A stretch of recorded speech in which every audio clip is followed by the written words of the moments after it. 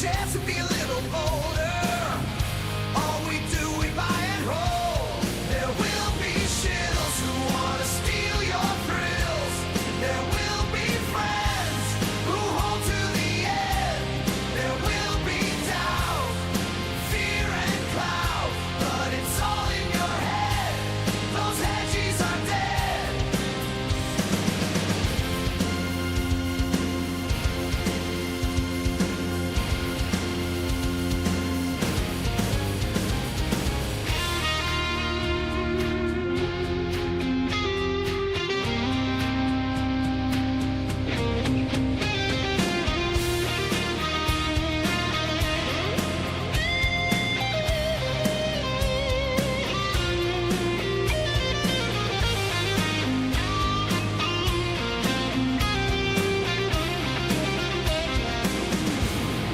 Panic and fear really are near, but it's not ours to own. We have shown that all we do is buy and hold. There will be shittles who wanna steal your thrills.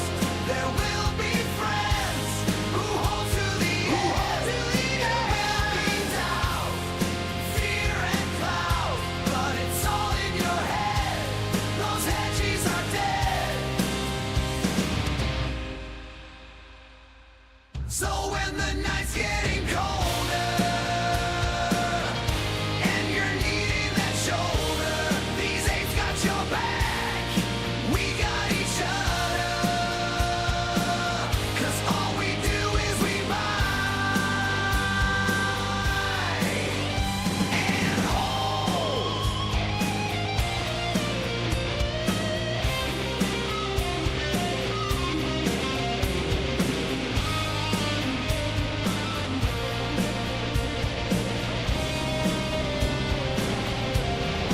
T-minus 90 seconds and counting.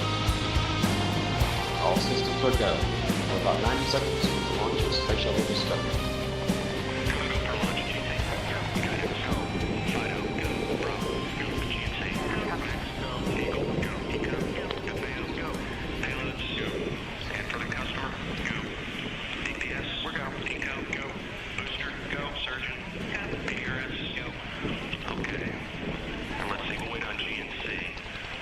T-minus 60 seconds and counting. We are transferring to orbiter internal power at this time. Discovery is now running off its 3 onboard fuel cells. Coming up on a go for auto sequence start.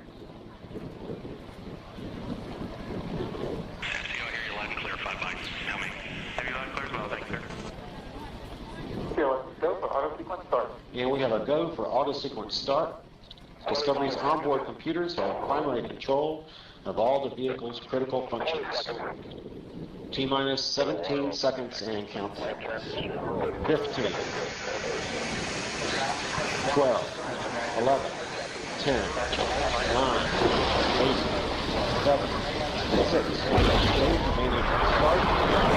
start, 2, 1, booster ignition, and liftoff of the Space Shuttle Discovery, returning to the space station, paving the way for future missions beyond.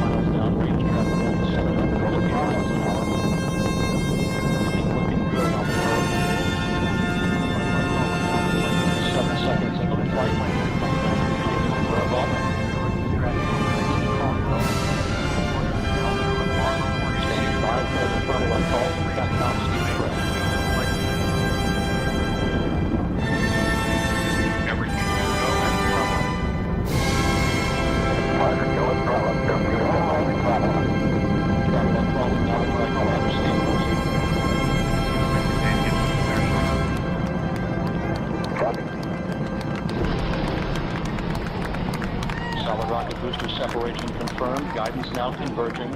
Discovery's onboard computers commanding the main engine nozzles to swivel, aiming the shuttle for its precise target in space for main engine cutoff. Should have a good forward link now on S10. Okay, you sound good.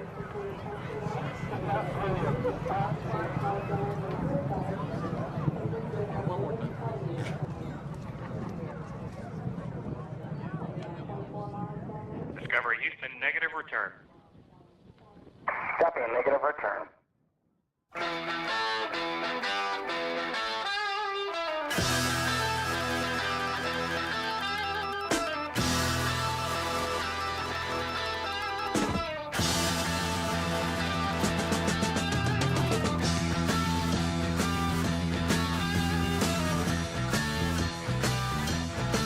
Well, we got no choice. All the girls and boys making all that noise, 'cause they found new toys. Well, we can't salute ya, can't find a flag. If that don't suit ya, that's a drag. School's out for summer. School's out forever. School's been blown to pieces.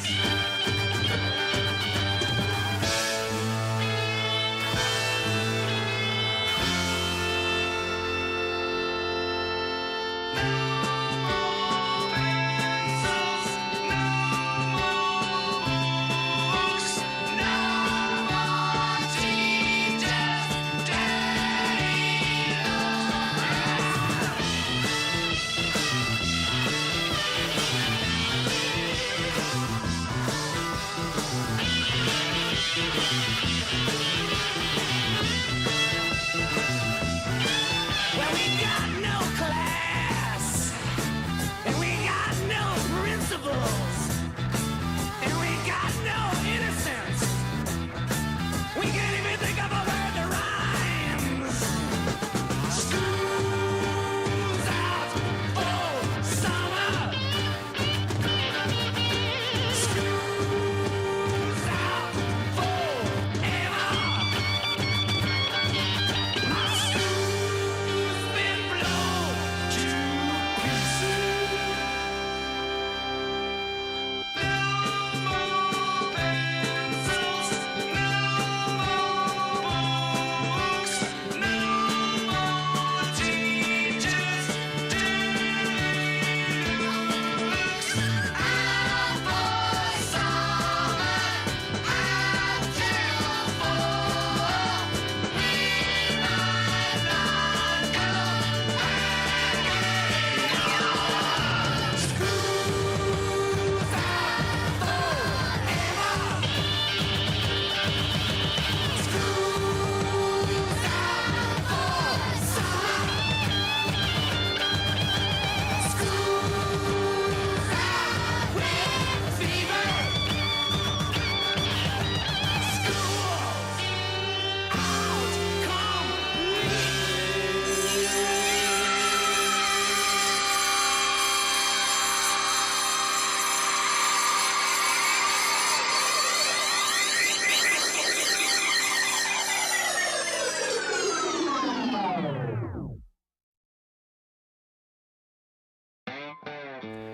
Good morning, you filthy apes. Welcome to AMC with KC, where we buy, we hold, and we screw those hedges. Screw 'em!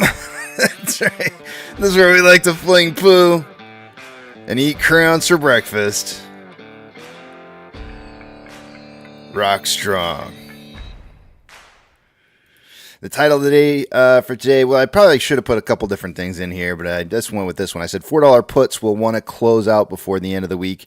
That kind of goes hand in hand with what we talked about yesterday morning with the synthetic price failure being the goal. And then it looked very strong to me, like a possibility that they would want to try and trip SSR. I think there was attempts made yesterday to try and get there, but you can see here that the price movement to get to synthetic price failure, which is right where that red line is, was certainly attempted. It was, I mean, that was crawling all over pretty much the whole entire trading day. And then once the market closed, I thought it was really interesting how the price kind of trended down almost as if somebody forgot to turn off the algorithm as it was fighting to try and get the price down to around a $4.05 range to trip SSR. Because it doesn't trip in the aftermarket hours, and it went down to $4, and then it's almost like somebody was like, "Oh wait, we forgot to turn that off." They turned it off, and then it's like started crawling its way back up again. So it opened up this morning in pre-market, and for the most part, just kind of traded sideways until just recently it started to dip a little bit. AMC is down 2.15% as of right now in the pre-market. Yesterday we were down 6% in total, and closed out the day at 423. Very, very close to Twisty's price prediction, I think, of 425. So he's going to, was it 426, I think. So he's like 3 pennies off. So he's going to get an extra bonus point for the week. But it's time to take a look at those numbers. What do you say? We're going to look at failure to delivers today, guys. And utilization is just skyrocketing right now on AMC. We talked a little bit yesterday about how GME's become suddenly hard to borrow. And if you listen real quietly in the background, I've got a pretty strong thunderstorm rolling through right now. I'm going to go ahead and save my charts real quick here just because I don't want to have my computer suddenly switch off and not have them saved. So, all right, those are good. I have an appointment this morning for the truck to get inspected at 8 o'clock, so unfortunately I will not be here for the morning market open. I'll leave the back of the Big Tramp open, and y'all can fend for me while I'm gone. I got to get that done and get the car registered because it's overdue by a month. So luckily, I think in this state we have a 30-day grace period, but I got to get it done. So I will be out doing that this morning. And then the song, might have noticed this morning was "School's Out." I have a graduating high schooler who has her graduation tonight. Kind of weird how they're doing it. They're starting the graduation at 8 o'clock at night at our local sports arena around here. It's like the craziest thing I've ever heard. Who does that? Who starts a graduation at 8 o'clock? And I told my wife, I said, that's going to end up going to like 10. And sure enough, the time frame that they've got on their schedule is 8 to 10. And I'm like, damn, that is late for a graduation. But apparently they're trying to stuff a bunch of schools through there all at once in one spot. It's craziness. I don't know. I don't know what's going on with schools these days. They've got plenty of good opportunity to do it at their school themselves. I don't know what's going on with schools now. It's like they don't have budgets, but they're renting out sports arenas for every school when they could have just done it on the campus like everybody else did from eons ago. But whatever. Let's go ahead and yeah. Let's not get into the whole school budget stuff. We'll go down a whole road here. Let's take a look at what we got going on with these numbers. I know DM says that's pretty late. It is pretty late. I feel like it's super, super late. I mean, it's not like there's school tomorrow, but it's still late for people, Come on. Let me take you guys over to the other page here. Chris Taylor says, I didn't know you had grown kids. I've got 2 that have already graduated high school. This will be my 3rd. I've got 2 more to go. We're like the Brady Bunch over here, man. Total Brady Bunch. We're missing 1. We are 1 shy at 1. We're 2. We're 2 shy. We're 1 kid, 1 female, and 1 housekeeper shy of the Brady Bunch. And maybe they're not supposed to be called housekeepers anymore. That's what they were called back then, damn it. I'm taking you guys over to the other page. I'm not going to be able to see what it is you guys are saying, so hold those personal thoughts, comments, questions, or concerns until you see the Big Tramp back up on the screen again. Let's take a look at what we got going on here. Let's see. Cool stuff happening this morning. Let me clean off my glasses first. I'm going to need these for sure.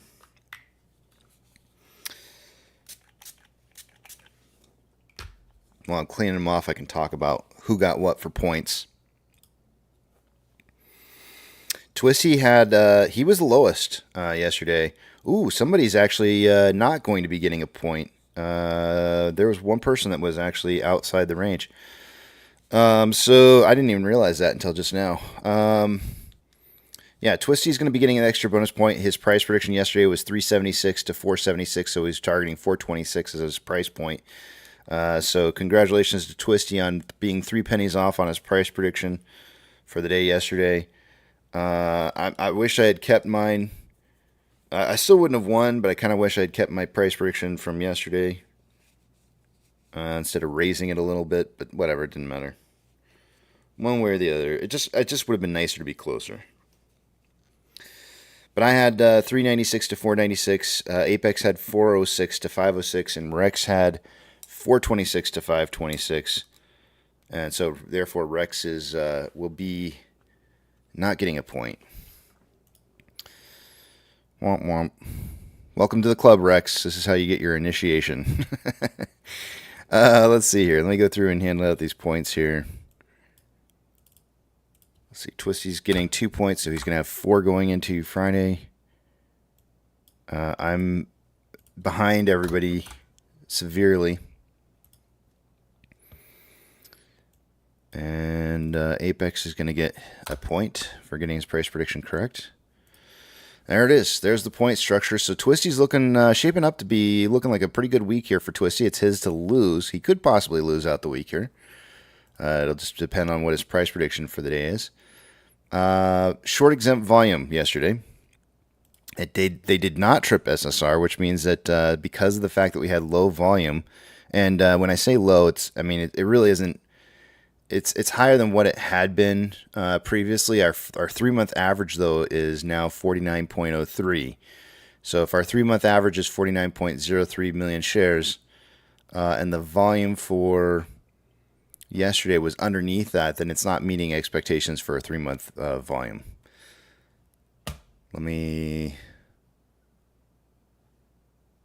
It's not, the page is not loading. Hold on a second here. Any day now. Well, what's this other one that's... let me load up and just see how much short exempt volume there was. 431.2 thousand.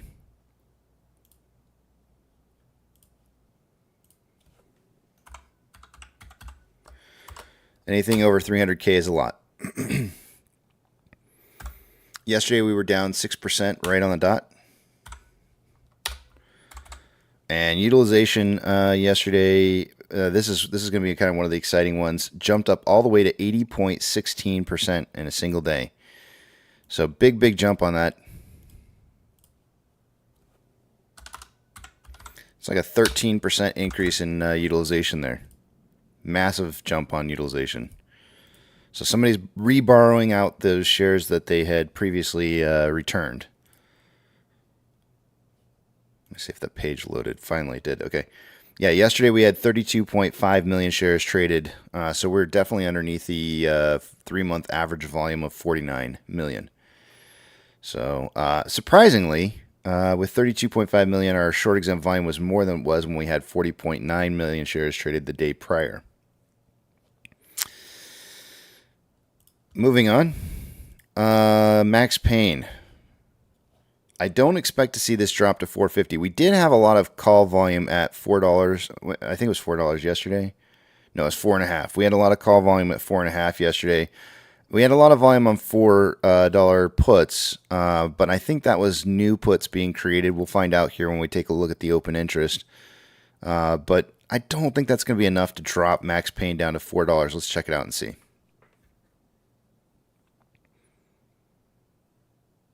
Yeah, still 450.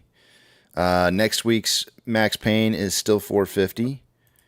614 the week after is at 4, and 621 is 4. Max Payne for GME yesterday had risen to 20.5 from 20. Today it is showing up. It should be a little bit higher, I imagine. It should be maybe around 21 now. Let's see.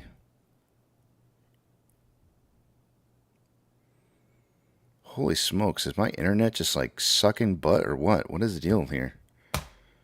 I hope, let me check here and make sure I'm still streaming. It says excellent connection. All my web pages are taking forever to open right now. Kind of weird.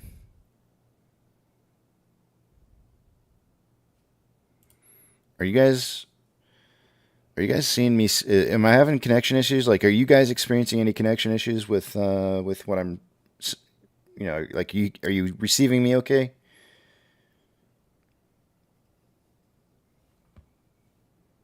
Stream is good here. Okay. Well, that's weird. All right, max pain is $21, so it did increase from $20.50 on GME to $21.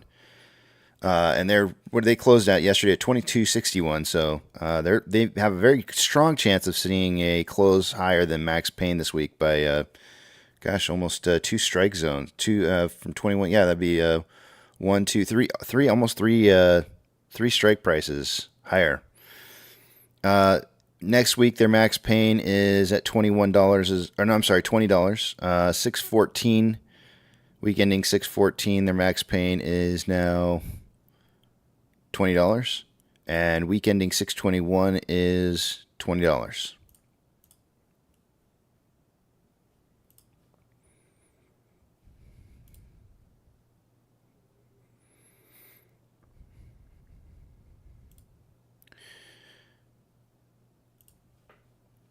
Shares through the exchanges yesterday, off exchange specifically, and EDGX, CBOE EDGX. Let's see how much volume we had going through those. By the end of a normal day, I would expect to see about 64% combined between the two. And it looks like we had a grand total of 67.13% going through those exchanges, or about 3.13% more volume going through there than normal. So we had price discovery lost to a larger quantity of volume going through those exchanges than normal. CHX volume was 9,016 shares. That's not very high. GME's CHX volume came in at 53,721. So still a lot of shares being returned right now on GME. I don't look at their very often. I don't look at their off exchange and EDGX values, but I just want to kind of state that off exchange for GME was 58.78% and EDGX was 14.61%. The combined total 73.39%. I don't know what averages are for GME. I can see the 30-day average off exchange was 10% higher and 4% higher on the EDGX. So it was definitely a lot of suppression of price movement there. Based off of just the last 30-day averages. So some big numbers. IBKR for AMC. Yesterday when we closed out the day, there was about 900,000 shares available to be borrowed. They borrowed another 50,000 in the aftermarket hours. I'm going to include that as part of today's numbers. So I'll just read off yesterday's total numbers borrowed. Shares 1.65 million from IBKR alone was borrowed. And then at some point, some of that was returned, of course. But let's see here. How much this morning so far? 9 down to 6 is going to be 350. 4, 5, 6, 650. Okay, so in the overnight hours, there's been about 650,000 shares borrowed, and then after that, there was another 500,000 shares, roughly around 500,000 shares borrowed about 5 minutes ago. So we're looking at that would be 1.15 million shares.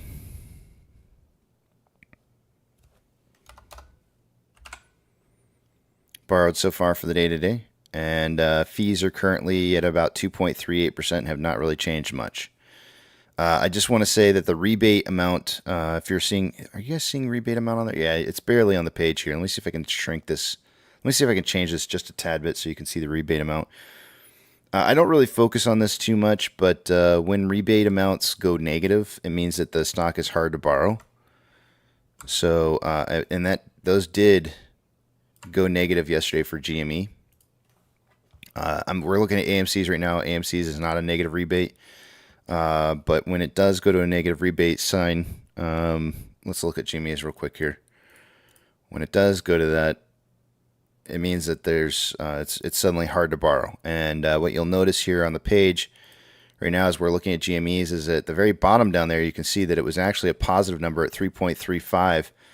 And then at the end of the day yesterday, or closer to the end portion of the day, it did flip from to negative 0.08 right up until about 1:15, and then at 2:30, the rebate went to a negative value of 11.14, which means it suddenly became very hard to borrow. The interesting thing about this, though, with GME is that you can see that they're showing, IBKR is at least showing like 2-something million shares available to be borrowed in there, and there's a lot of borrowing of shares that are going on. You can see 2.2 million shares at around 2:30. They borrow about 500,000 of those shares and then return most of them, actually all of them, and that even some extras up to 2.5 million. So let's see here. Let's just add it up real quick and see. I guess we'll just go from the 2.5 here. 2.5 down to the 17, so you're looking at 800,000 shares borrowed, and then most of it returned, or all of it returned. And then another 700,000. So we're looking at like 1.5 million shares borrowed in the end portion of yesterday. From like noon going on to this morning, that's how many shares have been borrowed. So a lot of shares being borrowed and then returned. And then look at the fees jumping up when the stock suddenly became hard to borrow at a negative rebate value. You can see that the fees for borrowing of shares suddenly jumped from 5.4% all the way to 16.46%. So big jump on it when it started to become hard to borrow. We do have the vote coming up next week. If there's institutions that are clawing back their shares if anybody's clawing back their shares from a lone state to be able to vote their way that they want to vote on next week's vote, then this would be what would probably happen is they would claw back those shares and they would suddenly become hard to borrow. And that could be part of the reason why we're seeing this happen. Actually, that's GME, not AMC. I don't know. I don't know if GME has a vote coming up or not. I know AMC does. I don't know why GME would be moving like that. I don't know. Here's AMC's again. We're at 2.94. Doesn't seem like anybody's clawing back shares here on AMC. Moving on. Institutional ownership, according to Fintel, is at 85.429 million shares. Let's see, as of yesterday. This morning it's showing up at 85.434. It's a little bit higher.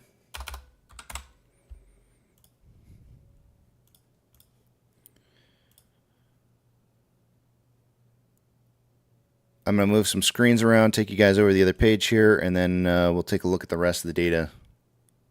A little more in-depth look at some other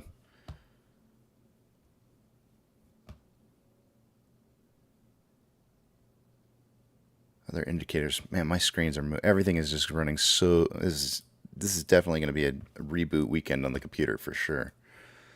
Holy smokes! My oh my.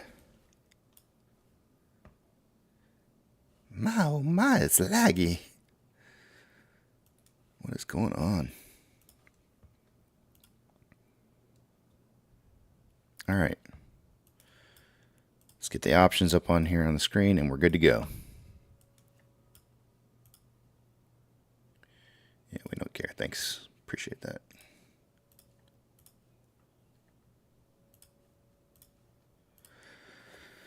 All right, options. Highest amount of open interest as of yesterday, closest to where we're currently trading in calls was at a $5 strike with 33.2 thousand contracts.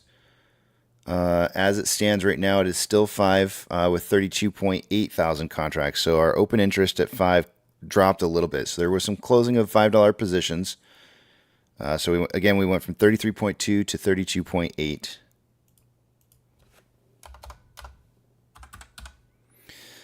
Highest amount of put volume closest to our current trading price is 4.5.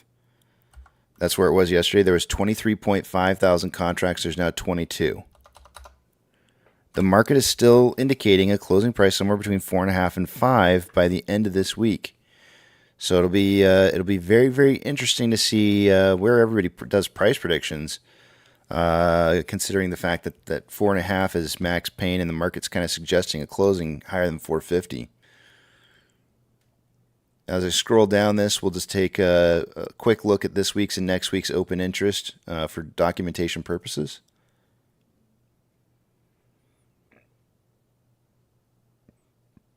Oh, excuse me. All right. And then we'll take a look at GME's this week's and next week's option spread. Just to point out where the highest amount of volume for calls is closest to their current strike. There's a fair amount at 25, 14.7 thousand contracts at 25. That's probably the next big bump would be 25, and they're just a little over 22.5 right now in price. So I mean it's a bit of a jump up, but yeah. Highest amount of puts is actually a lot lower. It's around $20. To me, it looks like the puts and calls are signaling for a closing price somewhere between 20 and 25. So being right around 22.50 makes a lot of sense.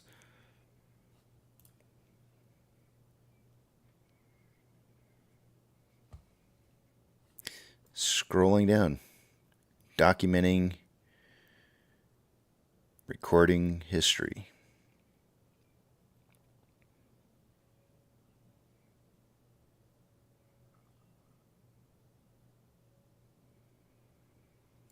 And next week's contracts.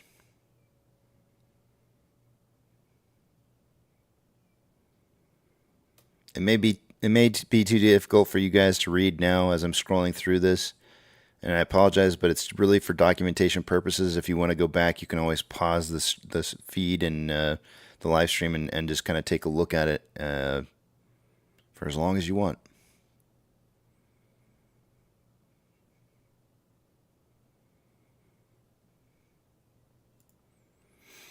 I think this is hilarious. There's a put contract. There's an open interest put contract at $125 in here. Somebody look at some of these. $125 put contract. Somebody's paying massive premium for shares. Here's one at 80, one at 75, two at 70, another two at 65, another two at 60. Can you imagine if those weren't in the money? They'd paid premium, crap ton of premium, and never even got their position. That would suck. All right, moving on. Ortex. What the hell is going on here, Ortex? Speak to me. Speak into the microphone. What is happening here? Why is our utilization suddenly driving up to 80.16%, like a 13% increase on utilization? What is happening? Let's check this out. Utilization skyrocketing. So we had utilization drive up from 67.2% to 80.16%. If we had one more day of a 10% jump or 13% jump like that, we're right back in the wheelhouse of right where we need to be for utilization being just maxed out here. The on-loan amount driving upwards here, day over day, the on-loan amount increased from 59.37 million shares to 75.11 million shares here. So a big, huge single-day increase. We're looking. I'm not even going to try. I'm too tired for it this morning. I had a split sleep night last night. I don't know if you know what I'm talking about in regards to that, but it didn't get. I had the awakening hours, 59:37, 15.74 million shares borrowed yesterday in a single day. 15.74.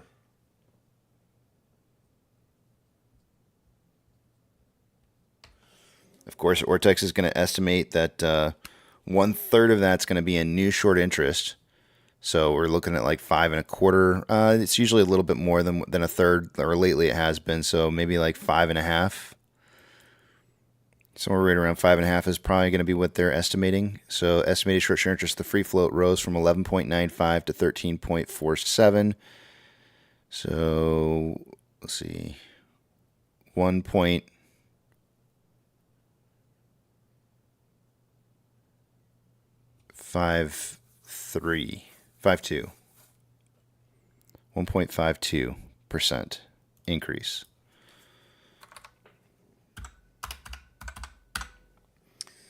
$368.09 shares million. There it is. 5.59 million shares in new short interest.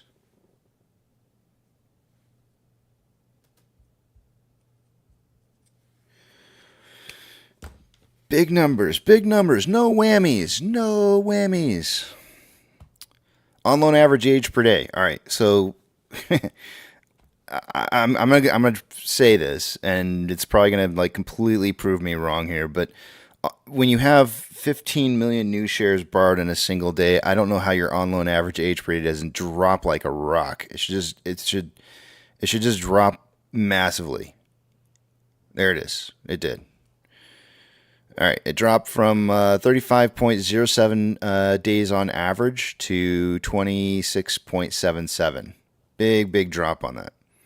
Security lending volume day over day slightly dropping from 31.41 to 23.34.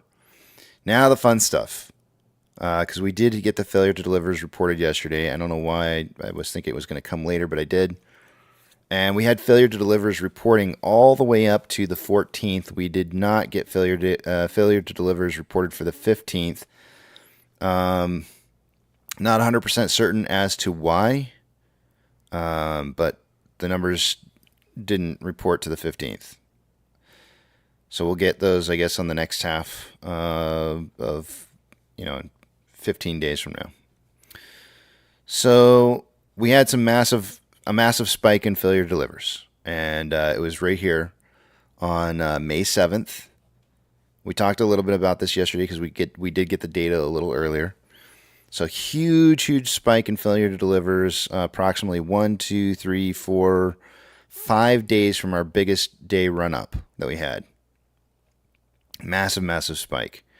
If we scroll back out here just a tad bit, it's going to consolidate some of this information. But I kept telling you guys that there were cycles of these spikes that were happening, and we missed a cycle. There should have been one in here, like right about here, I think.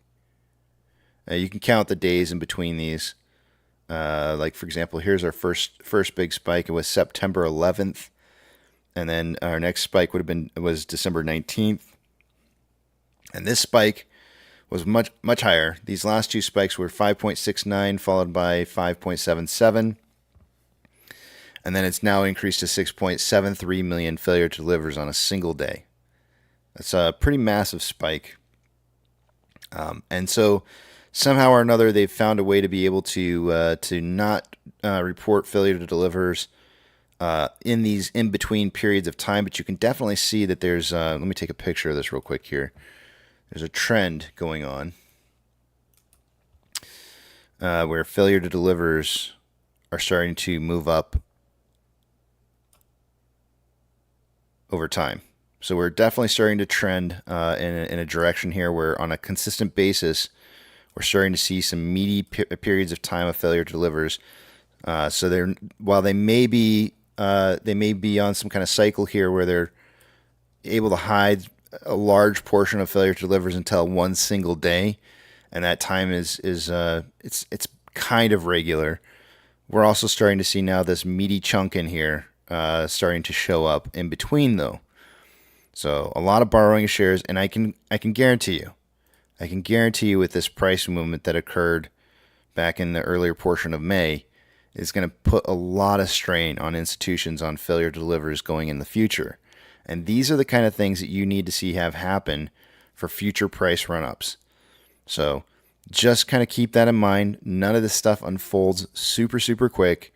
There's always a build-up to major events.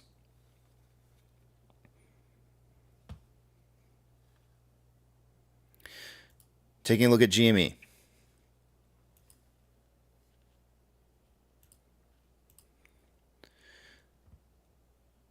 GME's utilization did not shoot up quite like AMC's did, but let's take a look and see what happened here.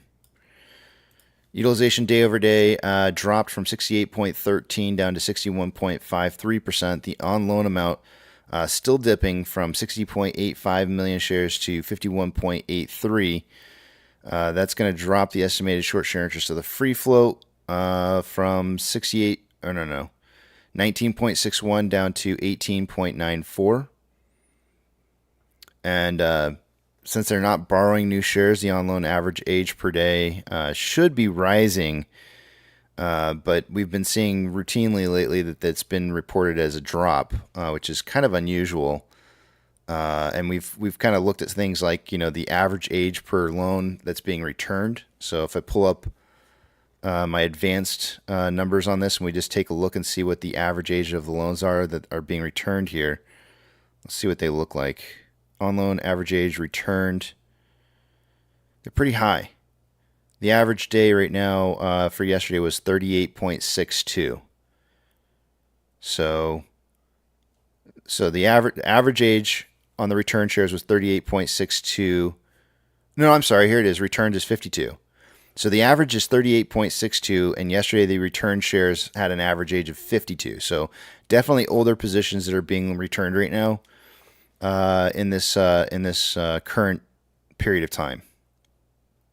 Whereas that's not necessarily the case back here.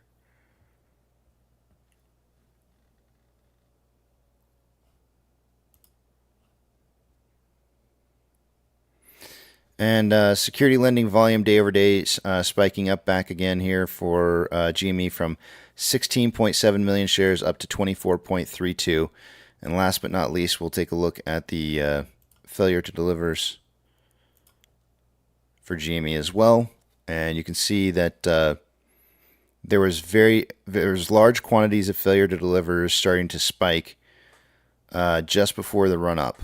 And if I scroll back out here just a tad bit, what do we have going on for pattern? And to me,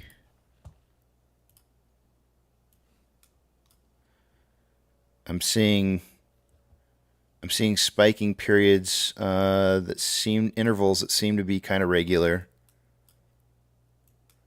This spiking period right here is a little bit out of place. These seem to be somewhat regular in here.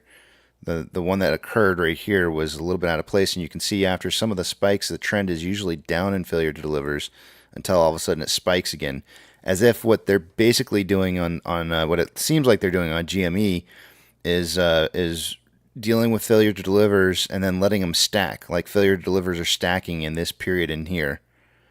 And then once they stack, they spike again, and then rinse and repeat. Well, maybe after enough cycles of this the same kind of pattern repeating over and over again in here, you end up getting this.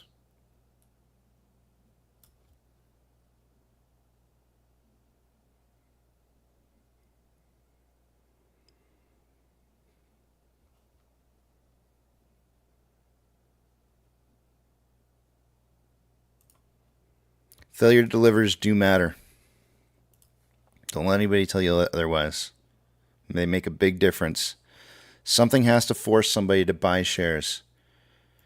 And if there's no forced buying of shares, then you can't get a gamma. And if you can't get a gamma, then you can't get a squeeze. So it has to start someplace. SSR trigger price for AMC for the day is $3.81. For GME, it's at $20.35.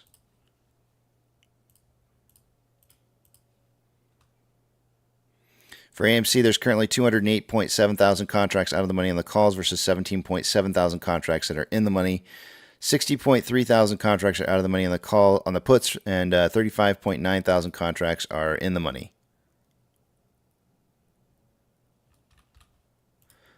On GME, 179.7 thousand contracts out of the money on the calls versus 35.3 thousand contracts that are in the money. Do note that there's already in the money call contracts for 621, quite a few, 190,000 contracts. That's more than the out of money contracts for that date span. There's 87.9 thousand contracts out of the money on puts and 10.9 thousand contracts in the money for this week. This is a big number right here. Just going to scroll down real quick to short exempt volume on GME, and you can see that during that big period of time where GME was having big price and volume fluctuations, there were in the millions of short exempt volume positions being created.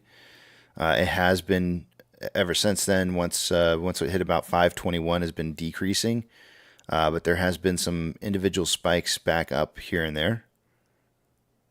These shares are going to have to be found in the future. These are the kind of things that lead to more pressure for somebody to because these are basically failure to delivers. This is going to lead to somebody being forced into buying shares again.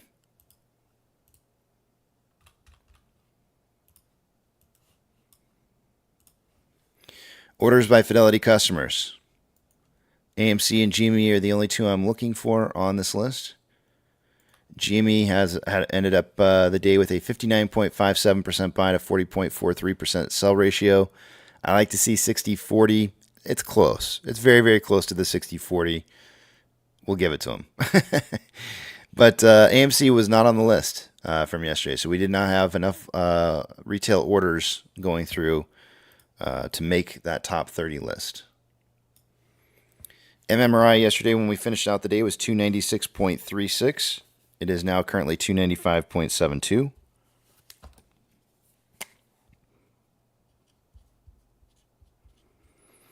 The spread between the 2-year and 10-year bond rates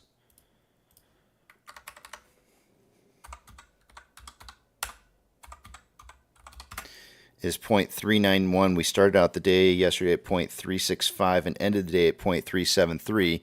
So we're seeing a lot more spread overnight on that number to 0.391. We started out the week at 0.462, so it's kind of heading back to where we started out the week, but not fast enough. We won't make it there, but it's heading in that direction, meaning that there's a larger spread between the 2-year and 10-year.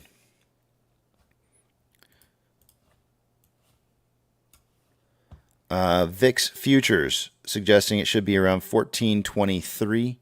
It closed yesterday at 1447. So the futures are suggesting that it should be dropping a little bit. Overnight, it's suggesting it dropped by 0.44, so the market should be up this morning. Nikkei is up 1.06. Hang Seng is down 0.35. And the Nifty 50 is up 0.91. Future market quotes here are showing, well, that's interesting.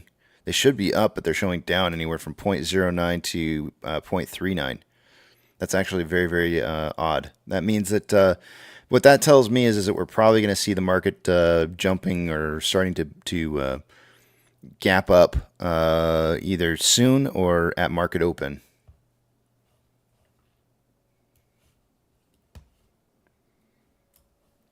And I think we just had our pokey stick of volume kick in here on AMC. So that means I'm way behind on my numbers. So far, we're at 173,000 shares for our pokey stick, giving us a total of 215,000 shares. That's a little bit more volume than what we had yesterday, which tells me that a volume prediction for the day today of somewhere like 25 to 45 would probably be a very good volume prediction. So that's what I'm going to go with. Yesterday I said 20 to 40 and nailed it. So we're going to go 25, 45 today. All right, moving on. Nope, not that. The Mag 7 this morning, 4 out of the 7 are green. Financial institutions that have changed more than 2.5% overnight since yesterday's closing price will get a shout out. Let's see if we have anything that meets that criteria. A little bit of a mixture here on financials. Some red, some green, but nothing meets my criteria for that shout out. Gold is currently breaking even right now, but where is it trending to? The current trend appears to be up. On a longer period of time, it kind of sort of looking like consolidation here. Considering that it's even for the day, consolidation makes sense. Silver is up, on the other hand, 0.27. Definitely trending up right now. Ethereum Classic is up 0.33 and trending up. The US dollar is down 0.07 and trending down.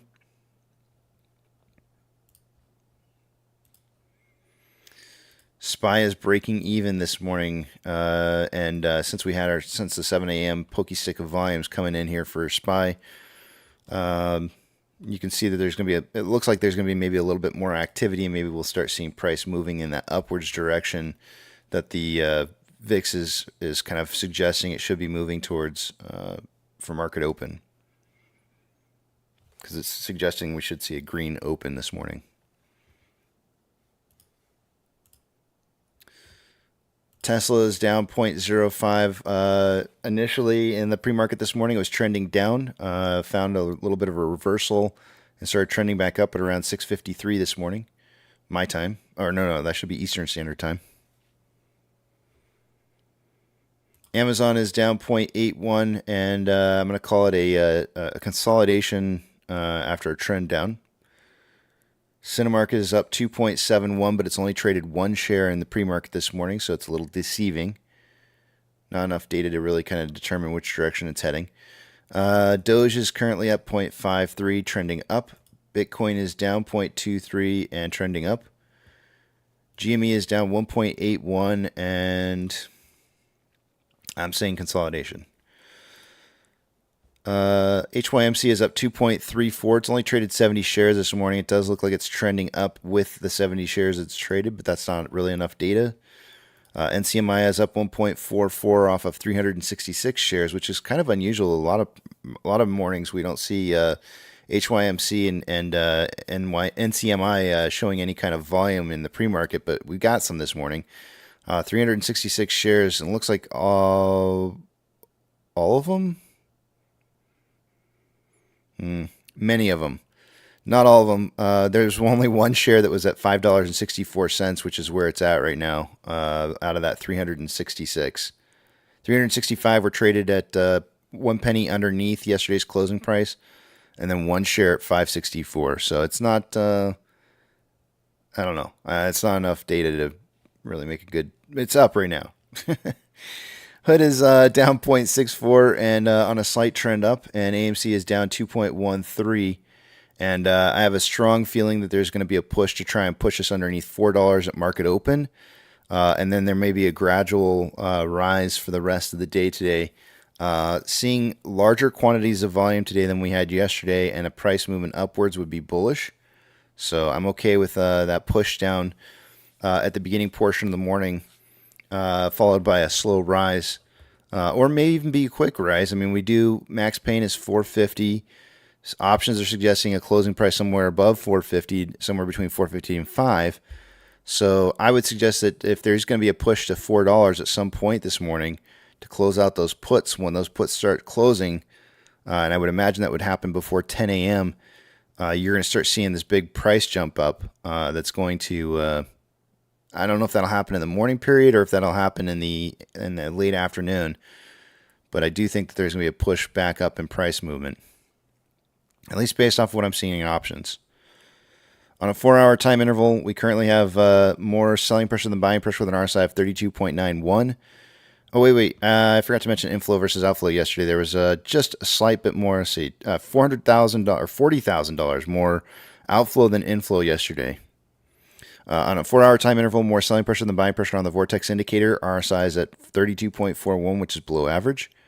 On a 1-hour time interval, more buying pressure than selling pressure with an RSI of 28.03, which is signaling oversold. On a 30-minute time interval, more buying pressure than selling pressure with an RSI of 32.25, which is below average. And on a 5-minute time interval, More selling pressure than buying pressure than RSI of 37.36, which is below average. We're going to zoom out here just a tad and take a look at some of the where I was kind of looking at price movement. We had a breakout of this descending trend here with sideways consolidation here. So, but the support lines were still holding very, very strong here, and you can see that when price did start busting past both these two support lines here, which were almost in the same exact area, price did move very, very quickly down to that $4 range that it tested.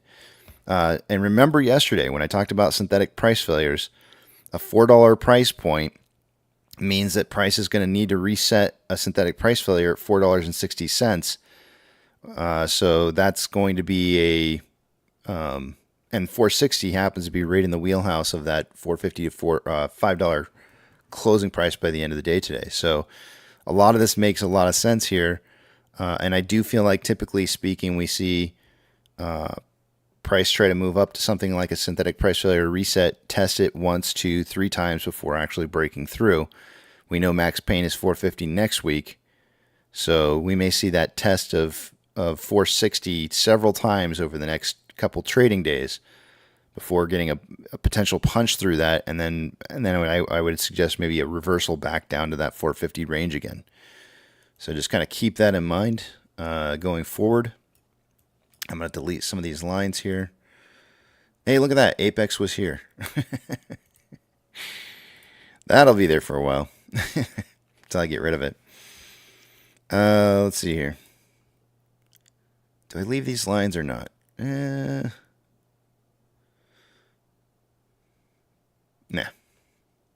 Well, I'm going to get rid of this one, I think. No, I'm going to leave them. I'm going to leave them both. These were still going to become levels of support and resistance as price moves through them. So I think that we might see some price movement that kind of tests on this right here, right up until market open, and then see like maybe market open around like 409, 410, and then that punch through there to get down to this level of support, which is going to be in the 398 range. And I would imagine that if they're going to close out puts, they're going to take puts at anything below $4 as fast as they possibly can, because it may not stick down there for very long based off of what I saw back here.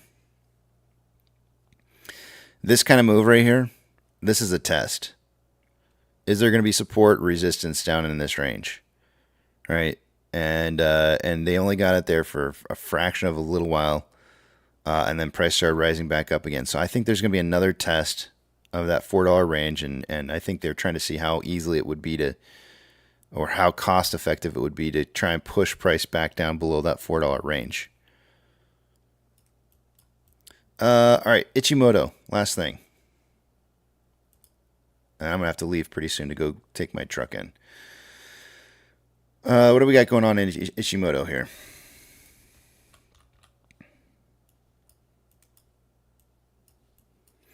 Lagging line is below price line, conversion is below base, and price is below both conversion and base. We've got red cloud forming for the day today. Seeing price moving up to try and cross through this cloud before the end of the week is over. Ironically, the bottom of the cloud's 459. And I just mentioned to you 460 about a synthetic price failure reset. So going into next week, I can envision our point of contact in regards to volume. Over the last 3 days worth of volume, the most heaviest portion of our volume was traded at $4.43. So seeing price try to move back up into that range and retesting it again, maybe multiple times or just slightly below it, might be a strong possibility here. But this doesn't become a buy signal until we can get lagging line above price line and conversion above base and price above the cloud at that point, because that's what it'll take. So the cloud today is at $4.86. So I'm going to go ahead and call it $4.90. It was $5 yesterday. So it's dropped down about 10 cents. And that's where we would get a big buy signal for more buying pressure from people who are probably not invested in AMC currently.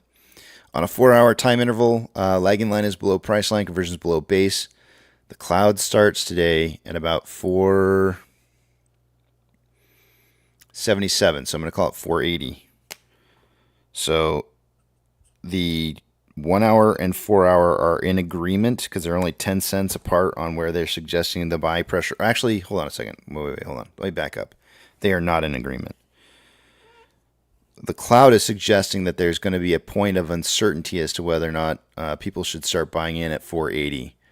To get this to a buy signal for the 4 hour, it's got to be above the cloud, which is going to be $8.10, which is what it was yesterday. So I'm not really expecting that at all. And so this is going to be, if we do get a push, I don't know, maybe somewhere around up to 450, 460 by the end of the day today. Seeing price go above that 490 mark is probably not that much of a possibility because the 4 hours suggesting that there's a lot of uncertainty of price movement beyond 480. And that doesn't change until Monday, Tuesday, Wednesday, Thursday to Friday-ish next week. So I'm not seeing, and next week is when we have our shareholder meeting. And it's on Wednesday, so that kind of makes a little bit of sense. The idea that we might see price moving up after 4 days, perhaps maybe 3 or 4 days after that meeting, because we usually have some downwards pressure going into it, and that's could explain why we're seeing some of this downwards momentum right now.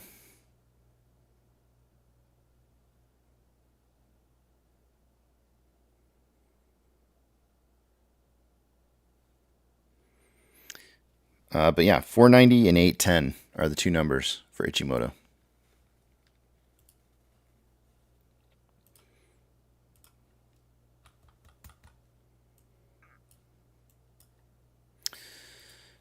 And with that, I'll head over to the back of the Big Tramp, and I can probably hang out in the back of the Big Tramp for a little bit, and then I'll probably leave at about 7:35 to hit up the inspection place for the truck. Let me head on over. Which means I'm going to have to get my price prediction in early today.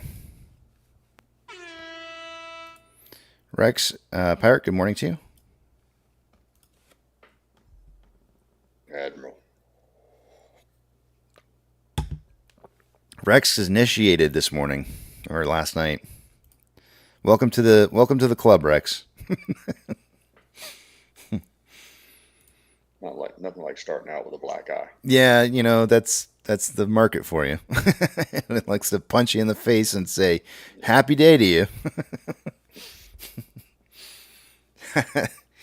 It's a hell of a thing.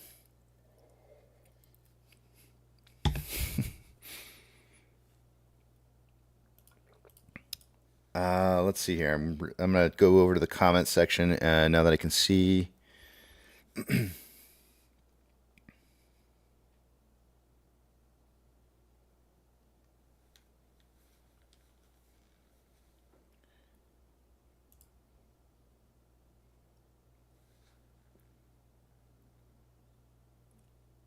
X is putting his predictions in there. Who is? Rex? Oh, Apex? Apex. Yeah. Since you're not going to be around for market open, I'll drop some influential numbers with my price prediction with his PP. His PP instead of his... What was it? We were saying PP instead... Oh, it was the JJ. Instead of the PP, it's the JJ. Closing at 456 today for show. Trust me, bro, going 406 to 506 on 30 to 50 million in volume. 406 to 506. That was his prediction from yesterday. That's 3 days in a row. I think he's going 406 to 506. I actually kind of like his prediction. Here's what's weird to me. A 15% increase in price today, just doesn't seem very feasible, right? Like, I mean, imagine the market opening around 4. And then finishing out the day, like if the market opens at $4, well, I guess it's really based off of yesterday's price movement, right? So it would be based off of 420. Let me plug some numbers in here. 423. If we were to close out at say like 449, just as an example, that would be an increase in price by 6.1%. That's actually really doable because we were down 6% yesterday. So return to 4.49 or basically 450 is basically just a recovery of what happened yesterday. I think that's what I'm going to do for price prediction. We only get 40 cents today, believe it or not. So what did he have? So Apex, your price prediction is going to have to be altered a little bit because we only get 40 cents today. We're underneath 450. So Yeah, he called 456, so you can adjust it for him. yeah, I sure can. 416 to right, yeah, 416 to 496. Is that right? Right for that. Yeah, that's it. 416.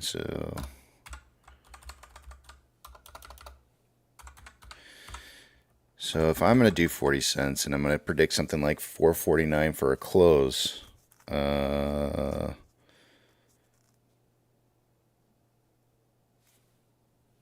to 409. yeah. Wait, what was that? The 409 is right, but what was the other one? 480. 89, yeah. 489. Yeah.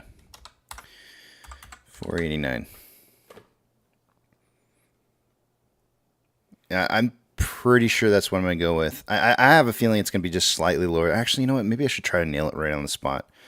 Let me play with some numbers real quick here and see if I can get it right on. 445. That's too little.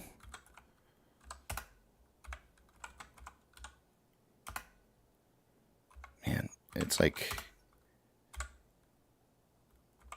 You can change the rules and say we're going to start calling it an on the head Friday. And you guys just have to give the exact number. No spread. 448. 448 is 5.9% up. 449 is 6.1. So I can't there's no way for. So it would have to close at like something in between 448 and 449 in order for me to be right. Gosh, man. All right, I'm gonna drop mine by 1 penny. I'm gonna go 408 to 488.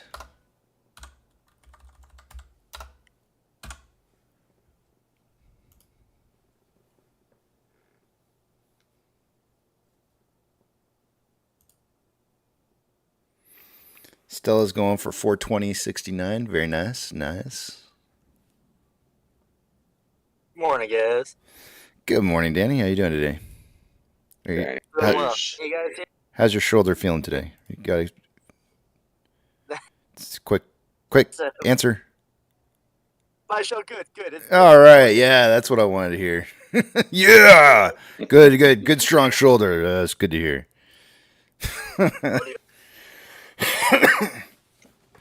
Any other answer could lead to a very uncomfortable impromptu massage. I'm going to. So I told my wife. I told her the whole situation last night. She was in agreement with me. She's like, "Yeah, you tell Danny he needs to get his butt home, or his wife's gonna get pissed off." I do. I right out. Mm-hmm. But we hang out a little bit. Mm-hmm. Yep. You see, the thing is she met you and she knows, right? Like she's got that woman's intuition. Yes. And Yeah. since she had an opportunity to meet you, she's like, he's a really nice guy. And I'm like, yeah. You know where this is going. And she's like, yeah. Oh yeah. It's somebody who might be attracted to that would perceive that as being nice. He has the smell of a player about him. Mm-hmm. But you don't mean to be that way. You don't mean to come off like you're just a nice guy. Those are the best players. Those are the absolute best players. You're just a nice guy. Yeah. Right. Exactly. Everybody likes hanging out with a nice guy. Yeah. Who doesn't like hanging out with a nice guy? The women without their, yeah, just so nice. Just so nice. They're, Yeah. you know, being nice. Yeah, yeah. Don't break hearts, Danny. Oh, Rex left. Oh, there. No, you said earlier. Rex, You're cutting in and out, buddy. You're cutting in and out real bad. okay. Oh man, damn it. Yeah. You hear me? Yeah. No. No. Yes. Maybe. I don't know. Talk. You son of a. No, when you told earlier, hey, welcome to the club, and you punched right in the face. It reminded me of the Dave Chappelle, Rick kid jumps up and Rick James.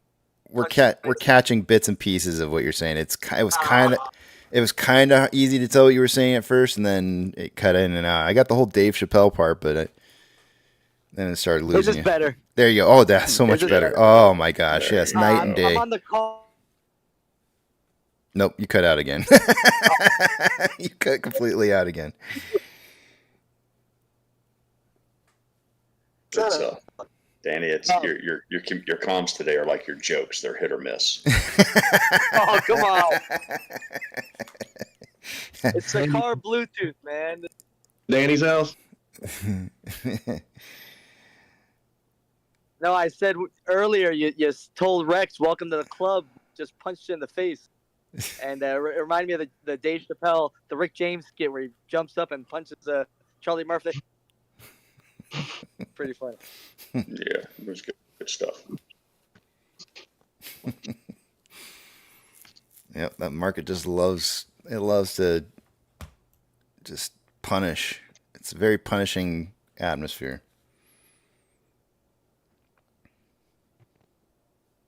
Yep. She could have been gentle today, huh? Say that again. She could have been gentle today. Yeah. No, she decided to screw me. And that's how she works, man. God, she's a mean girl.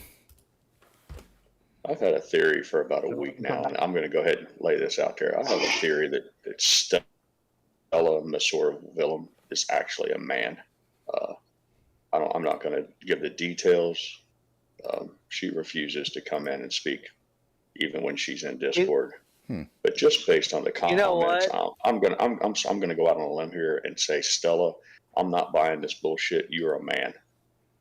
I second that. Yeah. Do you? Yeah. Okay. I'll be happy for you to prove me wrong by just briefly going into Discord and let us hear your voice. But I'm willing to bet the farm you're a man. Well, you know, Fu was hitting on her the other day, so I don't know. Well, there you go. That's even more. More proof. Yeah. That's not lips. She says she has a thick accent. Oh, I'll bet. Yeah. I've had a suspicion for some time now, but I've been reticent to say as much. But I'm going to go ahead and throw that out there this morning. It doesn't matter either way. I'm just calling it like I see it. Like break Thor's alter ego. Robert says has a lot of stories. Go ahead. Robert says send. I think it meant to say pirate there, but it says Poirier. It said Poirier dick pics. Forage. Yeah. I was saying Fu has a lot of stories. I bet he has one where he had a few drinks and he took a girl home, found out she had an Adam's apple at the end of the night. No, he's. That could be Stella. Fu is here. I was gonna say, isn't Stella the most interesting man in the world? But that's the Dos Equis. That's the wrong commercial.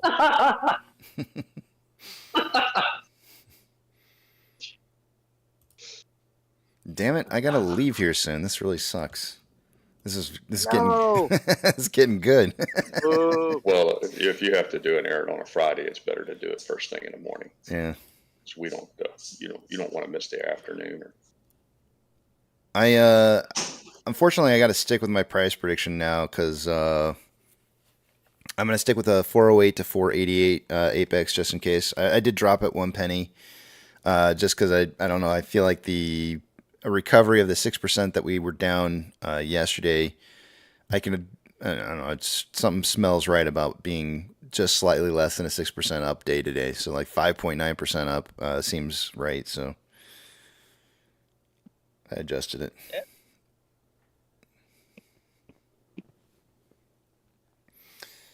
That penny could be that could be the difference maker right there. Yeah, I know. Penny. Oh yeah.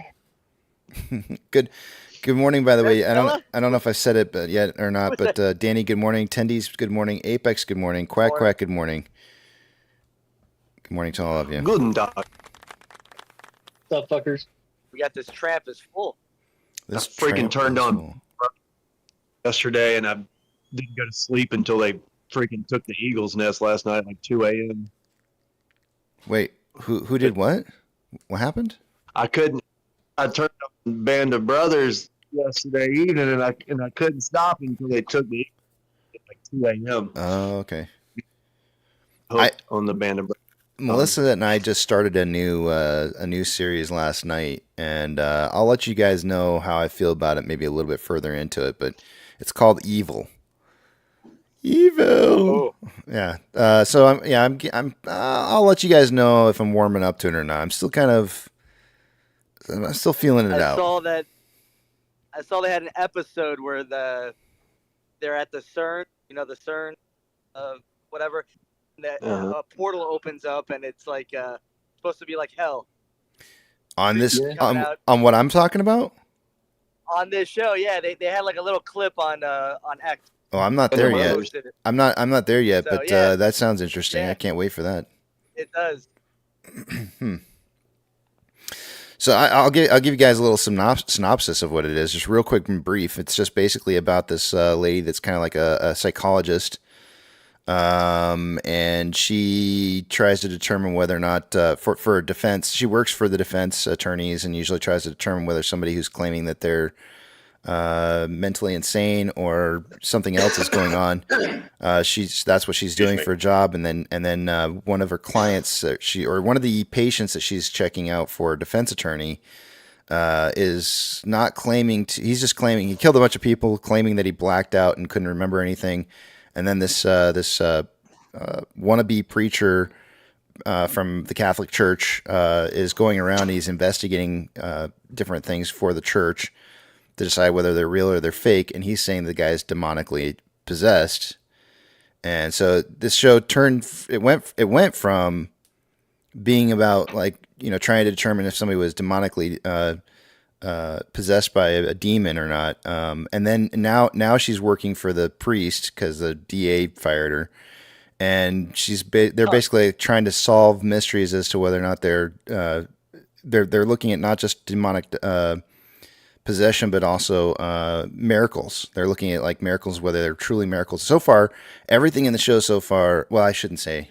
I'm not gonna say anything else. That's it. That's the synopsis of the story. So they're basically like Nice. they're kind of like almost like ghost hunters. Like they're trying to figure out. They're trying to do like solve, mysteries of people and what they're doing and it's kind of cool so far. But it has maybe a little bit of X-Files kind of feel to it, but also kind of trying to think what else it would kind of be like. What platform is it on, Casey? Bang the psychologist. It's on Netflix.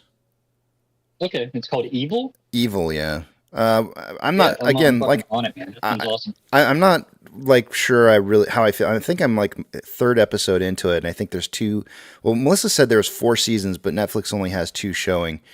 So I'm not sure how I feel about this just yet, because there are some parts to this that I'm not talking about because I don't want to have any spoilers. But there's some weird stuff too. Like it's like they try to throw humor into it in a way where I feel like it should have been scary. So. Oh yeah, this is on my list. I looked at the previews for this when I first started. Yeah. I'm gonna watch this for sure. Yeah. I'm not. Again, I'm still kind of up in the air on this. I gotta give it a little bit more of a feel before I can really judge as to whether or not it's good or not. I don't like the whole like Melissa and I both gave it. We just said, okay, this just got 10 points less on it when it started getting a little like cheesy on the. It's supposed to be a scary part, and it ends up being cheesy. Yeah. So There was a show. You ever see Supernatural? Yeah. No.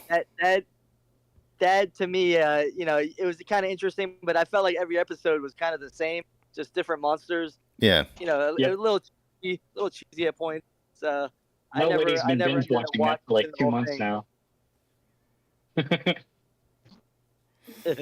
Living in 3D says it has the creepy guy from Lost. Yeah. Melissa was actually looking into. She was like, I know who that is, and she was like looking up all these different actors that are in it.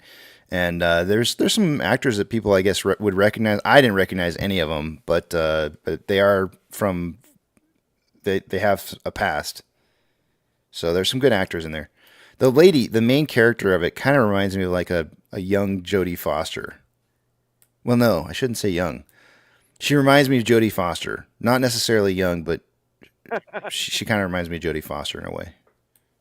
Yeah, I get that vibe too. I know what you're talking about. So the priest, is it a priest or you said it's a wannabe pastor? I said pastor. I should have said priest. He's a wannabe priest, but he's not a priest though. Oh, I got you. And the church is paying him to go out and investigate as to whether or not there's actual demonic possession. So he's kind of like the guy who would kind of like interview people or whatnot to see if it's real or if it's fake.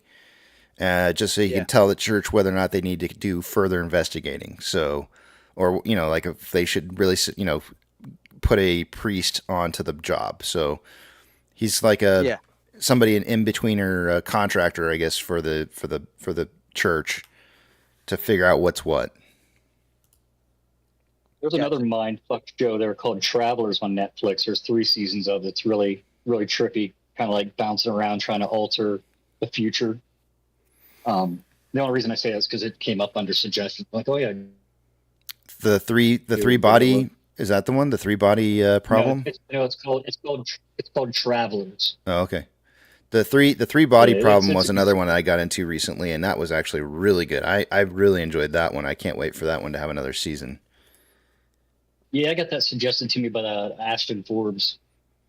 He was like, yeah, if you like this whole 3 orb thing that he's been promoting with the disappearing plane, he was like, check out 3 body problem. Yeah. Oh, all right, I'll check it out. Yeah.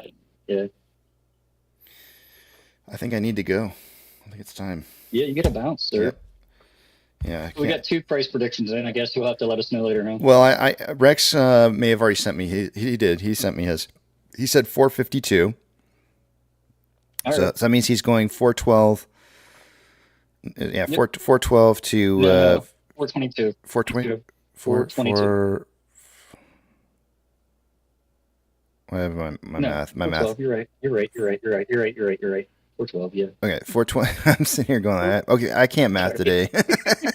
412 to 492. 412 to 492. Lead this week. Hold on a Twisty second. is. Rex, 412. Rex is like sitting right here. 412 to 492. I'm rooting for you, Rex. 40. Thanks, Danny. At least someone is. I always root for the underdogs. And then Twisty probably sent me his. Let me just check and see here. Hold on. He's usually you guys are all really good about sending it out. Yeah, Twisty's got his in here. He is going 384 to 464. So 424. We have the math. 380. Okay. It's 424. 384 to 464. So he's actually got the low end of the stick today, but he is predicting higher than what he did yesterday. 384 to 464.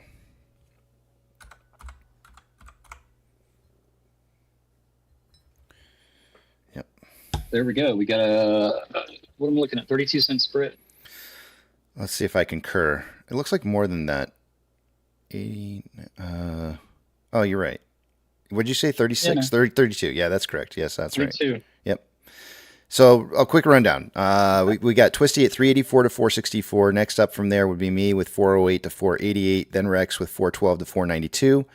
Then Apex with 416 to 496. The only person that has a unique price prediction outside of a 10-cent range is the winner for the week right as of right now, which is Twisty with that 384 to 464. So he's the only one risking it. So if price closes above 464, he could lose it all in a single day. So it's Go big or go home. yeah, Right. go big or go home is Yeah. right. He's either going for the kill or a swan dive. Mm-hmm. I like it. Yep, I do too. All right, Casey, get out of here. Yep, thank you. I Catch you when appreciate you get that. back. Thank you. I appreciate you concerned about my Later, being guys. on time, my timeliness. I will leave the I'll leave the back of the Big Tramp open, and I will see you guys later. You guys have a great market open. I won't be there for it, but I'll see you later. All right, boss. Pirate, you driving? Take care. Hell no. Oh, shit. You need coffee. Well, I'm going to mute out here for a minute anyway. Need some breakfast. But I'll keep Yeah, my I ear gotta on. head out. I'll try to be back in a bit. You guys. There's 6 or 7 people here, so I'm sure there'll be somebody talking about something. Yeah, like I said, you're in my ear. I'm just going to mute. I'm gonna hang upside down and chill out here in a minute.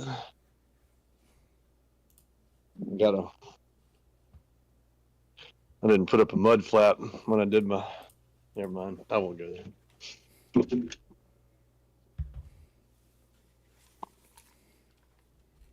Can't talk about mud flaps in here. Oh, well, Danny left. It's okay. JK. Love you, Danny.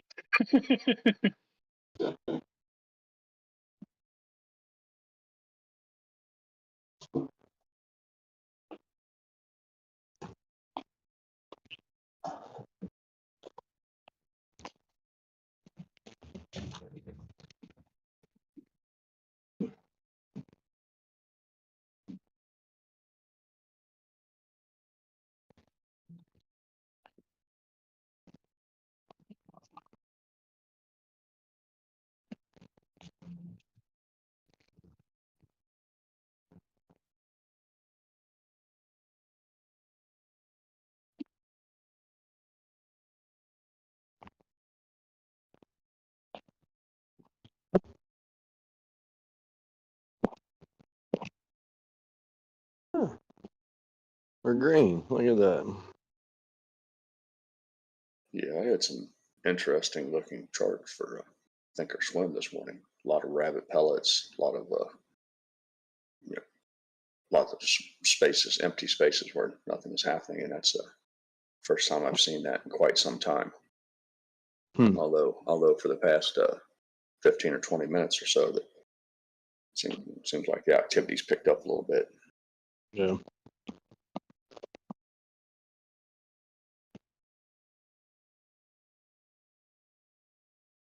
I can't wait for some smart person to hopefully show on charts like how maybe the cat system actually working or something.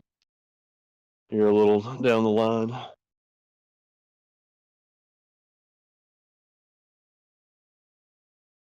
Smart people in all the big communities. Remember, we're all dumb apes here. That's something I come to realize, man. I'm happy that when I got into the stock market, this is the community that I jumped into, because I don't think there's any other communities like this out there. I don't know. I haven't looked for them because I'm not in anything else big like this. But is there? Like, real question. Anybody know? Or is it just the fucking GME, that's fucking meme communities? It's just like people trading those other tickers we don't talk about. Like, are they like, hey, do we have this big groups we're all talking about shit all day and watching the same chart? I don't know. I think that I mean, I hate to make tickers, but yeah, I mean, I think there are a couple other. There's the one that has the major lawsuit that they've talked about in Congress. Yeah. But beyond that, it feels like a lot of that died off. I mean, I remember. Well, did they even did some of those original ones? Whatever. I don't remember them even having Reddit pages back in the day either. Yeah, that's what I mean. Like there was a few of those meme names that like made their rounds for the first year or two, And Yeah. I think, like I said, they just kind of died off. I think when certain people left the scene and stopped talking about things and everything else was like, eh. But I don't know. Ultimately, I'm really happy that this is the one I found and landed on.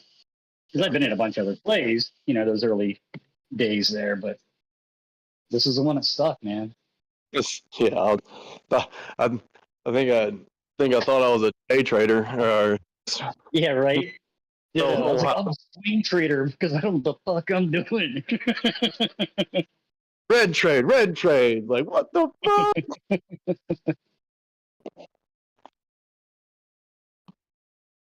How anymore I can look at it and be like, do I want to? No, not yet. People, I have lots of, friends and people in my work community who know what I'm doing, but they're always like, especially some of the older guys, and they really do want to. It's like, what are we looking at today? What should I do? What should I do? It's like, Yeah. I was like, I intentionally don't look at anything else because I'm focused on this because I don't have the bandwidth, I don't have the financial means to spread it too thin. Like, this is it. I'm sticking to my guns, and I'm just a cheerleader on the internet. Fuck, man. In 2021, I was like the BTC cheerleader and AMC cheerleader of like the entire area. I'd had guys come up to me at the gym, be like, "Hey, what if I give you like $100? Can you turn around and make it $300?" I'm like, "No, but I can tell you how to do it with your money." Or here you go look at this, and you figure it out. Yeah, I got my mother-in-law into it, so I felt like I did something right.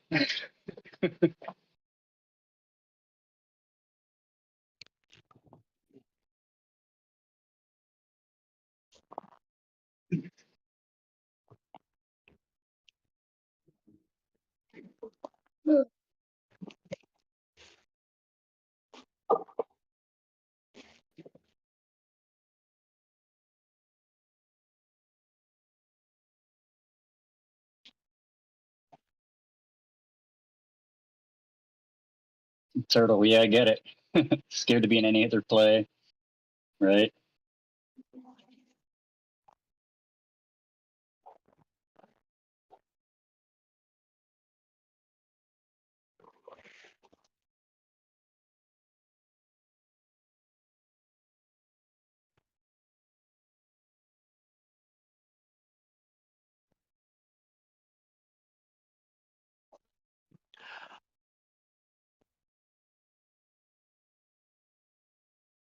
Yeah, I literally only own one share of one other company, and I bought it a long time ago. We kind of right around with a lot of those other meme stocks. It's not a meme stock, and I realized it's like the only thing I've ever really done like a look at and pick something myself. That not because I didn't hear anything, and I kind of wish I had sold it so I don't keep looking at the price because it would have been a great. But Yeah, I get that. Like I said, when early on, 2021, before we all landed here and kept coming back on a daily basis, I went through different channels. Like I think I brought his name up, Denwo. He was fucking goofball, man. He's slamming like bottles of whiskey and shit on a good trading day. He'd get completely smashed. He was fun to watch, but he was one of those super guys too. So I was like, man, F this guy.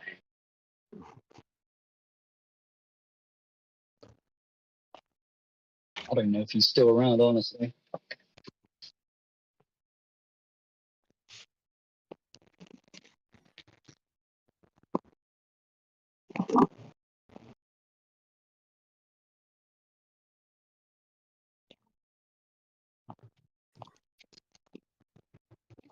Chris D was asking about effects that we should see from the CAT system specifically. I don't want to portray myself in any way knowledgeable about the subject, Chris, but I can tell you that just as a general thing, it's supposed to add transparency. It's supposed to show in no uncertain terms what's happening. And if our theory holds true that there's been criminal activity taking place, then the CAT system should go a long ways towards maybe not preventing it, but at a minimum exposing it and showing it for what it really is. And then Yeah, that's what I was based on that, you can decide for yourself what that will do to markets. like. Yeah, somebody, a week, 2 weeks, a month down the line, somebody smart should be able to look at some charts and maybe point out where they theorize, like, this is the CAT system working, or maybe something. I don't know. Well, I'll jump in and just go on that keyword supposed to. I think this is no different than any other thing that they tell us they're doing. They still had, if they're going to tell us they're doing this, they found something else to work with. At least, again, that's my opinion.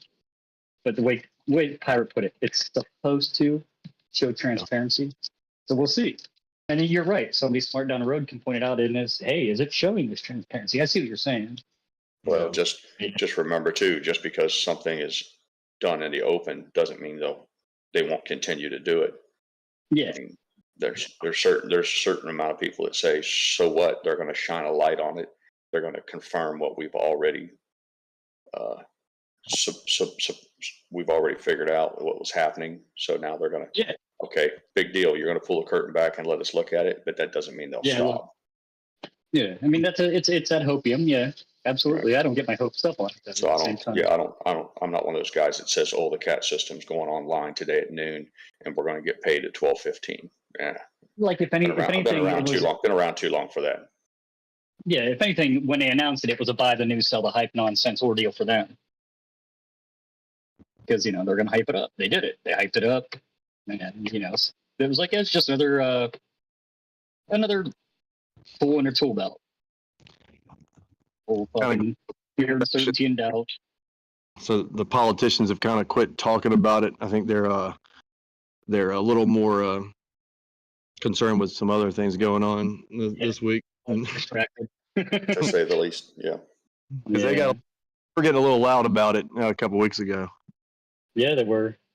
Well, Pelosi doesn't want any of that, right? Anyway, I don't want to mention politics. They get me started on that stuff. I'll be quiet. I'm dancing around it, obviously. Yeah, I know. Me too. See if I can find some funny stuff today. It is Friday, right?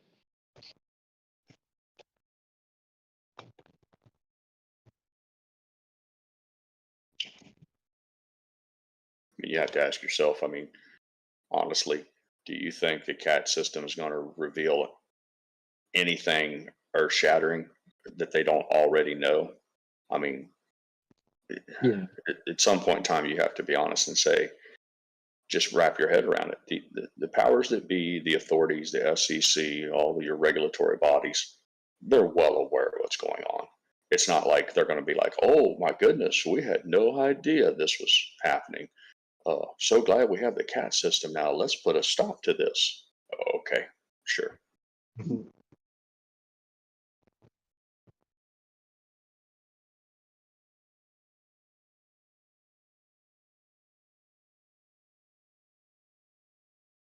I support it. Don't get me wrong. Anything that lends, like I said, that shines a light on it is not going to hurt us. It's not going to be harmful in any way.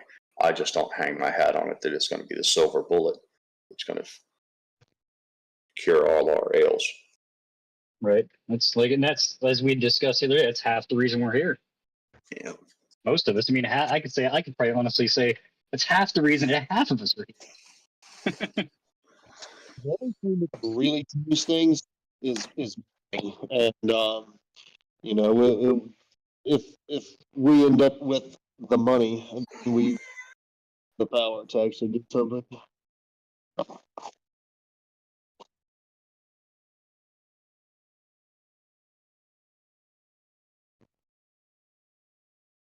That's all they care about. Oh yeah. Votes and money. As opposed to boats and hoes. Oh, yeah. Boats and hoes.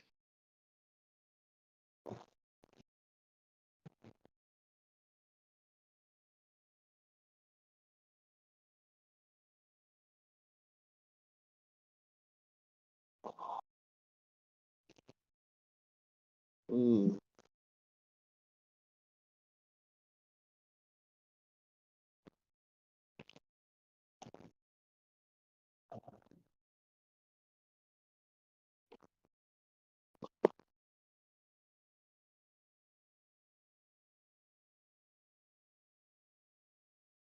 Third, do I smell you're stepping in there? It's a possibility. I think we had that discussion here the other day. How they could let that happen to collapse things. And who was it? Pirate, you were the one saying that, weren't you? Yeah, I've had that. I've had that theory for a better part of a year now. I shared it with some people around the poker table a year ago that, well, actually, it was right after the reverse split and the conversion from Ape and all that. I said I wouldn't be surprised if this is carried all the way through to election. And, so far, I haven't been proven wrong. Yeah, only time will tell, right? Yeah, we'll see. Yeah. I went out on a limb yesterday with some specifics from my crystal ball, my own personal 8-ball. Said that I'm looking for no sooner than 30 days after the inauguration. Yeah, you said March 1st. I have a theory that they don't want it to look too obvious, so they can't wait until day one and then burn the house down. But once a minimal amount of time's gone by, I would say at least 30 days. Well, Christmas.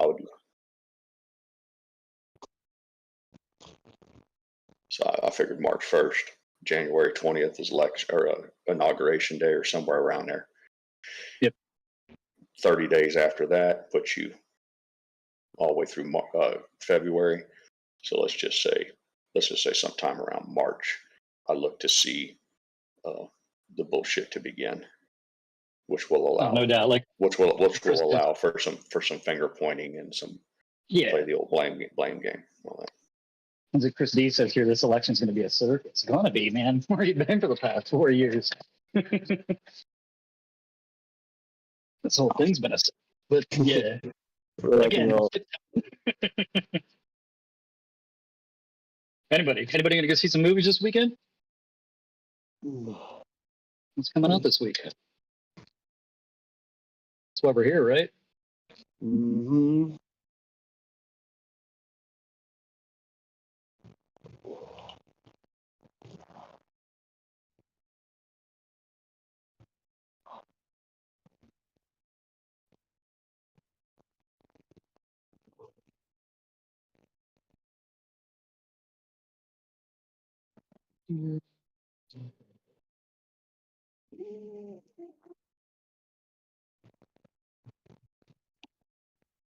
Looks like Bitcoin's down this morning, 68,000, falling.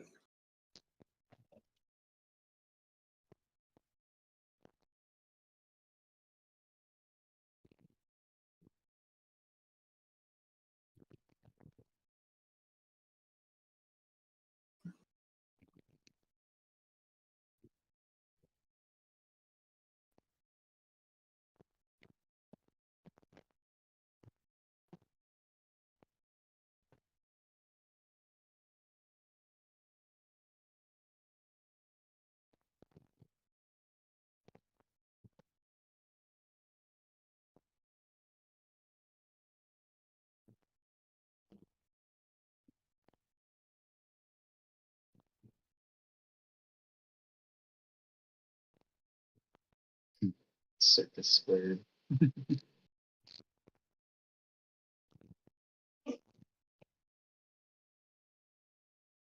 For all you audio only apes, AMC and pre-market right now, at least as far as I see on Thinkorswim, appears to be trading at 426 and GME at 2257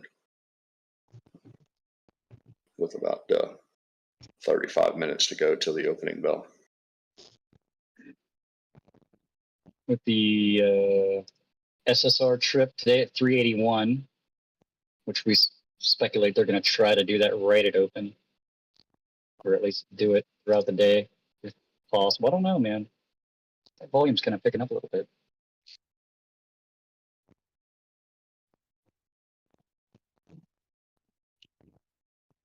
See what they do here at the 9 o'clock hour.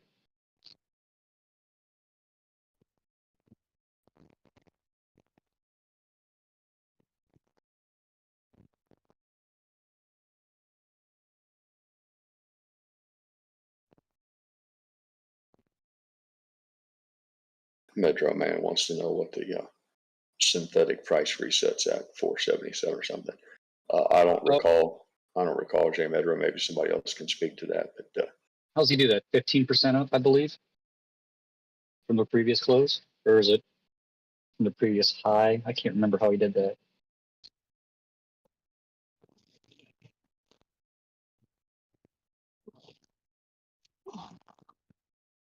Because yesterday it was 4.99. I do remember that. That was synthetic price. yeah, Chris, I believe the chart you see on your screen is Casey's Weeble. I think he prefers them for their charts.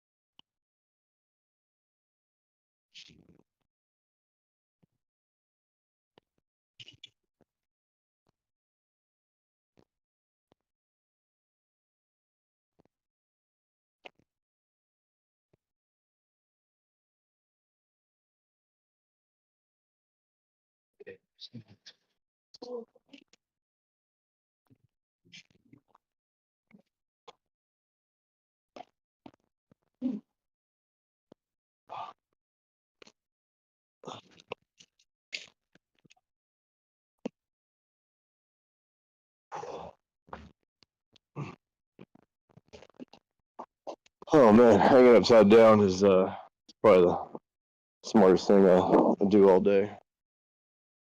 You're not a You, bat, are you? you use one of those inversion tables to help your spine.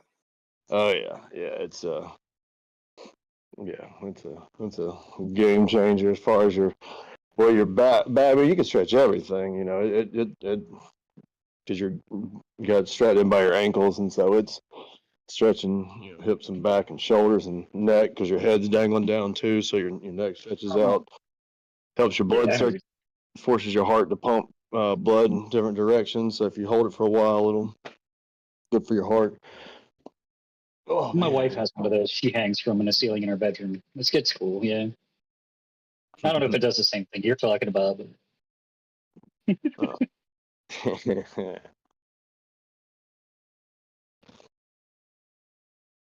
That Yeah, sounds. I always thought it would be beneficial, and I could see how it could be really helpful. But I suffer from acid reflux and some things like that. If I was to flip upside down, I'd have a mouthful of stomach acid instantly. So it wouldn't work for me. I It used wouldn't end well.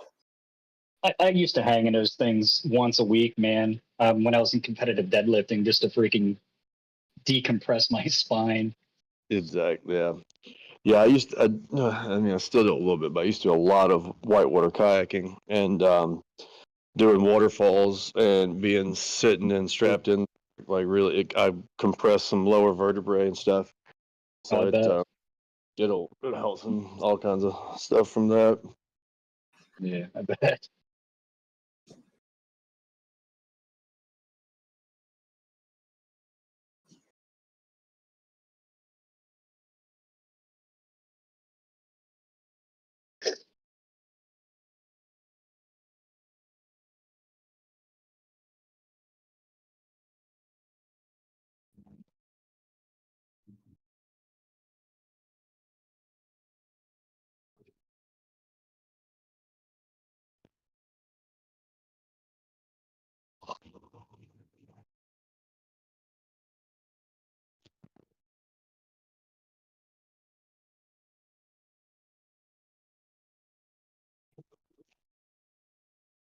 It's kind of you, Chris, to offer suggestions, but I can assure you, my friend, at 58 years old, I've figured out all the tricks.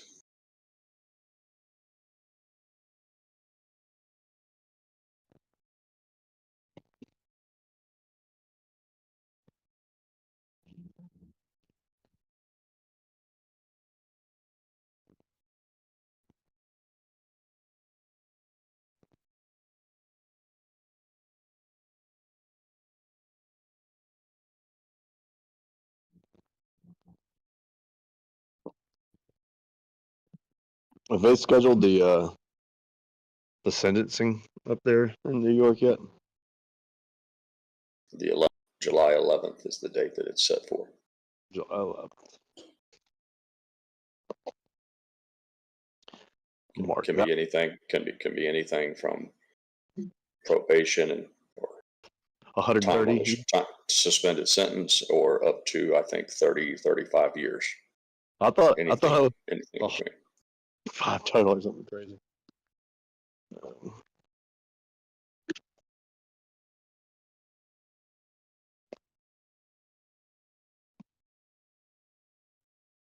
Good morning, All right, I Roseanne. can't tiptoe around it. This one thing that it doesn't matter what side of the party you're on. What happened yesterday affects the entire country moving forward. That like, okay, I'll stop there. It doesn't matter what side you're on. Doesn't matter how it turns out. The fact that it happened, we've become a third world country. That's it. I'll shut up. That's why I asked what day it was. That'll be an interesting day. I mean, in the stock market will be affected by that day. I mean, every time it's just Pandora's box is opened. Like at this point, affected that day. Yep. It'll be like sitting at home watching fake moon landing. Yeah, right. all my ranting is on X, and I'll leave it there.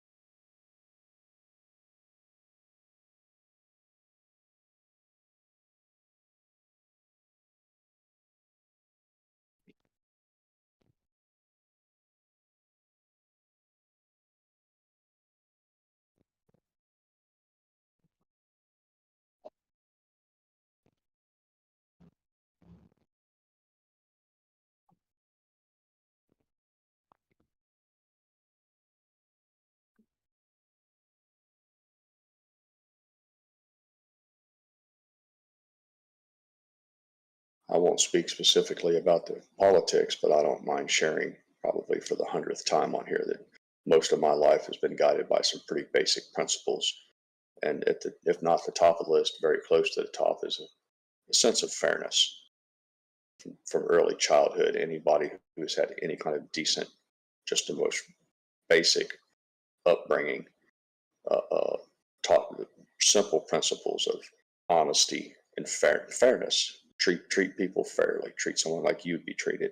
That if we all really want to be truly treated equally, then we can't engage in things that are particularly cruel or harsh to one person and not another. And if you want to have a system, if you want to be governed by leaders that are chosen by the people, then you have to have a level playing field to allow people to choose. And anything outside of that becomes unfair in its most basic terms. And I struggle with that. I struggle being around people who scream that they want to have morals, they want to be decent, they want to be virtuous, and they want their children to be good. But then they act in a fashion that's in a manner that's the polar opposite of all these things that they espouse. Yeah, It's troublesome for me. no doubt, my friend. The thing is, the way you started that statement there, you can tell you carry that. You carry that in your conversation. Your mannerisms show it. Yeah, man. 100%.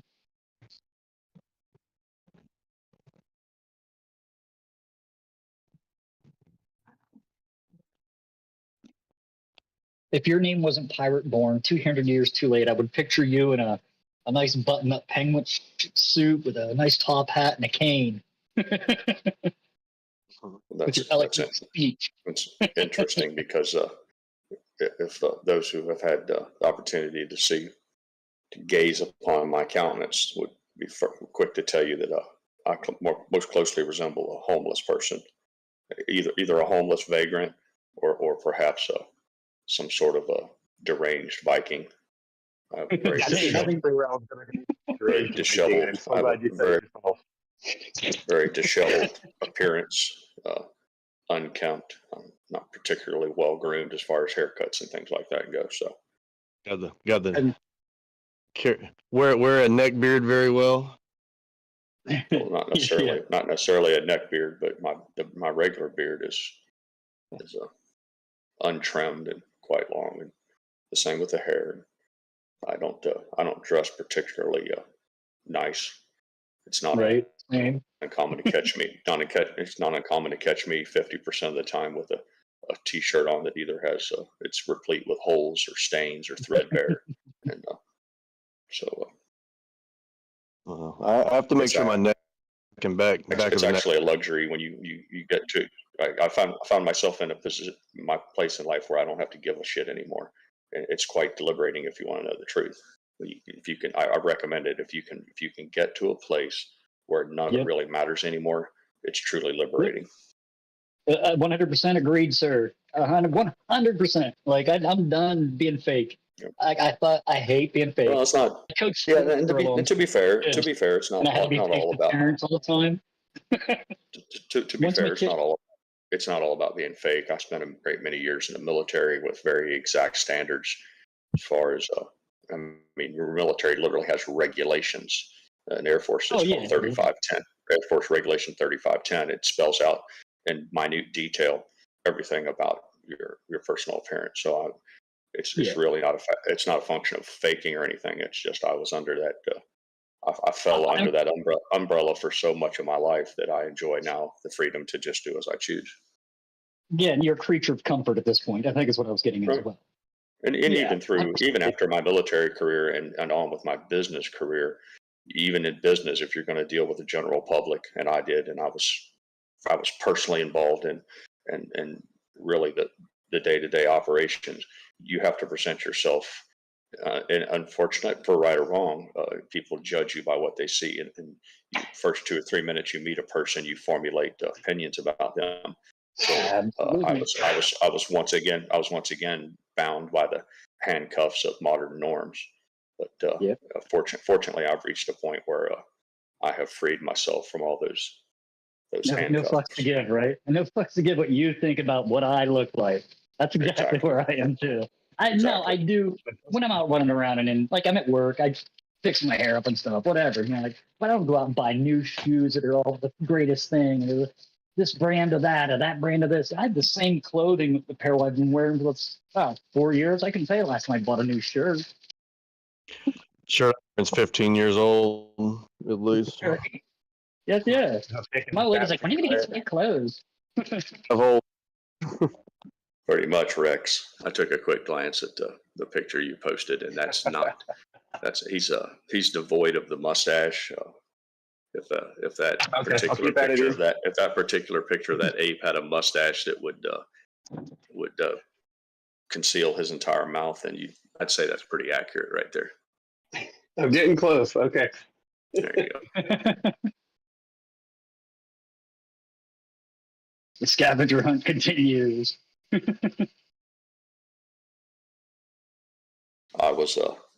Many of you know that I don't leave my home. It's another one of my indulgences. I don't like to go anywhere, so I don't. But some years ago, I had ventured outside, and one of the local health girls, women, I should say, grown woman who was doing her power walks or whatever, engaged me in conversation, and almost immediately shared her thoughts that I should probably shave, get a haircut, and she it was one of those. She did it in a manner that it was like she was trying to tell me how handsome I am and how much more handsome I would be in that regard. So I immediately, in true pirate fashion, told her that she should lose a great deal of weight and probably get some plastic surgery done, and she didn't seem to care for that. And then I followed up quickly with if I did indeed follow her instructions, could I bang her? What's in it for me if I capitulate and give you what you desire? can I have a shot at that?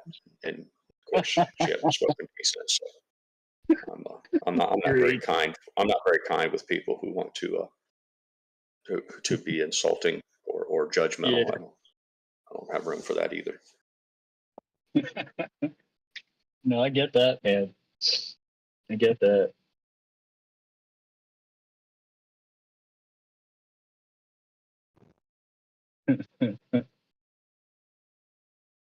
All right, Amy, what are you gonna do here? Oh, maybe we'll let her pop off a little bit before they fucking smack her down.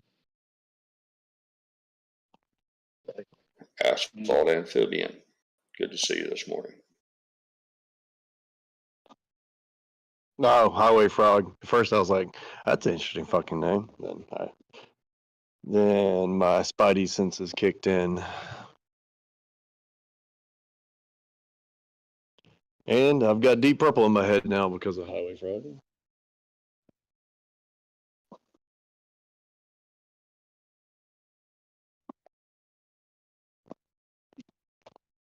I haven't even been watching the chat.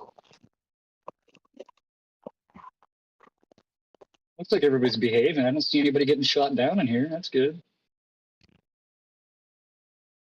I wish we had a tracker on Discord for Highway Frog to know what part of the continent he's traveling in. Right. A little frog. There's apps, but you could get an app to link it to the phone. Is that what you mean? I just write it into the server. Where's everybody got a at? message last night, a little later in the evening from Real Rugged DIY. He said his travels are going well. He's I don't know that he was halfway to his destination or whatever, but we were chatting briefly, and he just shared that he had found a place. I think he had a family member that owns property or something or another. I just assumed it was like the halfway point. So he arrived there last night, and I guess he's pressing on today with the remainder of his travels. So if he's out there listening this morning, good morning, Rugged. We hope you're doing well.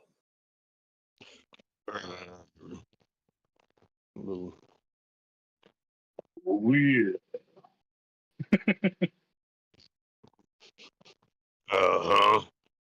There it is.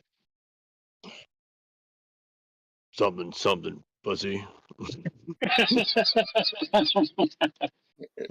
His go-to phrase, I think, is real deep. Real deep. Oh, yeah. Real deep. Yeah, that's like that. Yeah, I like that. Hopefully he was listening.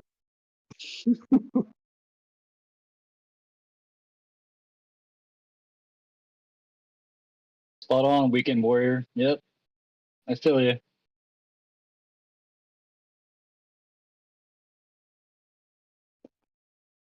Oh my God. Pirate, my phone must have listened to you yesterday. I just looked down at my phone. It's on Instagram somehow. And literally on my screen, it says cornbread cowboy casserole. And it's got a picture of it. I heard you say. Yep, they're listening. If you don't think they're listening, then you're not paying attention. Listening to you on my. By them, I mean everybody. The entire network is listening to everybody at all times and gathering information and an effort to try to figure out what you want so that they can be the one to provide it to you and profit off of that. A flip phone and MOAS. Flip phone and MOAS. You got it? Yeah. Infinite blowjobs. Infinite blowjobs. I'll buy those. I'm not a huge lover of cornbread, but I'm telling you that little recipe was it turned out quite nicely.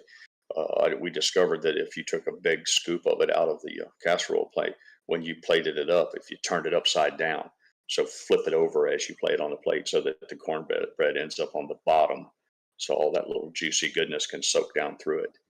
That was the way I preferred it. Little bottoms up cowboy. Yeah, there you go. Danny's favorite way to eat it. Hey, anybody else who cares? Jimmy is looking like Amy right now, looking pretty positive. Yeah, it's got some got a little modest volume bump. Yeah. Interesting. 4 or 5 minute. I got 1 minute candles, and there's 4 or 5 of them that show a rather dramatic increase in volume there, coinciding with Yeah, that price increase. I'm watching a 5 minute on that one just for fun. Just for fun, you know. Morning, love. Danny? No, Mrs. Pirate just joined me. I know, messing with you.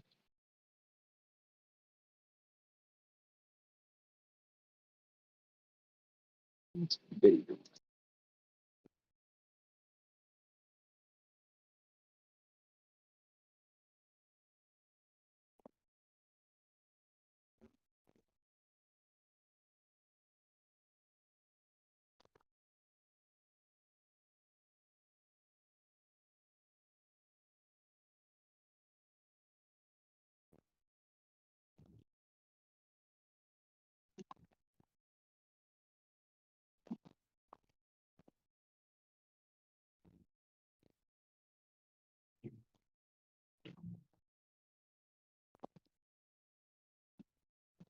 I got like a 50-foot long American flag right outside my office door on a big old pole, flapping in the wind on this beautiful day.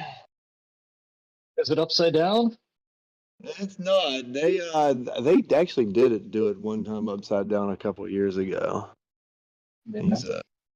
He doesn't. People out here on the farmers market don't mince feelings. Yeah. Still nice to see it flown. As long as it stays up like that over the next month.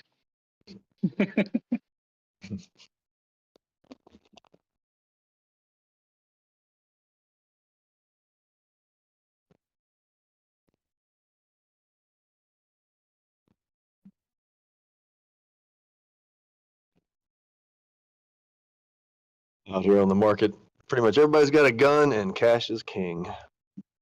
Yeah.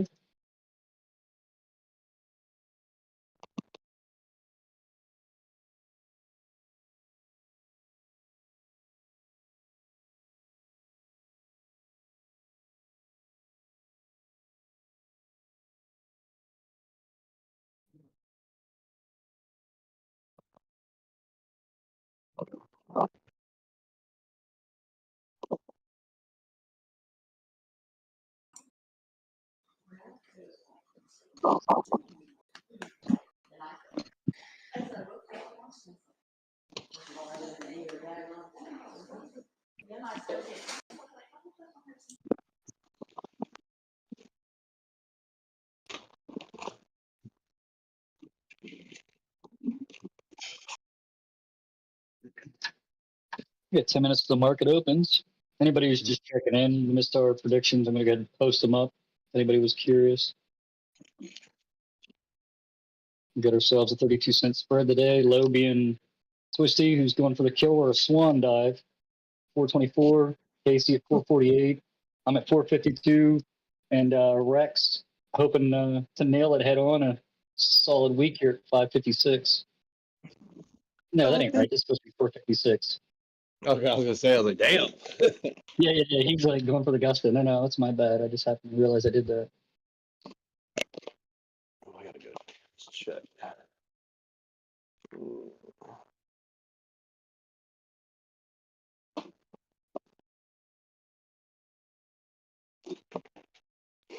You know what? I'm just gonna leave it like that. Rex said 556. Fuck it. That's what he said. It's up. It's posted.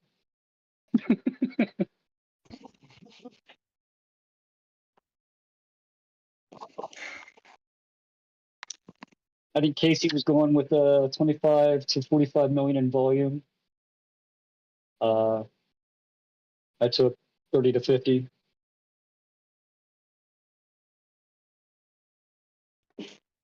We have to guess volume too? No, we don't have to. That's just something he does. I like to chime in on with mine every now and again. Oh, you had me scared there. I was like, am I giving incomplete predictions now? Oh yeah, no. I wish I forgot to tell you. Yeah, you have to get the volume spot on and price perfect on Friday, your first week or week 3 out of the back of the big tramp. Then we laugh at you. we spin donuts in the parking lot until you launch out the back door. It's a blast. I remember my first time.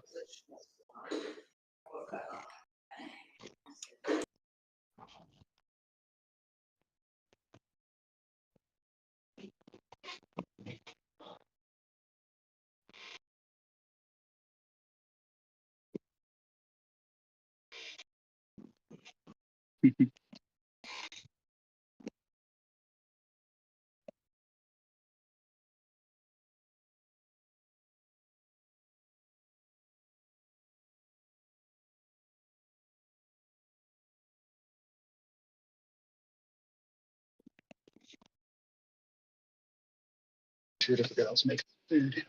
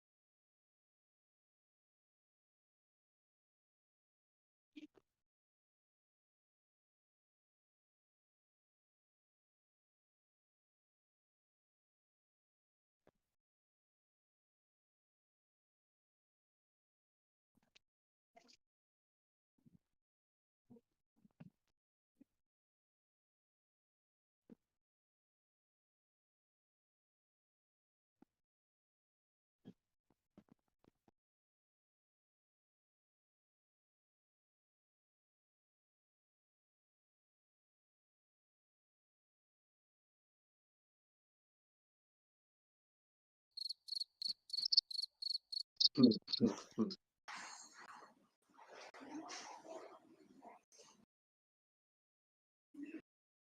7 minutes till the opening bell. You haven't got your coffee or your donuts. You better get them quick. Getting ready to kick the tires and light the fires.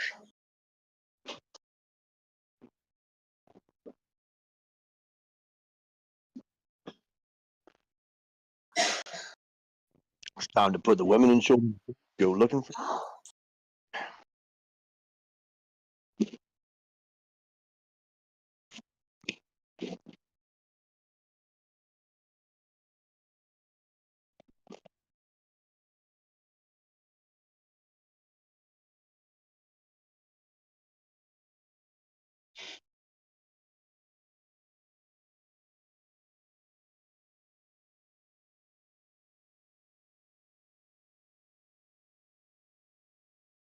I'm gonna have to stay off Twitter for like a week, man. Every time I refresh my thread, it's full of the same political nonsense I'm trying to avoid looking at. Yeah, I was saying that to myself last night. I was watching Band of Brothers. I kept picking the phone, like put it down, and just get a Right. little. Like I typically post up a lot of shit in the mornings here, AMC, GME regarded. I'm scrolling every 20 posts is all the same nonsense, and occasionally I find something interesting that just makes me smile or laugh. I'm like, you know what? I'm just going to take the day off. We're closing Twitter right there. Maybe I'll watch that evil. Yeah, there's very few postings that are original thought. I've learned, if I've nothing else, I've figured out that more often than not, it's just people sharing something that they heard somewhere else. they hear or read something, and then they pass it on down the line. So I have to spend a few moments and try to sift through all the chaff, try to find the wheat.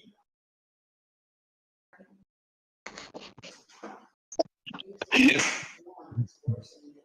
like a show of hands for everybody. Chaff it. I love your vocabulary.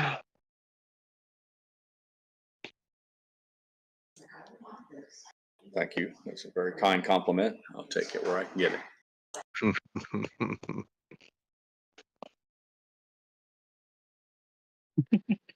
Is Danny in here? He's in here, yeah.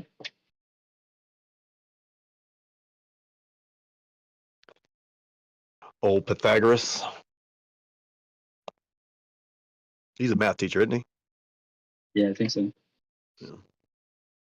Sure got him here with price predictions. He's math. He's a numbers guy. I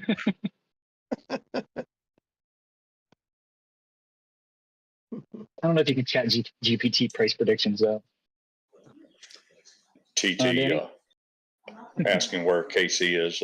He had to have his car inspected to stay in the good graces with the great state of Texas. I think he even used up his 1 month grace period. So he had to take some time off this morning to meet with his mechanic and get his sticker so that he can run the highways legally. He's I'm sure he'll be back as quickly as he can, TT. So I would imagine it would take him more than an hour or so. We'll see. I remember when I was in high school, still have it. It's a 1970 MGB, and I was getting an inspection one day, and the guy goes home, and I was like, meh, and he was like, check.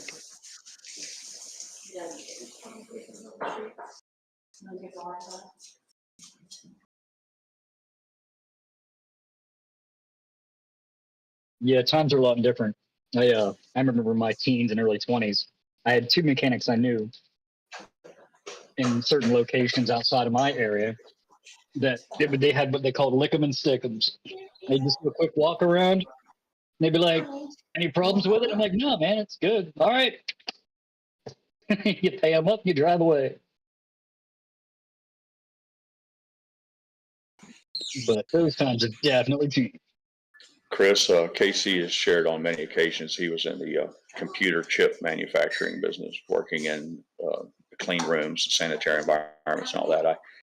He hasn't gone into great detail, but it appears that he's on a sabbatical or perhaps semi-retired. But as a normal course of business, he spends 8 hours a day here on the stream. Then he also acts as a caretaker for the children and providing the meals and what have you, because Melissa still works full time. So he does fills, I guess, the Mr. Mom role a little bit there.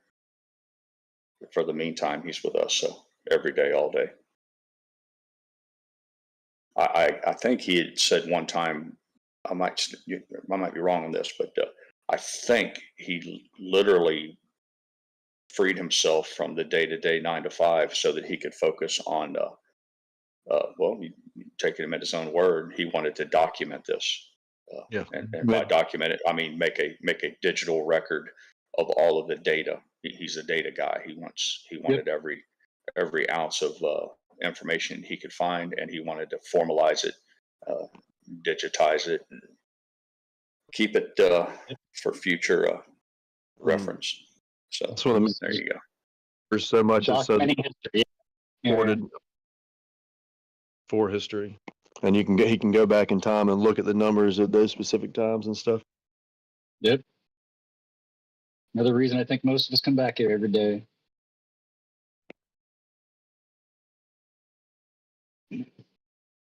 Getting that fight there, 423, 425, 430.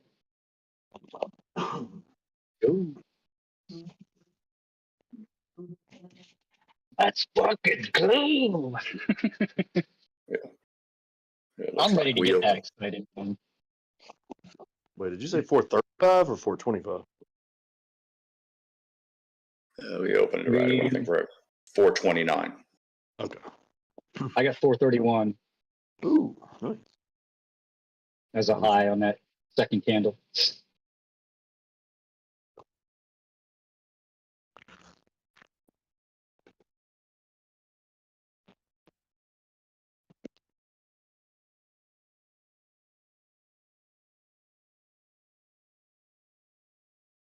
Mhm.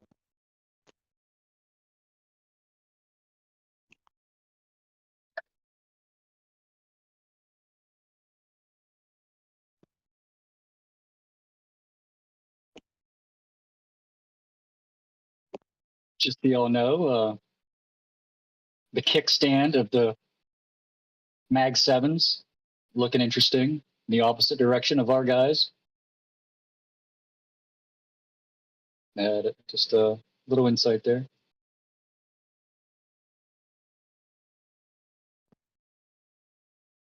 Chris, don't take this the wrong way, but I don't feel particularly comfortable going into in-depth analysis of what Casey does and doesn't do and what his background's not here. That's probably improper.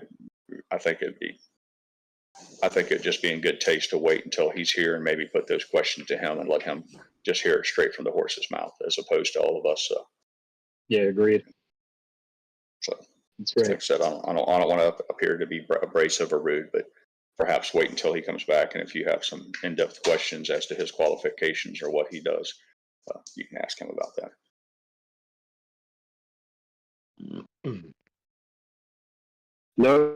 Notice that higher the rules, you're not speaking for him. That's one of the unwritten rules of man. You don't speak for another man unless they let you. Right. So I like that. I respect you for that.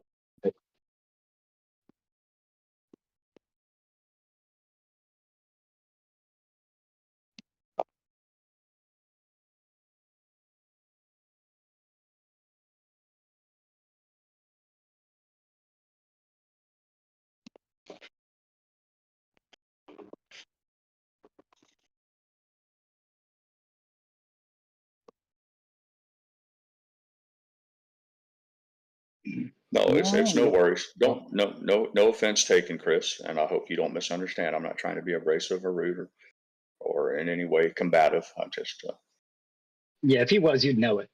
yeah, yeah. I don't tiptoe around. It's all good, man. No worries, mate. We're going to try to have a great day here. Looking like it so far. That's 430 again. Yeah. Yeah. Those nice little touches there. Give us a little bit and flick us in the balls. A little bit. Yeah.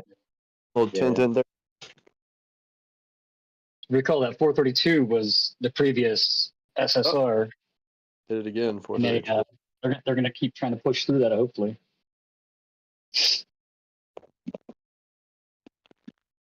Who's running this one, the Bulls or the Bears today?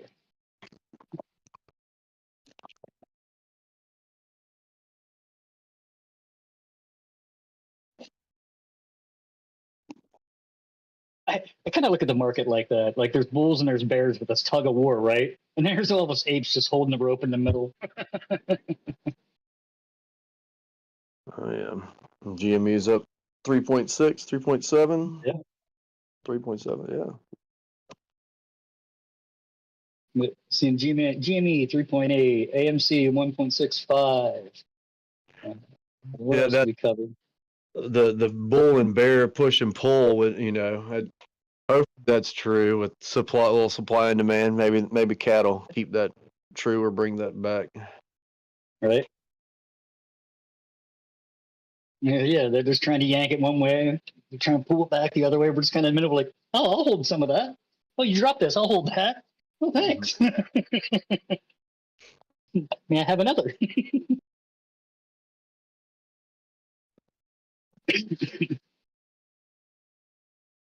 I hope in like 10 years, that's what the three mantras: the bear market, the bull market, and the ape market.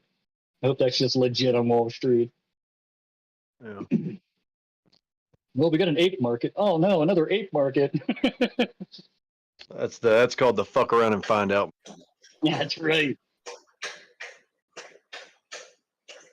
Yeah, your blue chip bears, your blue chip bulls, and then us guys in the middle.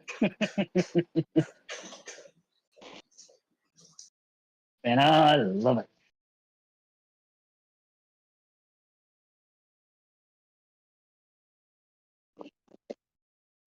Where'd that poll end up yesterday? Was it like 99% above 125 shares? What was it? Last time, 95%? last time I looked, it was 96%, and there were 260 respondents. So I was pleased with the results of that. I think we got a nice little sample size. A lot of people participated, and it revealed what I like to think is a bare minimum. Yeah. It was exciting for me to see. I was appreciative of Casey's leniency in the matter. He's gone to great lengths to try to prevent anyone from talking about specific share counts and all that, because he doesn't want to do anything to make people feel in any way whatsoever that perhaps they're not their voice or they don't matter as much as someone else who may hold a great deal more. But I tried to share with him my thoughts on the matter, that the opposite could be true as well. Maybe somebody who has a more modest portfolio would take comfort in knowing that they have like-minded people who are willing to put substantial amounts of capital at risk. But no, we managed to keep keep within his guardrails and his rules, and he was kind enough to do the poll yesterday, and I think it was revealing. I enjoyed early on. I took solace in the fact that there were whales in the beginning, and the whole what was the little slogan people were saying about leave no ape behind, or the I don't know. Apes together strong. People like I enjoyed that. I know I know some people who have insane amounts, and more than me, and I'm not discouraged by them having that much more than me.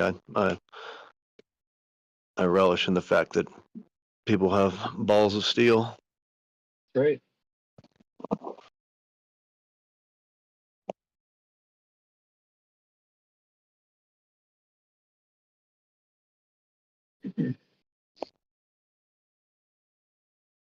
Instead of diamond hands, it's diamond balls. Since Snow had a question about other people, some brief talk about Ape not being closed out. I can only assume he means Ape being issued to those who are entitled to them. I'm not an authority on it, Austin, but I can tell you that the general chatter seemed to indicate that it was primarily a European thing. As far as the United States goes and brokerages that are based here, it's my understanding that most people who are entitled to Ape did indeed receive those, but there was more than a few comments made from people throughout Europe and around the other parts of the world that whether or not they were truthful or not, I can't say, but they claimed that they indeed did not receive the apes that they had been awarded. And then there were some other stories that in lieu of being given the apes, that they were just giving them the money, putting money into their account that was supposed to represent the value of ape at that particular time. And again, I don't have any personal information to substantiate all that, but that was the rumor. There's screenshots. I forgot to reach out to Aggregate. Sorry. Oh, there's screenshots lately, the past couple of days, whether they're true or not. There's some semi-reliable people posting them, showing it's still trading and showing some insanely high numbers on Ape in those markets.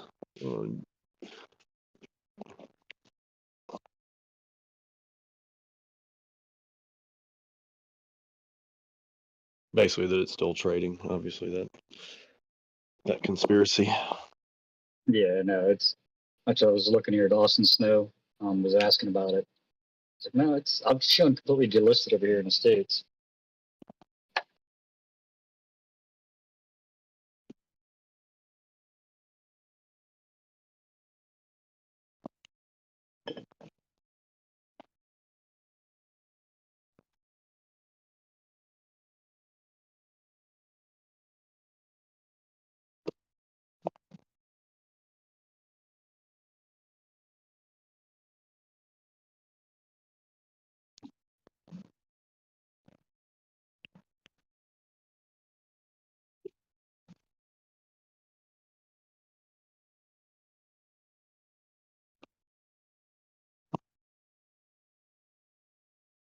Yeah, no problem, Austin.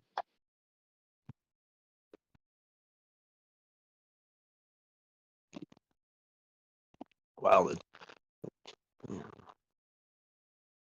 They've been killing volume. Well, I just looked at the 10-day average is 96 million now, and I swear it was like 200 on Monday or something.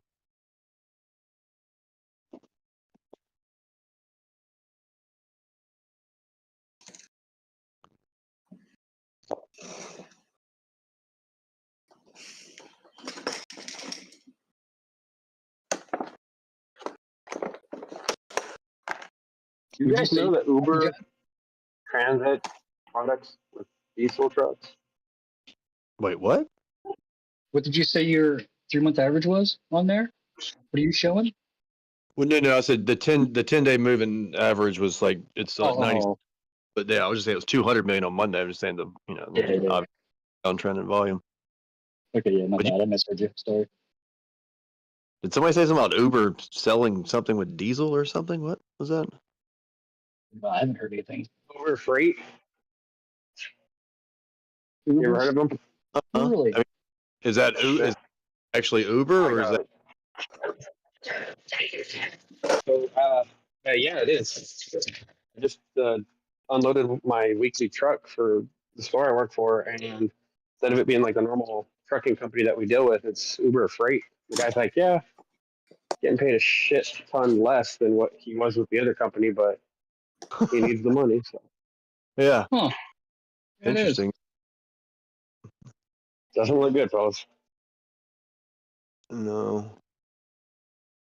Nice side hustle, I guess, if somebody wanted to. Well, maybe. Yeah, maybe if Still you're operating the laws for truckers, where they have to shut down for 10 hours or whatever it is at a time. He seems pretty pissed I didn't unload it faster. But no, they have electronic logbooks with that Uber. I would guarantee. We've still got guys that can carry handheld logbook or written down logbooks, so you can play with those. But the guys on the electronic system, if technology goes to the place where the government can shut down a car, if those truckers are going to be screwed because they'll be shut down when they run out of time. There's actually a lot of truckers around here buying older trucks and redoing them, old Peterbilts and stuff. And there's one right there.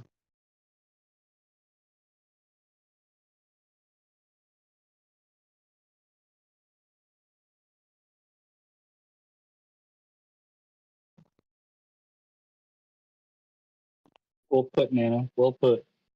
She's replying to Stella there. Well put.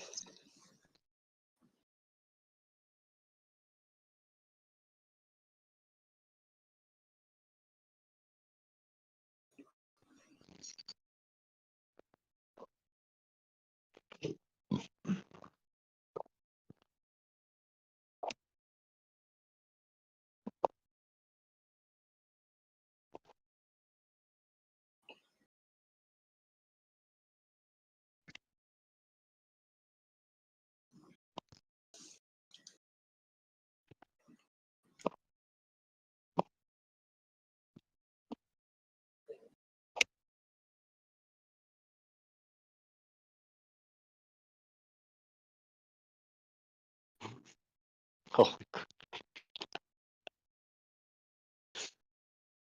oh my God! I just saw Maxine Waters tweet. Don't do it. I'm gonna have to get on there. I don't make me go spread fuckery. She blocked me. I can't imagine. Jeez, I can just see her hooking up with SBF right now on her reading these words. I'm sure. Oh yeah, I'm sure Maxine Waters and what's that his name? Getting Sam banged by. Banks. Which guy? We lost you there at the end. You I heard were robot Maxine on us. Waters and It's just a ridiculous tweet. Nothing. I'll get political. I'll leave it alone. She's like, you can call me Caroline Else. Oh God. Yeah, Come on. Caroline. Just touch me, SBF. Fucking grody, man. Airdrop me. Airdrop me. Tell me how they're back to 1-1. Tell me. No, I woke up at 4 o'clock this morning. I see a nap in my future. I get up 3:30 every day, pirate. Well, Monday through Friday. And I stay up till 3:30. Friday night and Saturday. Yeah, I was up till 2 with Band of Brothers. We can use a nap. Oh my God. The people on, yeah, you're right. Twitter is just a cesspool right now. This is not good. Yeah. Here's Tim McGraw is entering into a partnership with Planet Fitness. That's not one I would have picked. Yeah, they're all flaming him because he's got daughters. I seen some people lighting him up yesterday about how he feels about his daughters going in there and changing in a locker room with one of these fucking birth defects. Yeah, but Tim McGraw comes in there in a dress and all that shit, and it's a man. So it'd be interesting to see how he responds to all that.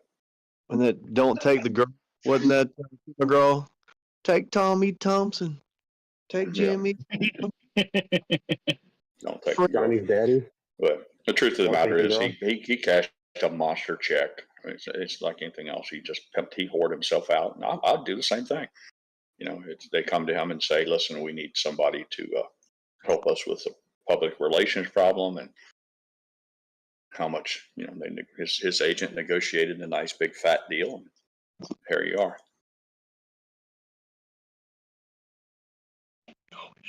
God, yeah, all right, man. Holy crap! I got to turn off Twitter. Oh my God. Woo. Well, that's what they are, Stella. I mean,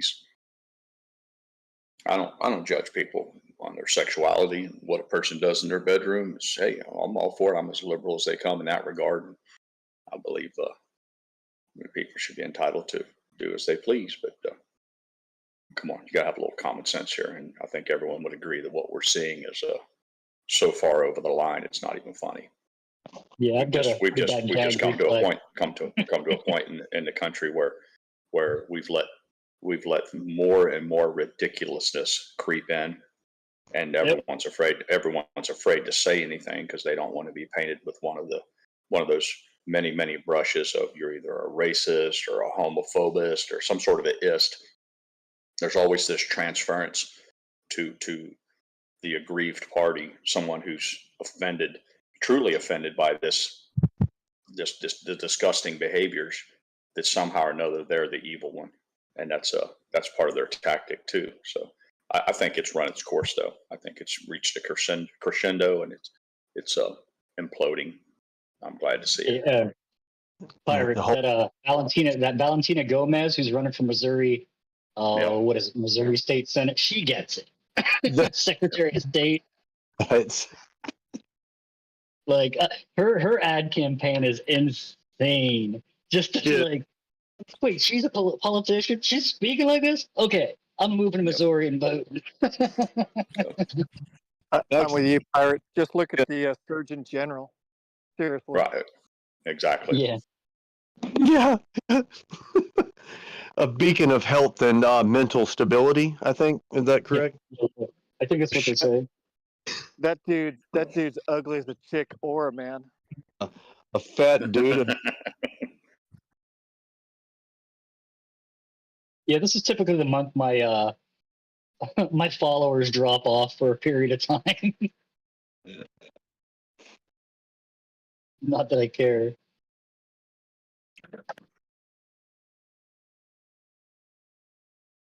In the herd.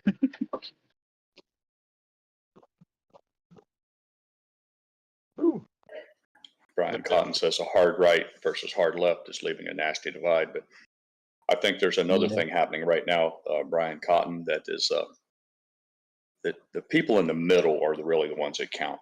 whether someone is ultra hard right conservative or ultra hard left liberal, they're the outliers. The bigger part of the country is somewhere in the middle. The people who are decent and fair, kind, they're the ones. Unfortunately, they're not the ones who have the biggest voice because they're too busy working, raising children, families, earning a living, taking care of the day-to-day struggle of life. But you'll get to a point to where people have to put down their tools and stop what they're doing and be heard. And I think that the people in the middle, those independents who don't necessarily vote a party ticket based on pure dogma, they're the ones who say, yeah, this is wrong, so I'm going to go this other direction. And if the current state of affairs does nothing else, I think it will cause that common sense middle to take a stand for what's right. Pirate, that analogy of the tug of that analogy of the tug of war is another good example of exactly what you're saying. You got your hard right pulling the hard left, and us guys in the middle have a pair of scissors just waiting to cut that son of a bitch. Well, no. You got 100 people on each side of that tug of war rope, but there's 10 in the very middle who can switch sides based on what they see. What they see as being okay. This is that's like a pendulum swinging back and forth, and I believe they're the ones who will who do the course correction that helps keep us some semblance of normalcy. It's kind of like the thing in the boats that'll keep it balanced so it doesn't rock on the bigger boats. That circular weight. We're getting some retracement on AMC right now. We're seeing for you listeners, we're back to $4.17, and little modest volume to accompany that. GME at 22.53. There's a video that just hit Twitter. It is absolutely insane from Germany. A guy goes on a stabbing spree in a public square, and it is insane. It's like the cameraman he paid the cameraman to follow him or something. I think the cameraman might be with him.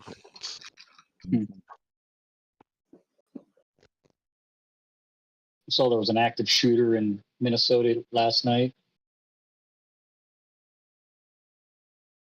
Yesterday evening. I think it was in Minneapolis.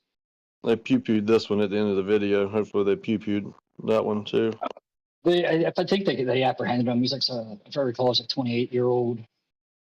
They apprehended? Yeah, I believe so. That sucks. It's a lot of wasted money now.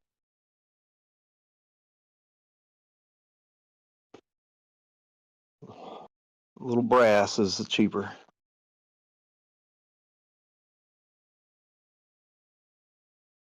And I love Steve Inman, the commentator. Did you even watch any of his clips, man? Yes, he's becoming very, very popular.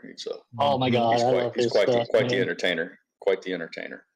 This video will be on. He'll do it today, probably. I guarantee you. Oh yeah, I'm sure. Let it lie. Maybe he doesn't jump news stuff all the time. Now I pinned up that couple unloading groceries and shit, and I was like, this is Jimmy and Amy. They're meant for one another. And then shortly after that, he posted one up with some music to it, with that guy smacking his shin off that trailer hitch. I was like, man, that's awesome. They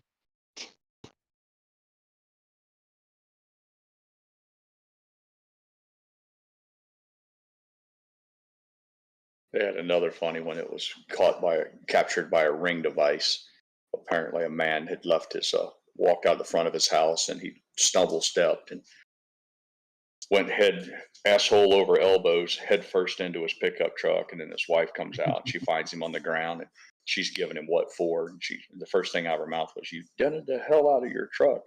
And you could tell it was one of those unscripted moments of life, real life that happened. That's captured. It's incredibly funny. And so indicative of a married couple that's been together for a long time. Funny stuff. Oh, I've been with my girl since freaking 8th grade. She was in 7th grade, so I know. Yeah, I feel all those comments all the time. we're outside at the bar or something. People hear us talk. They're like, "You guys are a couple. You guys are married?" Yeah, we talk like this to each other. The Gold Telegraph on Twitter, they put out some good stuff. It was kind of last night, early this morning, said the India's central bank moved 100 tons of gold from the United Kingdom back to its own vaults in India. That's a big move. Yeah, they've been moving gold for a minute. Get it out of their colonial banks and back into their own. Yeah, like if you follow any of the conspiracy posts, it's speculated that we already have it all. We got our gold from the Vatican. We got our gold from the Middle East. You know, all that good stuff. Depending on where you stand, if you follow any of it, I won't divulge much deeper. If you know, you know. Hopefully, our gold reserves are better than our petroleum reserves. Yeah. Didn't the clown say he was going to release some more here out of the reserves in July to prices down? He's gonna open up. We're gonna open up that cave system into like a, I don't know, tourism or something. It'll be.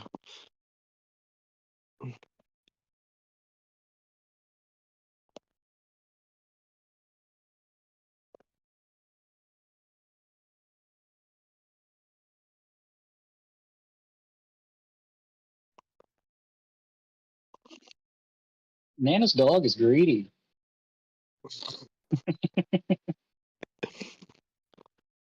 Tuffy should be able to buy more than 10 at once. Yeah, the puppy for sure. Absolutely. He doesn't know numbers. He's a dog. All he knows is bacon. Bacon.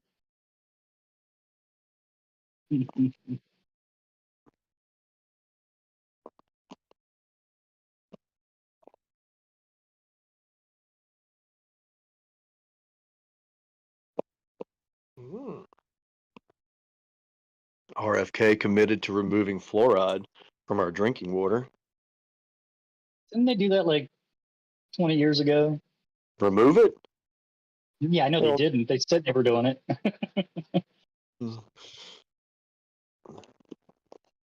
Chlorine and fluoride. Don't forget the barium and aluminum in the air. Oh yeah. I saw a thing the other day where there was a giant meeting and they went somewhere and everybody put them up in the air, and they were all going off. Oh, the metal detectors, yeah. I was like one of the first statements. I'm like, no, they're all too close to each other. Morning, Captain Hayden.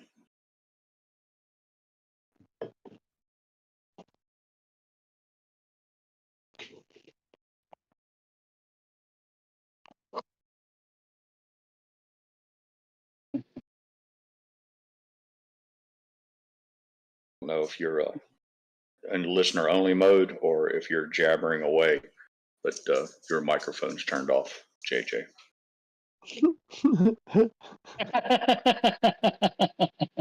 I'm not saying he did or didn't. I'm just saying I've been known to do it many times. I can tell you there's been at least a dozen times where I've been thundering away. Let's just go with it. Casey will say, "Hey, Pirate, by the way, your mic's not turned on." So, and he could just as easily have joined the big tramp, but he's not able to talk right now, and that's all fine and well. It could be fart sounds from the toilet. He could be saying, "Please fasten your seatbelts and return your trays upright." Looks like Hoycroft is right back where it was yesterday. It's open. It's made a nice recovery if everybody's curious.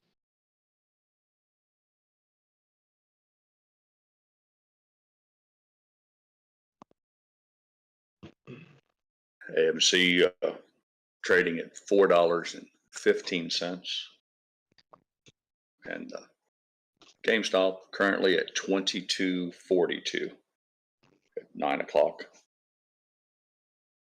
top of the hour. Jeez, look at you! You're really going deep when you use Casey's time. Well, Our volume is a I try to. 7.02. I try to. million. There's a portion of the people here who support us every day, but they're listeners only. Whether it's through a earpiece or a speaker on their desk, and they don't have the ability to sit and stare at the chat or the chart. So I just try to help them in that regard. And I'm listening, so I appreciate you saying numbers. I'm just saying using Casey's time zone, and you're on the Eastern time zone. That's what I was. No, you're wrong. I'm on the same time zone as him. I'm in the Panhandle of Florida, and the time zone doesn't change until you get a little closer to Tallahassee, the Florida state capital. So is that part of the coast? Yep. East Coast, Wall Street, and East Coast is an hour ahead of us. I've partied at the Alabama bar, Captain. I know exactly where you are. Yep. I hung there one time. He's got a Viking. Yeah, I drank a little bit of take home pay up in the Floribama. Mm-hmm. Morning, Nate. Welcome aboard. Morning, Pirate. I just wanted to tell you real quick. I'm literally doing a restoration on a 91 F-150, and I'm underneath the frame pretty much the whole day today. So I appreciate you just calling out the prices and stuff. And if you would, when you, I don't remember what it closed at yesterday. So if you could call out the price and just say if it was up or down on percentage, I'd really appreciate it. I'm just going to keep listening to y'all. Yeah, that's definitely something I have failed in that. I need to do better at that. So appreciate the feedback, and I will make every effort, buddy. Good luck under that truck. Thanks, man. I appreciate it. I got you, man. I got you. Hey. Are we taking super fast today? Give up today? He had to take his truck in, Captain, for one of those EPA inspections or safety inspections that's required by Texas. So his appointment was first thing this morning. He's going to be a little bit later. He opened up this morning, kind enough to leave the big tramp turned on so we could all jerk around in here till he gets back. But we would assume that he'll be back and as soon as possible. If I had to guess, I'd say probably before 10.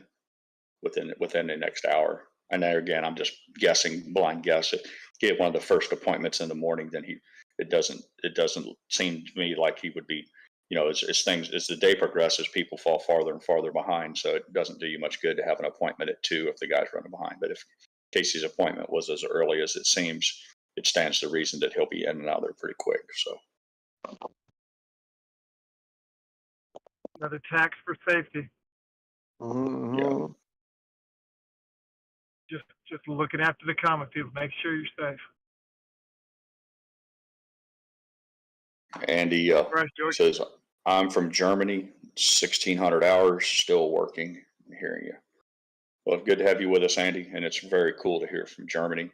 It always brings a smile to my face to hear people from around the world. From, we have participants from Romania and Poland and Belgium. I apologize if I don't remember your particular country, but suffice it to say that this is a worldwide group, and I'm very, very proud of that. So glad to have you with us from Germany. Well, we can't cut it off at Canada. Yeah.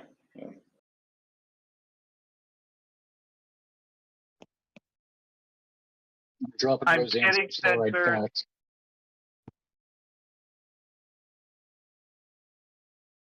If she was asking. Thought fluoride was good for you. That didn't get censored even into the chat.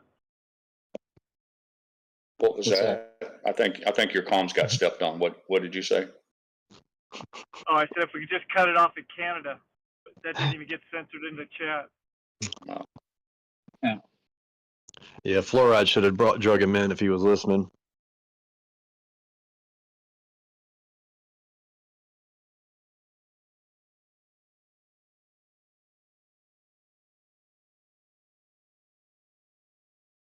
I think if Yucca was in here, he would probably be able to help solidify some of these claims on the whole fluoride. And they even say like, well, there's only so much in the water, but then if it's in the water, but then it's also in your toothpaste. You're brushing your teeth how many times a day? You're drinking how much water a day? over how many days a week, over how many weeks a month, over how many months a year. You know, that accumulation. That's the downside of Roseanne. Well, and and they offer you treatments when you're at the dentist office where they basically coat your teeth in a gel of it. Yeah. No, that's highly retarded or I just- regarded. Sorry. Actually, no, No, I'm not. you're good. You know what you mean. No, like the past few years when I get my kids in there to get their teeth cleaned and stuff, they're like, "You want the fluoride?" And I'm like, "No, keep it out their teeth. I'm good. Just do what you're doing. We're good." I'm not sound like some hippy dippy. I just know better. Like I've seen how they handle those barrels, man. Like this is good for the human body. Look at us wearing our hazmat suits, dumping it in. Yeah, the driver at the Red Bull plant who's he's like, why is my truck? He's a delivery driver. He's like, why am I having a why'd you have to get a hazmat driver and why is this poison symbol on my truck?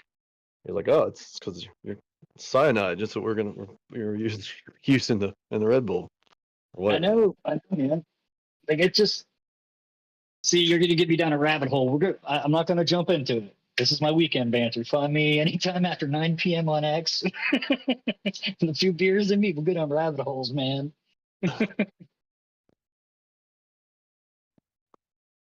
Yeah, the FDA is a fucking joke. How about that? I'll just leave it at that. Yeah, there you They're go. not in it for us. They're in it for the money and the disease caused for the pharmaceutical companies to treat.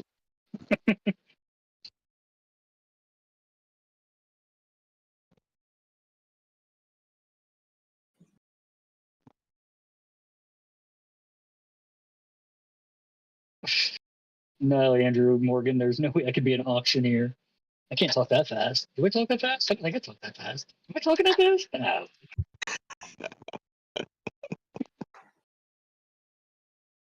I'm on a gummy right now. Oh, yeah.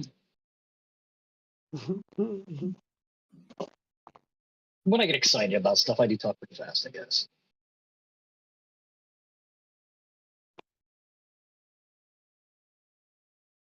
Yeah,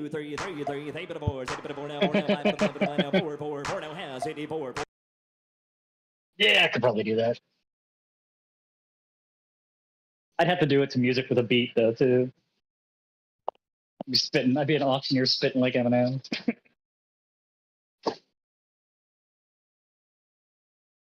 It almost sounds like you too.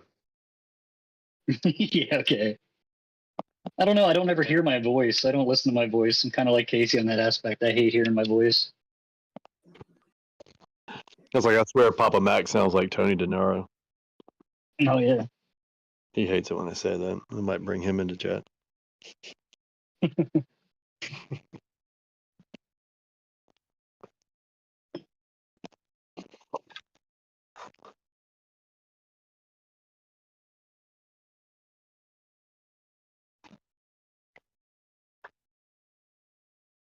Man, union work is hard.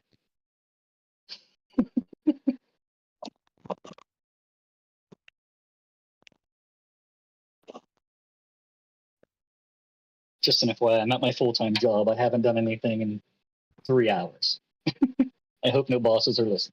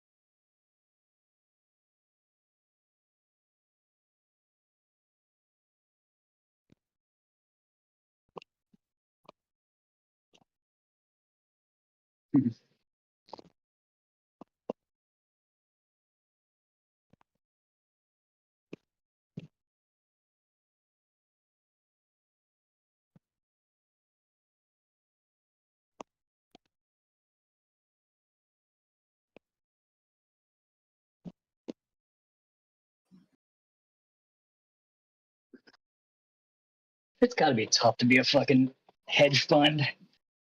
To be a person to sell at these prices, what a loser. All of them. Like, could you imagine? Could you imagine selling at these prices? Could you just imagine it? I can't even fathom a thought. For those Like, I of feel you bad for interested, the VIX is Go ahead, down Bucket. right now at 13.75, so in the red.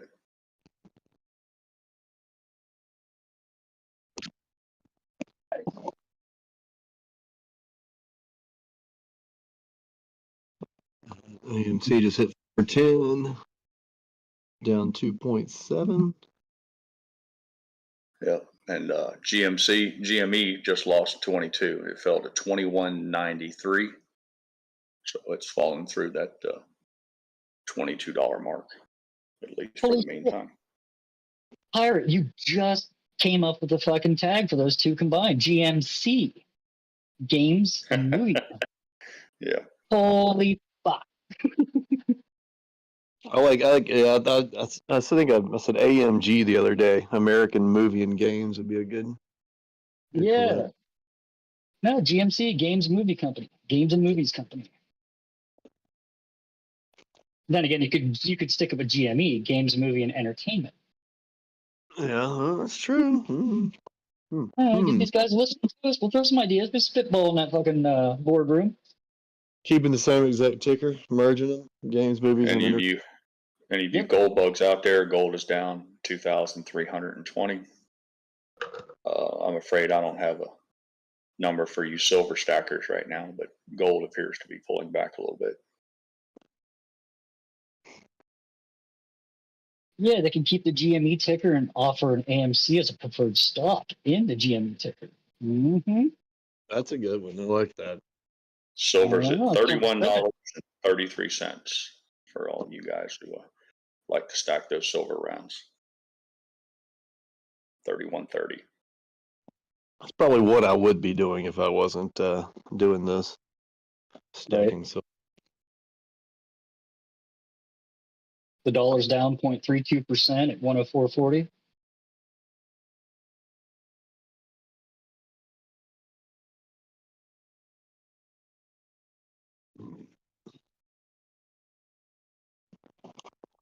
MCon, I see red and green. Check the color on your screen. It's definitely going to just keep trading to the right, that's for sure. Red or green, I don't know.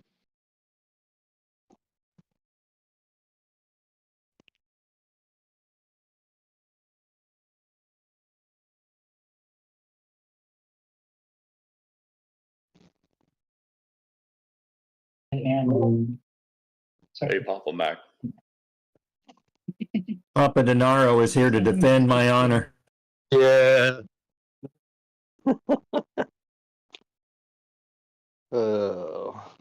Good morning to all. Good morning. Morning. Good morning. We were talking about your To MCon, sorry, to MCon, I go ahead and reposted our predictions to give you any clarification what we think the day's going to end, at least. You could take it from there. Go ahead, guys. Sorry. Papa Mac, you like your girl running for Congress there? Or is it Congress or is she running for Attorney General? The one that It was State Secretary of State, Missouri. Yeah. I heard you all talking about her. I've not seen her in the political arena yet, so I have to check her out.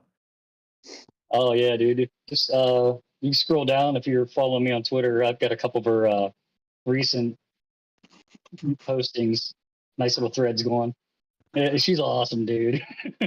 And we have a few knuckleheads too, but glad to hear maybe we have someone with common sense. Well, at least you know. Yeah, she's holding guns and running with fucking Kevlar and not holding anything back with her linguistics. Valentina Gomez. Chi-Town Turtle, you're correct. Oil is currently trending down. It's Brent crude is at $81 a barrel, 81 and change. So for the moment, it is pulling back in concert with gold.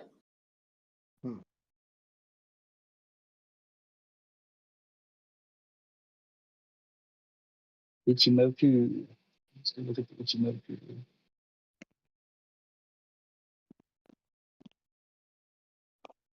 Bitcoin 67.8 for all you Bitcoin fellas, ladies. I got a question for the group. Am I the only one that doesn't like Tony DeNaro? Bring up a sore No, subject there, he's Hayden. he's my best friend. Hell, I let him come over and hump my sister. I don't follow him enough to even know who he is. Hey, look, there's a reason I bring it up, and I'm glad I'm not alone, jackass. But I was listening to Biggums yesterday, and he mentioned, yeah, Tony DeNaro said something. I'm like, God damn it, Biggums. I actually like listening to you. And then you had to bring up that freaking midget's name. Yeah. I can sum it up real briefly for you. The last time I tuned in was because there was literally nothing else to do, and he was live. And I'm like, I'm gonna regret this, but let me go listen to this dumbass. I tuned in. I wasn't there 3 minutes. He launched into a spiel. You're gonna love this on the benefits of going to your local these places who do medical testing and signing up to be a guinea pig for experimental drugs for the whatever few shekels they throw at you. No shit. That was his thing, was if you want to earn some extra money to throw into the market, to gamble with, and to speculate with, go participate in these medical trials. And I'm like, this guy, man, it just, and that was it. That's all I could take. And I didn't even open my mouth. I just quietly clicked off and went about my way. It's funny you say that. That's after me seeing him do some incredibly awful things on live, as far as advocating for a particular financial move, while the whole time he was doing the opposite. And then I'll even share this with you. Told people that if they had paid to be behind his paywall and join his super secret handshake Discord group, that they would have been in on the good deal. I mean, he literally said that shit on live. So I have zero respect for him, and I'll never miss an opportunity to trash talk him. But I don't want our day to day to be centered around negativity and beating up on his ass. But hopefully that'll give you an indication of what I think of him, Captain Hayden. Good. I just wanted to make sure I wasn't alone, and if I was, I wanted to know. No. And if it's just the two of us, that's fine. If it's just the two of us that find him repugnant, then that's so be it. It'll just be us. You know, him and I actually listened to that May chick, and she seemed to know that she was speaking some pretty decent numbers every now and then. I'm like, all right. And then they teamed up, and I went, really? Right. Yeah. So I don't know. I'm trying to. Even though Casey's not with us, I try to, in spirit, honor his wishes, because I just think that's the way it should be. This is his house, and he doesn't. Yeah. He's under a strict, not strict. He's under good advice from his wife Melissa to not beat up on other content creators, and I think there's something to be said for that. So yeah. I'm gonna try to refrain from. Enough said. Yeah. Casey's got good morals and a good moral standards, and well, he's better than us. He's better than I am in that regard. When it comes to that stuff, yeah. And I appreciate it. That's where we're the balancing beam. He's so good, and we can be so horrible. Right. I need one that will either shock or vibrate. Mm-hmm. Because the one I just returned, it wasn't working, and the only thing you got a hot mic, man. Rex Wise, you got a hot mic, buddy. Hot mic. Nothing vibrating. Hey Hayden, why can't I? Rex, you got a hot mic there, buddy. We hear somebody ordering a vibrator or something. Yeah. He said butt. Yeah, all I got was I want one that vibrates or something. I'm like, well, there you go. What the hell? Oh my God! Quack quack. Good to see you.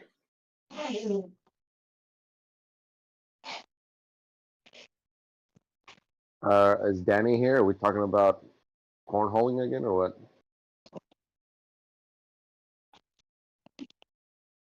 Damn. That remind me of a joke. Hey, I'm sorry, did Rex say something to me? I was at the dry cleaners dropping something off. No, I said, why can't I carry a parachute onto a plane? It doesn't fit in the little cage. It's got to be checked. Okay, so that's the only reason it won't fit into the little cage. All right, I can accept that if that's the real reason, but I bet I can make it cage.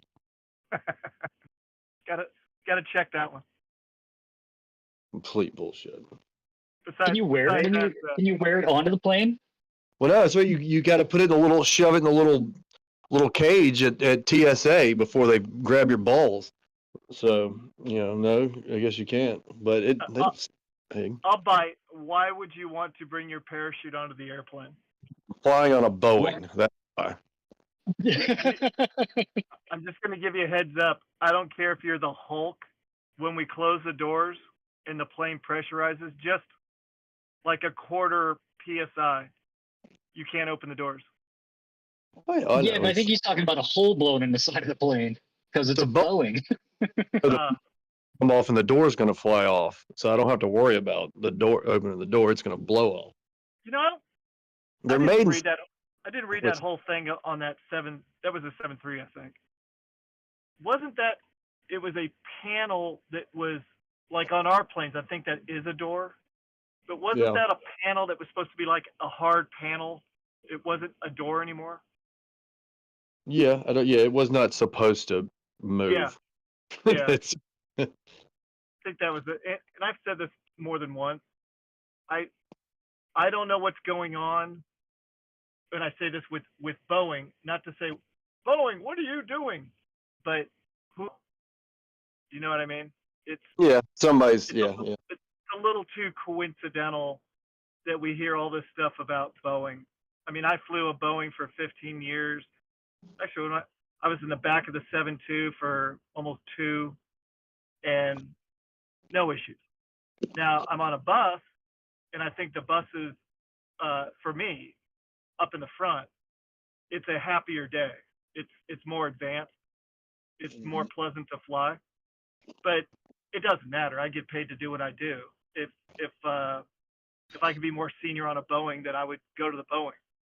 But I'm more senior on the Airbus, and I enjoy it.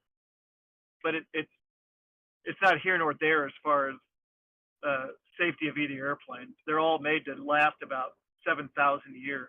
Yeah, my son told me something yesterday that people should keep in mind. That over the Memorial Day weekend, the airlines broke almost every record in history for the amount of passengers moved. I can't remember. I think he might have been quoting some American airline numbers or something. But he said for a single day transportation of people, it broke every record it's ever been standing. And the amount of aircraft that were in the air is breathtaking. People they don't understand the scope of it. It's dramatized. It makes a big news when something happens to an airplane midair and they flame out an engine or a window blows out. I get it. And it looks like something from a movie. But if you look at it in the big picture of how many planes are airborne at any given time, or how many times they land and take off, and then do the math across all your major cities, it's incredible. And all you got to do is compare it to your statistics for automobile accidents, and you'll learn everything that you need to know.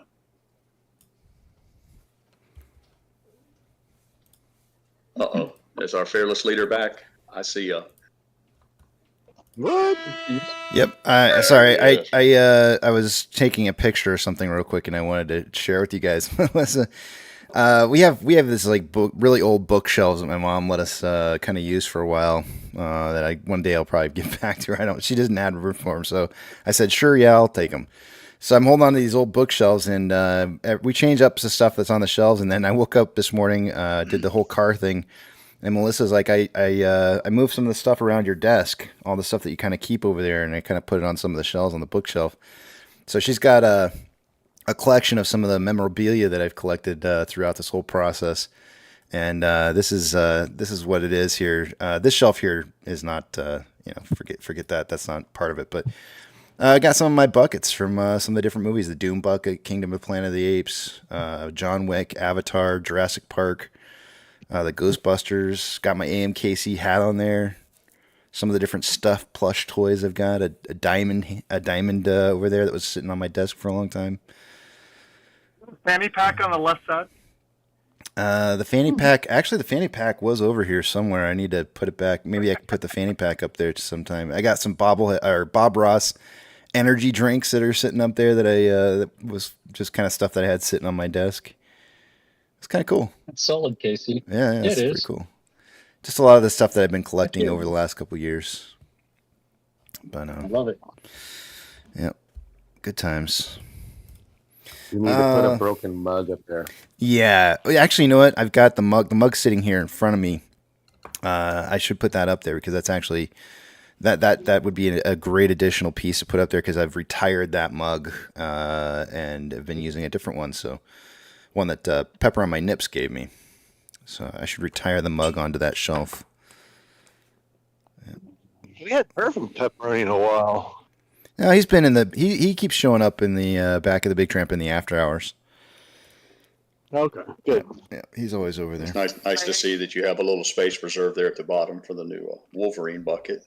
I can only guess that's what that's in preparation. I cannot wait to get that. That's going to be up there on the list for sure. I hate to hijack the host. I hate to hijack the host because I know I'll draw his attention. But Casey, what flour are you using for your sourdough? Just regular flour, just typical. I know. You know what? So I don't get all fancy, JJ. It's just not the kind of person that I am. I go real basic on stuff, and I don't try to complicate life. So just all-purpose flour, and that's it. All right, I'm going to the bread Becker's in about 15 minutes, and I'm gonna. I made some sourdough. I did not send a picture to you because I let it sit too long. Stuff going on at the house, and it was flat. Tasted good, but it was too dense, not airy enough. So I'm going to the Becker's right now to get some new wheat berries. Okay. Yeah, well, I know you've got the mill for the flour, so yeah, I don't like to make things complicated. So if he was a real man, he'd be growing the wheat. He'd grow the wheat out in the backyard. I mean, why stop at the mill? You should be planting it. I can't take those farmers out of their element. I don't take their business. When I become so good at growing wheat that they can't compete, I can't do it. How I am. Plant the front yard and the back. You might get enough for 2 loaves, man. All right, late guys. Later. Shall we do? I know it's a little late, but should we do some numbers and just kind of take a quick look, run through on what's going on here since market open? Absolutely. All right. I'll take you guys over the other page here. It's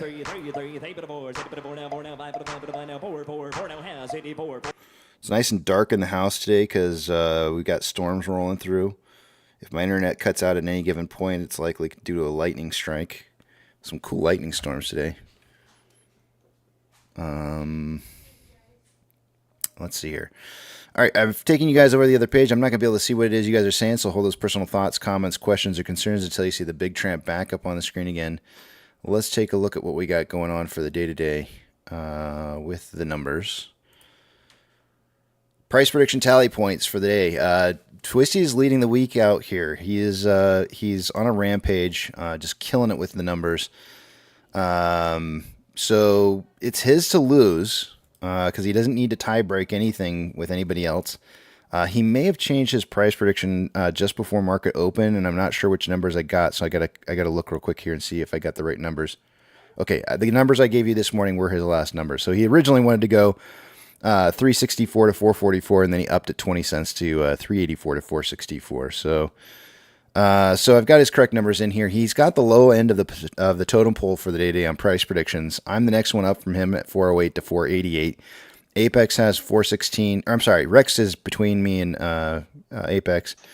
He's got 412 to 492, and Apex has the high end of the stick here with 416 to 496. The only person that's really in a big contention right here for winning out the week is, to potentially beat out Twisty would be Apex. But strange things have happened in the past where people manage to make a comeback from behind. You never know. Twisty is the only one that's eligible for an extra bonus point on his price prediction, as he's more than 10 cents from anybody else's price prediction. So the only other way that somebody could get a bonus point on, in addition to the point that they already have for the day, would be nailing the price prediction right on the dot. So, and that, if Twisty doesn't get any points at all, do we have a scenario where that could happen? Let me see if that's the case. Apex may be the only person who can win today because Twisty's top end is 464, and Apex might be the only one that could possibly get like a 2 points, and yeah, he might be the only one. There might be a chance Rex could do it, but otherwise, I think it'll probably end up going to Twisty for the week.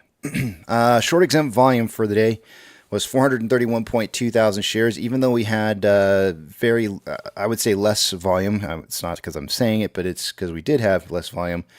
I got to update the page. It's not showing up here. Okay, we had 32.5 million shares traded yesterday versus the day before where we had 40.9, but yet our short exempt volume was higher. And it came in at 431.2 thousand shares. Utilization jumped up massively on AMC, like 13% increase day over day to 80.16%. We were down 6% for the day yesterday. Max Payne is still 450 for this week.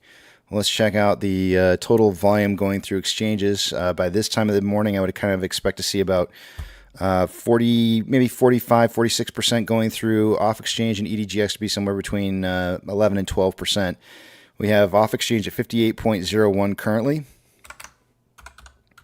and EDGX at 12.94. The combined total, and that's 70.95%, when I would kind of expect it to be around like 56% maybe, and it's so that's like 14.95% higher than usual.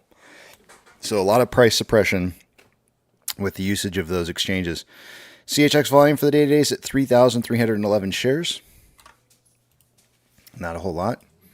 GME CHX volume for the day today is coming in at 7,175. Also not a very big number. According to IBKR, the shares that were borrowed this morning, there was another 100,000 shares borrowed since earlier this morning, which puts us at 1.25 million so far borrowed today. I guess, actually, I'm going to say since yesterday's closing.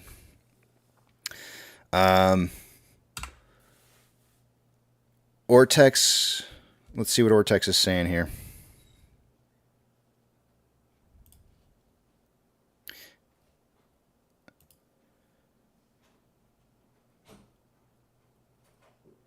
Actually, institutional ownership, I forgot to go over that.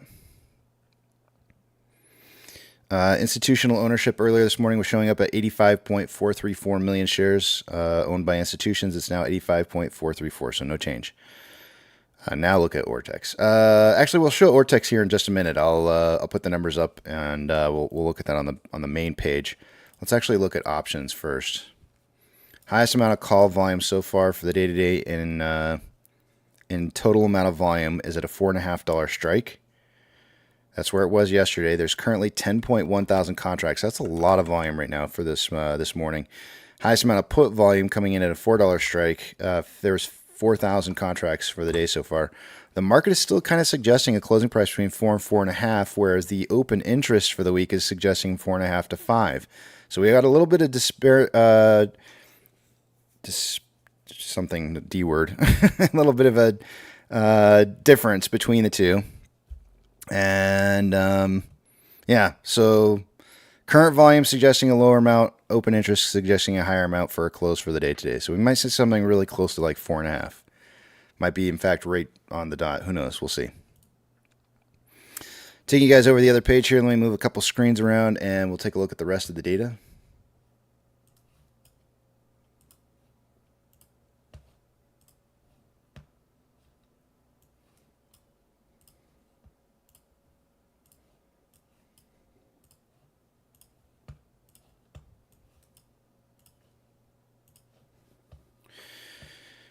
All right, starting with Ortex.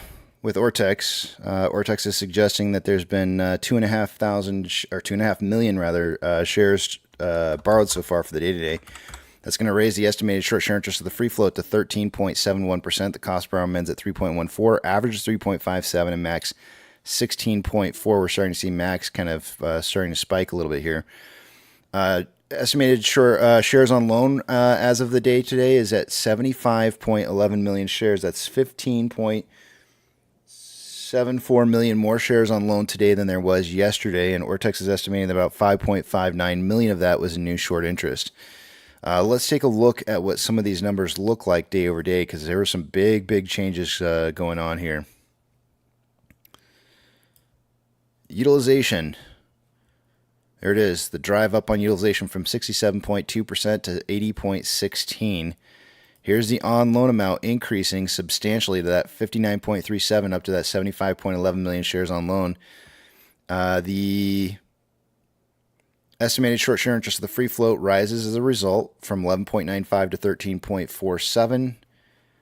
This should usually drop the on loan average age per day down, and it did, from 35.07 days down to 26.77. Security lending volume decreasing slightly from 31.41 million shares to 23.34.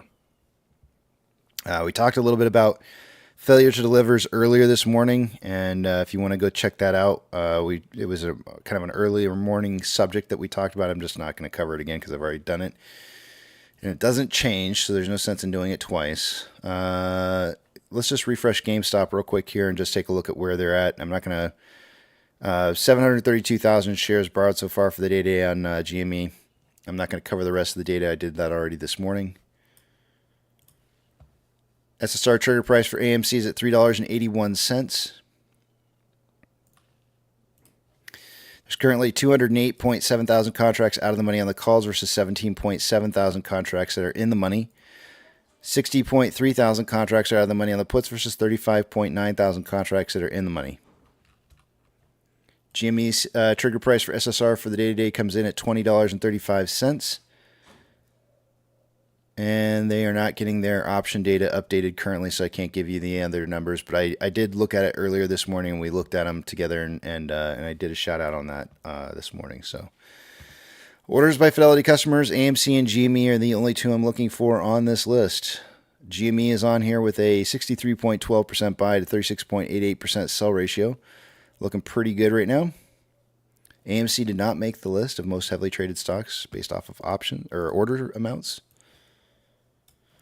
Look at that. MMRI is dropping quickly. It was 295 this morning, 295.72. It's now down to 291.33.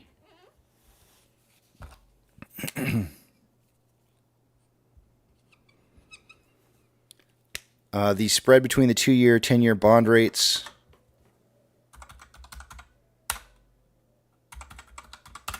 .382.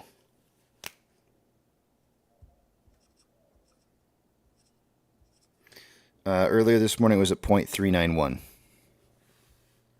We started out the week at .462.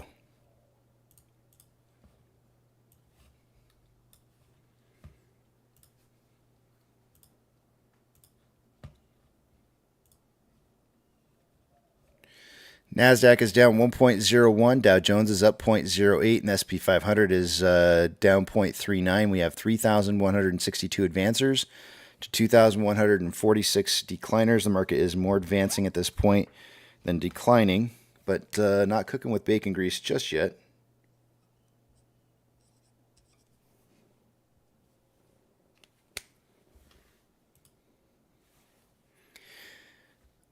The worst performing sectors for the day-to-day is technology, followed by consumer discretionary. The top performing sectors are real estate, followed by energy. Of the Mag 7, 6 out of the 7 are down. And one of them is close to being down. We'll almost have all 7 down today. Financial institutions that have changed more than 2.5% or more will get a shout out. Coinbase is down 4.19% from yesterday's closing price. FRC is down 3.08. Kind of a mix on up and down financial institutions. Not really kind of pointing definitively in any one direction here, it doesn't look like. Well, maybe a little bit more green. Currently, gold is down 0.29% and trending down. When I first I was watching the market open this morning as I was at the car place getting the inspection done, and I noticed that gold was just absolutely starting to take off. Well, they're certainly had a reversal since then, is starting to trend down. I guess really the trend started down, I guess maybe like 25 minutes before market open. Silver is down 0.29, also the same thing on this, and was on a trend up and then did an immediate reversal about 25 minutes before market open. Ethereum Classic is down 1.16, trending down. Same thing with this. It was on an uptrend and took a severe downtrend right around 833. The US dollar is down 0.23 and trending down. Oil is up 1.13 and trending, consolidating after trending up. Mortgage-backed securities are up anywhere from 0.4 to 0.42 and gapping up and trending up. SPY is down 0.4 and trending down. I've got a red mark on the page here. I don't remember what that's for. Let me zoom out just a tad bit to see if I can refresh my memory. Yes, I recall now. It's all about the cat ears. Remember it? We were getting the cat ears, we were getting the exploding kitten, and then we were getting the price movement upwards, and we were supposed to get a head and shoulder pattern, which didn't really form like it should have. This is the nastiest looking head and shoulder I've ever seen. I couldn't even call it that, really. But the suggestion here is that the red line is that price should return down to about where the exploding kitten price point was after the end or completion of this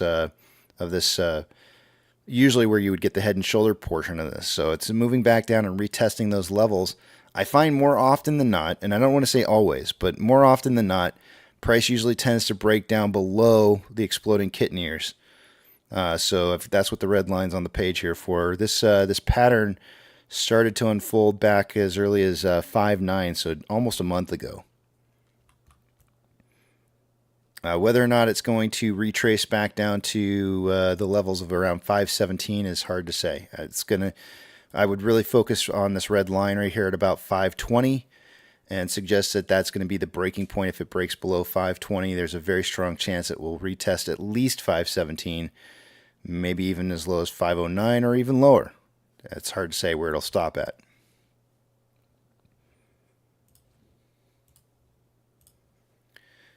VIX is down this morning, surprisingly. I mean, it's not usual for you to see the SPY down and the VIX down. VIX is down 1.11 at 1431.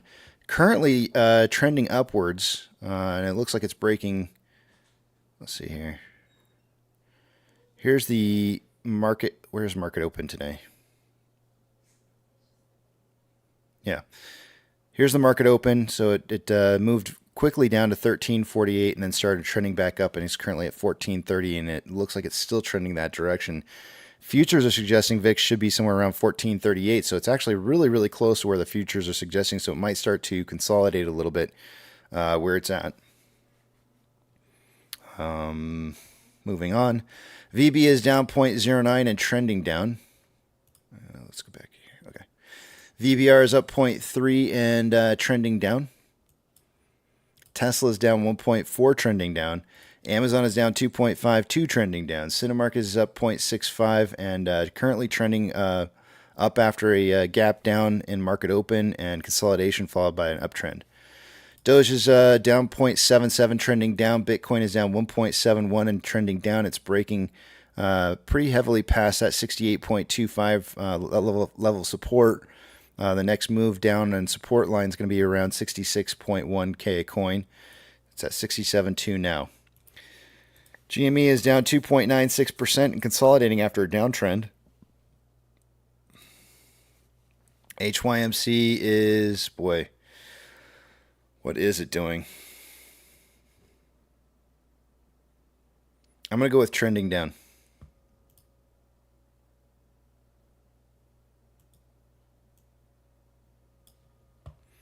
NCMI is down 1.89, trending down. Hood is down 4.3, trending down. And AMC is down 2.17 and consolidating after a trend down.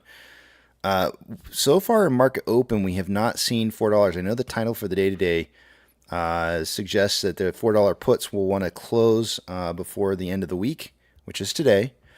I don't know if they'll get there, but you can see there was definitely an attempt to try and drive price down to those kind of ranges in the aftermarket hours yesterday and in the pre-market this morning. So, I mean, there's been attempts to try and get price down to those kind of levels.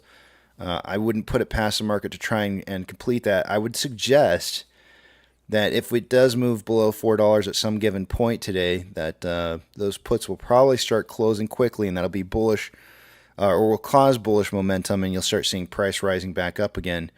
The big question on everybody's mind is do we close between 4 and 4.5 today, or do we close between 4.5 and 5?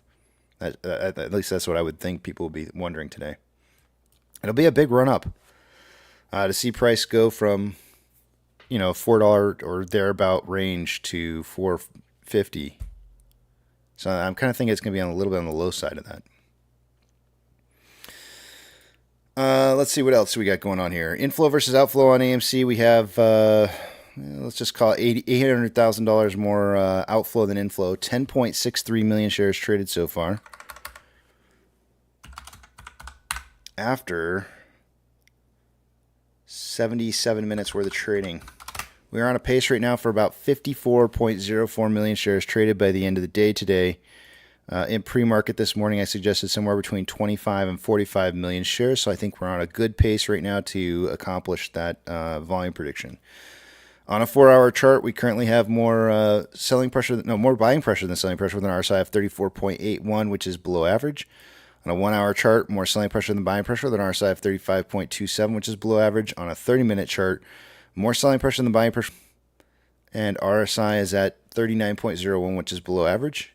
On a 5-minute interval, more selling pressure than buying pressure with an RSI of 39.22, which is below average. Ichimoto.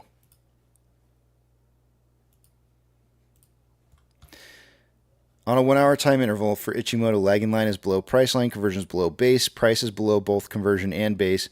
We need to see this price start moving back up towards this red cloud and breaking through this red cloud to get some positive buying pressure. And that price for today would be in the range of around $4.90. So I'm not really anticipating seeing that happen. It is within the range of where open interest is suggesting we should be trading by the end of the day. But unless we see some kind of like massive reversal today, I have a hard time imagining seeing 490.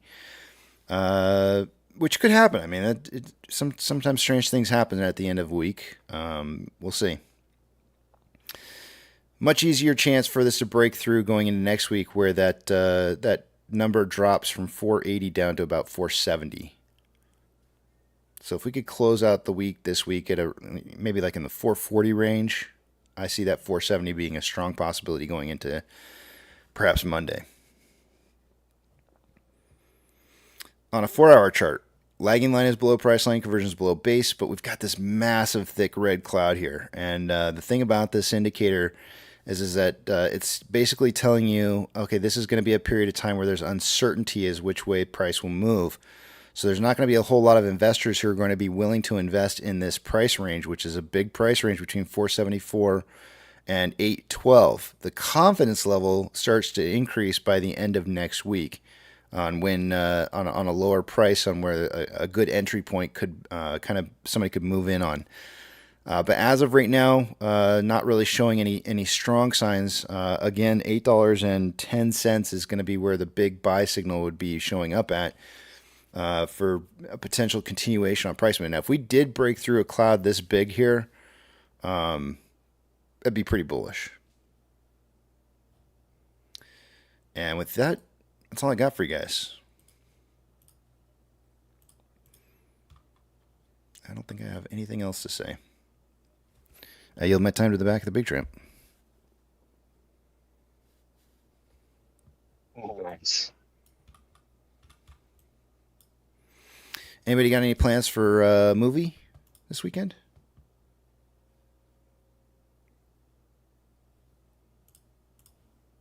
No? Okay. Yeah, I was thinking about Planet of the Apes. Good. I hope we didn't ruin it for you the other day, did we? No, I logged off. Good, I'm glad. Did you already watch the 70s At least the first two 70s movies? No, I have not. I heard it should be recommended, but I have not. Yeah. The only reason I would recommend it is because I think that you'll catch some Easter eggs that you probably wouldn't have caught otherwise. It's not mandatory by any means. But the Easter eggs would be, I think there are some aha moments in there where you go like, whoa, I see how this is going to tie nicely into the past. So. Good morning, Apex. Good morning, Papa Mac. Good to see you guys.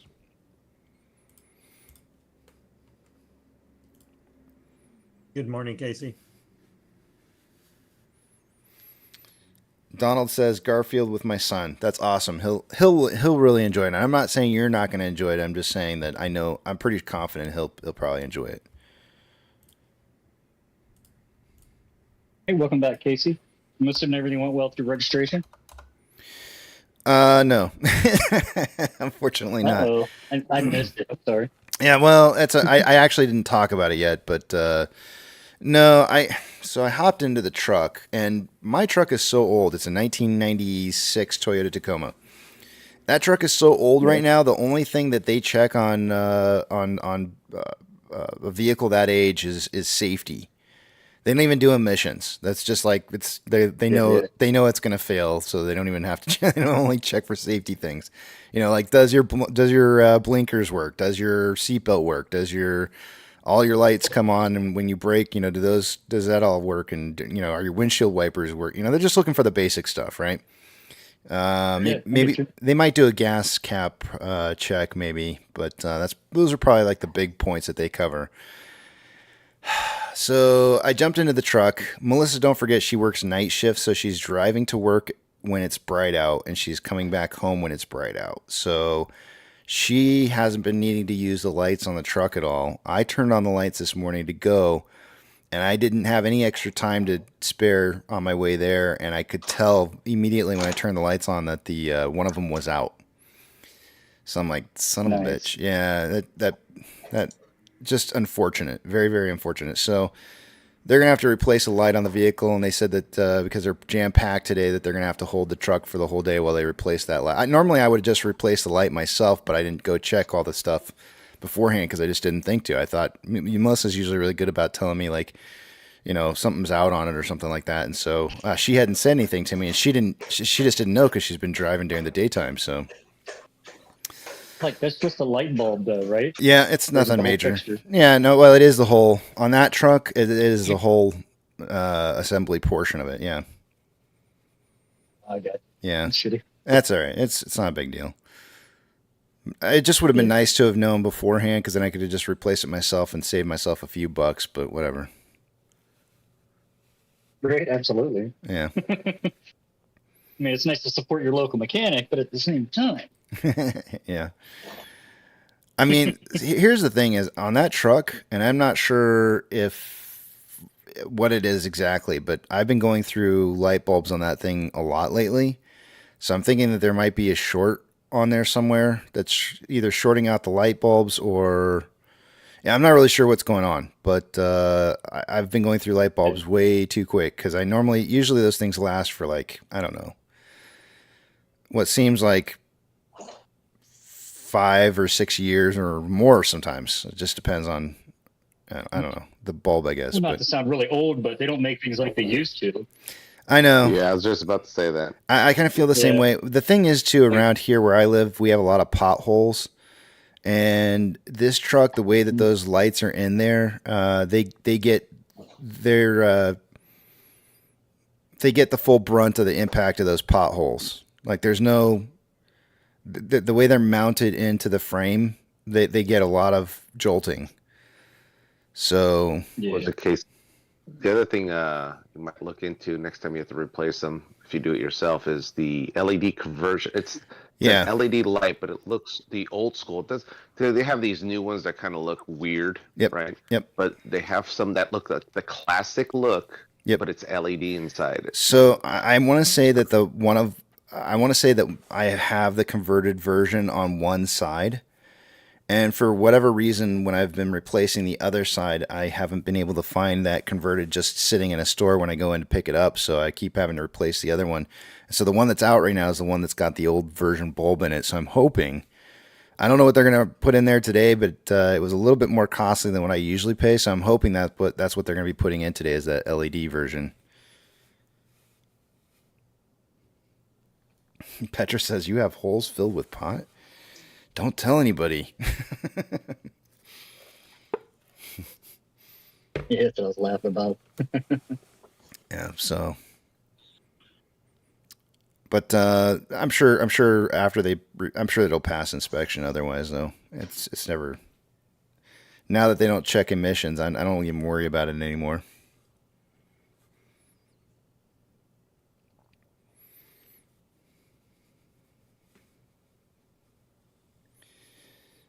On a truck like this, Papa Mac, I don't replace them at the same time because I don't. It's just more cost savings to not replace something that's not broken. And a lot of times, a lot of the auto parts stores, because it's such an old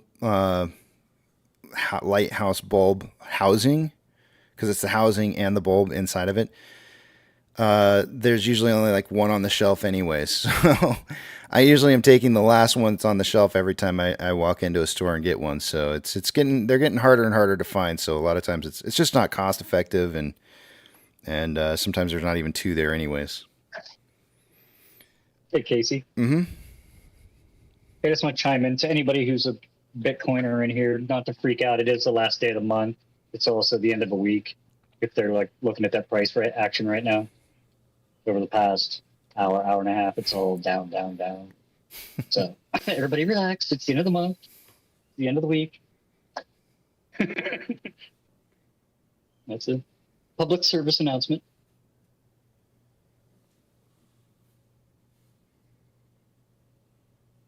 The only reason I know it was down because I actually just had an alert go off my phone. I was like, oh, what's happening?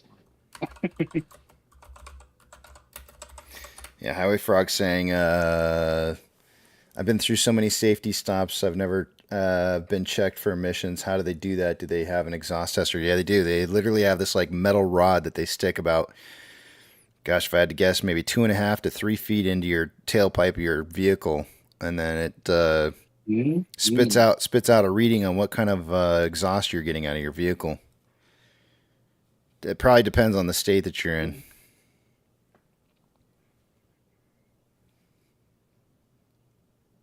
I'm filling for yucca, sticking it in the tail. Ooh, yeah.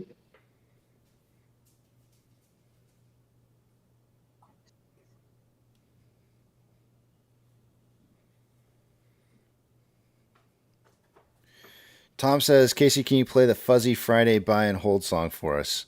I know it does feel empty a little. I feel empty inside not having played that this morning. Do you guys want to do like, it's 10 o'clock, you want to do a little intro and then go right into numbers again? Or do you just want to skip numbers for 10 and move straight to 11? We'll just do like a quick intro. Because I didn't even play the song. Up, Casey. Let's buzz it up. All right. Yeah. Yeah. All right. Let's go. Let's do it. All right. I'm gonna exit out of the back of the big tramp here for just a minute while I do that. Let's do it.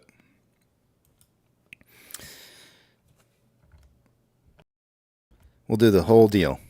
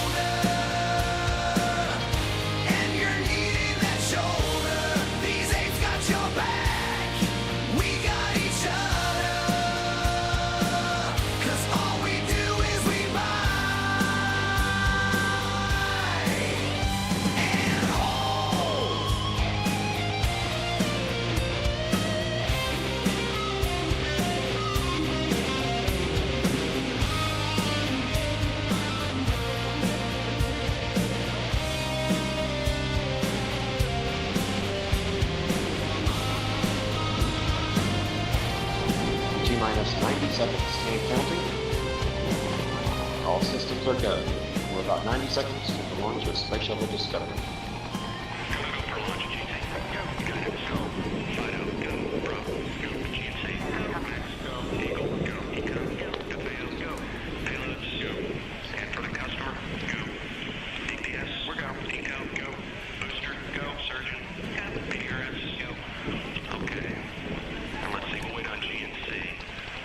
T-minus 60 seconds and counting. We are transferring to orbiter internal power at this time. Discovery is now running off its 3 onboard fuel cells. Coming up on a go for auto sequence start.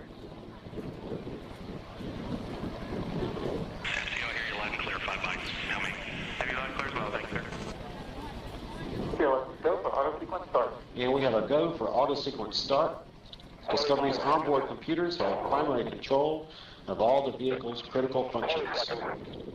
T-minus 17 seconds and counting. 15, 12, 11, 10, 9,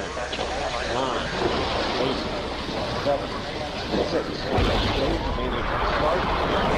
start, 2, 1, booster ignition, and liftoff of the Space Shuttle Discovery, returning to the space station, paving the way for future missions beyond.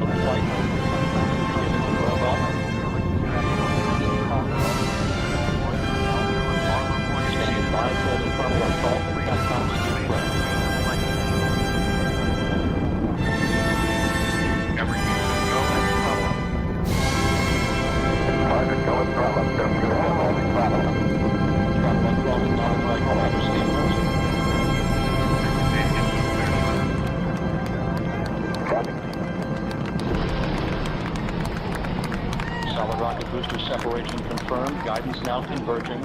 Discovery's onboard computers commanding the main engine nozzles to swivel, aiming the shuttle for its precise target in space for main engine cutoff. Should have a good forward leg now at S10. Okay, you sound good.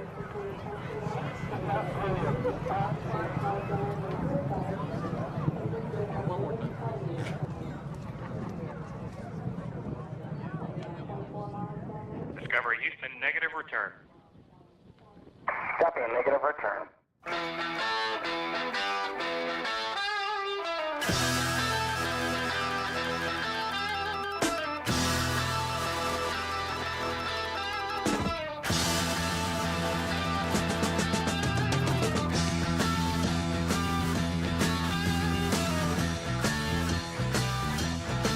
Well, we got no choice. All the girls and boys making all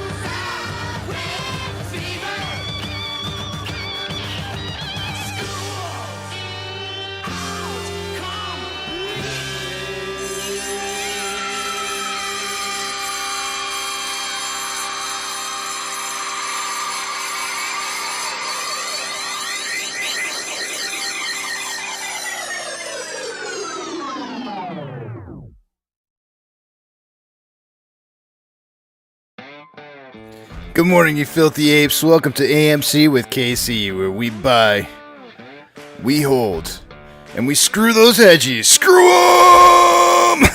That's right. This is where I like to fling poo and eat crowns for breakfast. Rock strong.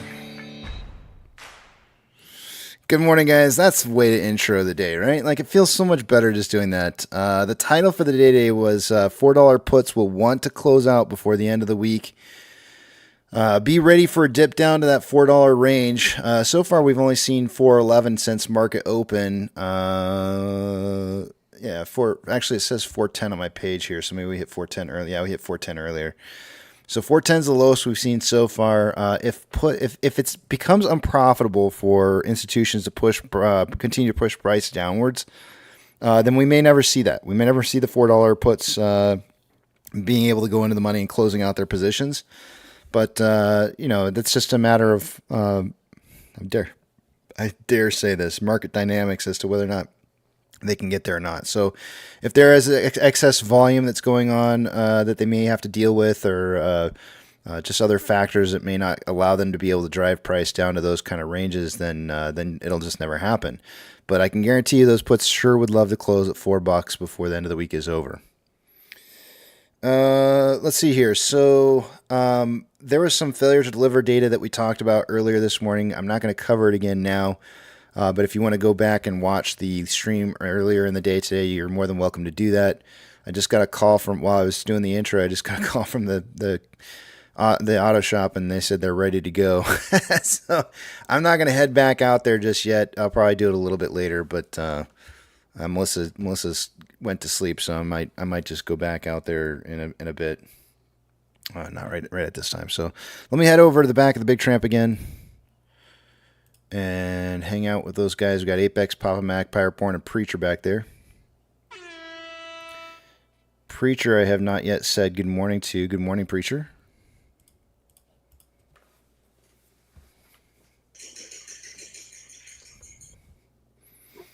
Good morning. And sounds like somebody's whipping up some eggs this morning. That's what it sounds like.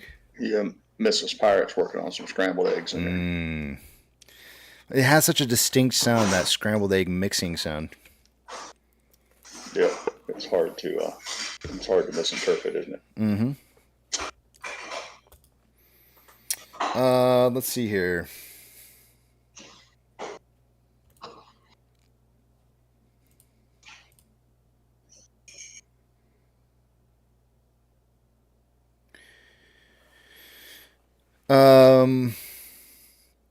I see Ace Tree Care was asking questions about AMC. I think AMC is making great strides towards being turning a big profit. The one major obstacle I think in AMC's way is their debt, but they're reducing their debt.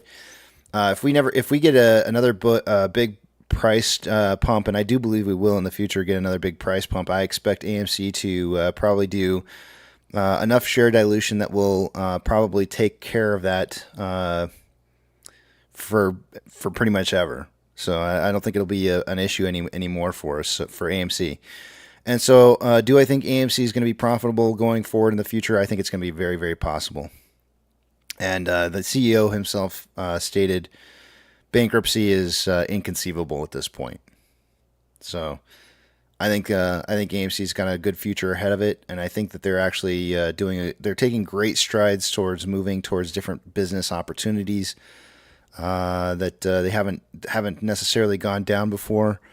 And I think there's been so many ideas coming out of the ape community on what they can do to potentially be even more profitable going forward in the future, that they've got a very strong outlook ahead of them.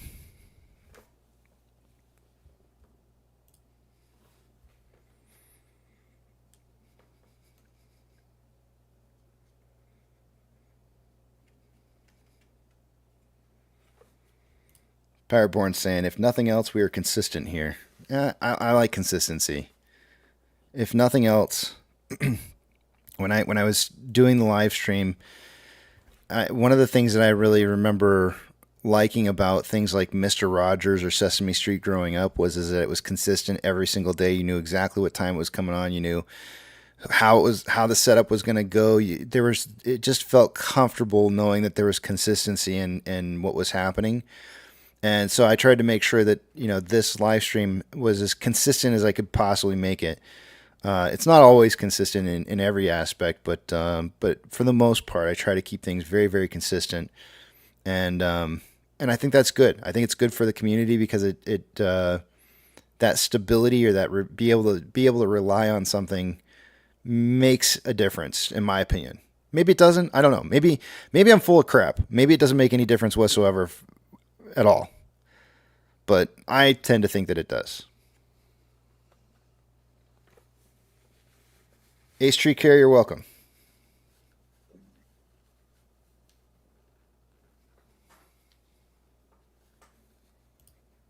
Yeah, I figured I'd direct that to you instead of shooting the poor guy down right away. It's the first time I've seen his name in here. So, well, you never know, right? Like, you never know. Sometimes I try to entertain as much as possible questions because it's just kind of like, I don't want anybody to feel discouraged at all. And sometimes they might be new and they just don't know. And that's fine. Yeah. I'll say this. We were all new one time, right? Right. I'll say this. Anybody who's new here and looking at AMC as an investment, you should know our history. And if you don't know our history and what's been going on over the last 3 years or even longer, then you probably should take a look at it and just kind of get a feel for what's going on before you just jump in neck high. Because this is a real thick jungle we're in right here, and you don't just go from hiking in the desert to hiking in the deepest of rainforests overnight. Kind of have to build up to it a little bit. Make note that the charts don't reflect our actual history properly because of things that have happened. That's a perfect. Yeah, I agree. It's a perfect example of something to kind of take note. Yeah, because you and I know it was full well, like, first thing people are going to look at is the charts and see those crazy prices that they put on there and like, oh my Lord, and this, that, and the other thing, and not knowing the history. Yeah, that's absolutely spot on. Yeah. Tech M12 says, Casey, do you have the I think he means shorts, not shirts. Shorts you calculated yesterday still stand. I was off and listening to the stream. Yeah, so I have them saved here. Well, actually, I don't have them saved, but I have them on my computer here, and I just pulled them up and blinded the crap out of you. Sorry about that. But I do have them. I do have them here on my computer, and they're really easy to pull and calculate out. But just from September 1st of 2023 to current day. Well, this is current day as of the end of this month, or 5/29. There's been a total of 87,152,650 shares more loaned than returned. And the interesting thing is if you go and you look at how many shares were on loan at the beginning of that period of time, there was about 13 million shares that were on loan. So if you added 13 million shares to that, that would mean that we should have somewhere around 100 million shares on loan right now, but we don't. On loan shares are being reported, and this is one of the most really interesting things. I don't know. Did you guys happen to notice what the on loan amount was this morning? It jumped up a whole bunch overnight to 75.11 million shares. That's still 25. That's what's being reported. But we already know that there's 25 more million than that have been borrowed that just aren't accounted for. So and of course, don't forget this is just from September of last year to now. So there's a lot of stuff going on here that we just aren't seeing. We only have partial numbers for, but that's a lot. If you consider that this has had a reverse split, you would add a 0 behind that, and that would be the equivalent of what would be on loan previously. So if it's 100 million shares, you add a 0 to it. It's a billion shares. Casey, if I ever said I love the stock, and let's fucking go. I think we've all said it on a number of occasions, but you're always welcome to say it again. Yeah, I just wanted to reiterate for anybody new here. I love the stock and let's fucking go. Yep.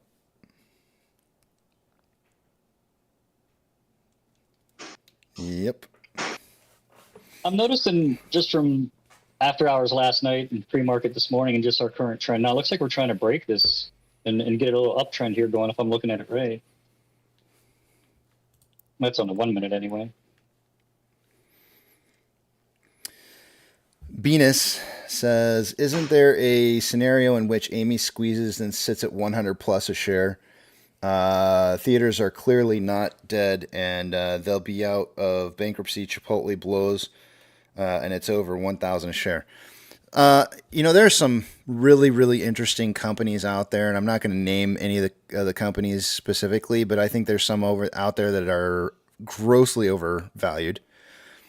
And when you look at those, and then you go like, okay, well, how come AMC is not running? I mean, there are some reasons why that could partially be the case, and it could be outstanding amount of shares. I would always encourage you to look at that kind of information when you're looking at a stock when they have a high price. Like, look and see how many shares they have outstanding, because that might help you to have an idea as to why it's valued what it's at.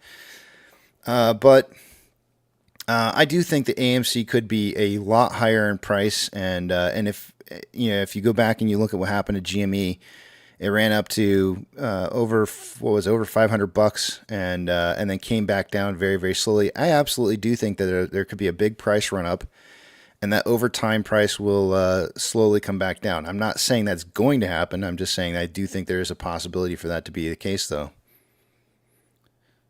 because it doesn't just usually come down. In a situation like this, I don't think it'll come down immediately. I mean, not all the way down. I shouldn't say. It will come down. It just won't come all the way down.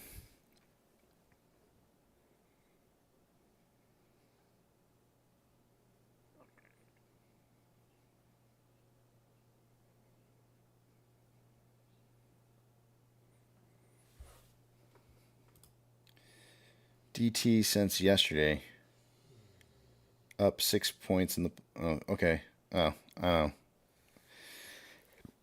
Sorry, I didn't realize what that was. It took me a second.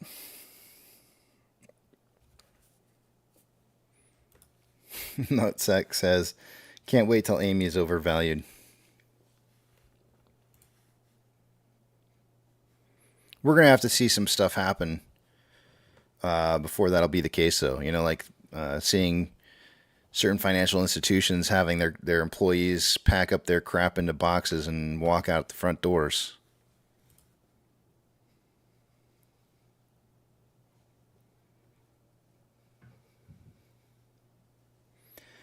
Tech M12, I want to give you some other numbers here real quickly, because I crunched them, and I'd rather put it out there if you're still listening.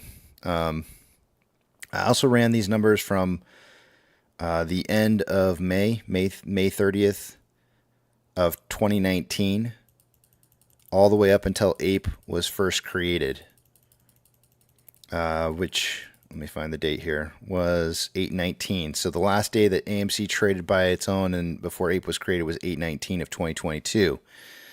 During that period of time, the outstanding amount of shares borrowed versus returned was a net positive amount of 32,601,951 shares. Do remember that you're going to add a zero to the end of that because AMC had not gone through a reverse splitter conversion. So that would have been the equivalent of 326 million shares at the time. So I hope what this is expressing to you is that the amount of shares over the last, let's see, what are we at? 6, 10, 11, 9 months. That's actually less, 8 months. Over the last 8 months, the amount of shares borrowed has been substantially more than there has been in the last 3 years. And you can see that. You can actually see that in a chart. I'll pull it up here for you. The on-loan amount, and we already know this is what's being reported, right? The total amount of shares that have been borrowed against AMC has dramatically increased over the last 9 months in contrast to what we've ever had on loan from the past. Now, remember, these numbers are adjusted to reflect the reverse split, but everything is, it's apples and apples. We're comparing apples to apples here, not apples to oranges.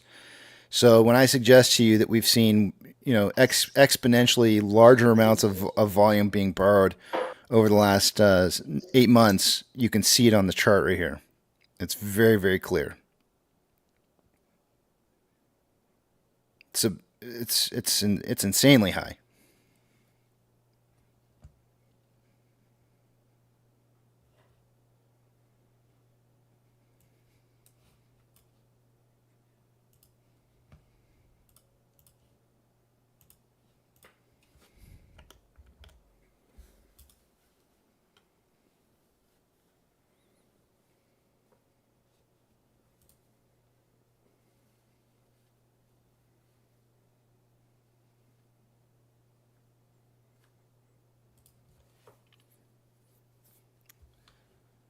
Let me just check news real quick here. I said I was going to do numbers, but I feel like I did them earlier, so I'm gonna wait till 11 to do the next set of numbers here, because I'm kind of off right now. But let me just check and see if there's any news. You know what? There was something that happened yesterday. Do you guys remember yesterday when the SPX and the Dow Jones Industrials both stopped trading for about 70 minutes? I finally found a Reuters article on it yesterday. I posted it up on Twitter in case somebody wanted to see it. I'm really bad about making sure that I post it up in multiple different places for you guys to see, like putting on Discord and also putting on Twitter and also putting on Reddit. I'm really bad about that. So Twitter's just kind of been my go-to place for posting stuff up, just because I guess it's easy. But here is the article here, and I will copy and paste this into the back of the Big Tramp from Reuters. It says S&P says issues affecting market data for the S&P Dow Jones Index is resolved. May 30th, a technical glitch affecting the dissemination of market data for the S&P and Dow Jones indexes for more than an hour on Thursday has been resolved, S&P Dow Jones indices said. Trading continued normally with the benchmark S&P 500 index and the Dow Jones Industrial Average down 0.2 and 0.7% respectively. The S&P Dow Jones indices said that it was aware there was an issue impacting the transmission of its real-time index values from about 10:41 a.m. to 11:51 Eastern Standard Time. Quote, the system is up and running and real-time index values are being disseminated normally, end quote, it added. The firm said it is continuing to investigate the root cause of the outage. Trading appeared unaffected during the data freeze, according to the reports by CNBC and Bloomberg News. And I think that was that's the end. Yeah, that's the end of the article. So really not a whole lot of information here on what happened. So they're still investigating it, according to this. And that's kind of weird to me. I think... Lies. I know. Good morning, Casey. Yeah, good morning. Good morning, Stockwiz. I think... I mean, I don't want to say lies, but I think it's very, very interesting that happened. Tick, tock. Boom, market plan. I don't want to make any... I mean... Let's look at something real quick here. Let's just go over and take a look at it real fast. Because I don't want to. All right, let's take a look at what was happening. So we're going to go back to yesterday. I want the 30th.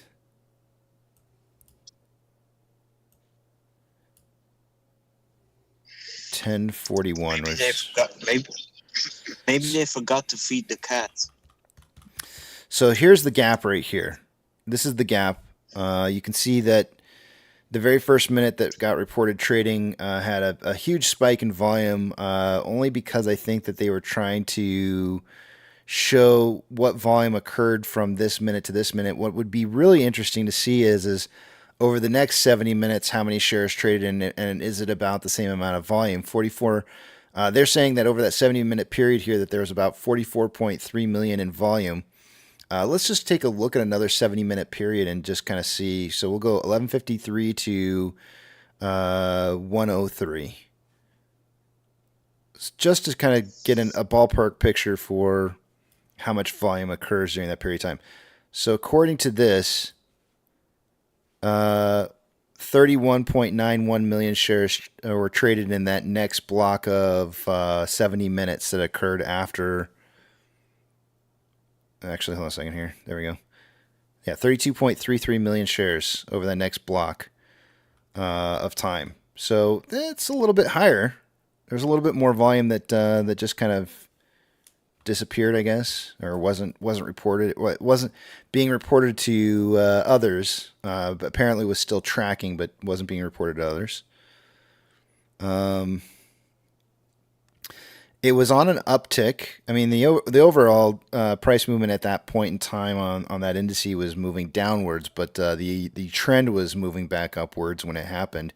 When it resumed, it did resume a little bit higher than where it left off, but the overall trend on price movement during that period of time, like if I were to put this on a trend channel, probably really doesn't show any kind of deviation outside of what might be considered a normal trend. So there wasn't really anything here that was flagging as like a major issue. But it was just strange. It was strange. 70 minutes lost on reporting to other brokers. Kind of weird. 70 minutes lost. Mm-hmm. Lost in time. You could say that it was about ready to break out of this trend when it lost reporting. You could say that. So it's manipulation. I mean, it just depends on where I put this trend chart at. I mean, I'm just because if you're saying that it depends on where I put this. When it started to bump up, then it's manipulation. I don't know. I mean, I'm just saying. I don't think so. I mean, it was heading down. It was heading down. I don't know. I don't know. I'm not going to jump to any conclusions on this one. We haven't seen anything yet. The worst is yet to come. It was just weird. Let's take a look. Let's take a look at the SPY. See what happened for the SPY during that period of time. Again, same kind of thing. I don't think it was deviating too far off from where price was moving to. Was it every index? No, it was only Dow Jones and the S&P 500.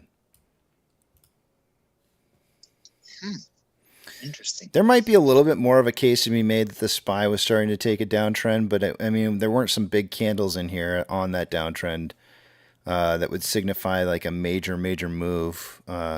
Again, when I was looking at it when it froze, the amount that it froze by down from market open was pretty minimal. To me, it just didn't look like it didn't seem like somebody needed to step in. For example, on the SPY, it was only down 0.35% for the day at that point when it did stop reporting. We know it didn't stop trading, but just stopped reporting. So, that's not a big move. It's pretty small.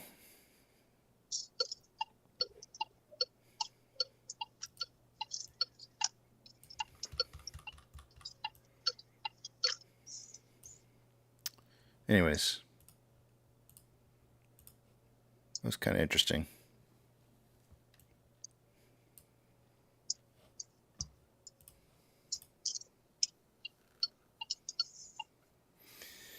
JMC is going to see Furiosa. Let us know how it goes, how it was. Would love to know.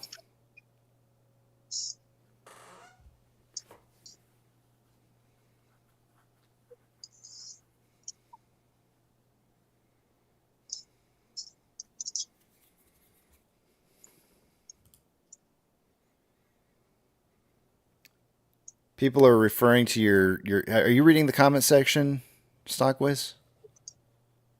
No, I'm in the car. Somebody said, After me. heard the blinker. It's like the Jaws music. And then somebody else said, probably more like Peter Pan and the TikTok Gator.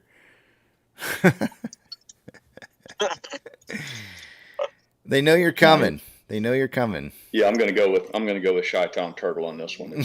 It's more reminiscent of the alligator and with the clock in his belly and Peter Pan. It's another car, but I don't know if it's the same blinker. My car broke. Broke down. I would have never have guessed you were in a brand new car because that blinker sounds exactly the same. Is it the same model? It's the same. Same maker? Make. Yeah, same maker. Same make, but different model. Okay, same make. It's it makes sense. Yeah. So the one that I was driving broke down. Mm-hmm. It needs a repair. It's shitty. Yep. It was What's wrong with it? refusing. It was refusing to start. I couldn't start. It's with the start stop button, and it's not going anymore. So they had to come and take it away. Yeah. It's fine. You know. At least I'm not paying for it. It's a company car, so thank God. Yeah, those fines when your car get towed, it'd be hefty. Hefty price. Yeah, no doubt about that. It doesn't come cheap. Yeah, getting a vehicle towed is never And plus, cheap. if it's automatic, it's more difficult for them because it was automatic and automatic parking brake, so it gives difficulties. I've seen, so over here these guys have these great big hooks, right? So it's, if you can imagine a pair of pliers or clamps, right? So they take these clamps or pliers. So if you got a front wheel drive automatic vehicle, right, and they want to tow your car, well, so if you got a rear wheel drive, and they want to hook up at the front of your vehicle, they'll take this great big clamp around your back tire and then use this great big leverage, pop it up, and then you're on wheels. They like put a little fucking roller. So if that back wheel's locked in park, it doesn't matter because they have their own set of wheels they're pulling it around on. It's crazy. And it's one guy doing it, picking up the whole car, putting it on the spring cart, and just pulling it away. I've watched some repo vehicles like that. It takes them like a minute and a half. They yank in, hook up in the front, throw that thing in the back tires, and go. They're gone.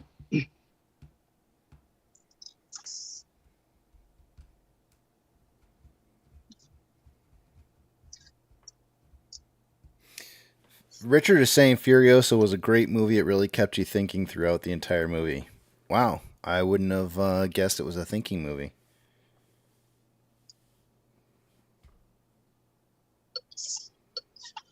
I've never heard of I don't think I've ever heard of a Mad Max movie before that was a thinker. Surprising.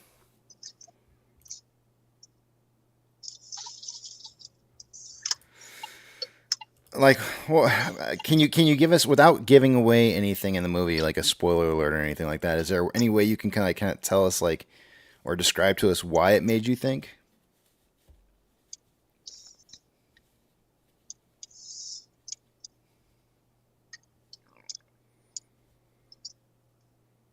JMC says, great cinematography, action, chase scenes, vengeance story. Furiosa has like 30 lines, but you can feel her fury throughout. I'm at a loss to explain why they haven't done a spinoff with that feral kid.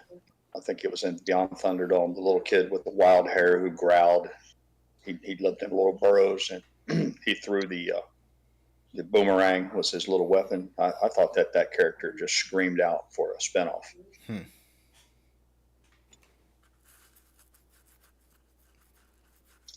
If you paid close attention at the end of the movie, it's revealed that he's the narrator. Oh, no kidding. I guess I need to go back and rewatch this. Yeah, at the end. he gives a little monologue at the end about Mad Max and something about how he only lives now in my dreams. And then that was when I realized, oh, that's that little feral kid. It's a man's voice. He's an elderly man telling the tale about this event. And then it just kind of, at least for me, it dawned on me that that's that little feral. Yeah. Thanks, Chi-Town. He said that was number 2. For whatever reason, man, I was digging on that little kid's character. Richard says it makes you think about the first one and how everything ties together. All right. I'm going to make that a project of mine over the weekend to, I guess, watch the old... How many were there of the older ones? Was there only 2? Or was there more than 2?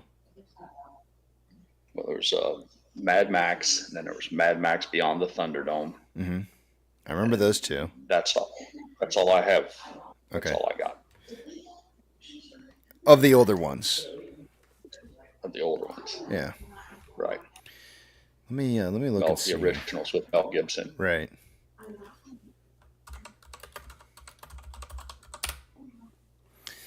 So we got Mad Max from 19... Oh, there was more. There was Mad Max 2, which was in 1981. So there's Mad Max in 1979, Mad Max 2 in 1981, Mad Max Beyond the Thunderdome was actually the third in 1985.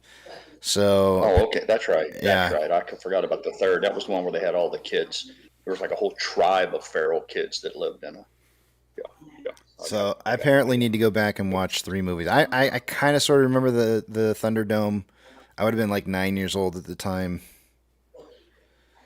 Yeah, I'm going to go back and watch those because I was only 3 when the first one came out.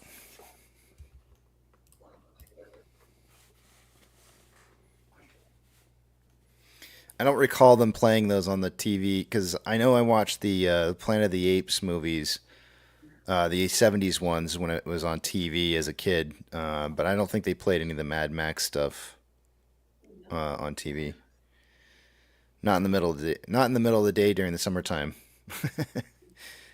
Too many kids' eyes.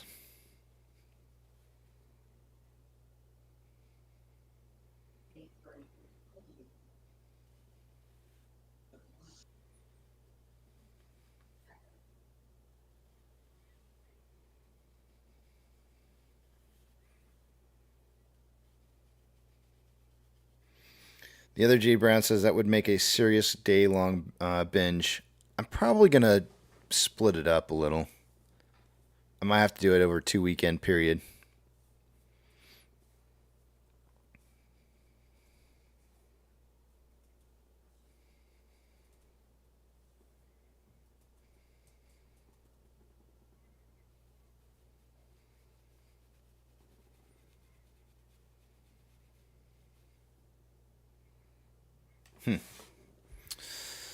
Well, there's one of the things that I've mentioned to you guys on plenty of occasions in the past is how do you reduce volume? And one of the best ways to reduce volume is to trade the price out sideways.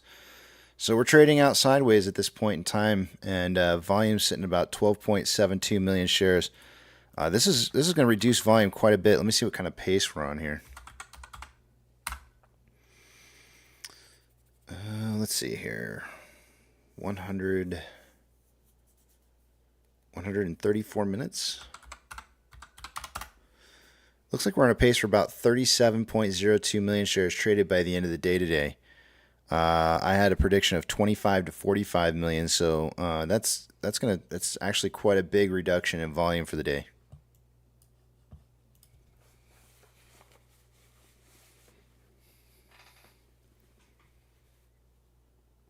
Break Nation Sports says, I just bought the collection of Walmart for $5. It has the 3 older ones in Fury Road. Very nice.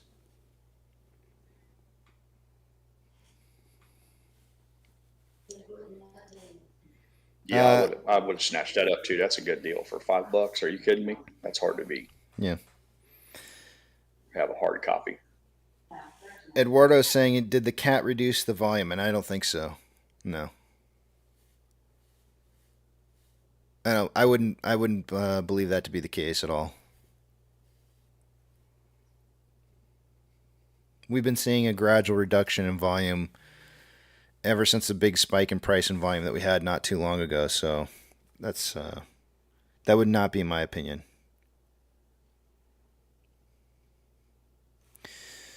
Sounds like we may be getting a spike here on U.S. dollar. A little bit of a reversal this morning on the U.S. dollar.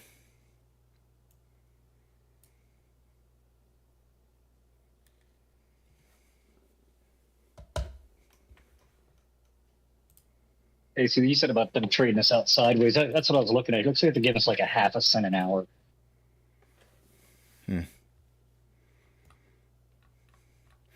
I mean, it's the only way you can really reduce volume. But the problem is they get to a certain point to where the reduction in volume is too much, and the algorithms are going to automatically want to try and force what's the word I want to use here? Force movement. Yeah. So when you see these Bollinger Bands get too tight, that's when the algorithms are going to be like, okay, time to start trading again, guys, and you give a little bit of life, it kicks in, and then things start moving a little bit one direction or the other, just to kind of create some kind of movement in the market. You can see that we're putting in a pretty decent level of support, rising level of support here. That's got at least I've got 2 touch points, but if I moved a little bit, probably could come up with about 4 touch points there, at least 1, 2, 3, 4 major touch points. So we got a rising level of support showing up here. I don't really want to put in a what's the word I want to use here? a lowering level of resistance, or a descending level of resistance here, but because I don't see a good spot or point to kind of connect to. But you can see as price is moving up right now, it's already testing these Bollinger Bands here, so you can see that activity is already starting to kick off. Those Bollinger Bands aren't going to want to get too tight. No, but the downside, it's going to whip that bottom one down, and they're going to want to try to touch it like a bunch of assholes. Yep. You're absolutely right. No, you're absolutely right. And because I mean, you've got falling volume, you've got slightly rising price. That's it's bearish, right? So it's it's printing a TD9, hitting the top of the Bollinger Band, which means it's going to try and return and retest that simple moving average, or the red line in the middle, which happens to be almost our point of contact for our trading for the most part. So price is going to go whiplashing back down the other direction. It's just attempts to try and create volatility. Yeah, nothing out of the ordinary, huh? Pirates saying big volume. Come on, Pirates, say it in here. You don't gotta say it on the chat. Big spike in volume on GME here. So let's see. They had a 164,000 share spike there. Around the same time, AMC started kind of getting a little bit of a push up. Yeah, sometimes it's conflicting. There's too many important things happening in the very same minute. So I take the opportunity just to type it in there so I can continue to listen to the other important things. I'm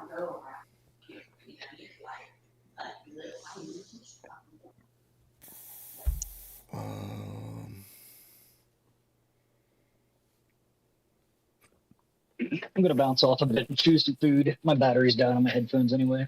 All right, man. We'll see you later. A little while. Yeah, I'll be around. Later, guys. Chi-Town Turtle says, showed my 20-year-old son Thunderdome last weekend. He couldn't believe how good the effects were for a movie in the early 80s. Dang, I don't even remember them being that great back then. Sad.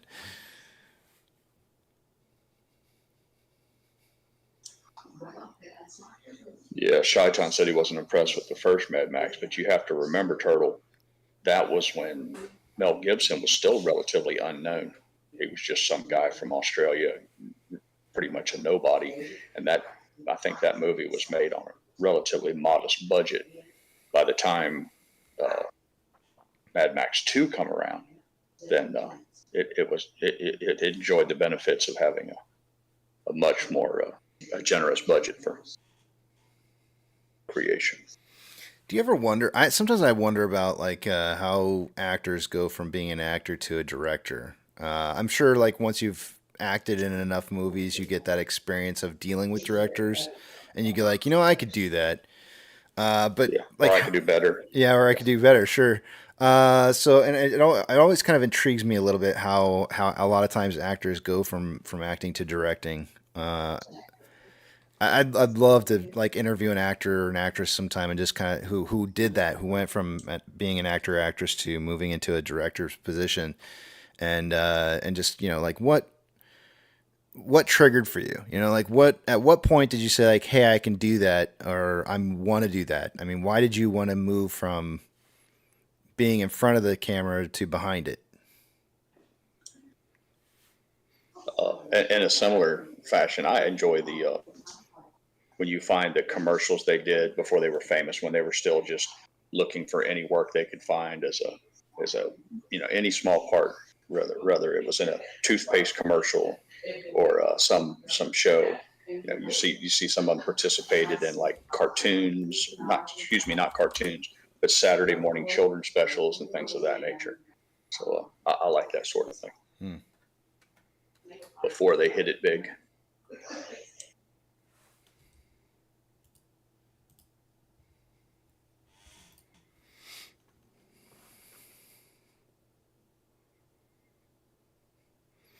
Andrew Morgan says, first Mad Max to me was my first exposure to what I thought a post-apocalyptic time would be like. Interesting.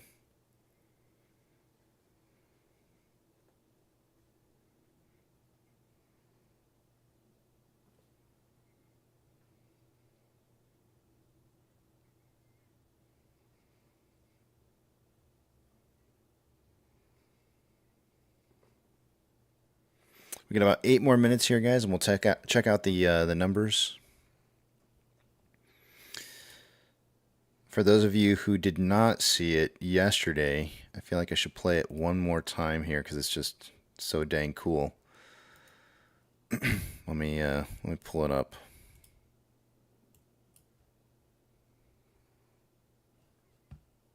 For those of you who are in the back of the big tramp, you may want to hear it. I don't know.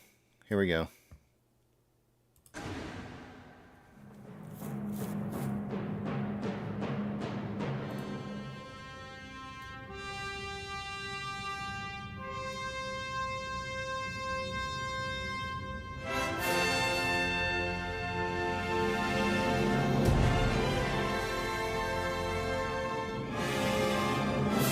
Introducing Hugh Jackman Suck It Bucket.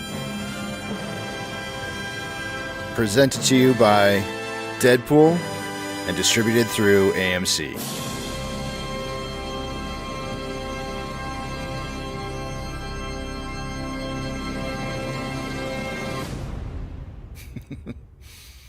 I love that.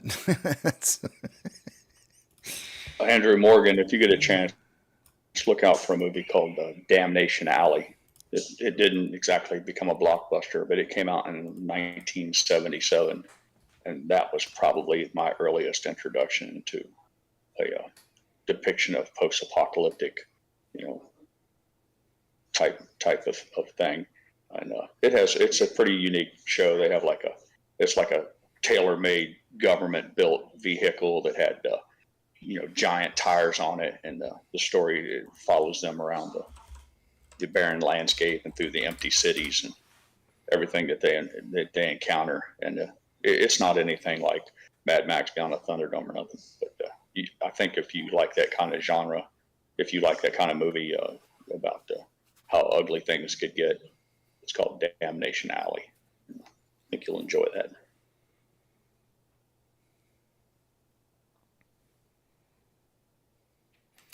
Jay says he liked that movie. By modern standards, it's going to have some cheesiness to it. You'll have the younger generations will make fun of it, because obviously it's 1977 filmmaking, so they didn't have the CGI and all of that. But even despite that, their attempts to show like creatures that were affected through nuclear radiation and stuff like that. I don't want to spoil it for you, but just take it with a grain of salt that it was from the 70s, but it's worth a watch. You won't be sorry.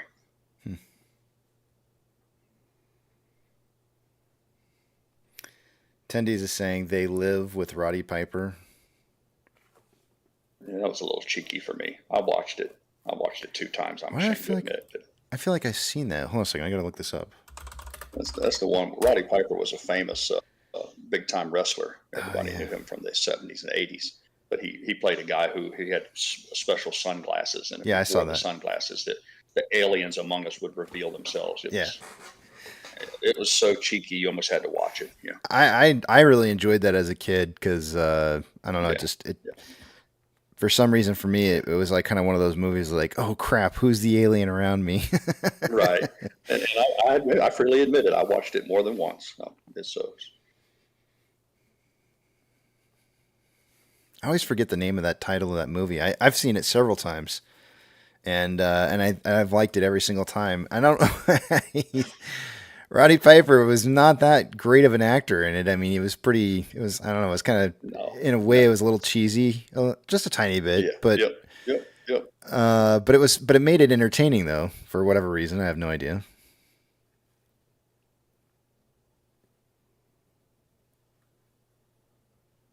Sometimes things just work. They shouldn't, but they just do.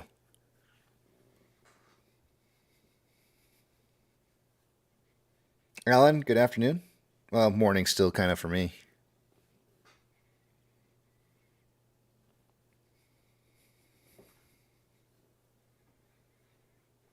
Omega Man. Did I see that one? It's funny. There's a lot of TV shows that I saw when I was a kid that were like kind of things that would play on TV in the middle of the afternoon.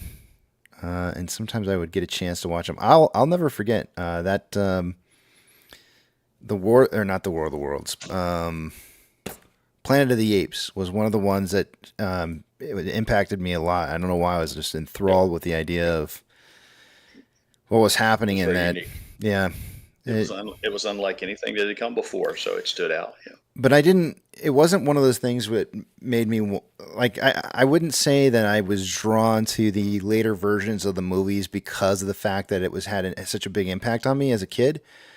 But there was something that was impactful for me as a child watching those movies that just made me go like, this is crazy. And for some reason or another, I just kind of felt like this could actually happen in the future. You know, like this. I felt like that could be something that would happen. Did you have the occasion to see the original Logan's Run? See, I'm looking up the Omega Man now. I got to go look up I feel like these all sound familiar to me, Logan's Run was right there around the time of the original at Planet of the Apes, and it was another one that was meant to depict a dystopian future. And I did see that. Yeah, I don't remember much about it, but I do remember seeing that.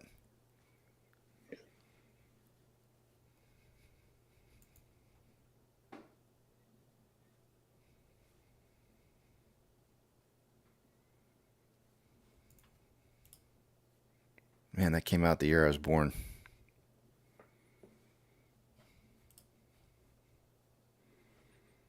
I was 10 years old when you were born, so I was at that real awkward time that most 10-year-old boys go through.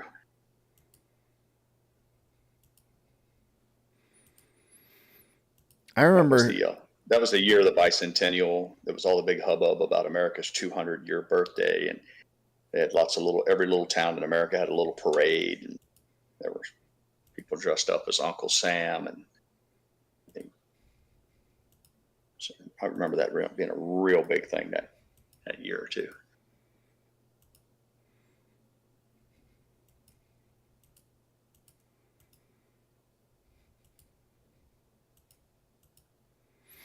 I'm scrolling through the pictures on IMDb of Logan's Run, and I remember so many of all these scenes. I remember them, but I don't. Isn't it funny how you can't remember? You don't remember the movie, but then you get a visual depiction. You're like, oh, I remember that. Well, I remember the movie, but I don't remember the plot or anything. I know I've seen it because all these pictures. I remember seeing this stuff, but for some reason or another, Melding into my memories of like Battlestar Galactica for whatever reason. I have no idea, but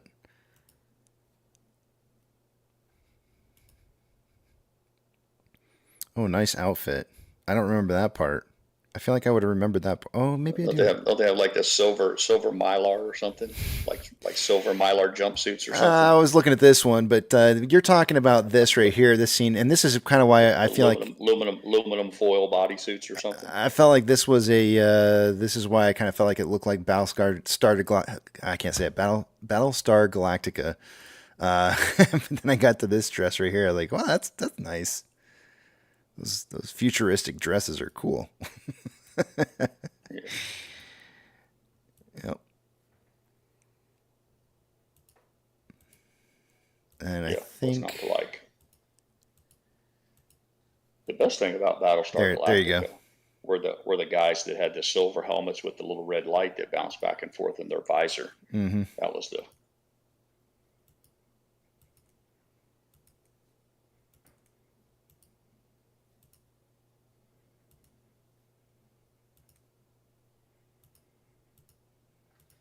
Look at Farrah Fawcett. Wasn't she something?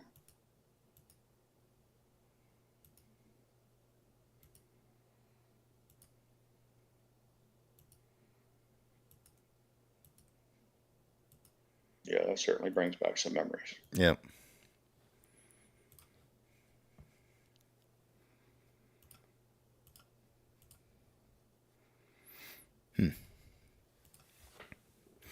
All right, well, it's about time for numbers here. So now that we've gone down memory lane, let's take a look at see what we got going on here. Mike Claypool, welcome from Corpus Christi. I'll be heading down your direction later on this month. We're gonna be going to the beach. Yeah, thanks, guys. Cylon. I think Papa Mac was the first one. Maybe Chris was in it. Yep. They were called the Cylons. Yep. I tried a lot of times to watch that the new series Battlestar Galactica, and I couldn't get into it. It didn't have the same.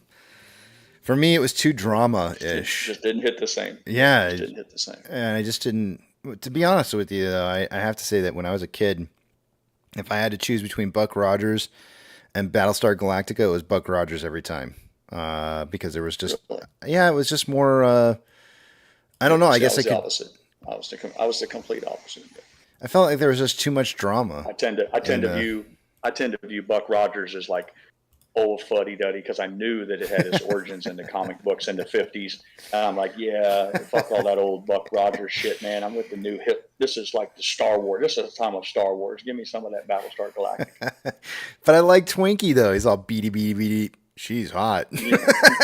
I get it. And I come around as years went by. I came around, and I'm a big fan now of Buck Rogers. But at the time, that was my take on it. Twinkie was the way to go, man. All right. The same way with Superman for me. I was never a Superman fan because I'm like, the hell with Superman. That's just some old bullshit from black and white movies and the old comic book days, you know. So. All right, let's see what we got going on for these numbers here. I'm going to take you guys over the other screen. I'm not going to be able to see what it is you guys are saying, so hold those personal thoughts, comments, questions, and concerns until you see the big tramp back up on the screen again. Let's see what we got going on. Starting with off exchange, by this time of the day, I would expect to see about 63%. No, 62% going through off exchange and EDGX combined. We got about 60.29% going through off exchange, and EDGX is at 11.84. The combined total, and that's 72.13%, or about 10.13% higher than I would expect to be by this time of the day. So a lot of price suppression occurring right now through the usage of those exchanges. CHX volume for the day today is at 4,811 shares. GME CHX volume is at 14,538. It needs to be over 30,000 to get me excited. Borrow fees, looks like there's been some more shares borrowed here. But it's only been about 50,000. I'm not going to include the, it was really about 80,000 shares, and I'm not going to include all of it because I already rounded earlier this morning, I think. So We're at 1.3 million shares according to IBKR having been borrowed for the day today. You can see that within the last hour they've already returned back about 180,000 shares. Fees are at 1.95%. According to Ortex, in total, an hour ago, there was 2.5 million shares borrowed for the day. It's now 2.01 million shares. It's going to slightly lower that estimated short share interest of the free float to 13.67%. Cost to borrow min is at 2.73, average is 3.54, and max is at 16.4%. Shares on loan for the day today is at 75.11 million shares. That's 15.74 million more shares on loan today than there was yesterday. And Ortex is estimating about 5.59 million of that is in new short interest. Taking a look at options, the highest amount of call volume as of an hour ago was at a $4.50 strike. And there was 10.1 thousand contracts in volume for the day. It's now 13.7 thousand contracts. Highest amount of put volume coming in at a $4 strike. There was 4,000 contracts an hour ago, now 8,000 contracts. So the market's still signaling for a 4 to 4.5 close for today in volume, whereas the open interest is signaling for something between 4.5 and 5. So we'll see what ends up happening, whether it's the daily or the weekly open interest or the daily volume for the day today is going to determine where it closes. I have a feeling it'll be the daily volume. Taking a look at orders by Fidelity customers. AMC and GME are the only two I'm looking for on this list. GME is on here with a 63.19% buy to 36.81% sell ratio. So looking pretty good. And AMC did not make the list.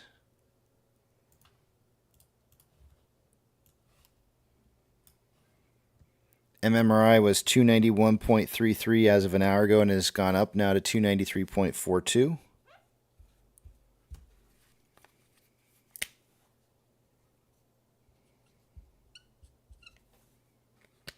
The spread between the 2-year and 10-year bond rates an hour ago was at 0.382 and is now currently at 0.379. So it did drop just a tad.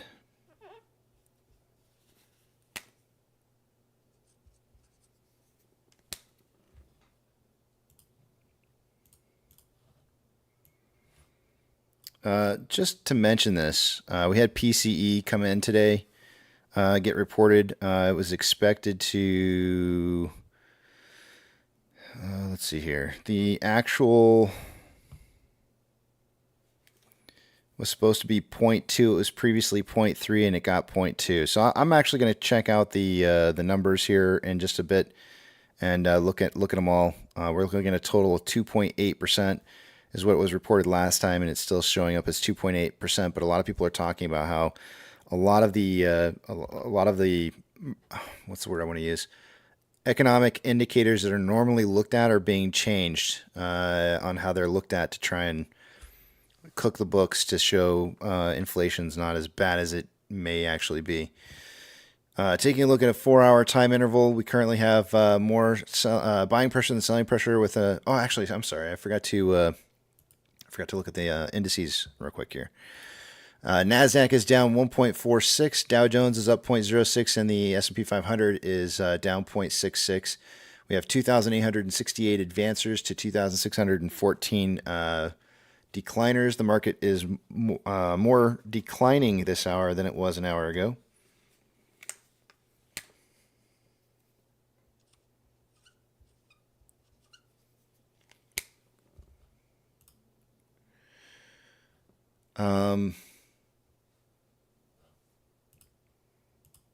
Sectors that are doing good versus bad.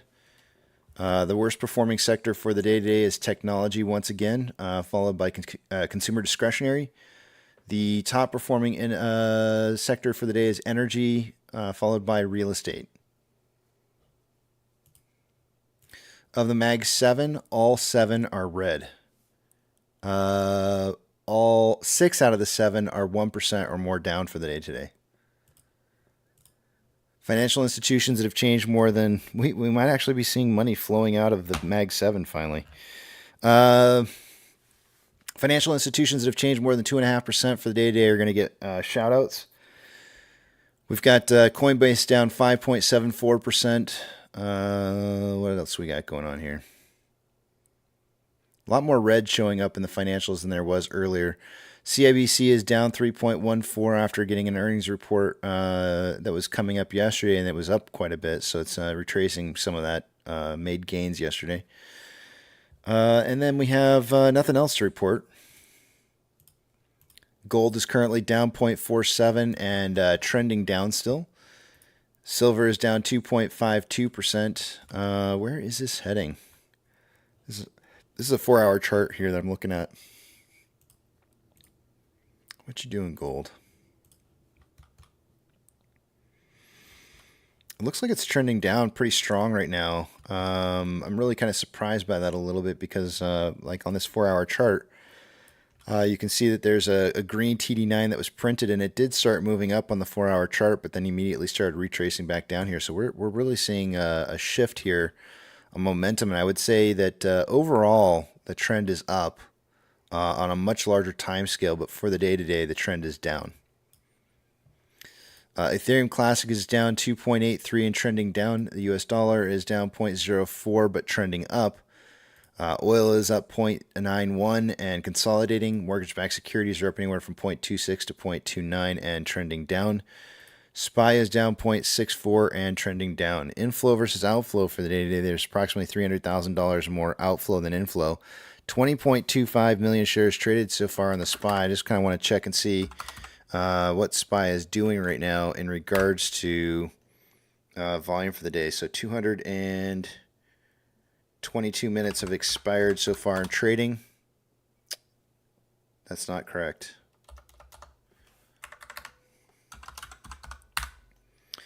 $162 minutes have transpired so far for the day. So we're on pace on SPY to see about 48.79 million shares traded by the end of the day today, which is a little bit higher volume than what we've been seeing lately. So if it's price trending down and higher volume, that's actually bearish.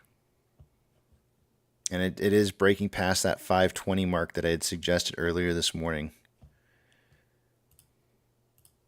VIX is down, or is up rather, 0.48 and trending up at 14.54. The futures are suggesting, where are my futures at? Dang it. Oh, here they are.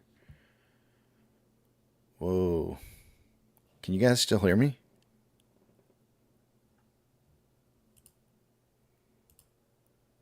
Test, test, 1, 2. Testing. Pirate's not listening. Okay, so apparently I'm still here. I hear you. Okay, cool. Something happened to my screen there, and I just I was like, something weird's going on. VIX is showing futures at 1458, and VIX is already at 1456. So we're starting to see the VIX maybe possibly leading the futures on an upwards trend here, which is pretty abnormal. VB is currently showing down 0.3 and trending down. VBR is up 0.19, trending down. Tesla's down 2.49%, trending down. Amazon is down 2.51 and consolidating after a trend down. Cinemark is down 0.06, currently trending down. Doge is down 3.15, trending down. Bitcoin is down 2.51, trending down. GameStop is down 1.98 and trending up. HYMC is down 1.61 and trending down. NCMI is down 0.81 and made a reversal off of a downtrend into an uptrend. Currently, Hood is down 6.43, trending down, and AMC is down 1.77 and on a very, very slow rise for the day today. Inflow versus outflow so far, we've got 1.7. Yeah, about $1.7 million more outflow than inflow. 13.5 million shares traded so far. After 164 minutes worth of trading, we're on a pace right now for about 32.1 million shares traded by the end of the day today. In pre-market this morning, I suggested somewhere between 25 and 45 million shares. It's still looking like a pretty decent prediction. I know volume is going to continue to go down over the next, or the pace of volume is going to continue to drop for the next 2 hours. Usually when I do the 1 o'clock numbers is about what we end up hitting for the day on the pace. So if we do get some extra volume at the end of the day today, I'd say this is still shaping up to be a good prediction on that 25 to 45 million. On a 4-hour chart, we have currently more buying pressure than selling pressure with an RSI of 35.54, which is below average. On a 1-hour chart, more buying pressure than selling pressure with an RSI of 38.3, which is below average. On a 30-minute time interval, more buying pressure than selling pressure with an RSI of 44.66, which is slightly below average. And on a 5-minute time interval, more buying pressure than selling pressure with an RSI of 52.69, which is average. And with that, I yield the time back to the back of the Big Tramp.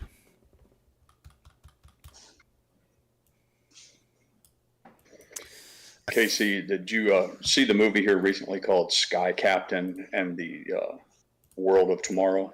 I believe that's the title. Was that with Angelina Jolie? Yeah. Jude Law No, played the main character. I missed it. Man, I'm telling you right now, you would enjoy that. And that's a good movie to watch with children. I with want kids, even I wanted teenagers. to. Yeah. Yeah, it's made like in the style of film noir, or it's kind of it's even everything about it is similar to something that you'd see. Maybe you'd think, if you didn't know better, you'd think it was produced like in the 50s and drawn from a comic book type thing. But it's really well done, and it's an enjoyable movie. People want to build a list of movies that they can enjoy with younger kids. That would definitely need to be on the list.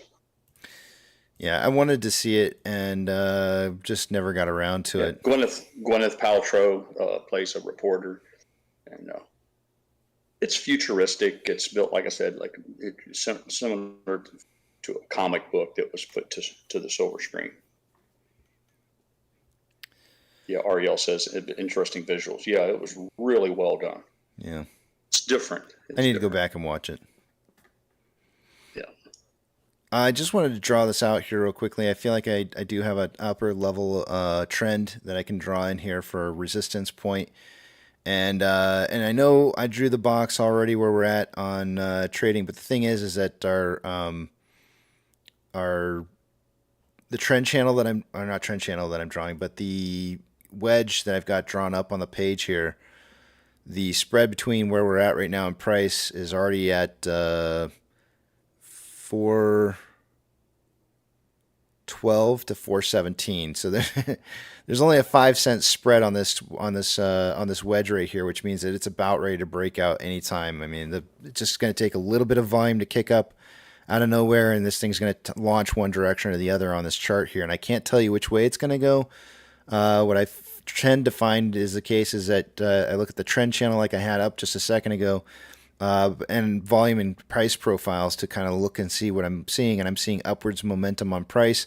I'm seeing downwards falling volume, which is bearish, which means price should break to the bottom side on this. And when I draw the trend channel on this, it's in agreement because it's pointing towards the top of the wedge, which means price usually, not always, but usually likes to break out the opposite direction.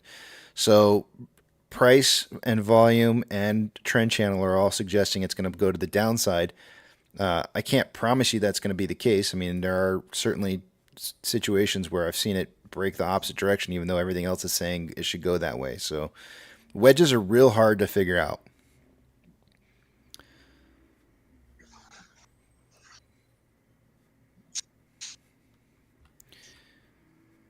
Yeah, they're not easy. It ain't easy being squeezy.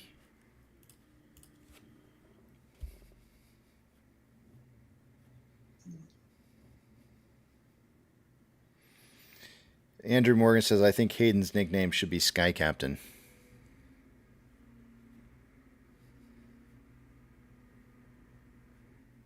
I like the JJ. I wouldn't be surprised. I wouldn't be surprised to find out that that JJ has that movie on like an endless loop, just plays over and over again, because it plays into all the stereotypes of the young heroic fighter pilot who saves the entire world and gets the girl. So I can see Hayden watching that thing and furiously pleasuring himself. Wow. You see this? Well, I try to paint a visual picture for everyone. Thanks. Get out of my head. I pride myself in my descriptive ability. So I'm gonna pass on that thought.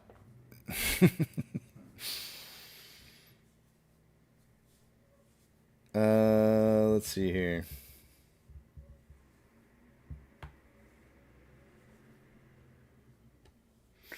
MCon, I don't know why you would think there would be a reaction. I mean, you need to be looking for things that you can't find. That's really what you should be looking for. If the entire institutional financial institution system can see something coming from years away, why in the world would you think there would be some kind of magic movement happening? They knew it was coming. It's not like it's a surprise. You need to be looking for things that you can't see. And if you don't understand what I mean by that, what I'm saying is you're not going to see it coming. Big moves in the marketplace aren't going to be forecasted to you. And when I talk about big, huge moves in the market, I'm talking about things that you just can't possibly imagine. I mean, you can theorize a lot about what's going to happen. You can say like, oh well, I think the possibility of this kind of news is going to cause market to move this way, but you just don't really know.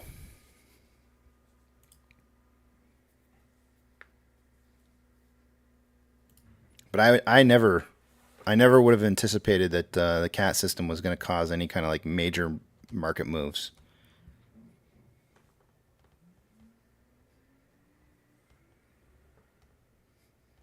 Now, the outage that we had on the Dow Jones Industrials and the S&P 500 indices, that was interesting. I don't know if that would have been related to the CAT system, but it was certainly interesting, no doubt.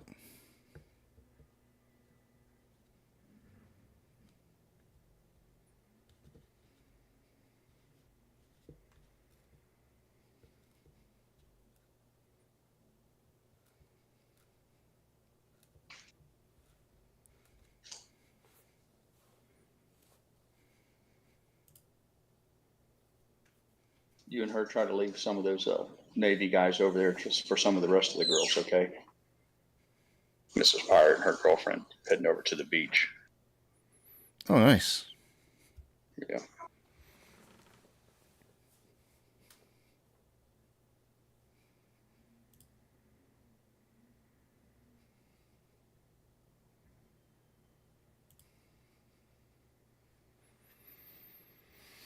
Spectre says, question from Special Ed.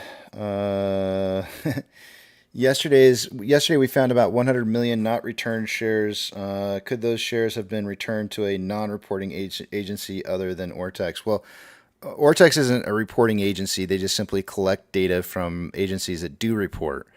So that's exactly what their words were, was that those shares that are being borrowed but not being reported are being distributed to either non-reporting or misreporting agencies. I'm not sure which, but that's what Ortex's own words were through that entire process.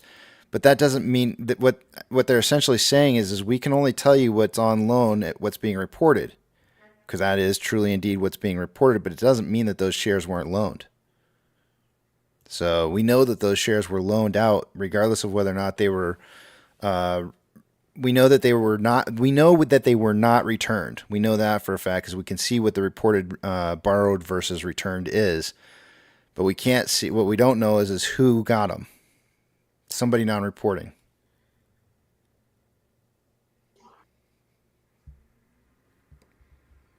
If they had been returned, then a reporting entity would have identified it as a returned share.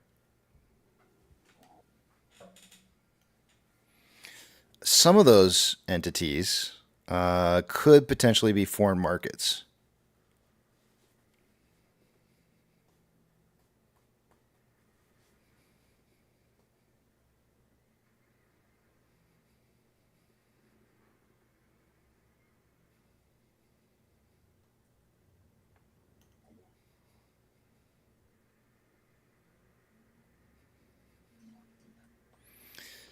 No, they have to be.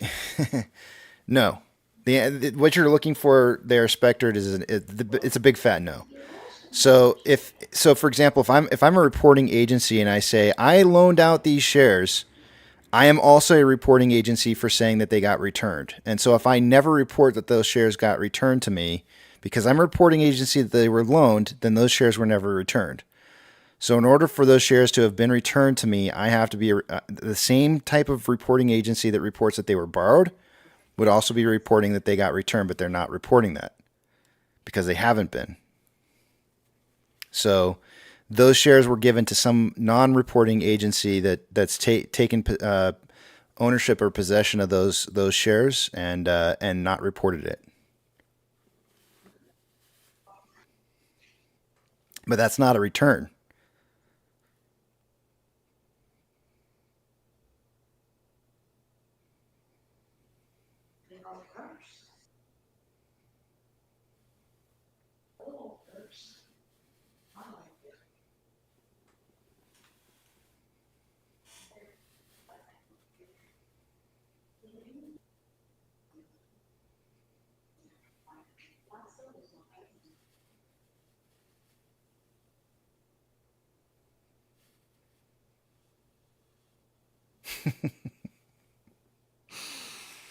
Cookie. Thank you, Cookie Monster. I appreciate it.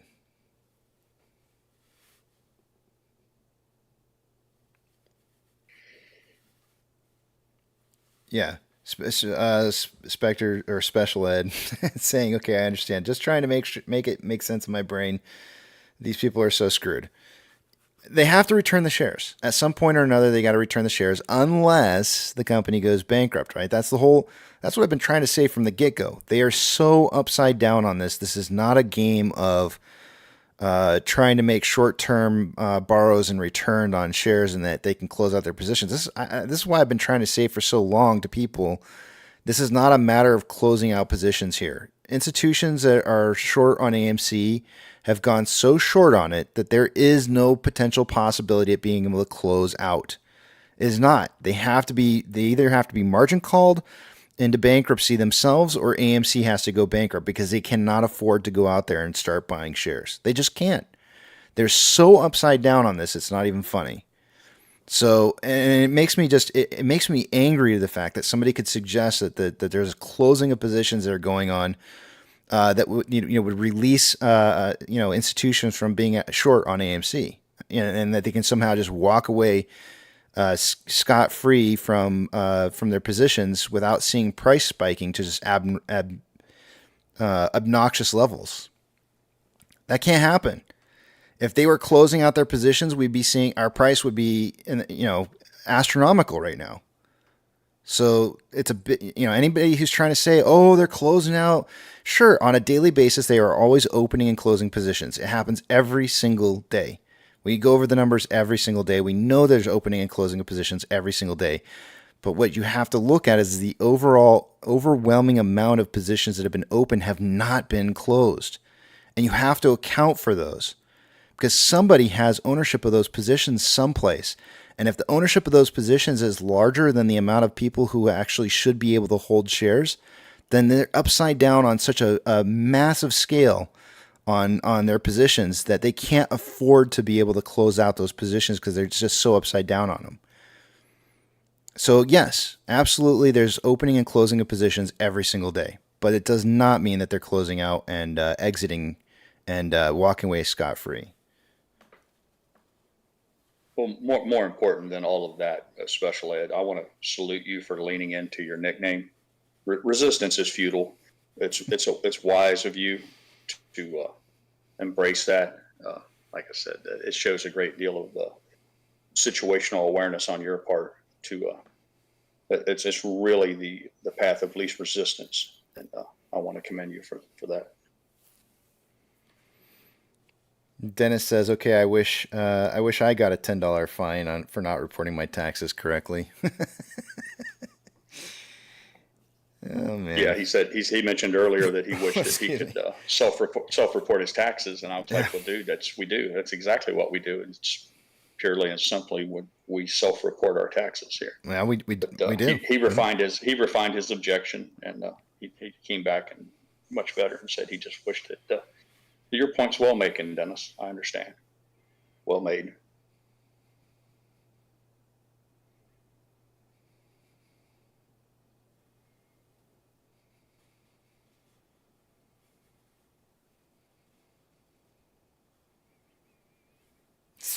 Spectre says, laugh out loud. My wife has called me special ed since I got married 32 years ago.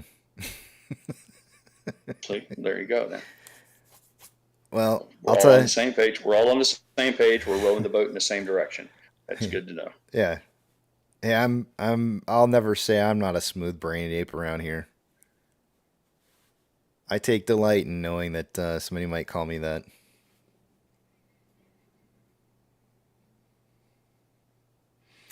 Any two will do says I have a good feeling that if they are able to push this thing below 4 at close, that volume and price are going to rip after hours. I think they are holding back tons of volume today and going to rip after hours. We'll see. I mean, they're certainly playing around with price right now to just try and keep it kind of steady without too much volume increasing. I mean, you can definitely see that there's an attempt to try and kind of keep price just where it's at. I don't think they want more volume coming in than necessary, and a great way to do that is just trade price out sideways. What is our range today? Let's see here. Our high for the day today has been $4.30. We've got a 23-cent spread on price movement today. That's not very big if you consider some of our days in the past. Actually, let me go back and look here. I'm kind of curious now. Come on. Let's see, high low.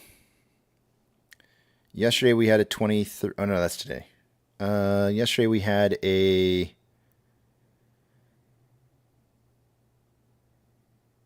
28-cent spread. Can I do this? Wait, hold on a second here. Let me just copy and paste this into Excel and just make it a lot easier on myself. Bob Costello acted a little bit of. Say, huh? Yucca. What up? Oh, hold on a second here. Hold on, Yucca. Hold on. Late. Good to see you. How you doing? Good to see you. Yeah. Man, you know the usual. Welcome. Welcome. You know, I mean, Yeah. you going on break or what? No. Not No, yet. right. Well, I gotta go pick up the truck here in a little bit, so I'm kind of changing up my times today. You're messing around with you're manipulating the time. Yeah. Equals. Fucking right in the pussy. Equals this minus this. There we go. All right. So here's. I just took the for this entire month. I got the spread on what we've had on price movements. So far we've only had a 23-cent spread. I'm looking back in the history over the last month here, and the only other day, there's 2 days, 3 days. 3 days that either tie or beat this, and those days were May 1st, which was a tie at 23-cent spread on movement and price. The 7th was 21 cents and 20 cents on May 8th. Every other day besides that this month so far has been somewhat over that amount. So, for example, earlier this week, let's just start off with Monday. Monday, we had a 71-cent spread. Tuesday, we had a 35-cent spread. Wednesday, we had a 28. Wait, why am I days? Oh, we traded on Tuesday. My bad. Tuesday was a 71-cent spread. Wednesday was a 35, and Thursday was a 28-cent spread. So it does look like I can just throw this up on the page here real fast too, so you guys can see this. But it does look like the beginning of our weeks tend to have the largest spread, and then things kind of boil down as the week moves on. That seems to be the case as of right now. But there's the breakdown over here. This is the difference between the high and the low for the day.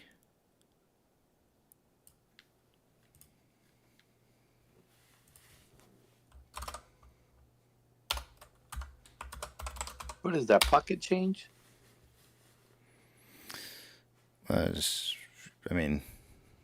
Yeah. Well, here's an interesting thing too. I told you guys, I said when we first went into this into the bang phase, what was going to have happen is that price would remain relatively close to the same after our initial entry point into, we'd have this explosion in price, and then price would try to resume back down to that price point and stay relatively close to the same while volume dropped. And you can see here, sure enough, volume has been dropping every single day almost going forward. The only other day we had a big jump up, and I thought might end up being the blow day, was the 28th. And that happened to be one of the days where we did have a bigger spread. But you can see the spread on price has been dropping quite a bit, except for the first days of the week. So we have a very strong pattern forming here of if I could again liken it to or explain it as a method of compression of volatility is what you're looking at here.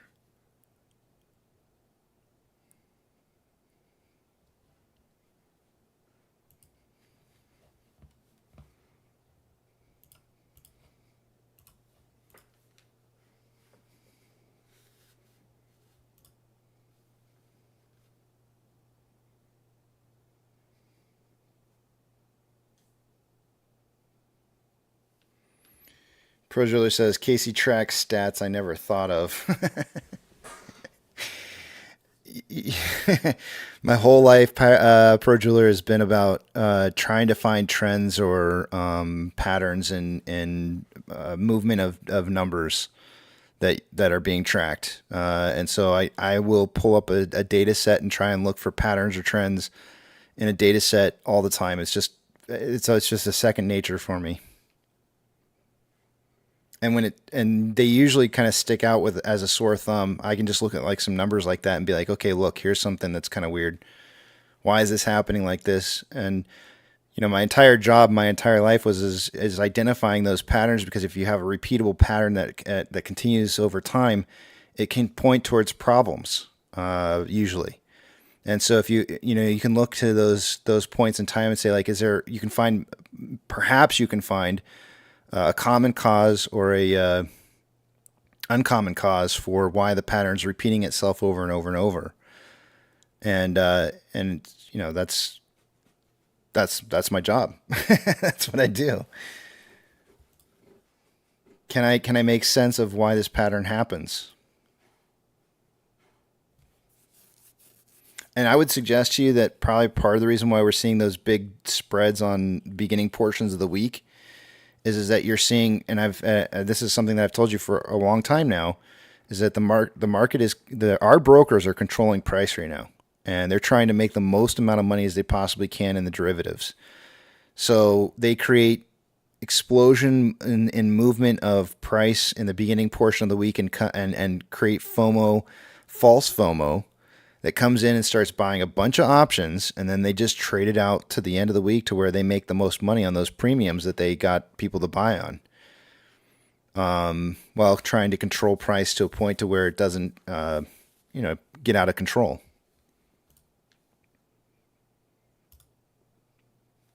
How are you with Powerball numbers?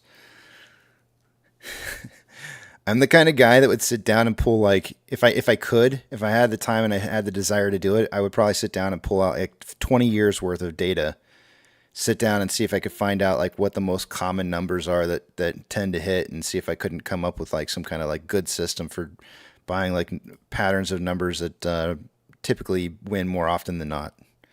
You remember that time when they found out that there was I don't know if you know this or not, but in the lottery, there was a point in time where they found out that some of the paint on some of the balls was heavier than other balls because it may have had 2 digits versus 1.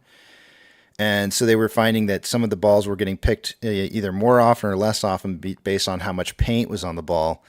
And those are the kind of things where I would probably be like, I'd pull that data set and I'd be like, hey, you guys are drawing these particular balls more often than these balls. If this is truly randomized, then why, and then try and figure out why is that the case that the machine is pulling out certain balls more often than others? Yeah. How have you not jumped in on this yet? I'm surprised. Anyways. Casey, I know I don't stand real good chances of this dog hunting, but I sent you a DM regarding a song that's very short, 2 minutes and 30 seconds. Is there any way we could break with tradition, since it's a Friday and on, maybe have an intraday song? Sure. Can we make it an exception? Would you mind taking a look at that? If that one won't work, that one has lyrics to it. But if that one doesn't work, I think the guy has like four different versions. Well, no, it's growing strong. That's not quite what I had in mind there, censored content. But. Wasn't the spring, No, and I'm spring dying here. became the summer. Who'd have believed you'd come along? Who knew censored content had such a good voice? Touching hands, Sweet Caroline. reaching out, Oh man, you're killing me. touching me, touching you.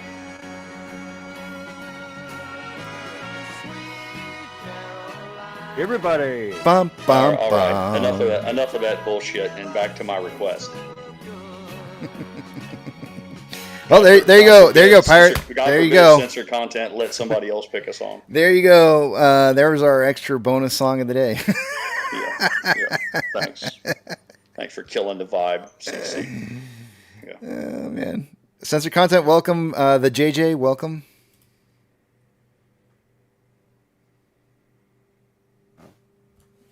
But Doggy Kong says that's Danny's Cornhole League song. Oh, that's funny. That's very funny. Oh, boy.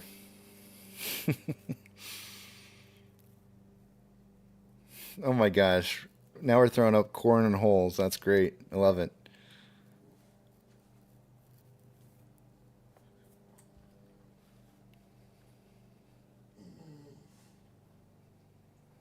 That's hilarious. All right, so what do we got going on here? Let me check something real quick here and see. Normally is now is when I would be taking a break and checking stuff out, but I got to go pick up the truck a little bit later here. So I'm going to avoid this break and push it out a little bit here and try and go pick up the truck on the next break. So, and I'll probably stop off at and do the registration while I'm at it. Usually only takes a few minutes. I should probably do it after lunch though, because if I do it during lunch, everybody and their brother is going to show up on a Friday after lunch, so I better not go then, especially at the end of the month. Yeah, that might not work out. So we're not going to hear that. We're not going to hear the Jonathan. Oh, I'm sorry. You wanted it right now. I thought you meant like just sometime. Yeah, hold on a second here. Well, I didn't want to step all over the closing day song. It gets too close together. So it is appropriate for the end of the day, but that's not going to work. It will supplant the normal things. But I just think it's Friday, and I just had my first half of gummy, and it came to mind. So. All right, it's playing.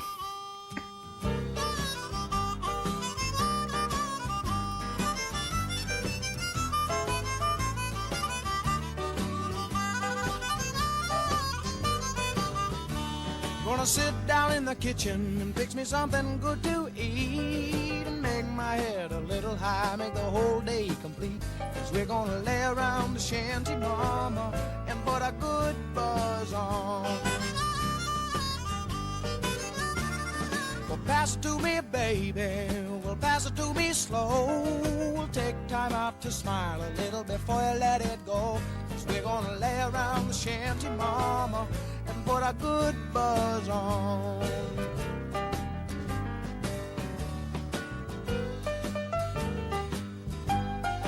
I'm gonna use the restroom. I'll be right back.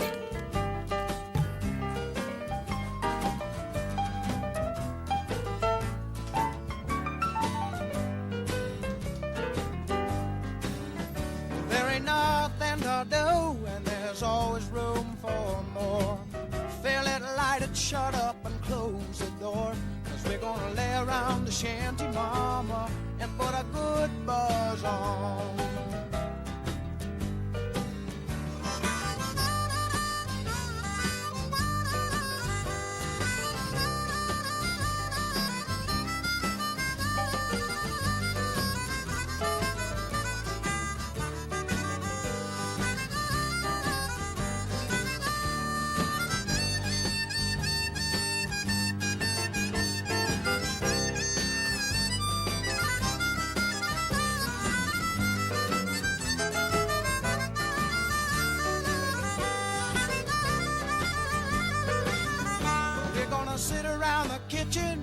us something good to eat and make ourselves a little high, make the whole day complete. Cause we're gonna lay around the shanty, mama, and put a good buzz on. Well, every night and day, if I can help it, we're gonna lay around the shanty, mama, and put a good buzz on.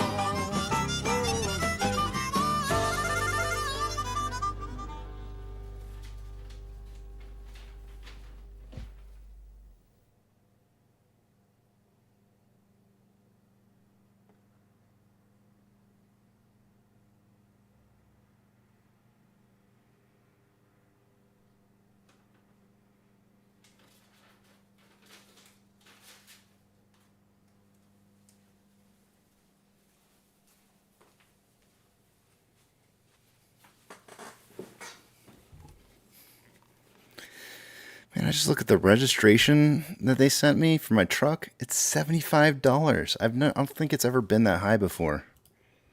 That's insane. That's cheap.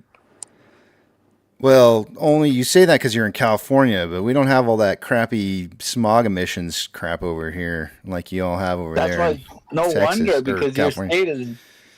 It's so foggy. I can't even see it Oh, from here. yeah, sure. That's because you about- can't see out of all your about fog. the Benjamins. You can't see out of your smog over there. All That's about the why. Benjamins.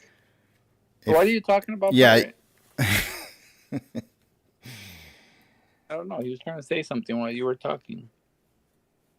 No, I just said it's all about the Benjamins. His $75 fine. You just got to get that money from KC. Mike Claypool says, Casey, you can go to the HB and get your sticker. I'm late, so unfortunately I can't. And I think I'm more than a month late, so I can't. I don't think I can. I got to go down to the office. I was being naughty and not updating on time. That's not naughty. It is. It is a little naughty. Well, I just Nah, don't. We don't drive that truck very much, so it's not. I don't ever really rush around to it and get it done on time. So Not naughty. I can't. Being naughty There's. is You being don't- naughty is grabbing another sticker from your other car and putting it on that truck and driving it around.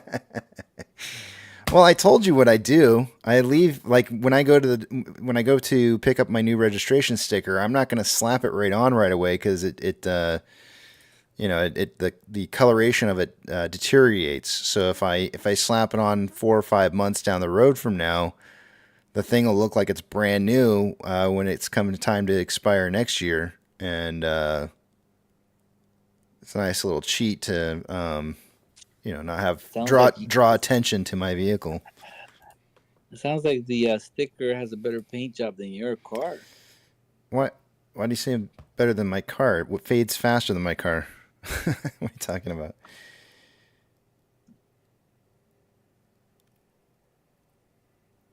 Yep. Yeah, you got to be careful with fictitious tags. That's technically what they call it. It's a Yeah, be crime. careful. You get That's caught. being You get naughty. caught swapping tags around. You can find license yourself. You can It's- find yourself being towed. You can find yourself being towed away. Well, I'm not swapping tags. I'm just not putting up No, the no, current no, tag. no. Yucca was putting out an idea of swapping stickers from one to another or what have you. Yeah. That's it. Casey was trying to be naughty, but that's not being naughty. Oh, yeah. He's saying what would have been naughty. Yeah, Yucca's an either outlaw. swapping He's stickers an outlaw. or even changing license plates. Van, you're driving a Mini Cooper. Where's Food Dog? Carlton, I don't know. I feel like he was here In the earlier. back of the trunk? You put him in the back of your trunk? Now that's being naughty. Oh. Well, I would never put Food Dog in my trunk. Bet you would. Tie him up. Put a ball in his mouth. I thought he came installed with one. Oh, okay. That's correct. You're right. They do sell them that like that. Carlton Jones says, I think Texas is doing something different in 2025 for inspections. Well, that doesn't sound good for me. Here's something I got to ask a question about, because I'm curious what you guys think about this. You know how when you buy a brand new car, your registration fees are like through the roof. Like it's just so much for a brand new car to get it registered. But the older the car gets, the more the registration fees go down. Yeah. Don't you think it should be the opposite of that? You know what? No, it shouldn't be that way. But I think I will hope. Because hoping your taxes on your house, the older it gets, the lower you pay. That's how it should be. Well, I just think it's kind of interesting because I think if you wanted to promote people to buy new vehicles, because I mean, a lot of the registration fees are supposed to quote unquote go into things that help repave the roads, and it's supposed to be things that help fix up things that cars do for damage. And I'm sitting there thinking to myself like, well, the newer cars are probably creating less damage on a road and are less polluting than the newer car or the older cars. So really what we should be doing is charging people for having older vehicles on the road and not newer vehicles. And that way we're promoting people to go out and buy newer vehicles so that they can have less registration fees. So I feel like the system's rigged in the wrong direction. Electric cars should be more? No, I'm saying it should be less. No, electric cars should be more then because they weigh more. No. Oh, well, I see what you're saying. They weigh more. They obviously do more damage to the road. Well, I guess I see where you're going with that. It's like it's obvious. the weight of a big a Tesla's the weight of a 3/4 ton truck. Yeah, but they do it based on the price of the vehicle. So that's the part that doesn't make any sense to me. And I go like that, it shouldn't. I think they're taxing incorrectly. It shouldn't be based on price. Yeah, they just want the money, those bastards. Yeah. I don't know. Where I'm from, it's the same for everybody all the time. Oh, I wish that were the case. I wish. It's also more than what you're paying.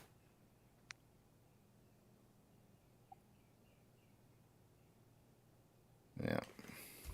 What you wish for. Anyways, censor content. Do we have another game tonight?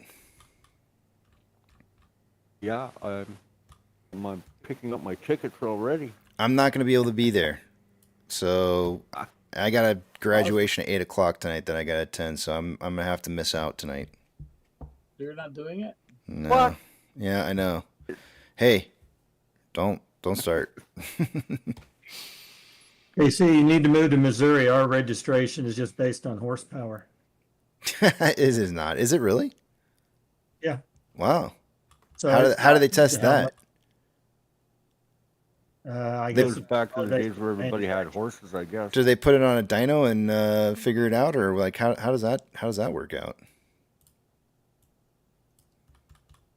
Yeah, they don't do that. I'm sure it's just based on manufacturer, whatever. But how many cylinders and like to renew a vehicle here for like 2 years for me is like, I don't know, $60 or something, $80. I'm assuming you're talking more money than that from Texas. Well, all I know is my registration. I think on my truck before was like, I feel it was like somewhere between $30 and $50, and now all of a sudden it's 75. So I'm not sure what happened within the last year, but it definitely is higher than it's been. That was for 1 year. Yeah.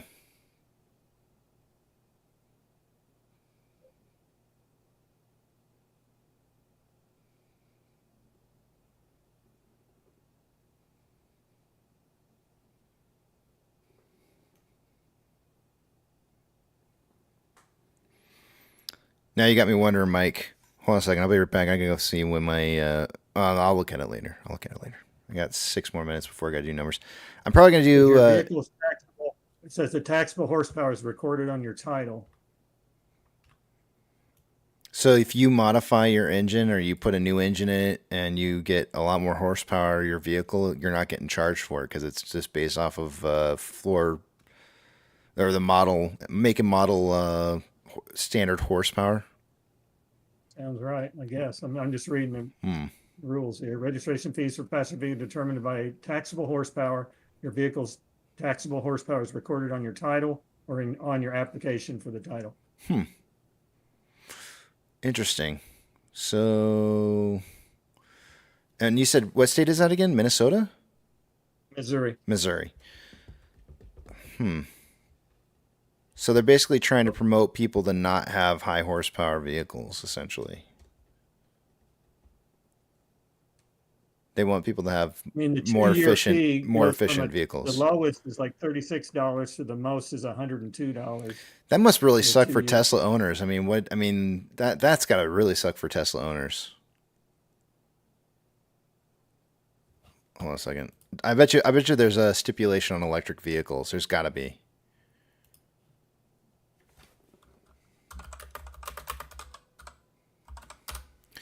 A Tesla Model S.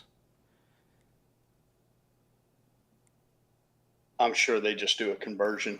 They just figure the torque, the commensurate amount of whatever horsepower it would be required to provide the same amount of torque that the Tesla motors do. It wouldn't be terribly hard to figure out. A Tesla Model 3 from 2024 is 271 to 510 horsepower.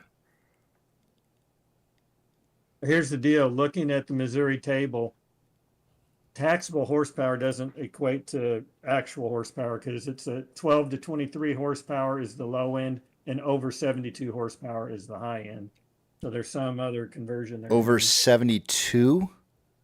Yeah, like 72 is the max. You mean 720? That's a narrow range. That's an incredibly narrow range. I don't even know We're why they would talking even about try- driving I don't know why they would lawnmowers? What I'm saying is they must be doing some sort of conversion because obviously every car has more than 72 horsepower. Yeah, I'm like, you got to be driving. That's Are like a y'all moped- driving that's like a lawnmowers over moped there? through Volkswagen. Yeah. I got to see these vehicles y'all driving over there. What's going on? You guys aren't even on vehicles. Are you guys still doing carriage pull? What's going on over here? What's going on? Yeah, that kind of horsepower, that won't pull a sick hooker off a toilet. I'm telling you, that's called taxable horsepower. So there's some sort of conversion that's going on. Yeah, it's got to be. And here's a taxable horsepower chart. So yeah, it gives you all the cars and which liter engine, how many cylinders, and then it gives you the taxable horsepower. So let's do a Dodge Challenger. Yeah. Dodge Challenger SRT 8 comes out to 54 taxable horsepower. Okay, so 6.4 they're engine, that's not dropping bad. the zeros. What they're doing. Because I think that's 540 horsepower sounds about right. I had that car and it was 485 horse actually. Yeah. It's. Are you sure? 45. That sounds for an SRT. 485, yeah. Really? Because I had an RT Plus, and I feel like I was getting. What was I getting? I was getting 380 or something like that. I forget what it was. I can't remember off the top of my head, but let's see here. Fact checking. I'm looking. Well, I'm not looking at yours. I'm looking at mine. Maybe it's based on horsepower per cylinder. Mine was 375. I said 380, I think. So yours was an SRT though, right? SRT should be. I guess that's they called it. Yeah, the Scat Pack. Let's see here. You probably were still in manual then, right? No, I got the automatic. Oh, okay, because I think the manuals only went up to Scat Pack version, so I was wondering if that's why you got that one. But yeah, I'm showing I just drove it with the 45. manual, and it's just like, yeah. Yeah, 485 is what I'm seeing here. What's that? That's what you said. 485. Yep. So it's like they're dropping a zero, but then it's a little bit higher than that. So it's weird. I wonder how they're doing the conversion. Horsepower per cylinder. So if you divide 485 by 8, what do you get? Yeah, that might be what it is. Let me see. 60.6. So It's a little too much. 54 is what it's in. The 6.4 engine, it says 54 taxable Yeah, but horsepower. it's probably based on engine running at a certain RPM. So not necessarily maximum horsepower, but engine under load at a certain RPM. Mm-hmm.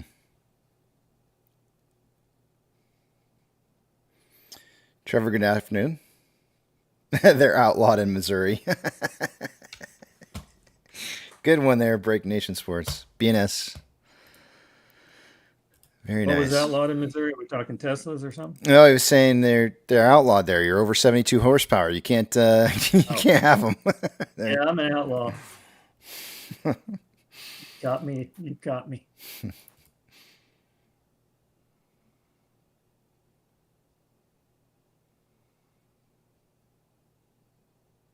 I didn't see on that list if Tesla was listed. Let me see if. Yeah, I'm figuring you got to have some kind of. There's got to be some kind of deviation away from electric cars, or some kind of alternate way to tax those. An exemption, maybe, I don't know, something. They probably don't get taxed because that's what they want everybody to move to. Maybe some kind of tax write-off. That'd be my guess. Well, it doesn't look like they list the electric cars in this chart I'm looking at, unfortunately. Mm-hmm. Yeah, that makes sense. All right, guys, numbers. And I think I'm going to go pick my truck up.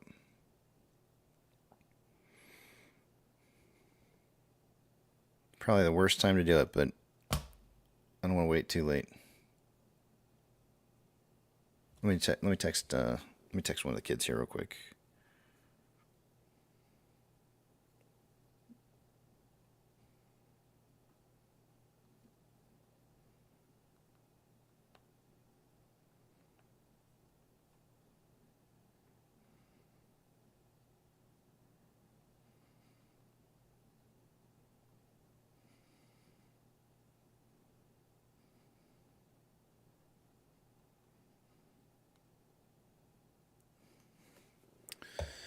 All right, let's do this. I'm going to take you guys over to the other screen here. I'm not going to be able to see what it is you guys are saying, so hold those personal thoughts, comments, questions, and concerns until you see the big tramp back up on the screen again. Let's run through these numbers, and I am going to head out and go pick up my vehicle.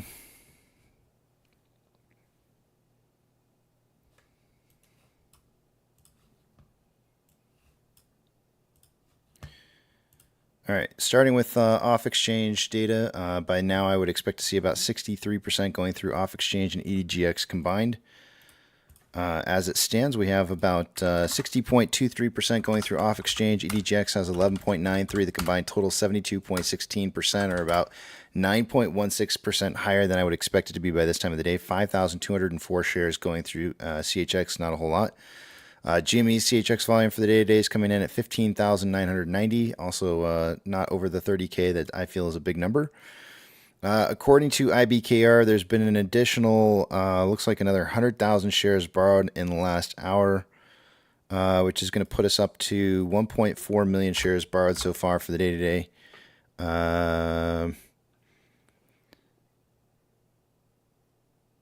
Fees currently showing at 2.13%. According to Ortex,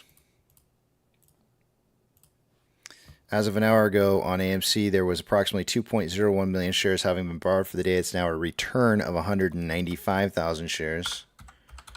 That's going to drop the estimated short share interest of the free float to 13.45%. The cost to borrow min is at 2.73, average is 3.48, and max 16.4. Shares on loan for the day today is at 75.11 million shares. That's 15.74 million more shares on loan today than there was yesterday. And Ortex is estimated that about 5.59 million of that was in new short interest.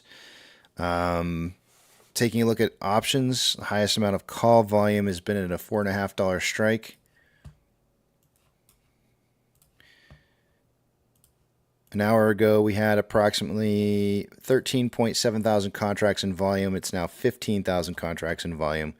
Highest amount of put volumes coming in at a $4 strike. There was 8,000 contracts in volume. There's now 9,000 contracts in volume. Market's still suggesting a price close today somewhere between $4 and $4.50 while the open interest is saying somewhere between 4.5 and 5. So We'll see where we end up closing the day out here. But orders by Fidelity customers, AMC and GME are the only two I'm looking for on this list. GME's got a 63.77% buy to 36.23% sell ratio. Looking pretty solid. AMC did not make the list of most heavily traded stocks. MMRI was 293.42 an hour ago. It's now 293.26. Anything above 300 is a big number, and is suggesting that there's extreme risk in the marketplace. The spread between the 2-year and 10-year bond rates an hour ago was 0.379 and is now currently at 0.379, so no change in the last hour on that spread.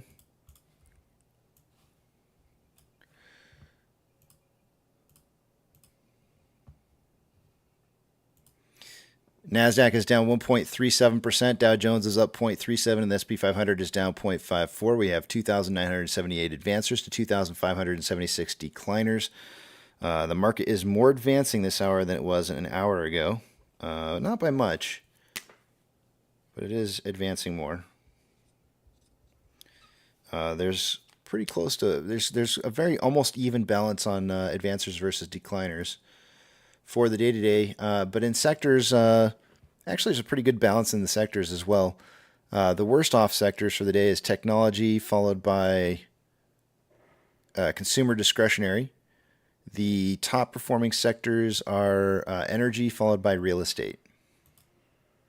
Of the Mag 7, all 7 are in the red for the day-to-day. Only one is not 1% down or more.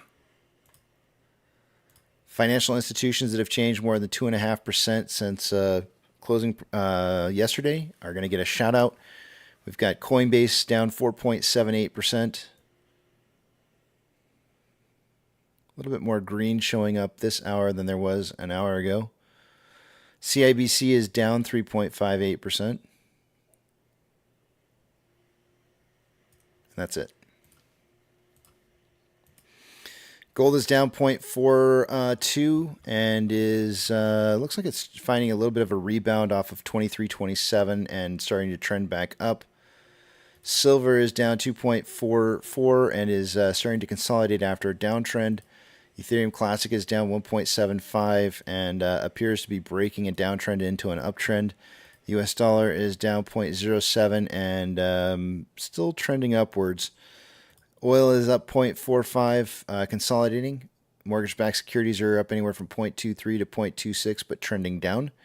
SPY is down 0.51 and appears to be trying to break a downtrend into an uptrend, but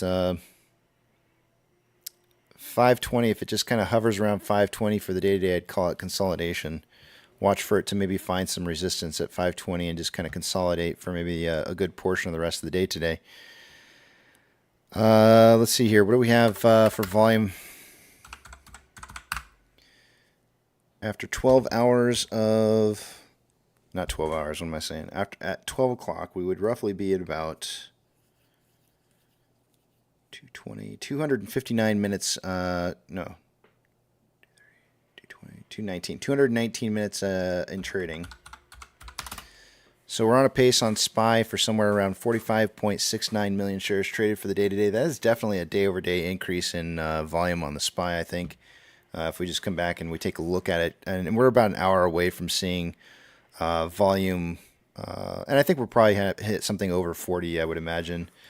Let's see, how long has it been since the SPY has seen a day over 40 million shares? Actually, most days have been over 40 million. So actually, we're really on pace for about what we've seen in the last week at least.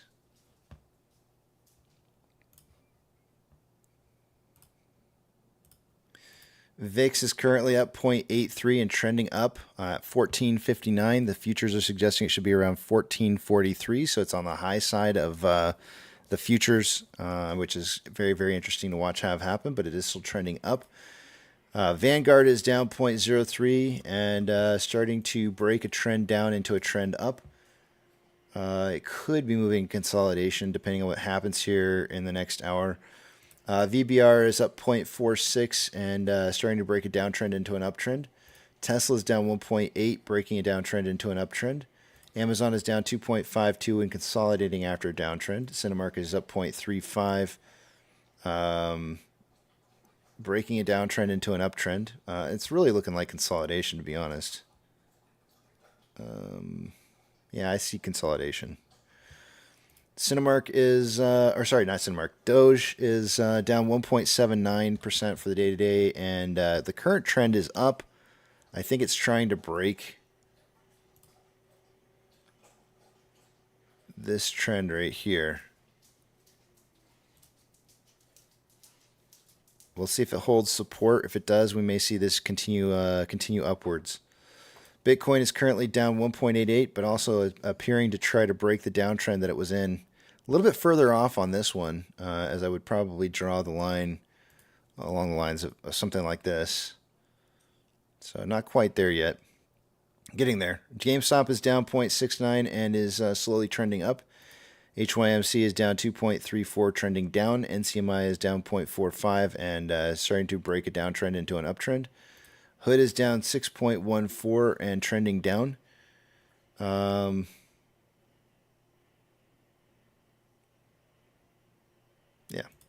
AMC is down 2.1%, consolidating after a trend down. Inflow versus outflow. I did draw this out a little bit ago here. What this looks like to me is it's starting to look a little bit like a bearish wedge. If indeed it is a bearish wedge, we've had 410 tested twice today. Maybe perhaps a little bit later this afternoon. I've got my box drawn up here at around 13:48 to 14:14 Eastern Standard Time. So I guess it's what, 1:38 to 2 o'clock, 2 something, where we might see a break on below 410. Potentially, I would assume to maybe break $4 for the first time for the day today, in an attempt to try and close out those puts before the day is over. So we may see a quick drive down in price to that $4 range, which is about where this line is here. In fact, I almost want to just draw a box right on it.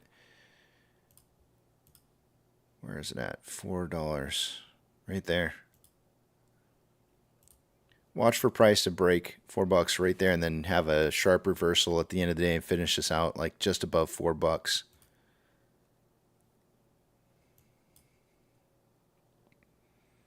Seems like a possibility.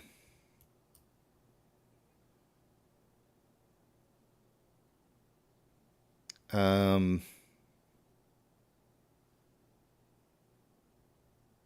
I already give pace on volume and everything? I think I did. Currently, there's almost $2 million more outflow than inflow. 15.28 million shares traded so far.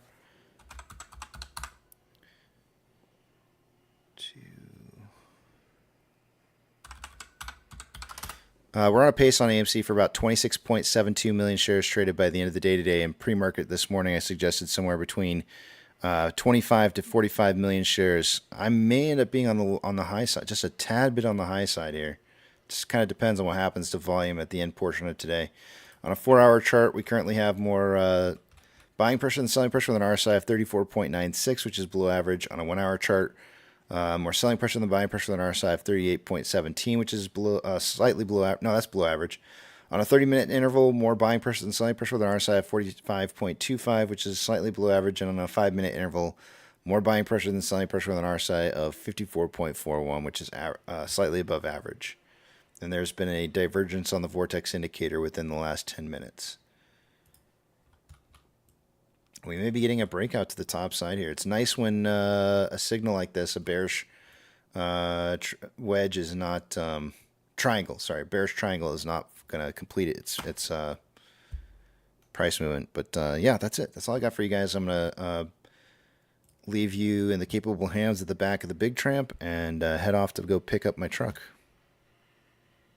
GameStop's catching some volume right now. Yeah. It's right about the time where we're getting some, yeah, it sure is, and it's moving nicely too. So, you're gonna leave us in the back of the tram? Yep. Yep.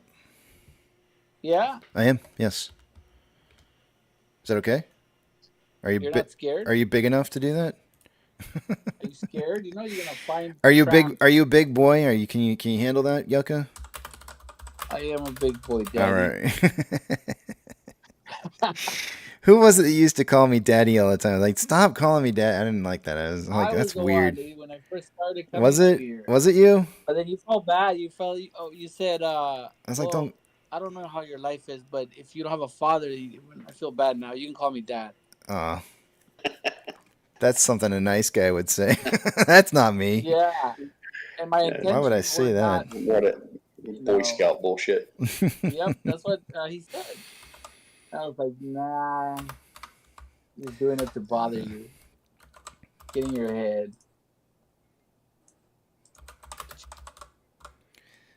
I don't know what to put in here. I'll be back in what? I don't know how long it's going to take me to do what I got to do, but I'll be back as fast as I can.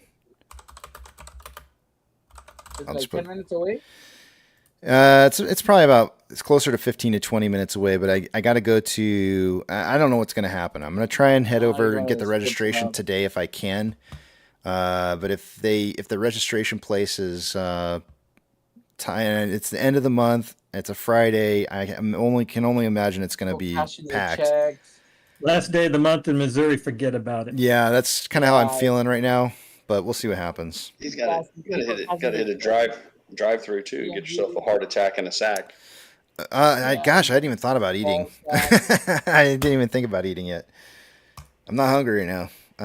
Yeah, maybe I can grab a bite on the way over to the registration. I'll pull through and see what the registration looks like. If it's because they do have a drive-through on the registration, so I can just drive through and maybe get it really quickly.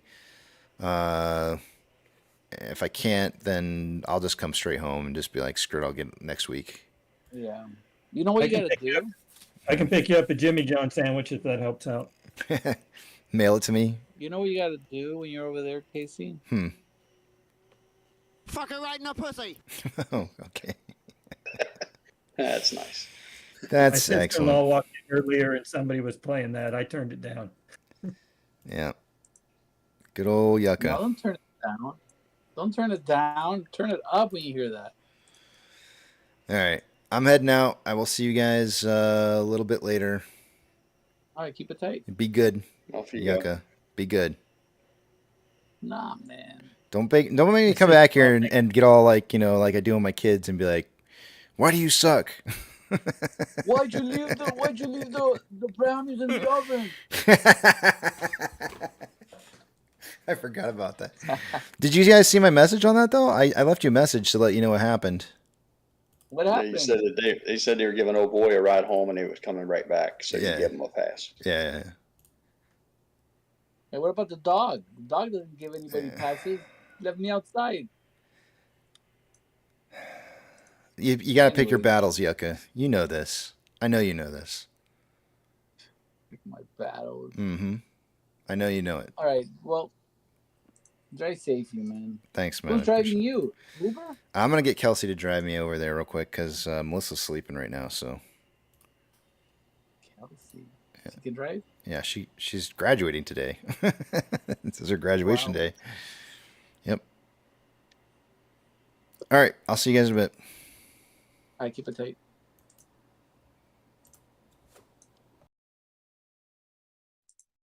Hey, Pirate. Yes, sir. The stock's moving up. No, So much for the no hit. It's just kind of flopping around there. Nothing to be excited about. Okay.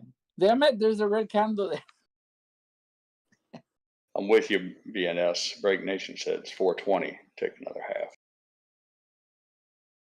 Yeah, half hits just about right, and then I usually wait, I don't know, the better part of an hour to an hour and a half, and I'll have the second half. That's been my my method, the method to my madness. MC, we don't have a Jersey Mike's in my small town, unfortunately. We do have a Jimmy John's though. Yeah, we have Jersey Mike's just a stone's throw from us, and I'm rather fond of their Philly cheesesteaks. Good stuff.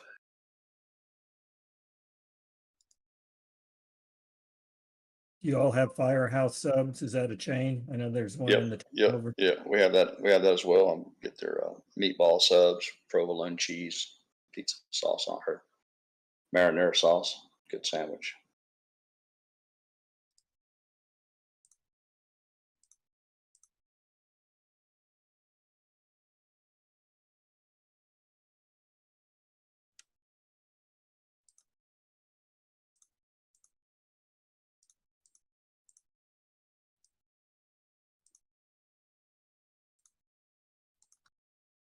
I hate to do this to you, Pirate, but I'm gonna leave you alone with Yuka. I gotta run to get me and my mom lunch. As you wish. Good luck. Why good luck? We'll be fine. Special Ed said, "What an ass. That's strike 2. Remember, baby deer, don't look at it." Somebody want to help me out here? I know I'm not that wrecked yet, but I'm lost by that one. Need a little guidance.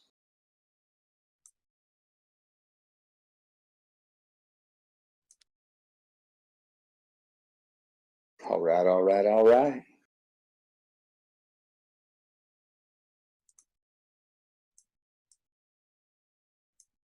Y'all have any gummies? Be a lot cooler if you did. Yeah. Got some mushrooms. Yeah, that's a quote from Dazed and Confused by Matthew McConaughey. I just swapped out the gummy for the pot. What does he say?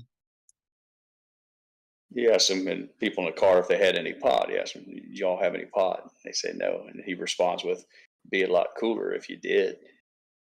And that's become kind of one of his memes, catchphrases, right up there with the signature phrases. All right, all right, all right.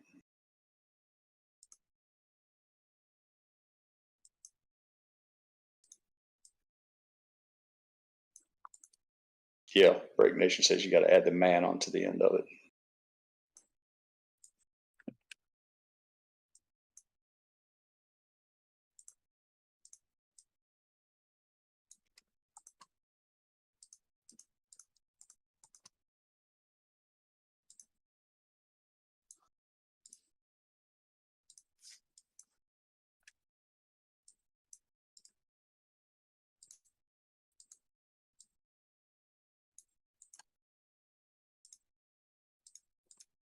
Oh, Special Ed says, "Don't call out, moves up." That's strike 2.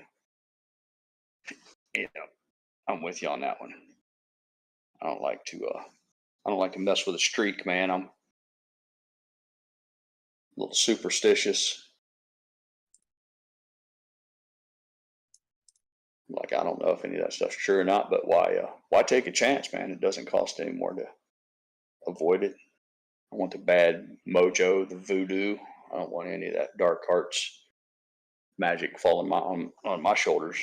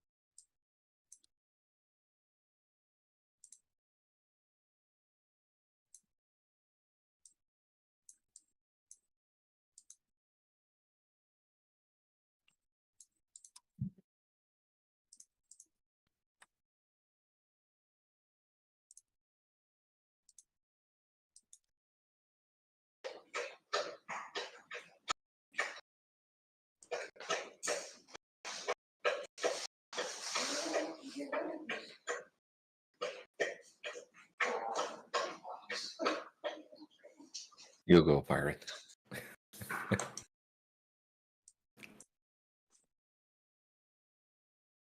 Oh, come on. Come on, Nathan. I enjoy hearing Diesel drink his water. It's not a problem. I don't think anybody else does. Just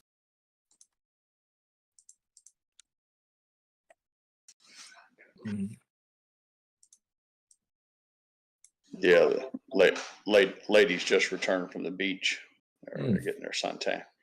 I guess they got their fill. They got their fill of sun worshiping in. So made their way safely back to the Camelot Castle. nice. I mean, actually, I guess that's the perk of living on the beach, huh? You're right next to it. Yeah,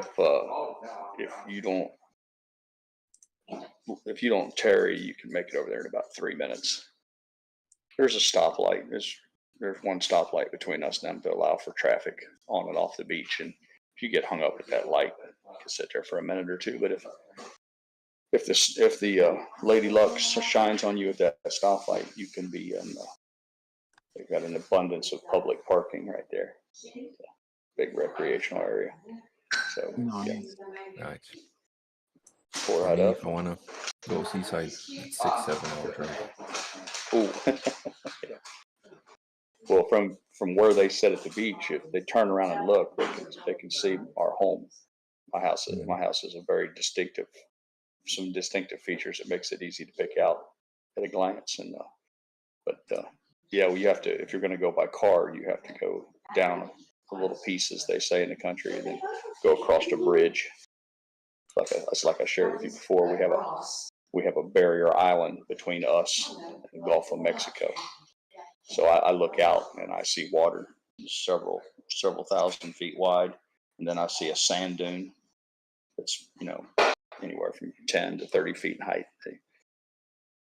The sea oats on them, and then just beyond that, it's the Gulf of Mexico. Some places it's as close as 60, 70 yards, just a little sandbar.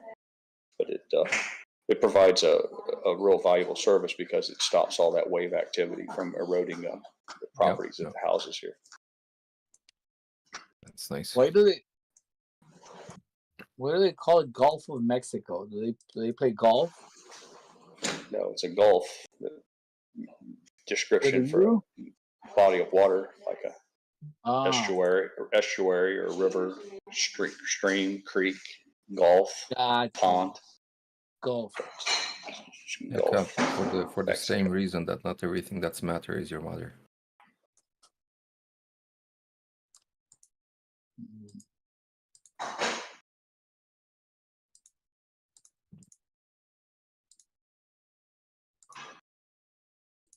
I think Food Dog went golfing today.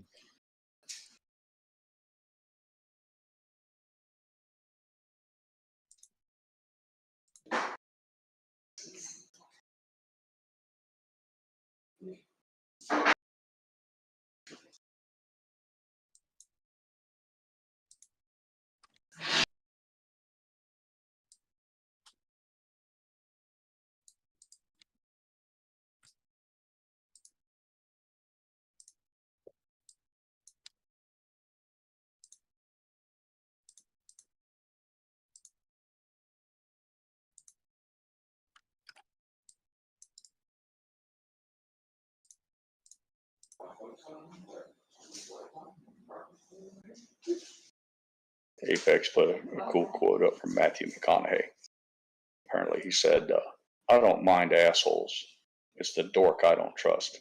The dork is the one who's trying to be whatever he thinks you want him to be. I trust the asshole because you know where he's going to stand.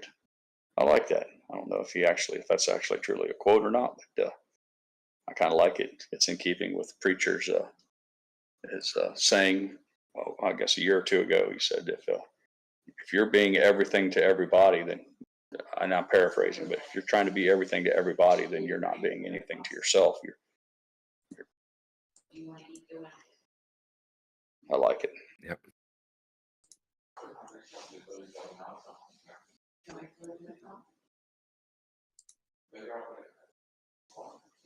It was a bit of, I don't know, it was a bit of a shock. I met one guy when I was in college, and he was, well, very friendly, very positive, always, a smile and, always trying to please people. And at one point, it was just me and him, and we had a chat, and he was telling me that he's so stressed that he doesn't know how to make people like him, and that was a shock for me because it was the first time I realized that people do such a thing. So yeah, told him like if you need people, I if you would, need to I be would, I would someone argue, else. I would argue, I don't have anything to base this on. I don't know, have any hard data, but I bet money that there's more people that do that than the opposite. I think Oh you yeah, probably be so right. Yeah, I told him like if you have to be someone else for people to like you, then how do you know who likes you for who you are? Like you need to be yourself around people, and if it fuses, if there's chemistry, even with bodies, then it's a chemistry. You like each other for who you are, right? And spend time together. Right. But if it's not you who you're portraying yourself, then Well, I would argue that sooner or later the truth is going to bubble to the Oh, surface yeah. anyhow. You can only mask something, or you can only play the facade so long before the reality is shown, and then so it was all for nothing. So. yeah.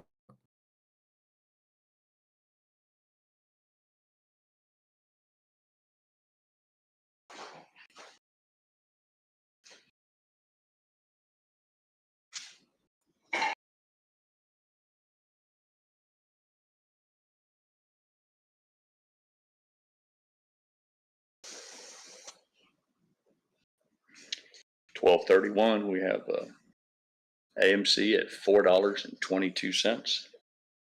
GameStop at $22.88. Trending up currently, at least on the 1 minute candles. And from what I see, AMC is at the same price as we opened. Okay, like 0.1% down now. Yeah, essentially flat. Yeah. And, anemic volume.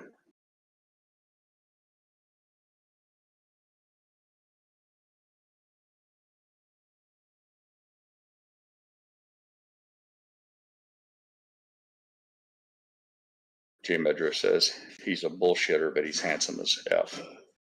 Yeah, I get that, Medro. You're fortunate. See, some of us who are genetically challenged, we're not necessarily handsome. We had to make up for it by educating ourselves. We can't rely on the pure eye candy to reel in those ladies like you guys can.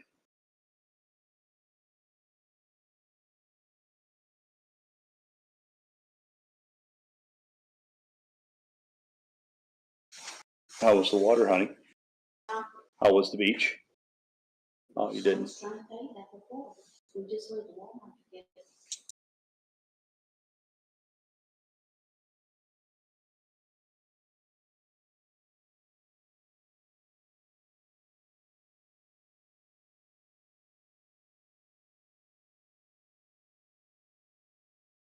Well, I couldn't have been more off track.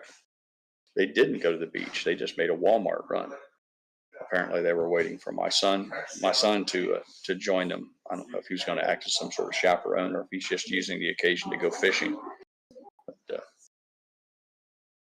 yeah, I was way off. Not that it matters.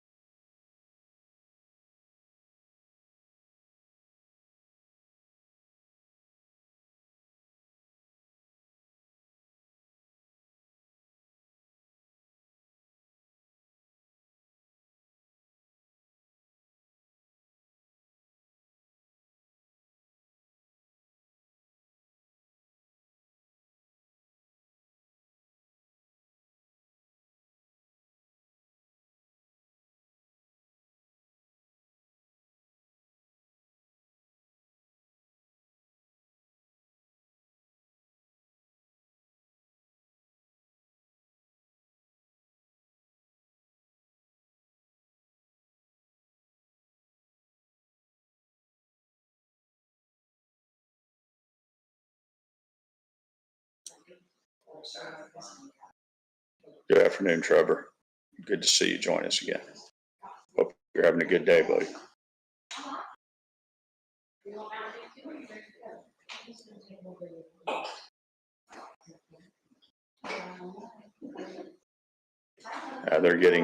They're getting all jacked up on caffeine. They had coffee, now they're pounding Mountain Dew. So they're going to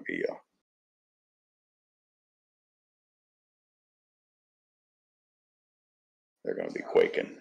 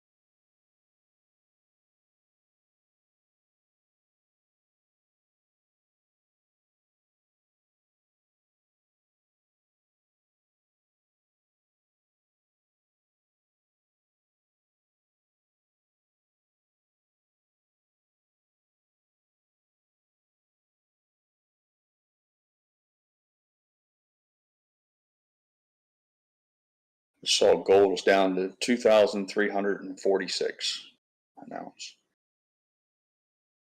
No word on silver and bullion just yet.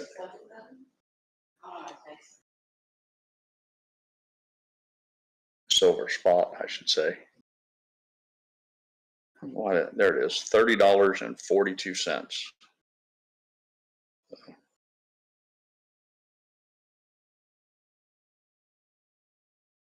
Oh, you metal stackers, precious metal guys.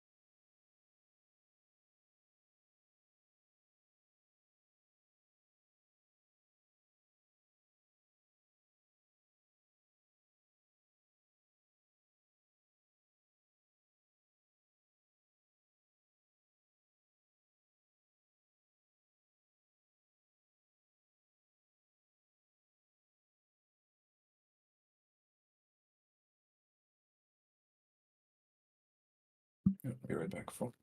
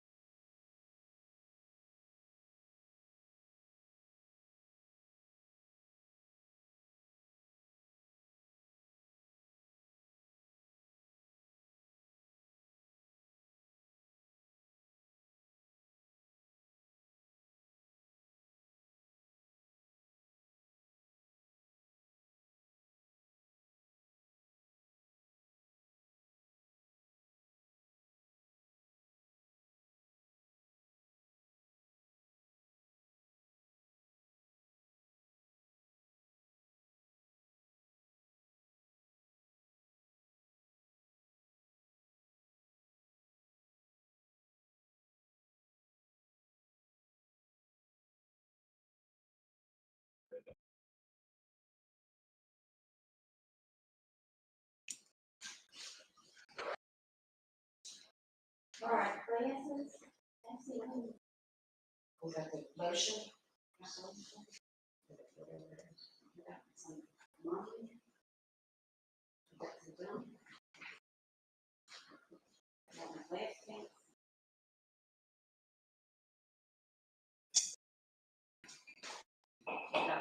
Water, and we'll put my glasses case in there too. Jesse, bring home about 6 or 8 pompano for supper tonight.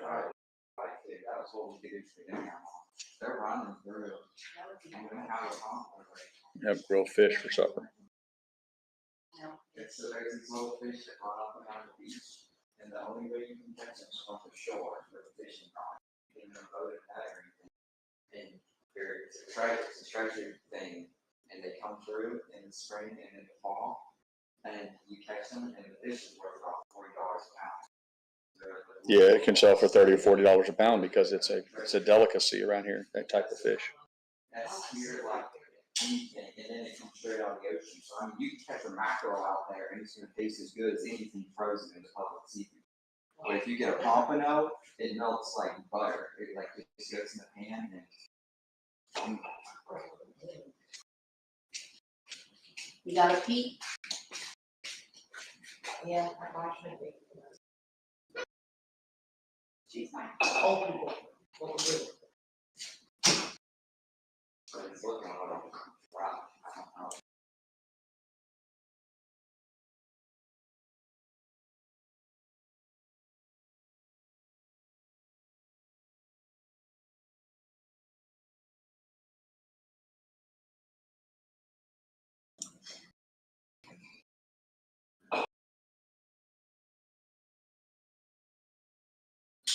Take a hat.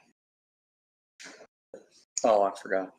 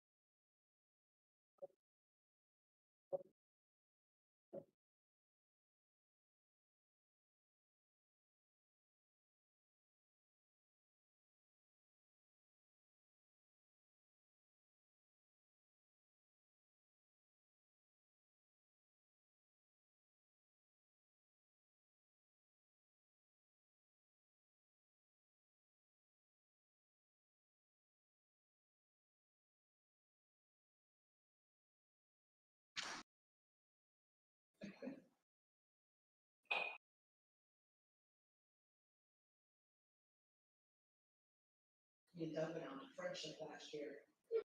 That's the first time I could have that problem since we got little kids. Oh, sure. I think we took it a lot. If the three of you end up at Juana's Bimini Bar and Jesse drinks, call me. I'll come pick you up. Probably not now, but maybe later. Yeah. I'm just saying, don't make him feel like he needs to be left out. If he wants to enjoy himself, just give me a ring. I'll come get you. I love you too. They love you.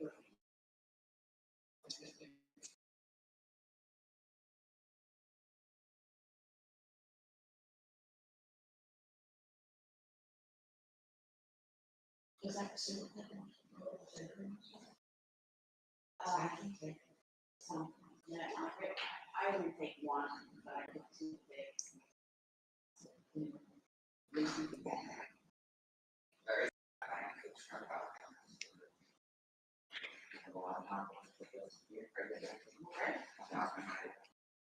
Okay, I got, do we need ID? I'm gonna have my ID. I'm not driving, so I don't need. No, honey, you're not gonna need anything. They're not gonna card you if you stop at Juana's. Is that our glasses? Glass case, I think that's. Sunglasses.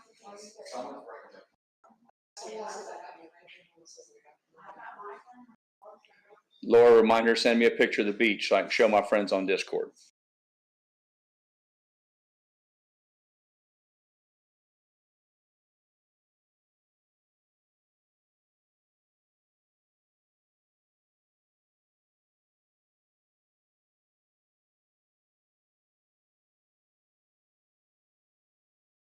Yeah, she'll forget.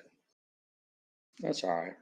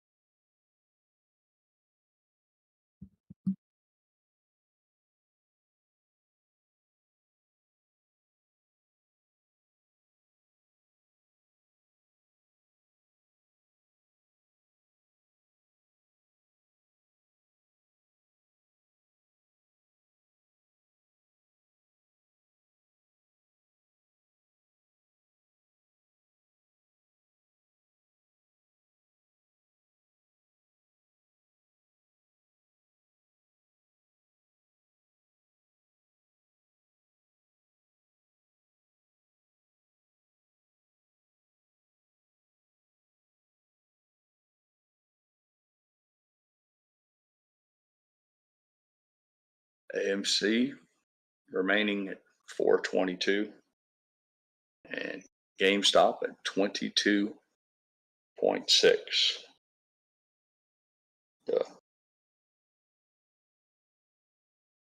Puts AMC just about even on the day.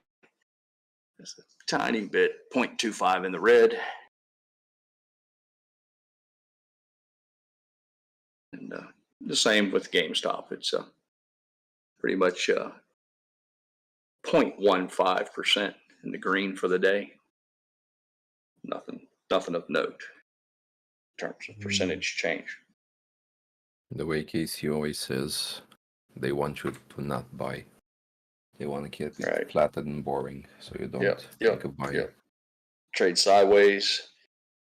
People who want to buy say, well, I'm going to wait and see if it falls lower so I can get a better entry price. People who say, I'm going to wait until I see a clear movement up and then I'll FOMO in. Neither one of those people can act on those impulses if it just trades sideways. So I would tend to agree with him. It's a real effective way for them to just barcode it along and keep volume at a minimum. So it's logical. I hope they keep it like this till my next paycheck, and then can get some more. I understand. I love it. I don't mind. The way KC says it, it's lottery tickets. For me, it's winning lottery tickets. So it's like, the more I can get, the better.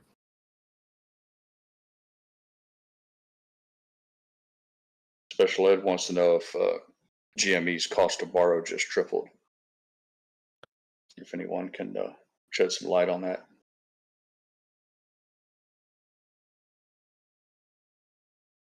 I think we would need KC with Ortex numbers to confirm that.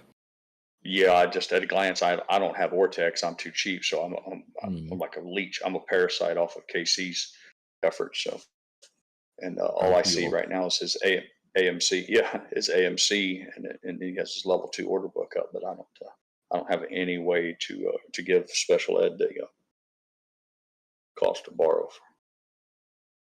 Sorry, dude, or dudette. Yeah. Oh, it's got to be a dude. He said his wife called him special ed, so it's a dude. Yeah, he said he had a Twitter alert come in.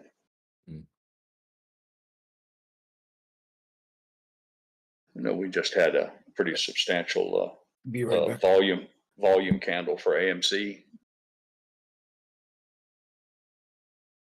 north of well north of 300,000 shares. Where most of the day today we've been trading 50 to 80,000 shares a minute. On my particular platform, I should have added that caveat in there. Not market wide. Duh.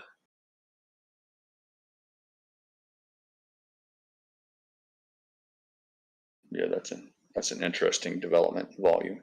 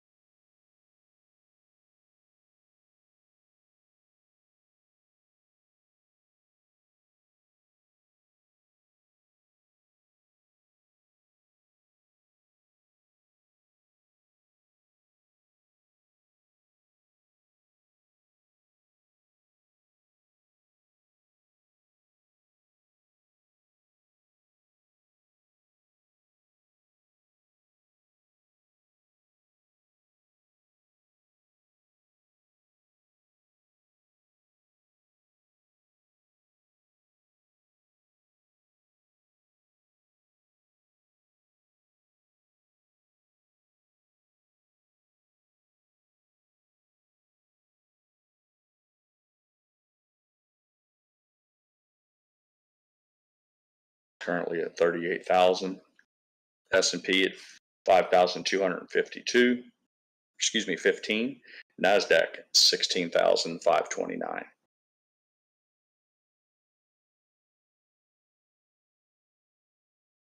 Thank you for that. You're welcome. VIX is at 14.27 and falling.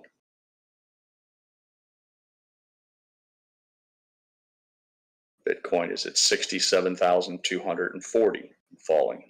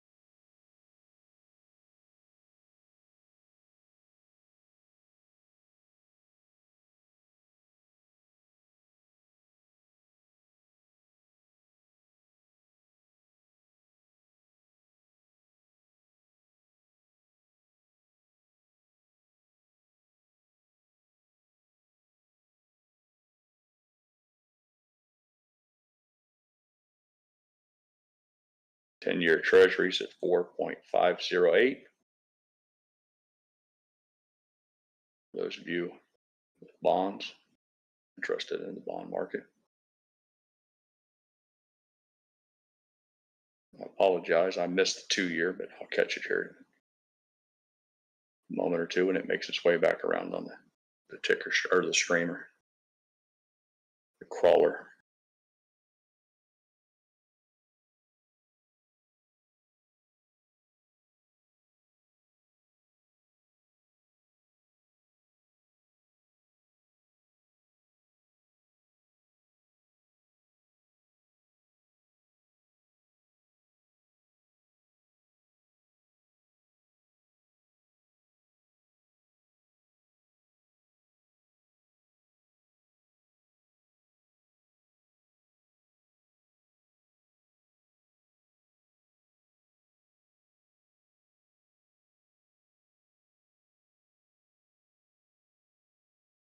There it is, 2 years at 4.889.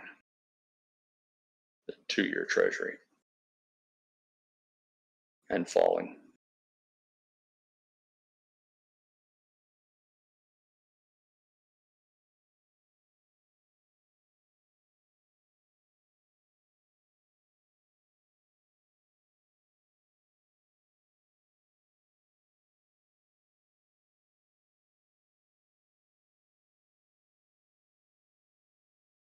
Turtle. Presidential elections are held in November, and the inauguration is in January.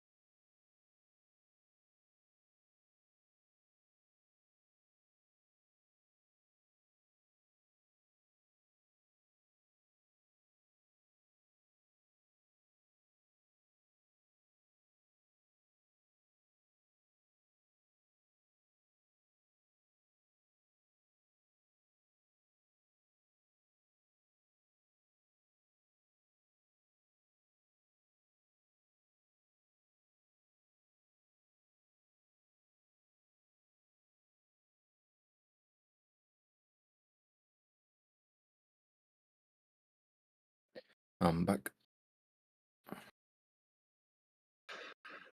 Good. Good to see you did not squeeze without me. No.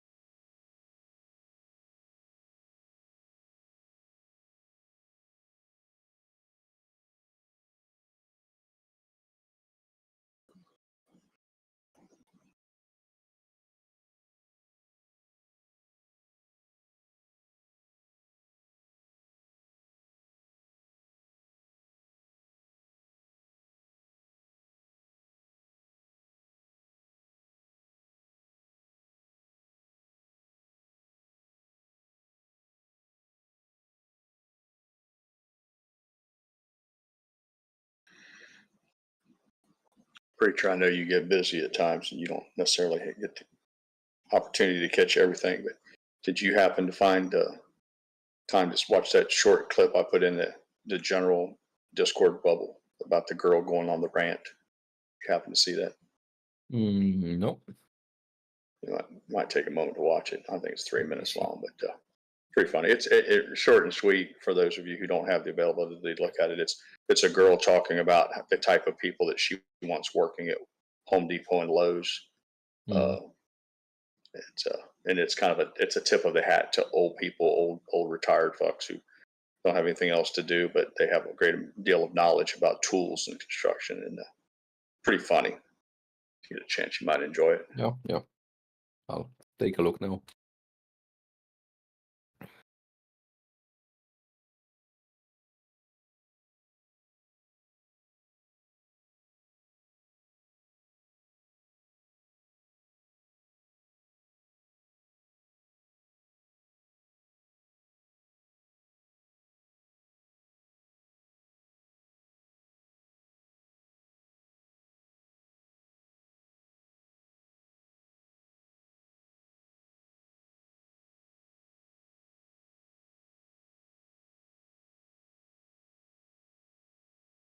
I'm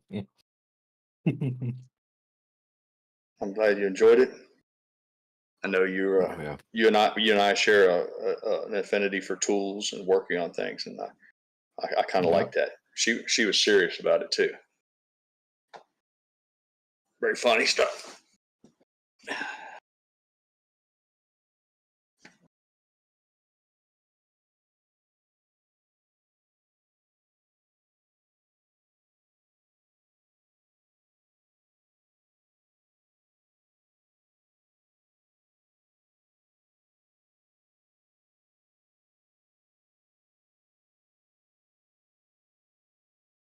Yeah.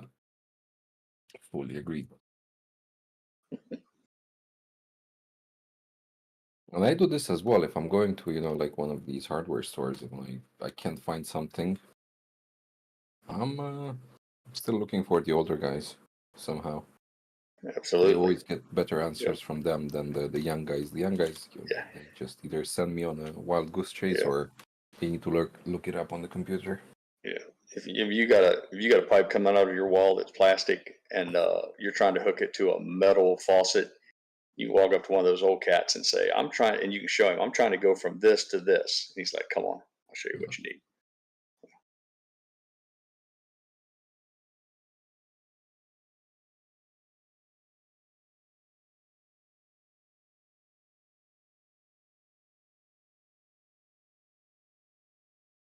I don't know, because with me, it's usually I do my research before going shopping. I just need to find the actual locations in the stores. That's the only questions I might have about. You know what you want. You just don't know where it's at. Yeah. No, I have this thing. I don't know what's driving it, but I always look up things before buying. Like I need to know exactly what I'm buying, what I'm going to use it for, how I'm going to use it, and everything. So.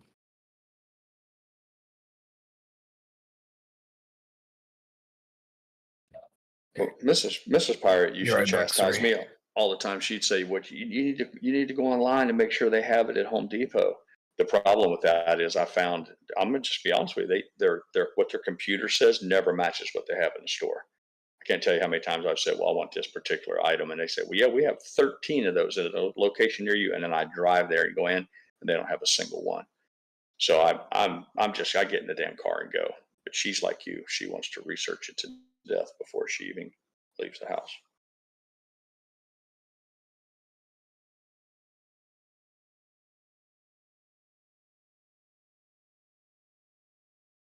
I like how Walmart will tell you which row and which bin it's in. You don't have to talk to anybody that way. Yeah, and they do this. They do the same thing on the Home Depot and the Lowe's websites. But I can't tell you how many times I've gone there and went to the row in the bin, and the sticker's there, and it shows you the barcode symbol and the price, the UPC and all that, but there's just no item there. So I just attribute it to that they just don't keep it. They don't keep a tight enough rein on this, when that item's sold and what have you. You think it would be real easy to do with today's technology, but so I never trust them. Probably shoplifting or something, because when you sell it on the computer knows it's been sold. So Yeah. Well, I mean, sometimes like for us, if they don't have it, one of the three local stores, they'll say, well, they have this X, but if it's a substantial drive far outside of our normal operating area, then she'll call and have somebody in the department, whether it's tile or grout or plumbing, and go and actually physically look for it, because we've just been screwed too many times by taking the computer's word and driving. I think some of it might be the when they take stuff in and they check it in at their loading dock, maybe it hasn't made it all the way out to the shelf yet, and a lot of those people, for whatever reason, but I just know it was a problem for us.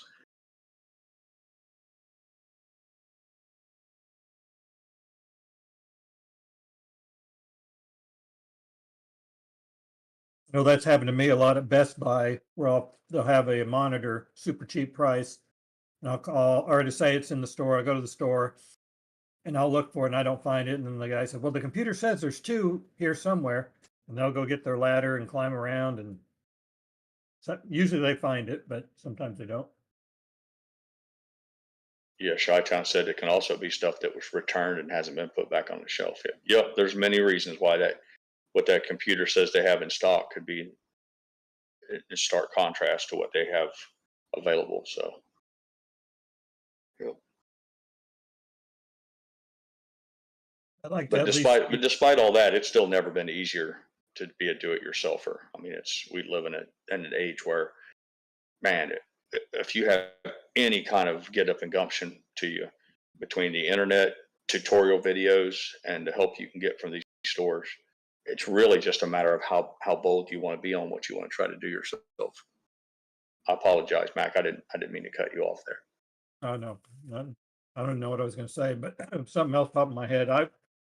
You said about the age we live in. I've had times where I've Amazon ordered something at 10 o'clock at night, and it shows up in my house the next morning. Mm-hmm. Yep. Crazy. Yep.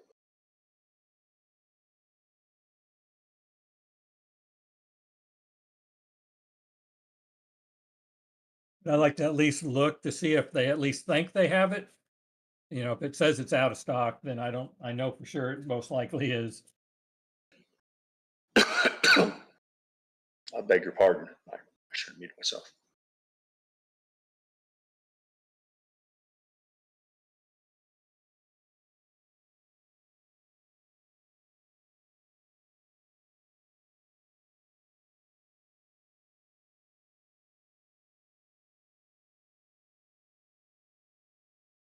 For the audio only folks, GME is at 2308, about to hit a new high of day. AMC's at 422.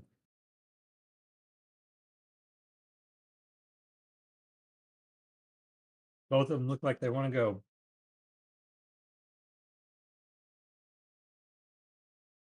I think they were just waiting for me to finish my Jimmy Johns. Now they can take off.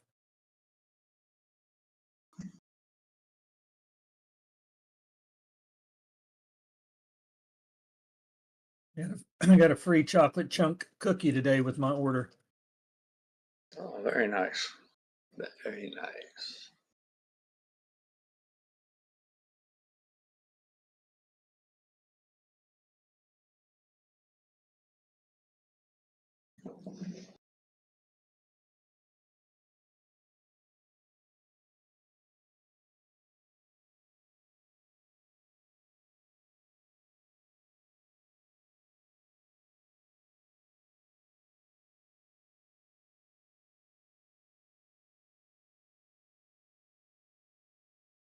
Ira, you said Sandy was going to the beach. Isn't the beach like right out front of your house?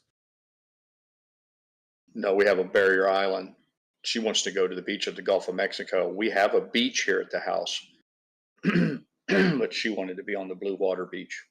Yeah. We have the ICW from my backyard to the island is several thousand yards, and then there's where I'm at right here, it looks like there might be 300 foot of sand, maybe 500 foot of sand. and then the Gulf of Mexico. So if you want to sit with your feet in the Gulf of Mexico, you got to be on that barrier island, which so means you either take a boat across this water here or you go across the bridge. So they're fortunate they can go down. Like I said before, there's one stoplight between here. Then that carries them across the bridge. And you're right there. Nice. Boaters call it the ditch. Technically, it's called the ICW, the Intracontinental Waterway, or something along those lines. Intercoastal, is that what they call it? The Intercoastal Waterway, the ICW. And then that island that serves as a protector, again, from the wave action, that can be anywhere from miles wide to hundreds of feet wide. It just is like any other island. Has an irregular border to it. But what's across from me is federal. That's owned by the United States, the military. I think the Air Force has control of that. So we have it's all natural, just sand dunes and sea oats, what have you, a few scrub oak. And so we're not saddled with the normal view of high rises, hotels, and the lights and light pollution and all that. Although we get a little taste of that if we look to the west, because I live real close to the borderline between civilian area and military area. So. My wife her grandparents and her mom grew up down in Boca Raton. And I always remember them talking about the intercoastal.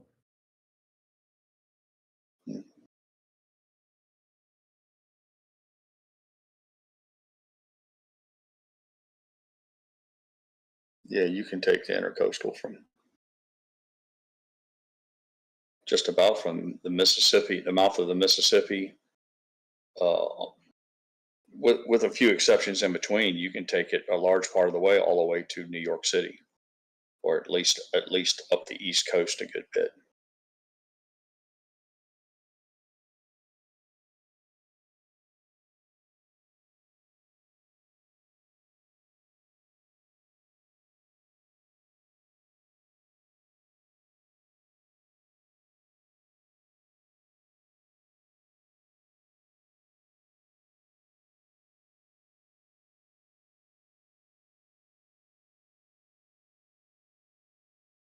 It's particularly nice for boaters because it's unlike the Gulf of Mexico. If you have an engine failure, for whatever reason, you lose radio or whatever, you can drift out, find yourself in a real problem out in the high seas. But in the intercoastal, if you lose your power, engines, what have you, you're going to sooner or later you're going to wash up on a beach, whether it's the beach on the island or the beach on the mainland.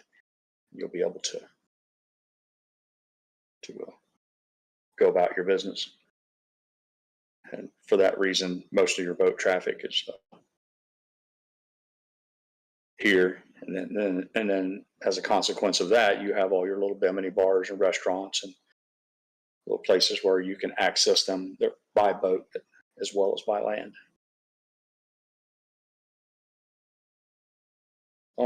The only exception would be deep sea fishing, obviously. If you want to go after the real big stuff, you got to get out to that deep water, 200 and 300 feet of water, which means you got to go out several hours from the mouth, which you can do either going through the Pensacola Pass or what's around here, what's called the East Pass, which is in Destin. Do you fish much? I used to. I've spent countless thousands of hours. If it's swims I've caught, I haven't caught a sailfish. I caught a barracuda. I've caught cobia, ling, another name for ling. I've caught most of the big species. I haven't caught all the pelagics, which are the real monsters. White marlin and kingfish and all that. Or some of those I have yet to snag. But yep, I'm a fairly well accomplished deep sea fisherman and freshwater for that matter. Growing up in Ohio, fished for bass and bluegill and brim. The bigger part of my childhood. And I may revisit that again. My son, well, my oldest son dearly loves to fish. I taught him to fish I taught both of them to fish, but the older one really became fanatical about it. The one who flies, and he wants a boat again. So the next big boat we have, we may be more of in line with a pure fishing boat as opposed to a cruiser that you can fish off of. I never fished much, but I always thought if you're fishing in the ocean, that would be the most fun because you just never know what you'd pull out. Yeah, it's pretty fun, but now pro jewelers, he's a fisherman's fisherman. He put some pictures up. They had some nice snook and some other fish. I think him and his son, he took his son for his 30th birthday party and birthday celebration, and I think they went fishing for his special day, and he put some nice pictures up there. But yeah, you inland, and what you can get, you fish the flats, and then they have like redfish and snook and bone, all sorts of different fish that each area offers different species, and then obviously the farther you get offshore, the bigger stuff starts getting. But yep, you can make some nice memories fishing with family and friends.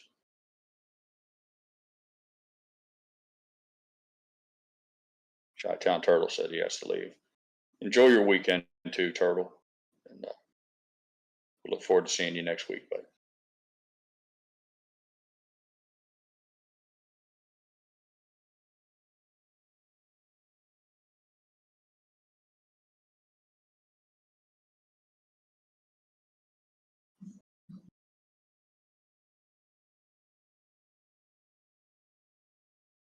I'm reading your comments there, musical companion, about bow hunting, and I enjoy that as well.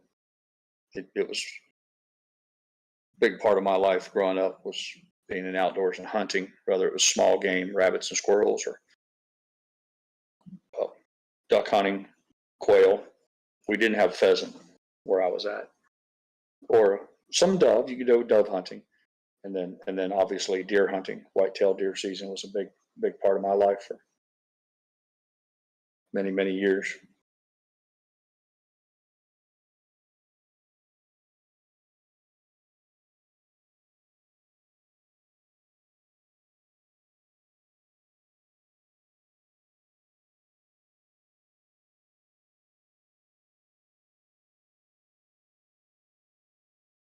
I grew up in California in the city, so hunting wasn't really the thing. But then we moved back to Missouri, high school years, and moved to a small town in Missouri. And man, deer hunting season. I moved there right before that, and that's all everybody talked about. And I had no idea what they're talking about. They closed the school down for a week, and it was like it's a big thing in some areas. You know, it's hunting is. It's sad to say, but it's becoming a sport of the wealthy, because we've moved from an agrarian society, farm based, and people living in the country. We've migrated to the city so much in the suburbs that it's just real simple. Nobody has any land to hunt on, and so you either pay to lease land. If you're fortunate, you have somebody in your family who still is living that kind of a lifestyle. But I can see a time in the not too distant future where only the wealthy will be able to hunt, because it'll be as expensive as any other high end activity.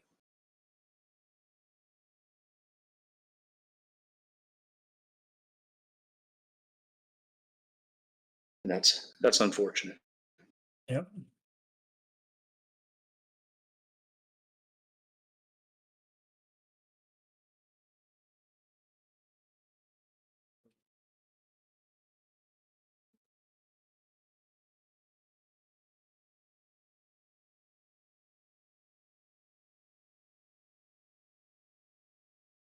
Musical companion said the charter for deep sea fishing just doesn't seem viable. But you don't have to go on a charter. They have what's called head boats, companion, and it's because you pay by the head. So if it's just you and a buddy, they're generally, don't quote me on this, but generally about $100. So you pay $100 and you go out, and they provide everything. You get a deep sea fishing rod, the bait. There's usually a bait boy running around, or a deck. They call him a deckhand, to help you if you get tangled up or what have you. And then so you go out, but those boats are bigger. They can hold anywhere. They can be 60, 70 feet long, and have you can just imagine how many people you can have on there. So it's not uncommon to be standing shoulder to shoulder with somebody, but it doesn't matter if you're cranking up fish. So it doesn't have to be, it doesn't have to be for the rich and famous where you charter an entire yacht and go 3 hours out. And you can do that. Those are, you can get a 6-pack charter for if you got a family, you know, you and 4, 5, or 6 of you. They got smaller boats that they call 6-pack charters, and they're a little more economical. And then of course you can take and pay for like a go fast boat, which would be something that has like twin 300s on it, and those guys can be as expensive as the big yachts that have all the air conditioned cabins and amenities. But the difference is they can put you on bigger fish faster. They run out real fast. They go farther out and fish in deeper water. So unlike what most people would probably think, it's not just kind of one size fits all. There's half a dozen different ways you can participate in fishing in varying prices. So hopefully that's helpful to you if you ever decide to look into Pirate, that. have you seen that TV show Wicked Tuna? Oh yeah, yep, yeah, I've seen Wicked Tuna. Catch those fish, $8,000 to $12,000 a fish, or more. Yeah, yeah. Crazy. They don't show you that trips where they go where they don't catch anything though. That doesn't make good TV. So a lot of that stuff, you gotta take it with a grain of salt. But it's cool. I mean, I get it. You know, there's guys that want to live that life, man. It's hard. It's a tough life. It's a dangerous life. Yeah, it makes for good TV. It's just like the most dangerous catch. All those that big, one, I wouldn't do that. big the net or the crab boats up in Alaska and all that. I had a friend that went. My best buddy in the military, Air Force. You guys hear me talk about him all the time, share stories about him. He went. My next door neighbor was a captain. He lived here in Florida, but he flew to Alaska and then he captained one of those vessels like you see on TV.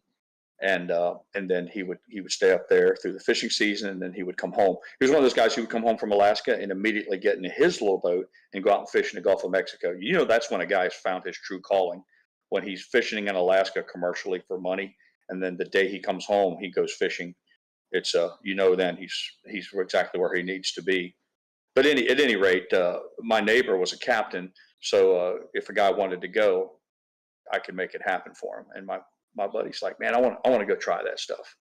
I said, well, here you go, sign you up. But he went and spent some time on a trip, and he got hurt. They freeze those boxes of fish on those boats, and they come on conveyor boats and all kinds of stuff. And long story short, he got his thumb crushed, and they had to take his thumb off at like the first knuckle. Thumb or 20 finger. At any rate, he lost a piece of himself up there, and but it's every bit as dangerous as it looks on TV. I had a buddy in But college. It pays good. College years friend that he went there for the summer and made a lot of money, but yeah, you can't pay me enough money to do that.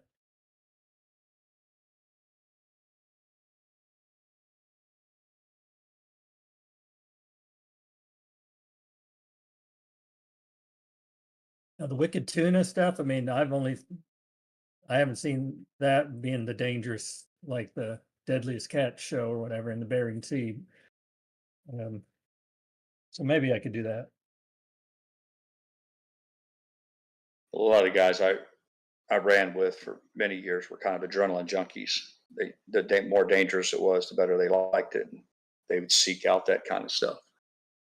And he's one of those guys. Not afraid of any adventure. What do they call it where you go in the rivers and you stick your hand in the crevices and hope to get inside the mouth of these big catfish and pull them up? That's called noodling. Yeah, no, thank you. Yeah, sometimes the water's too deep, so they got to take a deep breath and go down. That's hillbilly hand fishing.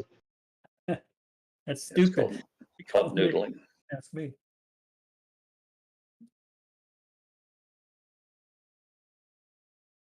Musical companion song about river monsters. My wife loves that show.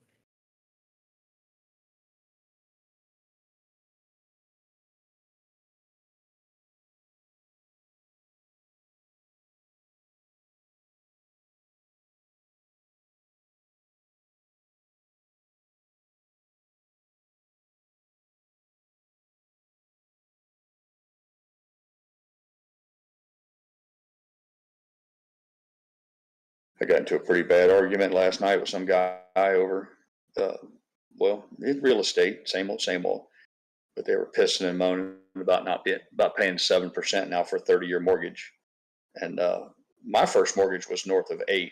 I can't remember. I think it was like 8.25, 8.65 or something. And I remember paying points some years later. I paid to refinance. And I remember it was a giant celebration when we got to like 5.5%. But I digress. He was giving it hell about why it was prohibitive to buy a house at 7%, which I tried to show him how foolish that was. But my question to him was, why didn't you buy a house? It was at 3%. We had money at 3.5%. It wasn't just a flash. It lingered there forever. So I'm like, it has to be something else I'm missing here. We had a rather heated exchange, I guess what you call spirited debate, to put it mildly.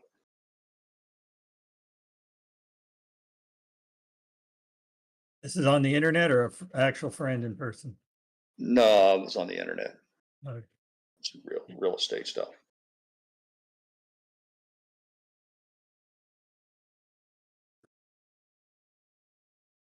Yeah, we got pretty spoiled when it stayed under 3% there even for quite a while.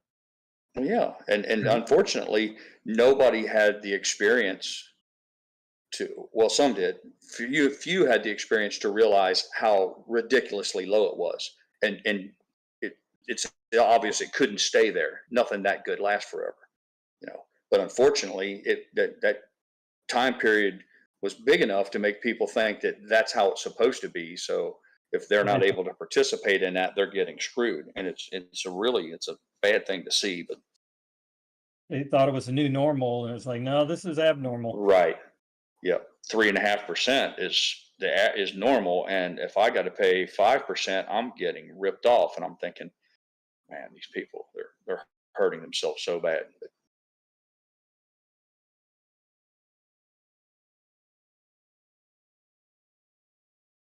Inspector's taking leave of us. Be careful and have safe travels. We'll look to see you when you come back.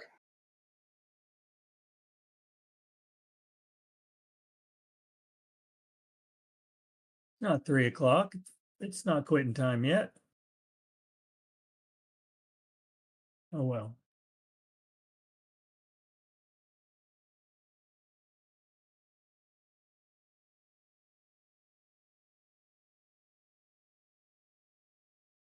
AMC at 422, GME at 2310. GME's up 2.17%, AMC's down 0.01% for the day. Censored content still smoking a cigarette. He's been quiet as a church mouse. He may have drifted off to sleep. I think he still works nights and sleeps days. But I thought he was new to the Discord. Has he been on since I've been here? I don't really focus on it, but I think he's been here for the bigger part of the day. I know he was playing music earlier and joking around, so I don't think he's left. I just think he muted his mic. And yeah. Did you scare Yuka off? No, it's a mystery as to how he comes and goes, but I think a lot of it's because of his business there. He has a brick and mortar store, so he can have a walk-in customer anytime, just like Pro Jeweler. Well, Pro Jeweler is the back of the house, but at any given time, those guys can be called away from customer service or what have you.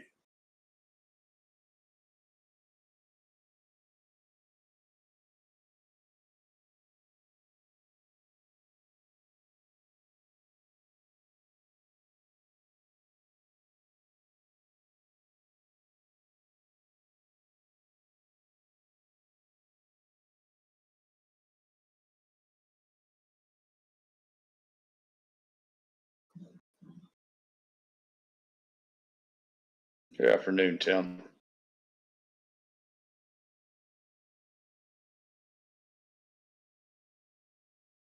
My Jimmy John's was very good, Tom or Tim. Thanks for asking.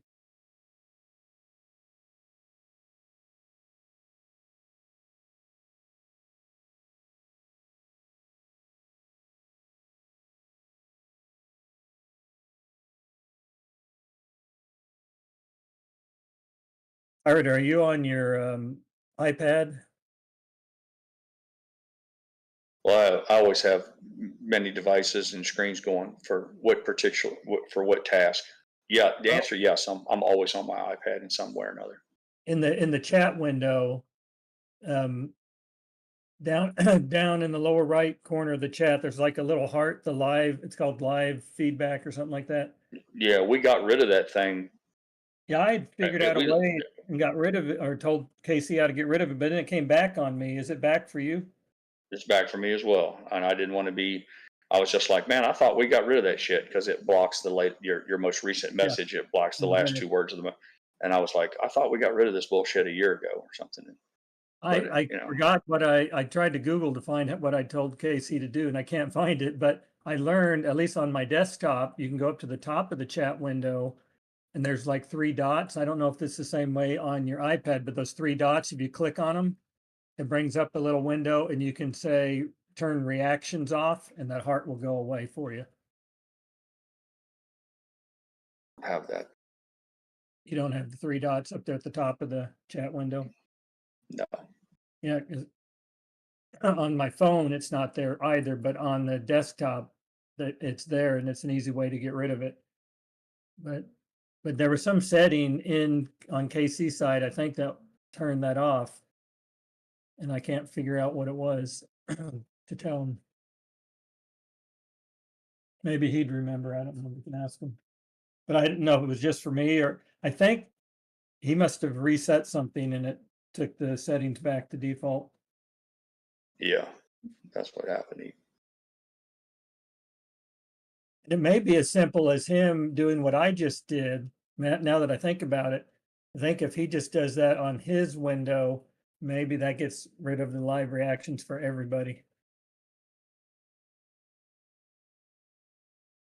I'll have to ask him when he gets back. Very kind of you, Tyler Stone. Thank you so much for the kind words. We enjoy you as well. We enjoy each other's time here. That's what makes it nice. It's just a place for us to gather up, sit around, and share stories and a few laughs and talk about the charts while we wait for what we believe to be coming. So thanks for the compliment. Very kind of you. Did you see the entry there from Wind Pirate? Is that Riyadh? Is that like Iraq? Riyadh's in the Middle East. He's must be making the big bucks to travel over there, work as a contractor. It's very cool, Wind, that you're able to engage in the chat all the way from the other side of the planet. Glad to have you here.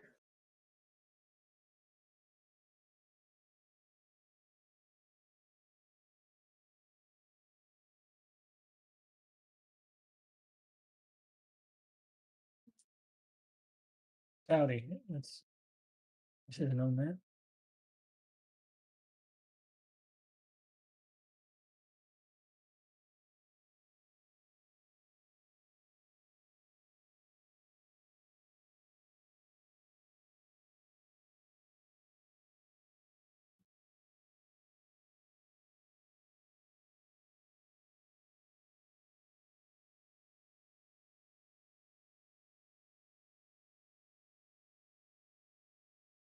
Tim said, I knew where it was. I just didn't know how you pronounce the location.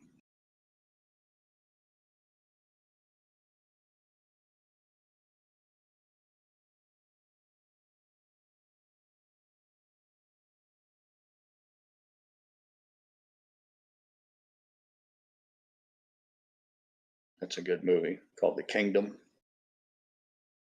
About Saudi Arabia and suicide bombers.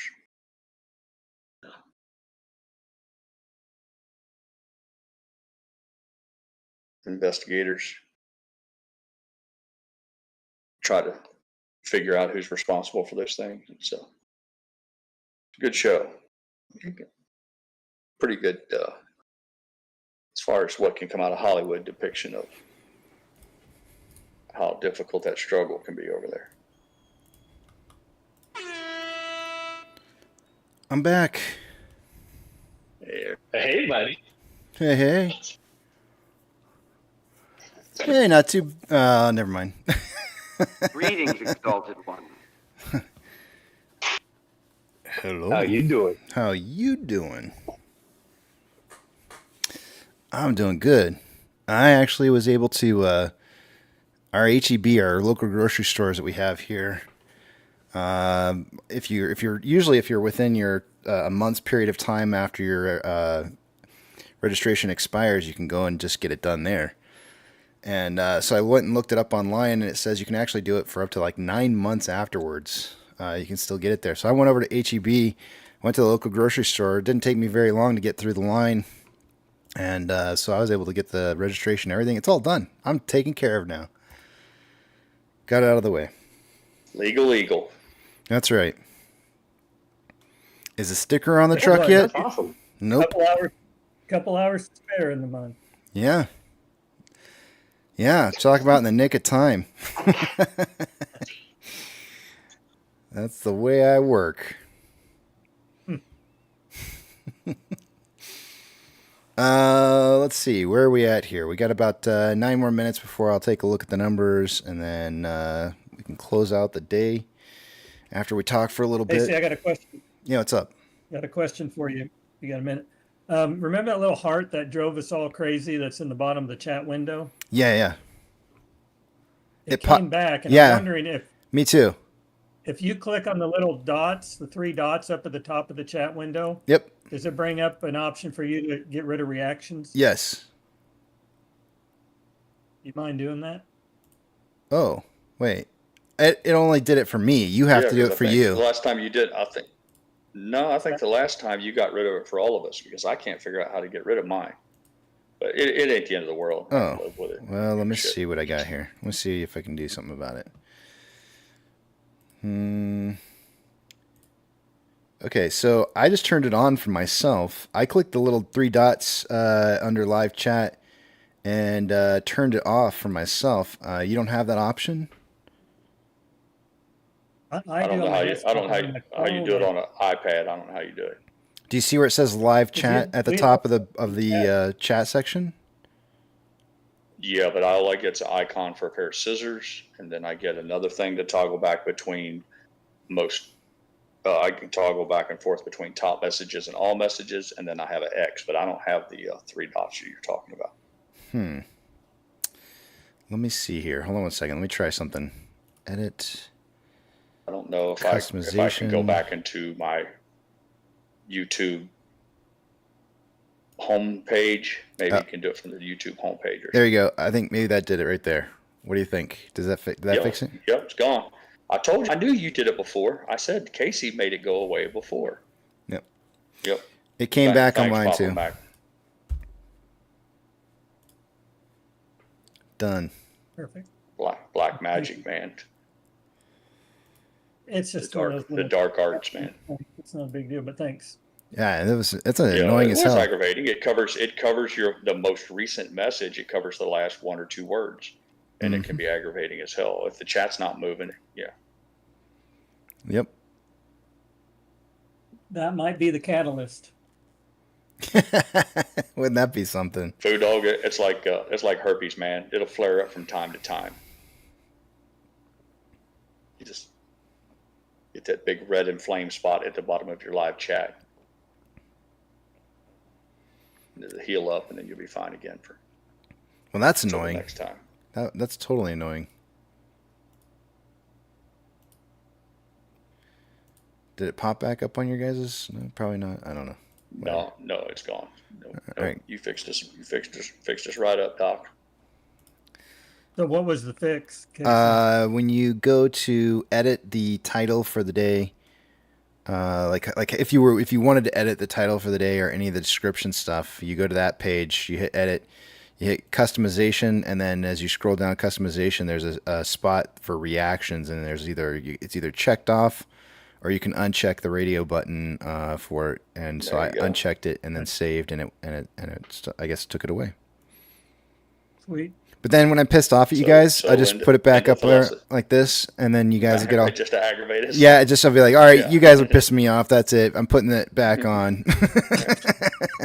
Even though Casey's pissed off right now because he just put the live actions back up. Like having a cold sore on prom night. UPS delivery guy is already going nuts. Don't get in an accident, UPS delivery guy. I'm just messing around with you. I took it So back why do you off. think it came back? Because I put it back. I was telling you, it's like if I get pissed off, I'll just put it back up on there. I mean, like a couple days ago. You remember how I was going to stream the poker tournament?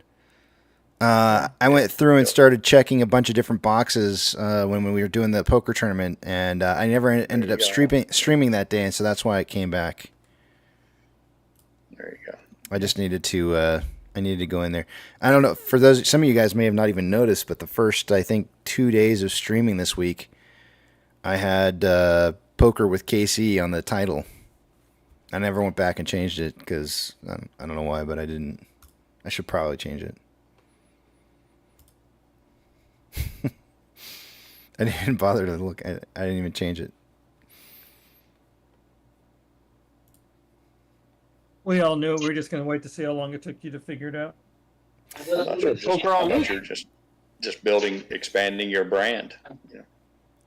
Yeah. I guess It'd be nice. I'm looking. The other thing that I need to do is when I start up the live stream, there's a way for me to be able to check so that the stream has a certain latency. Apparently, I have control over that, and as it stands right now, let me just check and see something real quick here. Right now, it's changed to normal latency, and I think I need, before I start the stream back up again here, I need to change that back to at least low latency, if not ultra low latency, to see if I can't improve your guys' the amount of time that is whether or not you're live or not. And that should help that. And that's something different. Like on my Streamlabs, there was a 20-second delay by default, and I had to go in and set it to 0. Yeah. Is that the latency? Is that even different than that delay factor? It does. The latency does control delay. Yeah. I mean, is it? Maybe sure it'll be easier. Go ahead. Somebody else was saying. I was just saying on my Streamlabs, it literally had to go into settings, and there was a 20-second delay, and you could change it to 0, and it will let you. Yeah, that was what I was trying to do. I was trying to add in a delay so that when we were playing poker, it wouldn't matter if my cards were being shown or not. Because anybody who would have been watching the live stream would have been seeing like what my cards were after the fact, after the hand got played out. So because I didn't want anybody to cheat or anything like that, and so I was adding in a delay on you know, if I was going to be live streaming, I was going to try and add in that delay. So that's why that happened. Gotcha. Yeah.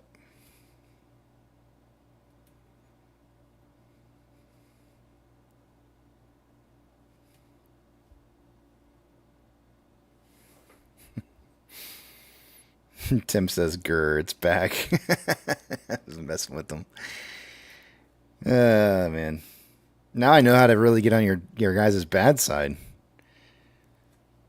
Casey hates us today. He put the live emoticons on there. A few days before we finally had nerve to bring it up again, but it is a little annoying. I remember it was annoying for me. I was like, why is this so annoying? It's up here. Hey, look at that. UPS delivery guy changed his icon. He's got an Orioles on there. Baltimore Orioles. Are they still Baltimore? I don't even know. He did that earlier this week. I like it. I do too. Are they still the Baltimore Orioles? Or do they change? I have no clue. Okay. Neither do I. I should know that kind of stuff, but I just don't care anymore about sports. They're still the Baltimore Orioles. Don't worry. I mean, I knew that. That's who I knew him as a kid. Yeah. Yeah. Only Cleveland got their name changed. Well, are they the only ones? Maybe. In baseball, yeah. Yeah, maybe that is true. I started thinking about the Chargers, but that's football.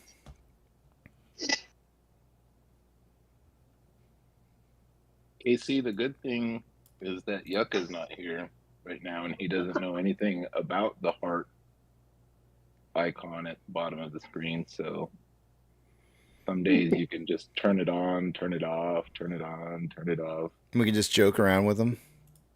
Yeah. Oh, that could be fun. I like it. I like where you're going with this food. That could We be all fun. say, no, it's not on our screen. Yeah, we can all just play it off as Right. it's not happening to us. It must just be you. Well, because it won't. Yeah, exactly. You should reboot your phone. Yeah, you need to terrorize him with that at the most random of times. Okay. If you have the presence of mind, like right in the middle of numbers, just turn his heart on. Yeah, I will do that.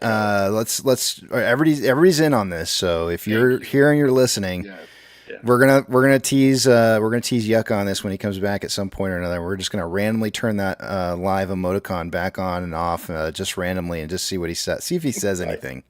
Yeah, and make an effort. Like sometimes turn it on, but don't wait for him to say something. Like maybe leave it up 3 or 4 minutes till you feel confident that he's probably noticed it. Maybe he hasn't said anything because he can't talk, and then just turn it off again. So then if he brings it to light, we can accuse him of lying. Well, this time he's making it all up, that he's tripping on shrooms and all that. So yeah, That's right. This could have legs, man. You're gonna have to send us a screenshot because I don't know what the heck you're talking about. You need to let him off the psilocybin mushrooms, dude. Yeah. You might need to call you. No more talk about it. He might be listening right Yeah, now. I don't think he is. well, Normally we can see him on the screen when he's listening. I need to say something like, we'll take a screenshot and show us, and then as I'm saying that, like, disable it so he can't take a screenshot of it. Right. Exactly. Oh, you're just lying. You're lying. It's not there. Like it must be your Well, version. the next time it happens, if it happens again, bring it to our attention. That's funny. Yeah. It's gonna drive him nuts. So you have to go get a new iPhone. Yuka, your phone's too old. That's the best. You're gonna have to get a new phone. You must be having problems with your phone. This could be epic. Yeah. All right, so we've got Tyler Stone says, "I love you, Casey. Been watching for a month. Apes Huddle. Full FOMO, Tyler. Yep. Love you too, man. All right, let's do I numbers. I just read on X that if it's going around, there's a big hack, and one of the ways you can tell your computer's been hacked is if a heart pops up on your screen. So it says something about contact your service provider immediately, turn off all devices. Make sure to turn off all the lights in your house. If you must go immediately turn all the lights off in your house. It could mean or they can get all of your passwords. It could. Oh man. Somebody else could be like, yeah, I just got a message myself. Yeah, my broker just contacted me, said if any of your apps have a heart pop up on them, you need to immediately call and get your passwords changed.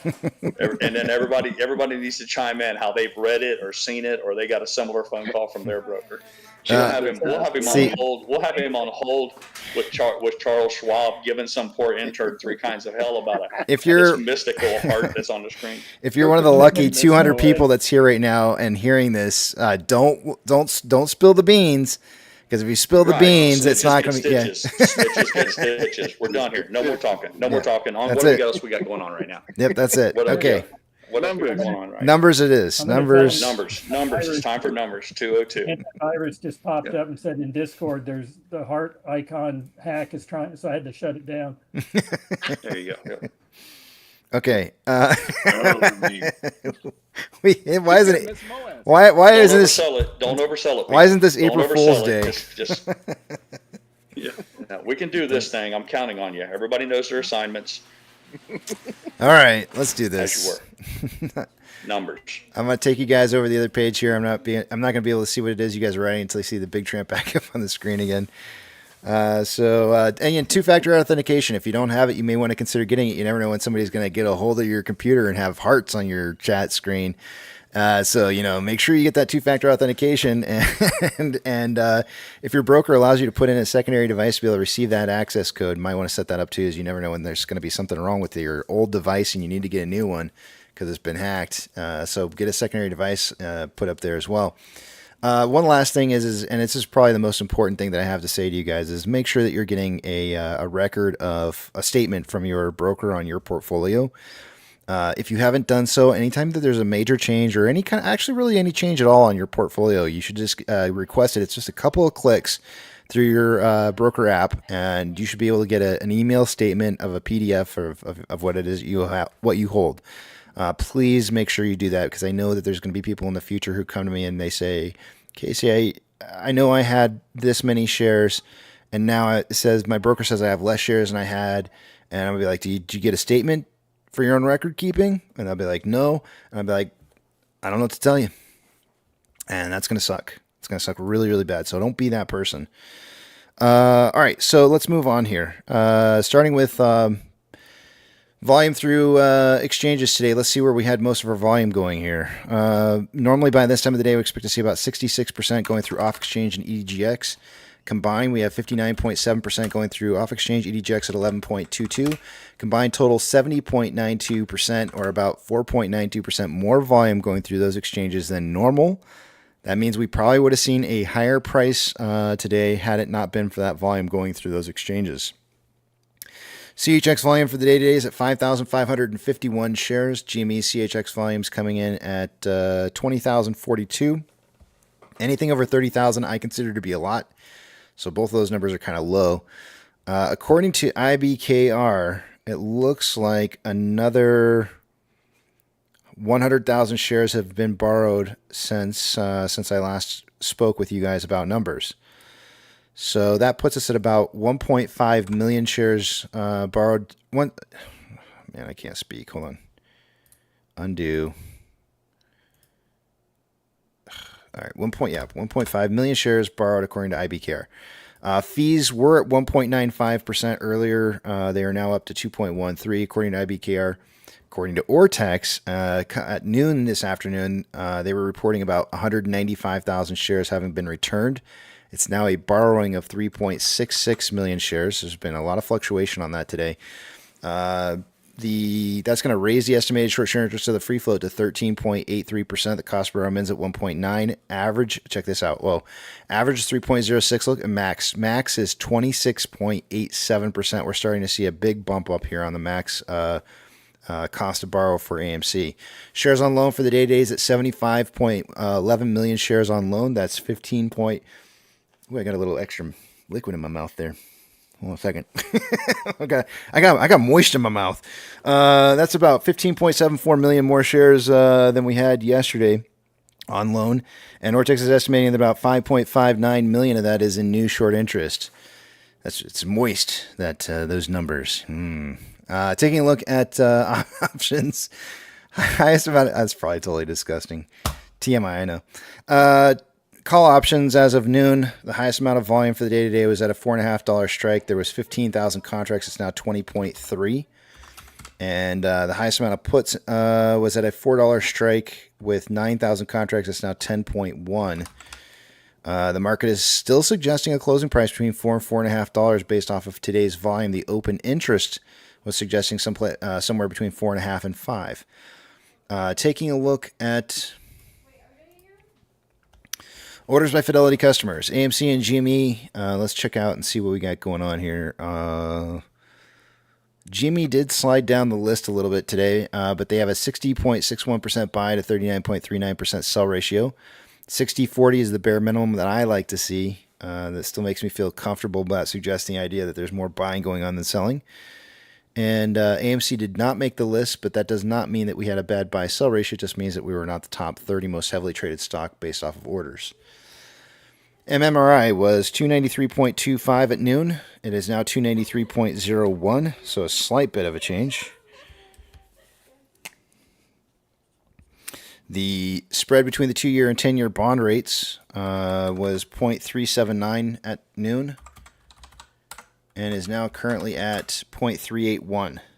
So very, very slight upwards movement on that number. We started out the week at 0.462 and we're ending the week at 0.381. So overall, throughout the week, we've had a normalization of the 2-year and 10-year bond rate spread. Taking a look at, let's see, what's next here. Let's go with the indices, see where we're at here. We've got NASDAQ down 1.04, Dow Jones is up 0.72, and the S&P 500 is down 0.16. We have 3,264 advancers to 2,387 decliners. The market is more advancing now than it was 2 hours ago. 3264.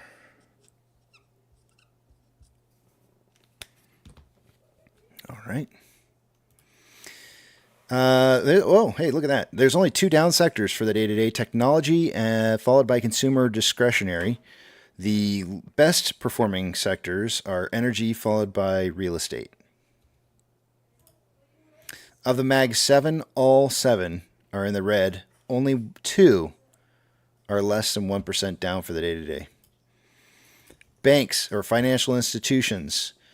Anything changing more than 2.5% from yesterday's closing price will get a shout out. Coinbase is down 5.22. Silvergate's down 7.22. Stank of California is up 2.67. CIBC's down 3.36.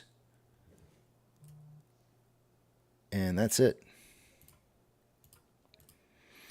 Gold is down 0.91 and trending down. Silver is down 3% and continuing to trend down. Ethereum Classic is down 1.14 and continuing to trend up. The US dollar is down 0.06 but consolidating after a trend up earlier this morning. Oil is currently breaking. It's deciding between wanting to break even and being positive. So it looks, but it's on a downtrend, so it's going to start heading negative. When oil goes negative, the market should go negative.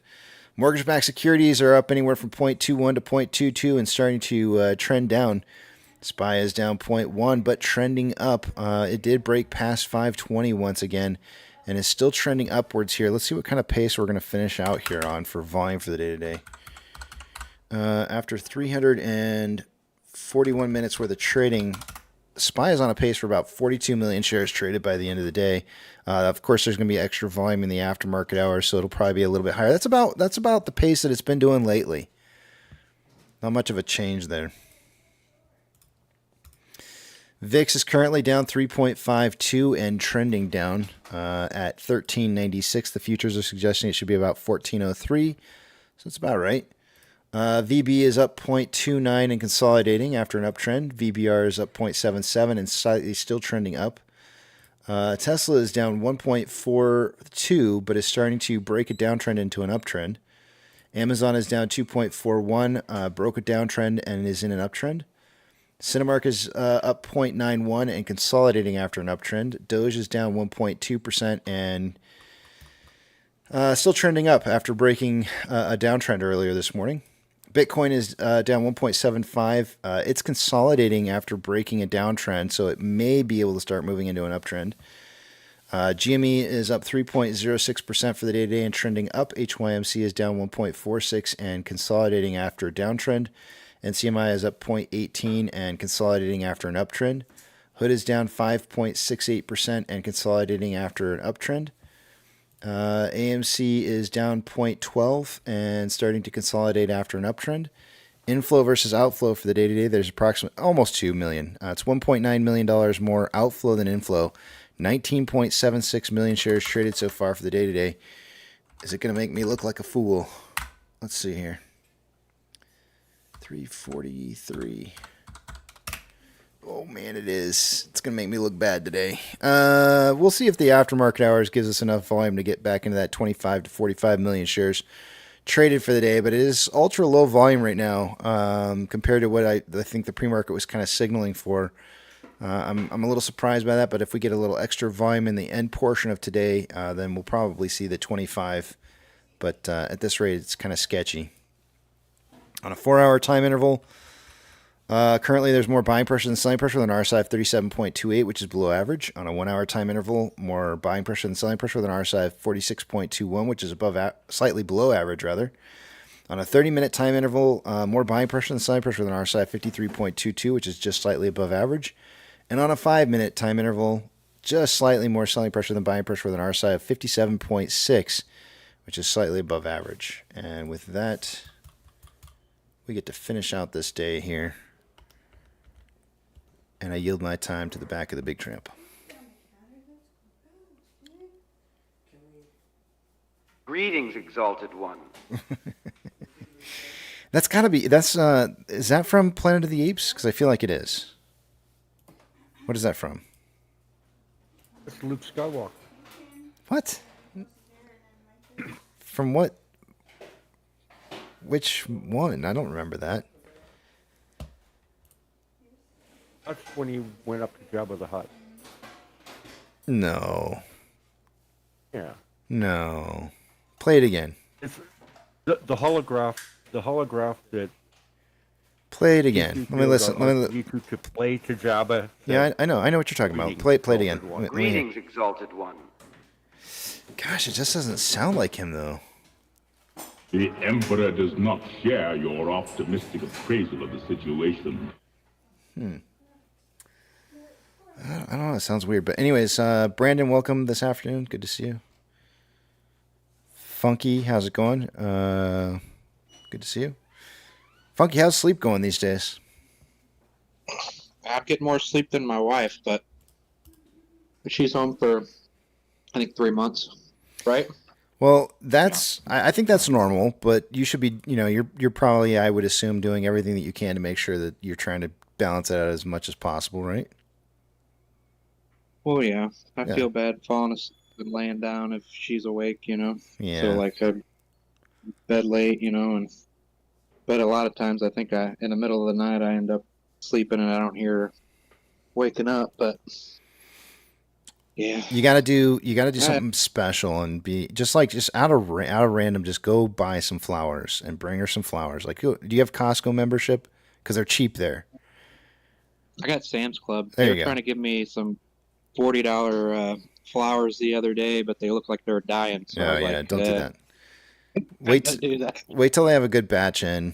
Go buy just like a big, huge bouquet, and just surprise her. Just bring it and be like, I know I fall asleep on you on occasions, but you're doing a great job, and I'm trying my best to be there for you, and then just hand her the flowers, give her a kiss, and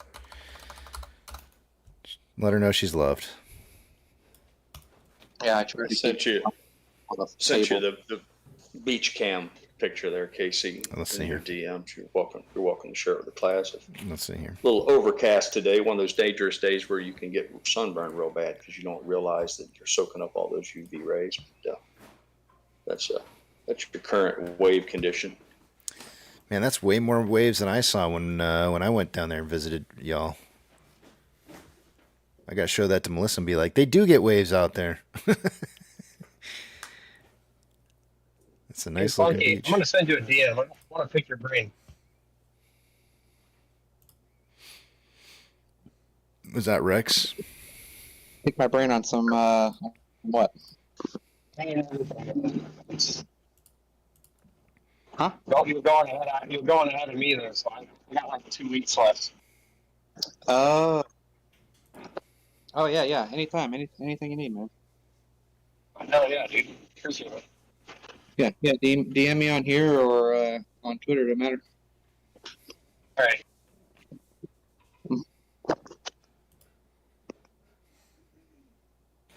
UPS delivery guy says, "Is this the love line?" Sometimes. You never know what you're gonna get. Do you want it? Do you want it to be? Yeah. It's a baby making van. You never know what you're gonna get. Sometimes we're just complaining. Sometimes we're talking about cars, and sometimes, oh yeah. I am wondering, why are you here? Brown chicken, brown cow.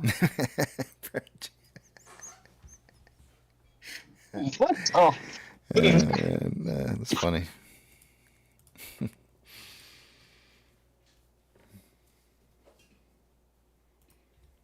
Tyler says apes are saving ammo for the last minute pump.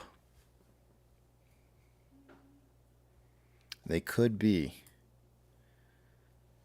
I hope we see a little bit more volume. I'd love to see the 25 million I was kind of suggesting earlier this morning. Lately I've been really, really bad on price predictions and volume, and I feel like I lost my mojo or something. It's been horrible. I need to get my mojo back.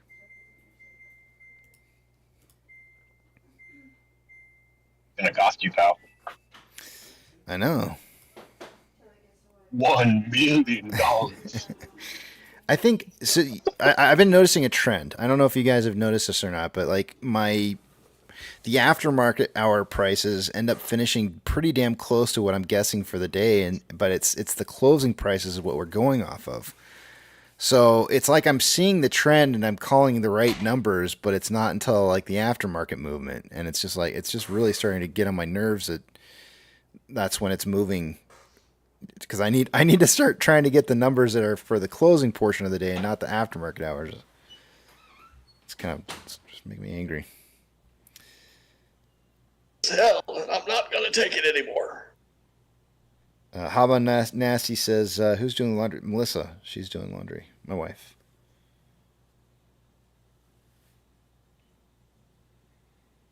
I think when you're estimating your volume, you've got to look at not just the morning volume, but these days aftermarket. I didn't used to have to, so why now? Why is it changing? You know, it used to be pre-market volume was just fine to look at, and it gave a great prediction for the day. Seems like something's changed. But I've always thought this, because like last night, there's 2.2 million volume after hours on a day where we only traded 30 million. That's a lot of after hours volume, right? Yeah. They're in trouble. It's true. When there's that much volume in the after hours. So today, at 20 million volume, what's our after hours volume going to be? I mean, it's hard to say. Like if it's I'd have to look at it over time and see how much it's changed. If it's over a million, in after hours volume, they're still in trouble. Yeah, don't get it twisted. Don't get it twisted, man. What's going on, Yucca? Welcome back. Good to see you again. Keep it tight, boys. Here. Hey, buddy. Hey, yeah, get your Momo back.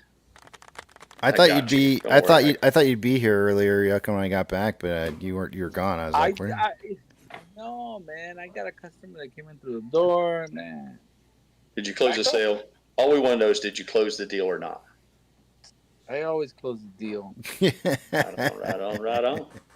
Like to see. That's what I like. As long as he's happy, that's what counts. Yeah, man. I always close the deal. Everybody keeps asking about, do you have these trophies? And I say, yep. Let me show you. Here they are. Let me take you to the back room. Let me show you over here. Come over here. What do you think of these? Yeah, well, here they are. Look at these. You like these? And they're like, yeah, I'll take a pair of those.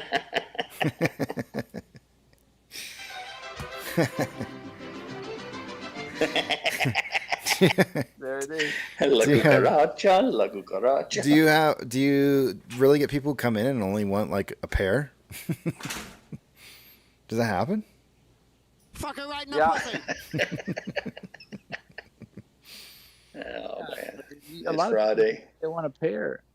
No, that's I guess first and second place.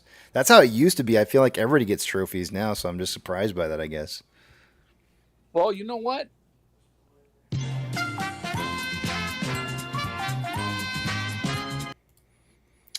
Yeah, I just wish that lasted just a little bit longer. It's like it's great. Come I love on it. down. Yeah.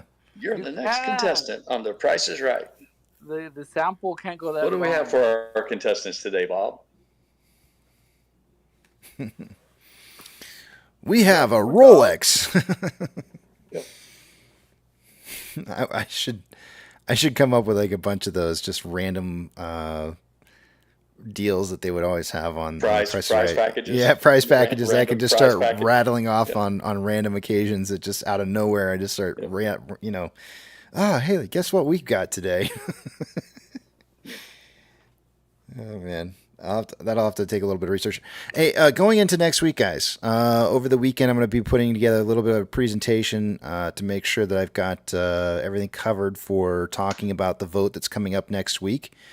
So remember that if you want to vote now, that's okay. You can always change your votes later if you decide to. That's totally fine. I'm going to probably vote over the weekend, but we'll talk about everything on Monday. And then the actual voting ends at around midnight or 11:59 on Tuesday. But I would highly encourage you vote before then because oftentimes they shut down the voting a little bit earlier than you would anticipate. So it's good to have your vote in just a little bit beforehand. But I'll make sure that you guys remember to check your votes and make sure that they're still what it is that you made them. Maybe late at night after dinner on Tuesday night. So I'll remind you guys on Tuesday about that throughout the entire day. And I'll probably even go put in like a Twitter reminder and a post into Discord to just double check your numbers, make sure everything's showing up correctly, that you've got the right amount of shares accounted for your votes. Make sure that you have the votes are marked as what it is that you have selected. And yeah. And then we've got our meeting on Wednesday. I think it's after market closes. I think. No, actually it's during the day. Hold on a second, I gotta pull it up. I can't remember now. I think it's during the day. Oh, and I need to send in the questions. We got questions that we wanted to answer, so I'll send those into John Merriweather probably later today. Maybe over the weekend, we'll see. Let's see here, SEC. All right, let me see here what we got. Wait a minute here. What? Is earnings coming up? It's the yearly meeting, I think, for AMC, the shareholder annual meeting. So they're meeting? So we have it's on June 5th, and it's to be held at 1 o'clock p.m. Central Time. So 1 o'clock my time on the June 5th. So I will be live streaming it. Normally that's not the case because they usually have those meetings. They usually have the quarterly meetings after market closes, but this particular meeting here will simply just be one. Usually it's just one of the ones where they talk about what they're doing for the votes and how the voting tallies turned out. So they don't usually talk about anything else unrelated, but we'll send questions anyways their direction and see if they won't answer some of those questions. Yeah.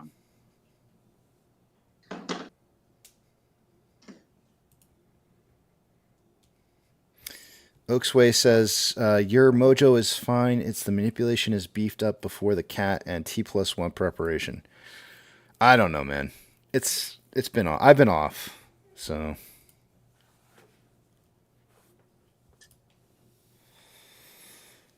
Habanasti says, what do you think Monday will look like? Probably a lot like today. I mean, we've been seeing pretty regularly, and I think I posted this up on the screen earlier this morning. We were kind of like looking at the spread on high and low prices throughout the day, trading days over the last month. And ever since our really big run up, it feels like, let me just see if this is really the case here, but here's a Monday. I'll highlight the Mondays here. Maybe. Page layout? No. Which one? Hobo nasty. Hobo? Sorry, Hobo nasty. Oops, that did not do what I wanted. I got you, Hobo.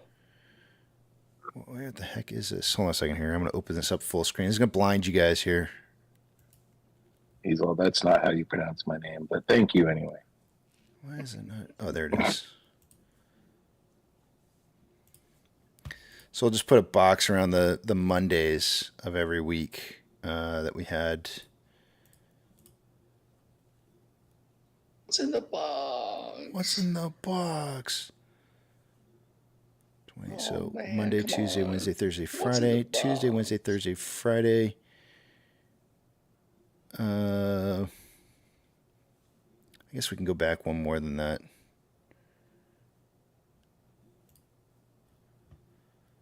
So I wouldn't really count this particular one here because it was part of the time frame. It was the 13th of May when we had the really big run up. But you can see here one of the larger spreads for this week right here. The second largest. No, actually it was the third largest. So it wasn't really the beginning of the week, but it was that day, Wednesday, and Thursday were some of the bigger days of the week. Tuesday wasn't so big. But then on this week, Monday for sure was one of our biggest days of the week in regards to the spread on how much we saw price move. So I feel like it's going to be a little bit more active than what we saw today, like a little bit more volatility. And we know max pain is 450 for the week. So the question really becomes is, are the $4 puts going to try to close out for next week first thing in the morning on Monday? Or are they going to try and run the price up? And I think the whole week will just kind of be based off of how Monday's results turn out.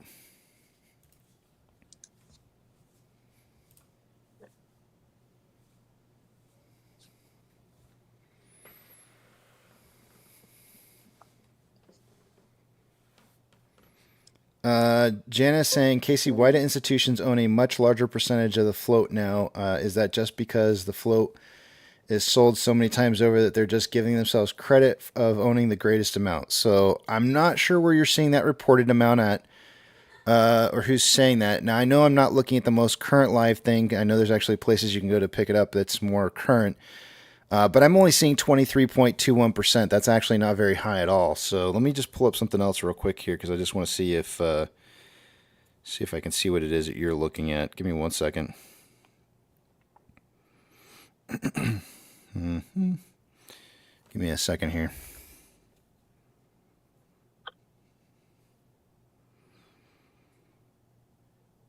Okay, I'm seeing 28.62. Is what I'm getting. So I really don't think that's that high.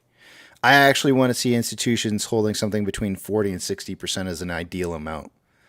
So I'm not sure who's giving you information that it's like a lot higher than what I'm seeing, but it's not very high at all.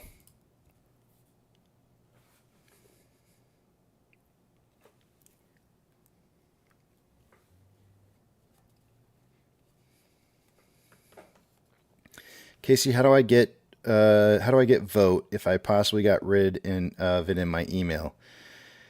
Who is your broker? Because usually what you can do is you can go into your account with your broker. Like for example, like if I'm with one of my brokers is Fidelity, and I can go in there and there's usually a place that you can go to look for action items that you need to accomplish or complete, and it'll show you where you can click on a link that'll take you into the vote. Yeah, Food Dog's saying, look for notifications. That's what you're going to be looking for. And in worst case, you can just send out a message to your broker and ask them to resend you an email on your link to put in your votes.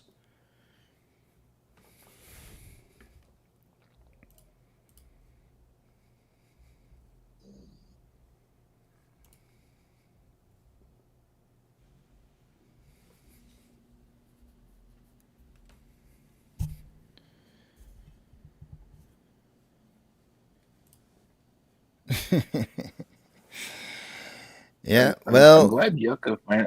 I'm just gonna say this: you are what you eat, Jana. Just remember that. Well, What? so yeah, so if you eat balls, or eggs, that's what I meant. If you eat bad information, that's what you're going to be full of is bad information. Yeah. You're an asshole.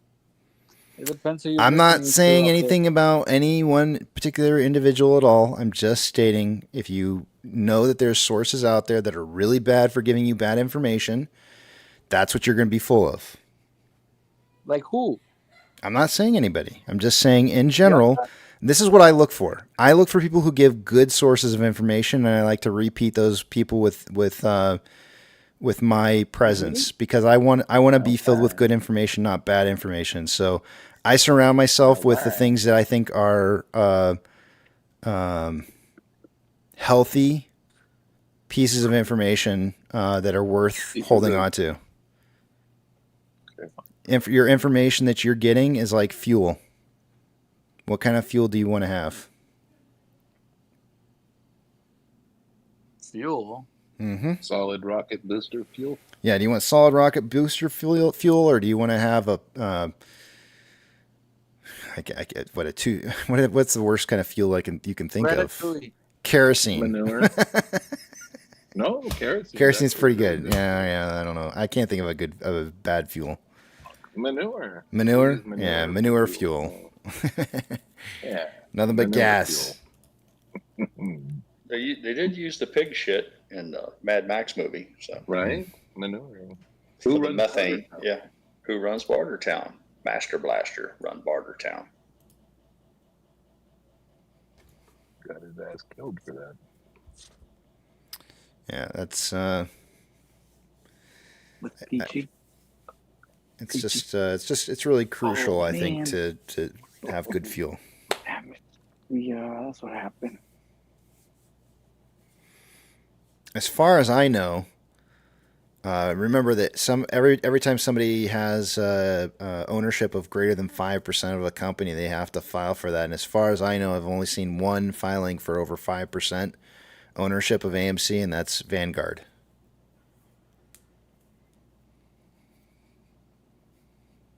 Did we have the Mexican word of the day yet? No, we did not. As a matter of Oh, fact. it's a Ooh, what the special hell, one. man? Look at that. It's a special one. Slacking. Oh, I was waiting for the time, and it's a special Mexican word of the day today. So, you guys want to know what the Mexican word of the day is? Yes. What is Well, that? don't make us beg. The Mexican word of the day is brief. Brief? As in, brief. As in Brief. a short period of time Okay. or a summarization of events. Uh-huh. You want me to use it in a sentence? Please. Please, by all means. Okay. When Maria farted in the car, nobody could breathe.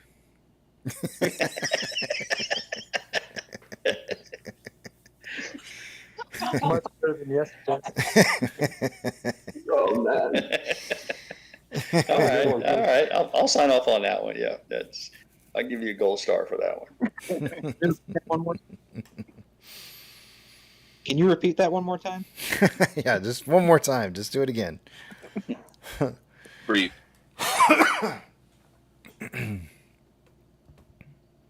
Yep, that was good. Thank you. Who said that, by the way? Who came in here and said, could you repeat it one more time? Was that Brandon? I think that might have been Brandon. Probably the JJ. What JJ? Funky. Oh, it's Funky. It's Funky. Okay. Brandon, good afternoon. Hello, Brandon. Bake that funky pizza, white boy. Hi, Brendan. I couldn't tell if you were saying bereave at first when you said it. It almost sounded like bereave. Barista. And so I was a little confused at first, even when you repeated yourself like twice. Yeah. Bereave. And I gave a definition of it and Well, everything. I think it's because you were over enunciating. I can't even say the stupid word enunciate. You were over enunciating it, and so it sounded like bereave. And so I was thinking you were trying to say bereave or something. I don't know. It was weird. Anyways, whatever.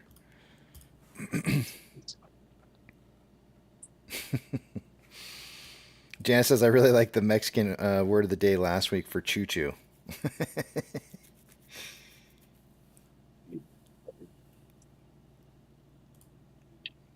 Hang on, I'm having technical difficulties over here. Uh-oh. Frank says, could it be Class B stock? Well, Class B stock, I mean, I don't know. I'd have to go check it out and see, but I don't think that there's, I mean, that's not Class A. Is it convertible at some point in time? Possibly, but I'd have to go look and see. I don't know. But I can tell you they don't have Class A. I think whose car is a convertible? No, actually, no. AMC doesn't have any Class B anymore. That's gone. It's been gone for a long time. So I'm gonna say no. It can't. There's no way it could be Class B. In fact, I'm pretty sure that if you went to the annual report and checked it out, you would be able to find out what kind of shares there were, and they actually talk in there about Class B shares having been gone for quite a while. Let me see if I can go pull it up here. Yeah, they were converted into Class A when they were sold by Wanda. Yeah. China. Wanda. Yeah, when Wanda, they had no more Class B years ago when Wanda converted it all.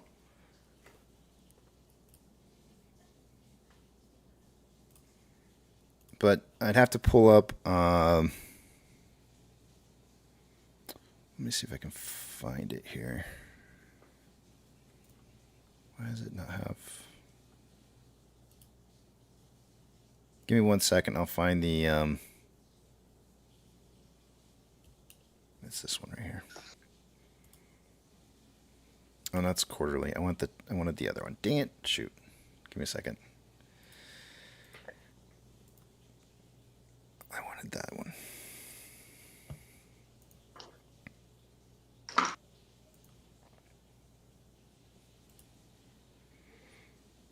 Control F. All right, so here we go. So here's a statement right out of the February 28th Form 10K from AMC. It says, from January 1st, 2020 through February 21st, 2024, the outstanding shares of our common stock have increased by 258 million shares, and I'm rounding it off because I'm not going to read everything. On a reverse stock split adjusted basis, in a combination of the at-the-market sales, conversion of Series A convertible participating stock, shareholder litigation settlement, conversion of Class B common stock, conversion of notes, exchanges of notes, transaction fee payments, and equity grant vesting.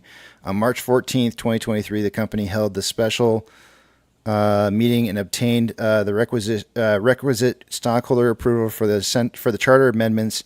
And on August 14th, 2023, we filed the amendment to our certificate of incorporates and implementing the charter amendments effective as of August 24th, 2023. Accordingly, in accordance with the charter amendments, we increased the total number of our authorized shares of common stock from 524 million to 550 million shares of common stock, and effected a reverse stock split at a ratio of 1 share of common stock for every 10 shares of common stock outstanding. In accordance with the terms in the certificate of designations, governance, the Series A convertible participating preferred stock, following the effectiveness of the charter amendments, all outstanding shares of our Series A convertible participating preferred stock converted into 99 million shares of common stock. As of February 21st, 2024, there were 263 million shares of common stock issued and outstanding.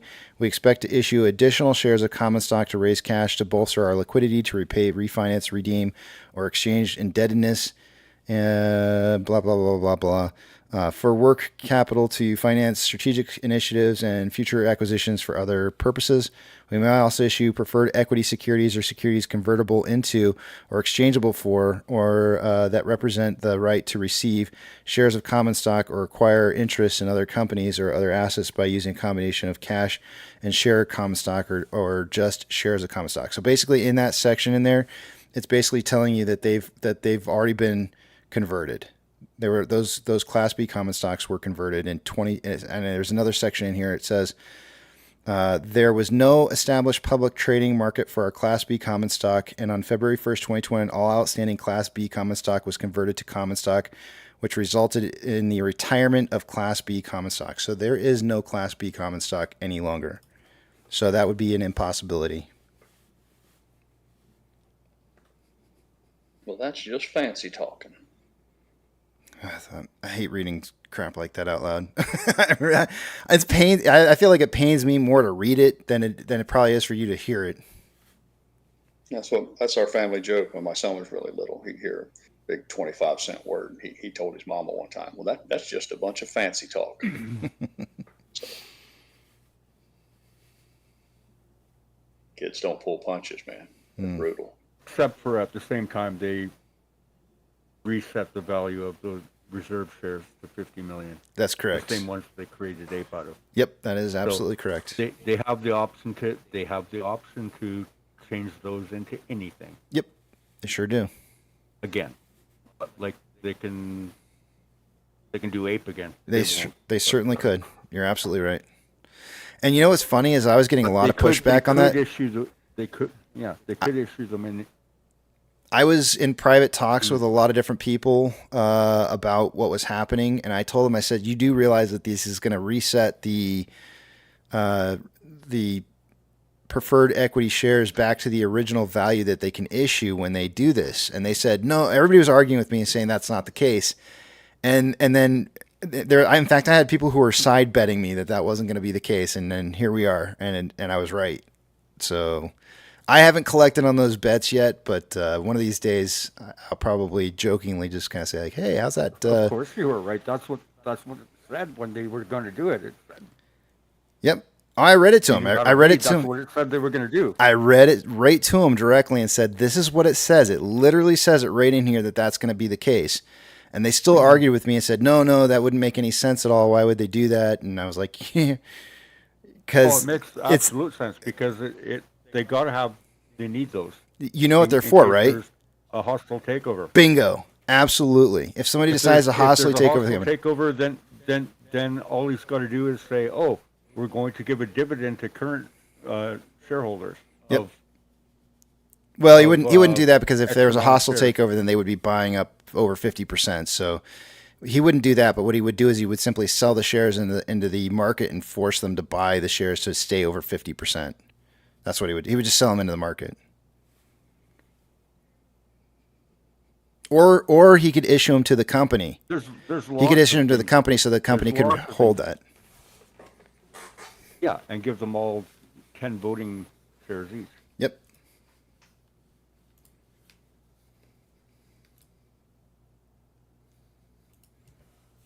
But that's so it's not a bad thing. I hope people aren't seeing that as a bad thing. It's a good thing that AMC is doing that. You don't want the last thing we want as shareholders is a hostile takeover of our company. We do not want that. That's not a good thing. I don't know if anybody's trying to talk you into the idea that somebody taking us over hostily is a good idea. I totally disagree. We want to continue as individual retail shareholders to hold the greater percentage of shares of this company.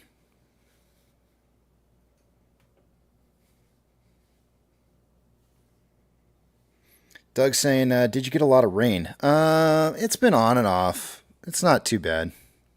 It's much needed. Yeah, a hostile takeover is not a possibility, and that's why everybody keeps trying to bring up these ideas of like Disney buying us out or something like that. And it's like, that's not going to happen. Elon's not going to come in and buy out AMC.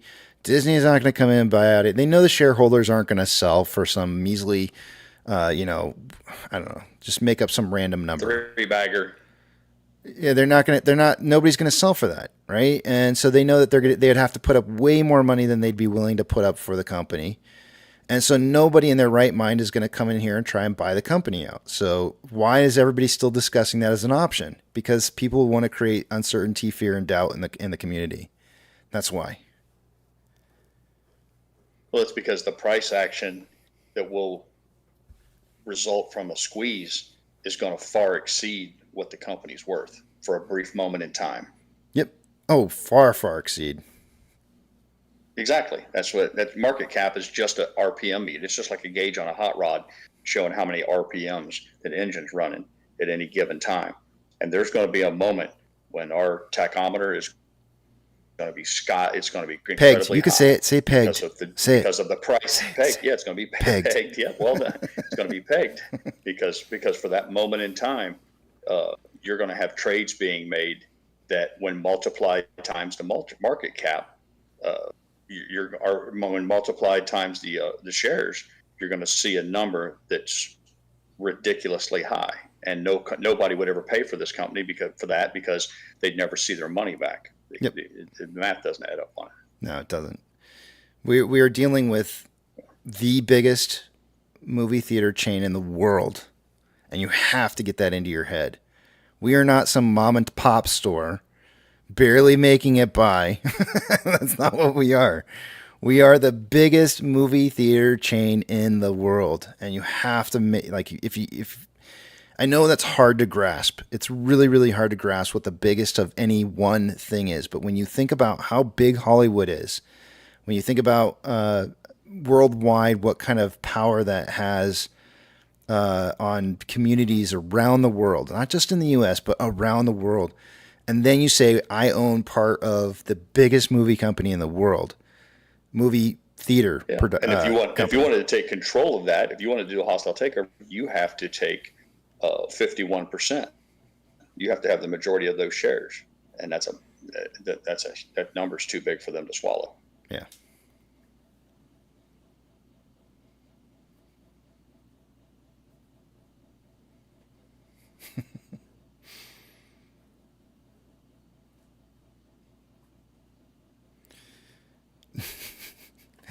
Joe's saying hi is the meow thing over. It was supposed to go into effect today. So I don't know if I would call it over. It's in effect. But there seems to be a lot of people under the perception that it was supposed to do something specifically that was you were gonna see some kind of like crazy result from it, and I never really felt that was gonna be the case.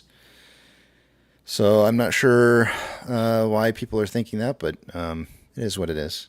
There might be a little bit more. I think it is volatility. Do something, and I think we're going to see crazy results. We're just not going to see them for 10 years, just like that was. It's going to take time. They're going to keep track. They're going to have more. They're going to keep track of more crime, more accurately, and maybe instead of it taking 8 years for somebody to go to court, it'll cut it down to 4. You know.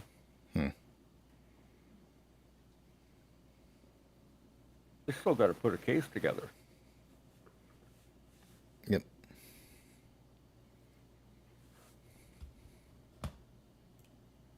And I think there'll be a period where they're just giving them warnings. Hey, man, we can see what you're doing. You better stop that. I think it will create more volatility, right? And that's good because I mean, you know, if things are out of control, like think about this, like if you could spread out volatility over a 2-day period of time, it gives you more time to kind of control that volatility. Whereas when you reduce that time in half, then that means you're forced to deal with that amount of volume in half the amount of time. So you might see some more volatility in the marketplace that occurs, but I don't think that you're going to see any some kind of magic laws. I don't know what to even say. Like, I don't think you're gonna have anybody like getting margin called over the fact that there's a settlement period of 1 day now. I don't think that'll happen. Yeah, but this is why earlier I was saying I think you have to start watching the after hours volume, because I think that's where they're trying to fix things. Push all that during the day. Yeah, it could be. So if overall throughout the market you see an increase in after hours volume, maybe that's them trying to fix what they couldn't fix during the day. It's something to track, that's all. Yeah. They can hit that. I just know they can hit that max 2.2 pain, million like, volume for AMC yesterday in the after hours for the amount of volume they had for the day. It's way more than usual. Yeah, that's way more than usual. You're right.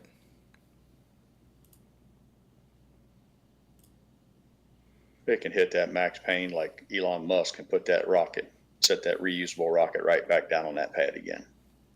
With that same accuracy and control. Perfectly hit that mark on a scheduled time frame. There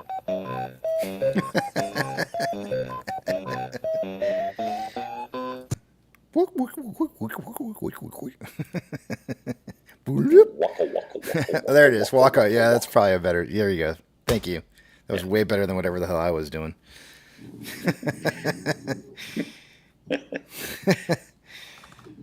Mine sounded really bad. Somebody's gonna clip it. I can tell. All right. Well, it's getting close to the end of the day here. I have to unfortunately end just a minute or two early on Fridays because of the longer song that we get to listen to on Fuzzy Fridays. So I'm gonna go ahead and start exiting my way out here of the back of the Big Tramp. Do you guys have any last minute comments? I haven't done this all week. Come on, squeal, squeal.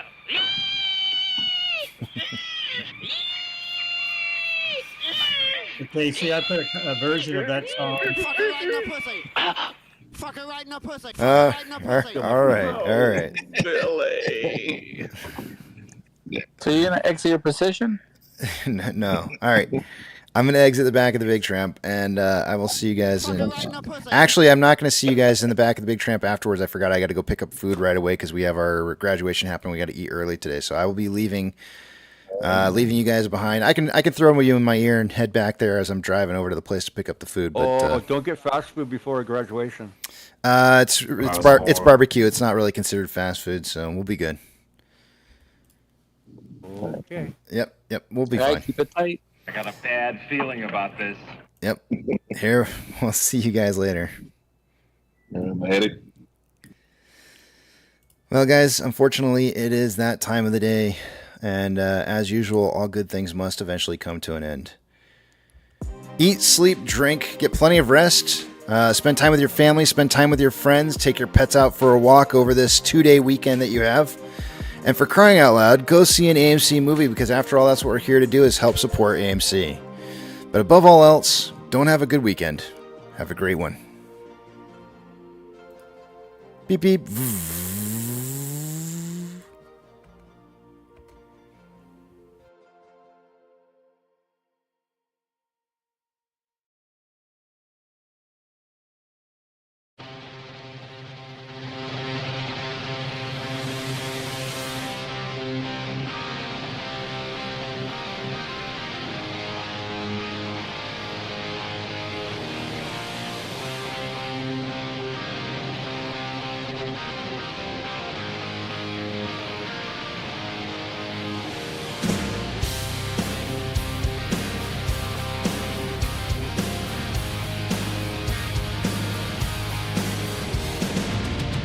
When the nights are getting cold and you're needing a shoulder, puff out your chest and be a little bolder.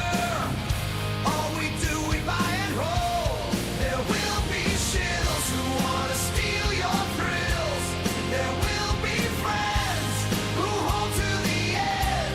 There will be doubt, fear and cloud, but it's all in your head. Those hedgies are dead.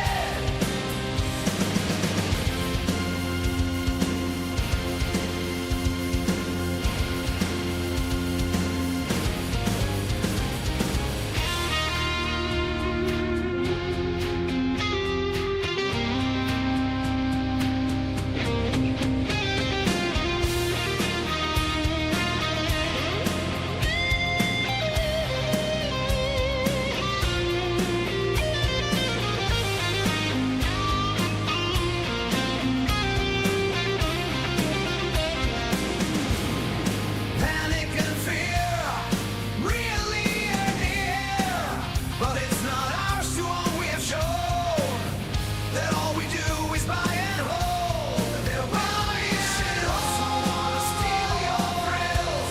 There will be friends who hold to the end. There will be doubt, fear and cloud, but it's all in your head.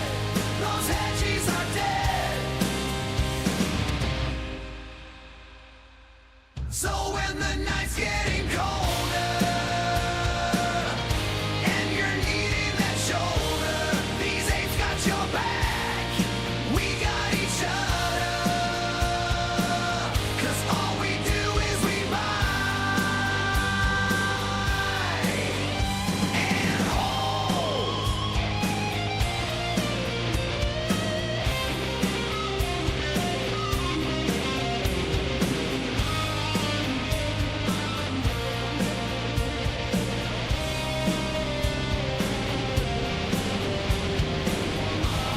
T-minus 90 seconds and counting. All systems are go.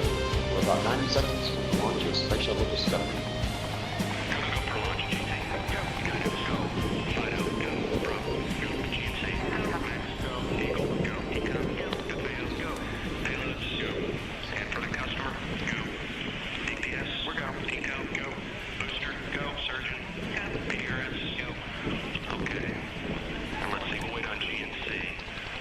T-minus 60 seconds and counting.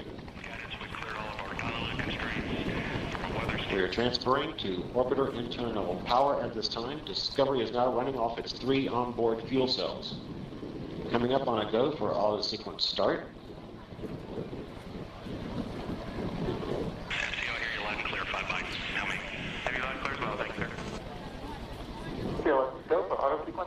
And we have a go for auto sequence start Discovery's onboard computers have primary control of all the vehicle's critical functions. T-minus 17 seconds and counting. 15, 12, 11, 10, 9, 8, 7, 6, start, 2, 1, booster ignition, and liftoff of the Space Shuttle Discovery, returning to the space station, paving the way for future missions beyond.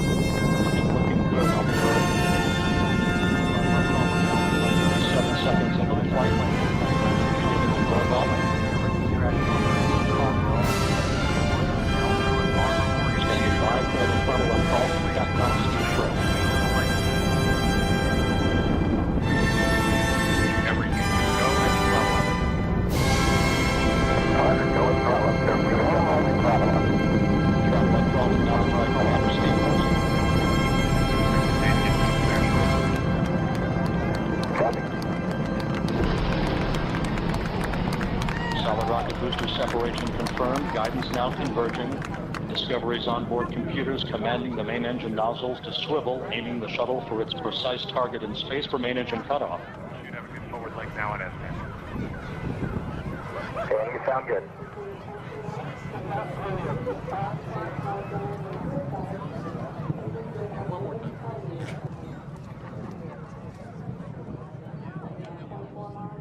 Discovery Houston, negative return. Copy, negative return.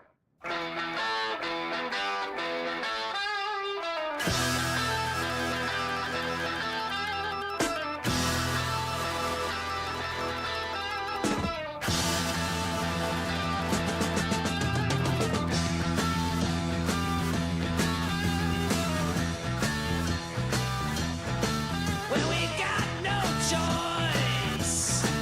All the girls and boys making all that noise, 'cause they found new toys. Well, we can't salute ya, can't find a flag. If that don't suit ya, that's a drag. School's out for summer. School's out forever. School's been blown to pieces.